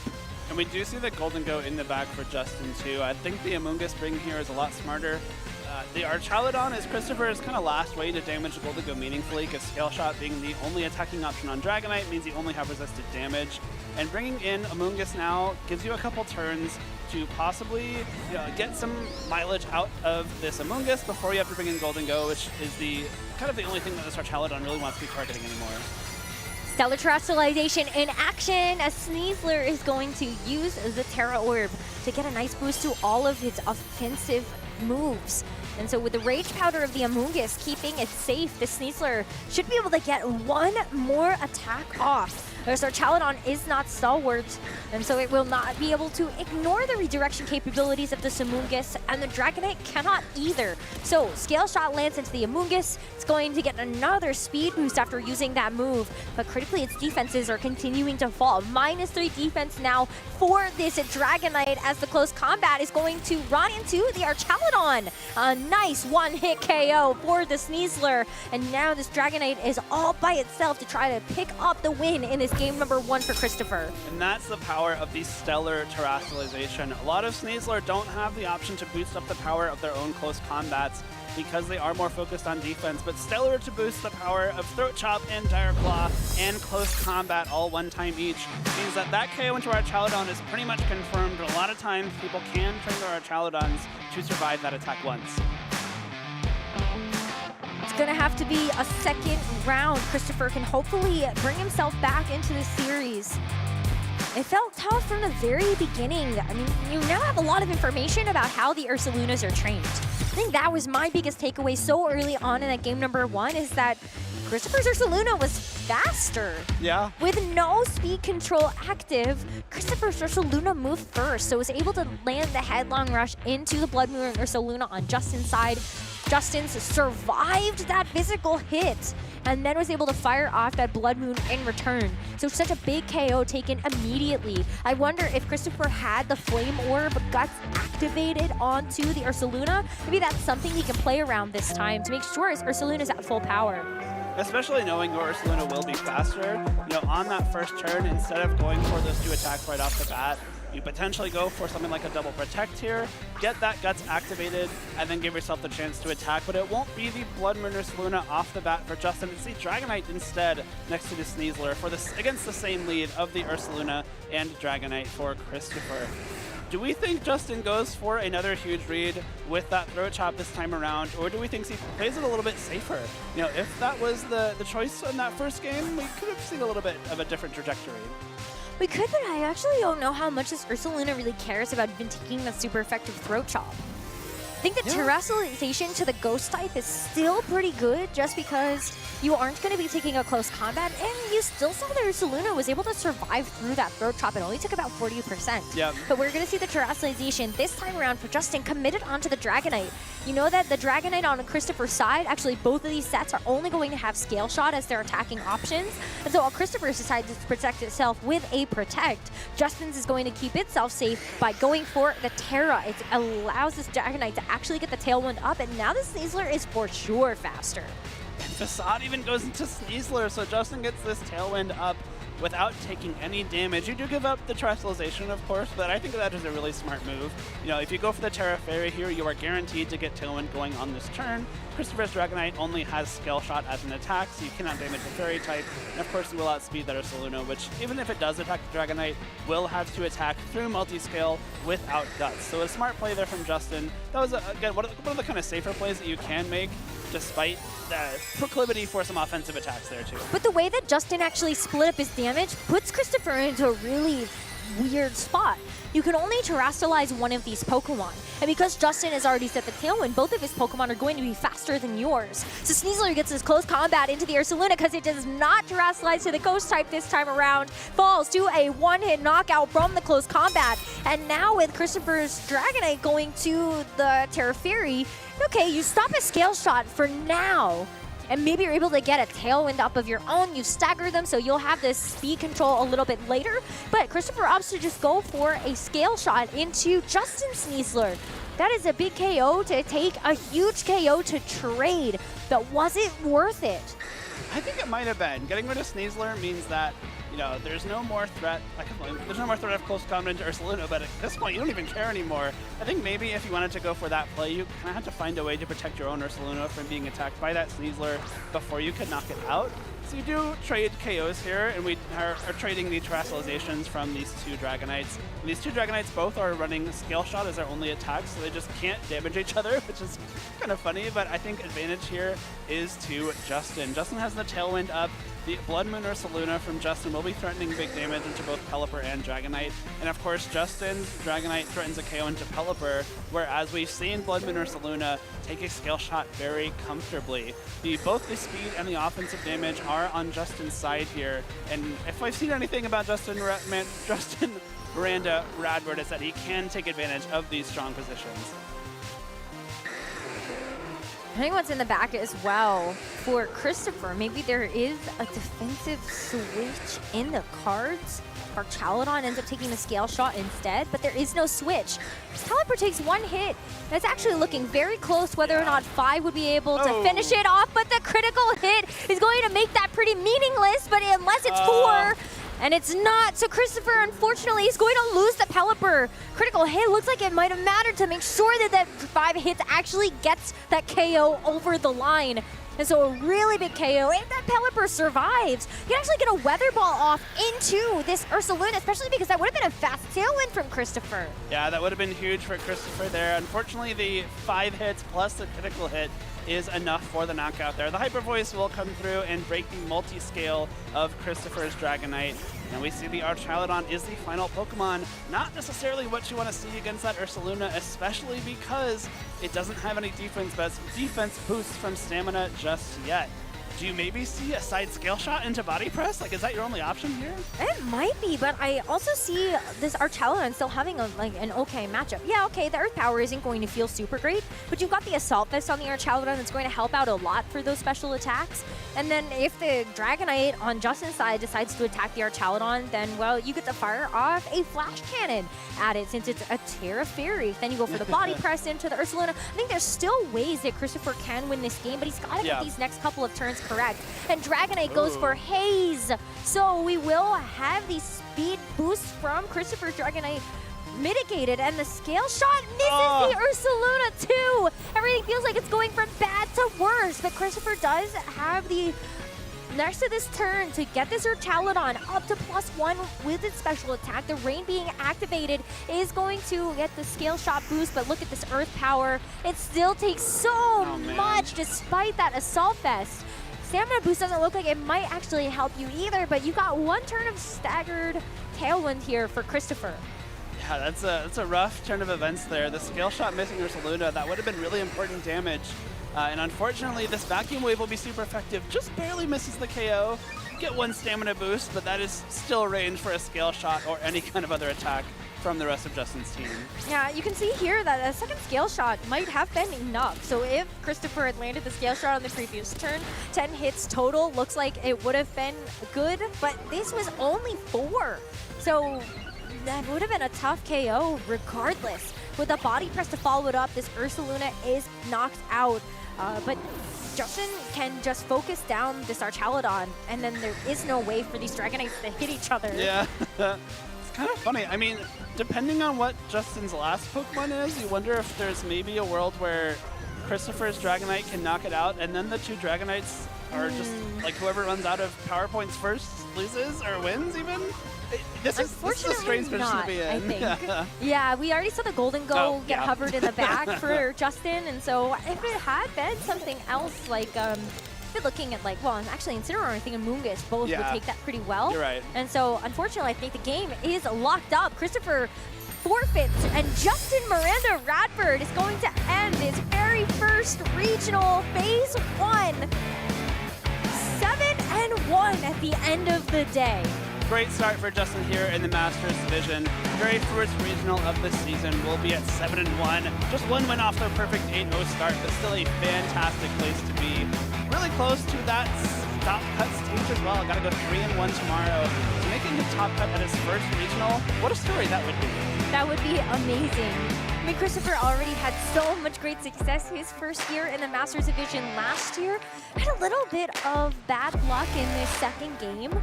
missing the scale shot Yeah. and then, you know, but The sometimes 5-hit critical hit on the yeah, Pelipper. that's unfortunately how it goes sometimes. Yeah.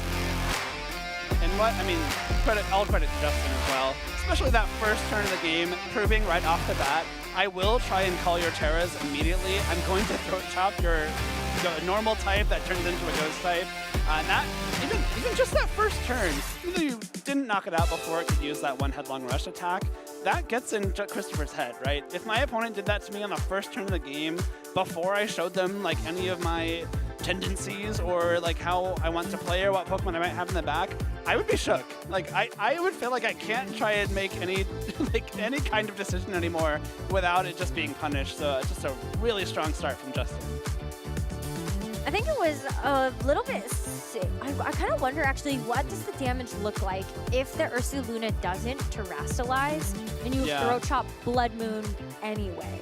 Does that pick up the KO? Because then otherwise actually it might not be as big of a read as we think it is, and it might just have been a very safe play to ensure damage. I think it probably does pick up the knockout because the headlong rush came before the Blood Moon and the special defense got dropped.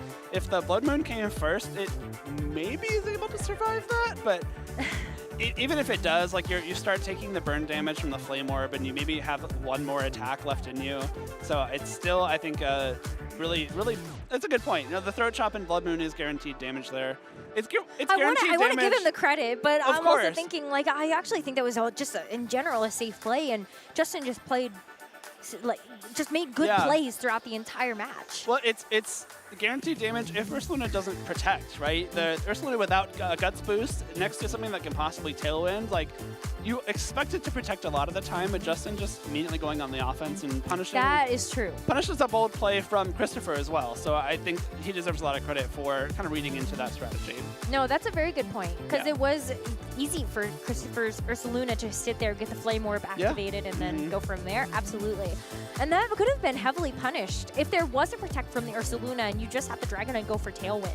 Yeah. And all of a sudden you're the one that's really in control. But that's the type of game we play. Those turn ones can be very critical to decide the course of the rest of the game. Yeah. And there's so many things that you're thinking about in the moment about, like, okay, well, is it good enough mileage that I get out of my Ursaluna if I just go for the one headlong rush? I think Christopher also correctly hedged his bets in the second game, trying to get the Facade into the Sneasler to break at least the Focus Sash. Right. And then if your Ursaluna is around for the next turn, then you can finish up the KO. Or you can get meaningful damage into the Dragonite and break its multi-scale. Yeah. So it is a very difficult battle sometimes of weighing out all of the pros and cons of a decision that you make. That's what Pokemon VGC is. You gotta have, there's so many different options available to you on a given turn, and it's your job to try and find the best one. And Justin just did that a little bit better in this match, and he did take the victory because of it. But of course, Christopher, we will see him in Phase 2 tomorrow. He does still have the chance to make it into Top Cut, just has to win out all 4 of his matches tomorrow. So a little bit of an uphill battle, but one that I know he is capable of fighting. And we are gonna hear more from Justin now. So let's head over to Evan with that interview. Thanks, y'all. I am so thrilled to be down here on the floor with one of our competitors who has made it to Phase 2, Justin Miranda Radboard. Congratulations, what an incredible set. How does it feel to be in Phase 2 in your first year as a Master? I think it feels amazing to be in Phase 2 in my first year as a Master. I did not expect to do this well in the tournament, especially my first tournament as a Master. I mean, you didn't expect to do this well, but here's me gonna age myself. I'm gonna date myself. I've been able to see you play since the junior division.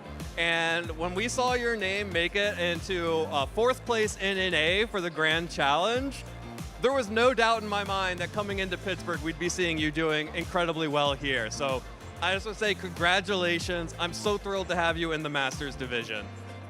Going into this, looking at your team, it felt like you were extremely confident in this matchup up against Christopher. How did you feel sitting down across from Chris and seeing the matchup that you were going to play? I was very confident because I played many practice sets into that team. And as a result of feeling confident, I knew which plan to use. However, Chris's plan was very difficult for me to beat. And it was a different plan than the ones I'd encountered in practice. And so as a result, I had to adapt very quickly. as well as have some luck in the first game, with 4 hits of skill shot instead of 5. I also expected my Ursaluna Blood Moon to be faster than his Ursaluna. However, that was not the case, and I was built up by 4 hits instead of 5. Well, sometimes that is what has to happen for you to get some of these big wins in these big tournaments. You are, of course, now 7-1 heading into Phase 2, which will be we'll have a few more rounds of Swiss and then the top cut. What are your goals and aspirations and hopes for this tournament? My goal is to maybe make the top 16 players at this point. I expected my goal to be 5-3 going in. However, now that I've been doing so well, top 16 I think is my goal for the first Masters event. I think that is absolutely within your reach, and knowing just how well you've been able to play over the years, I expect that to be something that we see. And this is something that we see a lot when players graduate from juniors, they graduate from the seniors division into the Masters division, is that if you have been able to play well in those previous divisions, you can compete in the Masters division as well.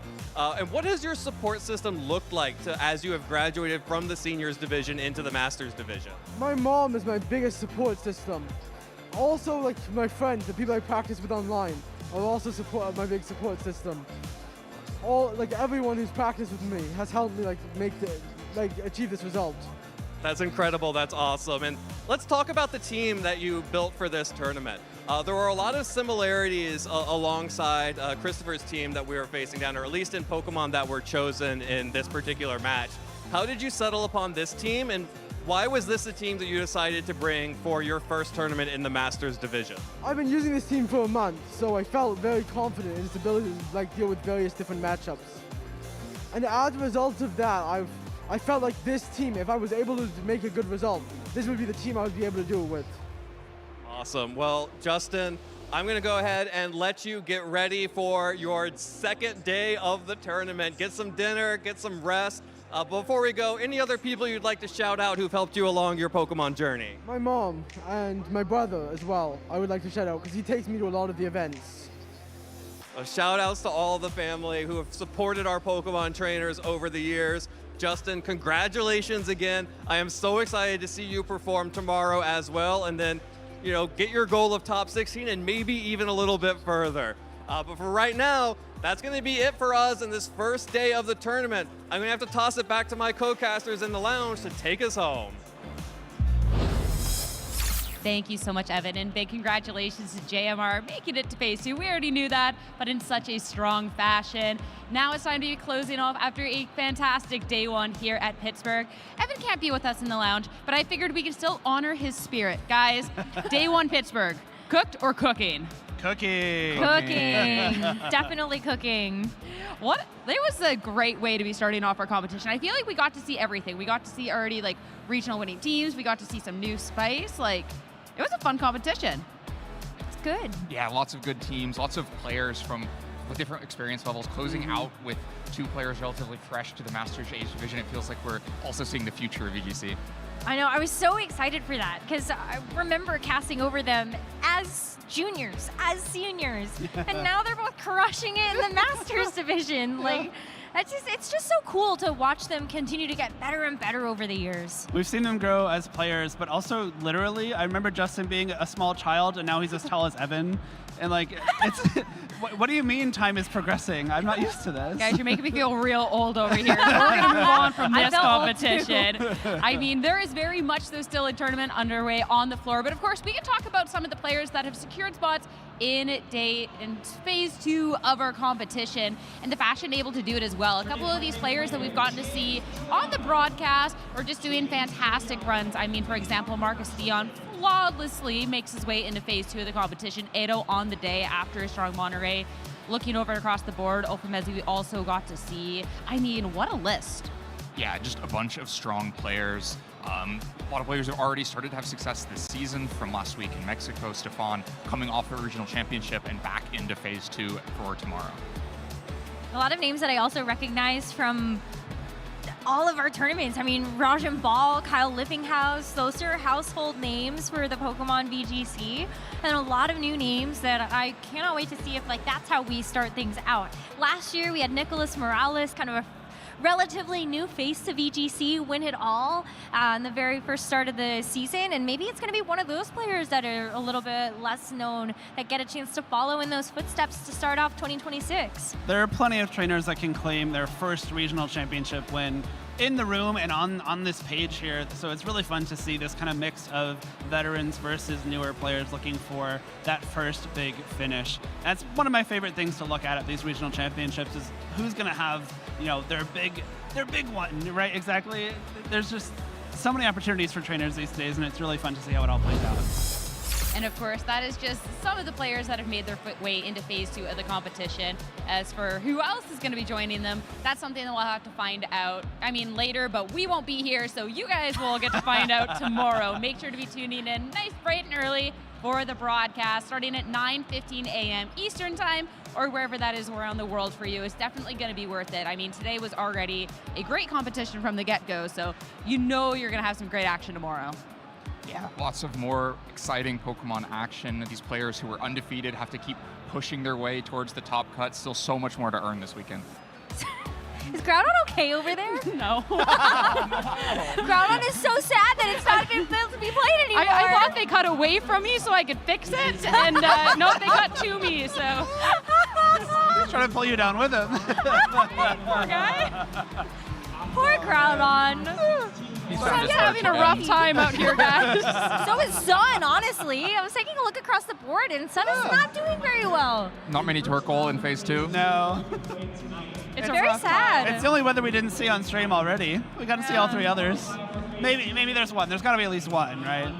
There Hopefully. has to be. I want to say there's going to be 3 making it forward. I don't have any particular reason for that, but I just think 3 Torkoal makes sense. Yeah. We'll have to go consult the charts to see how many Torkoal are making it. But get my matcha tea leaves, thank you. All right, okay. I believe you. I believe you. But while we do that, what you can do is follow the channels. Make sure that you're tuned in for not just our broadcast here, but for the other games as well. There's a lot of competitions happening globally. Last week we got to have 2 different regionals, and of course one that was streamed. So you got to make sure you're tuned into all of that, and of course to stay tuned with what's going on. Make sure to be following the channel so you get notified with what is going on, when it's going on, and all of that other good stuff. But I think for us, we all deserve some well-deserved rest. And we're going to be wrapping this one up. Thank you all so much tuning in, everyone. We'll see you all tomorrow for phase 2 of the Pittsburgh Regional Championships. Take care, everyone.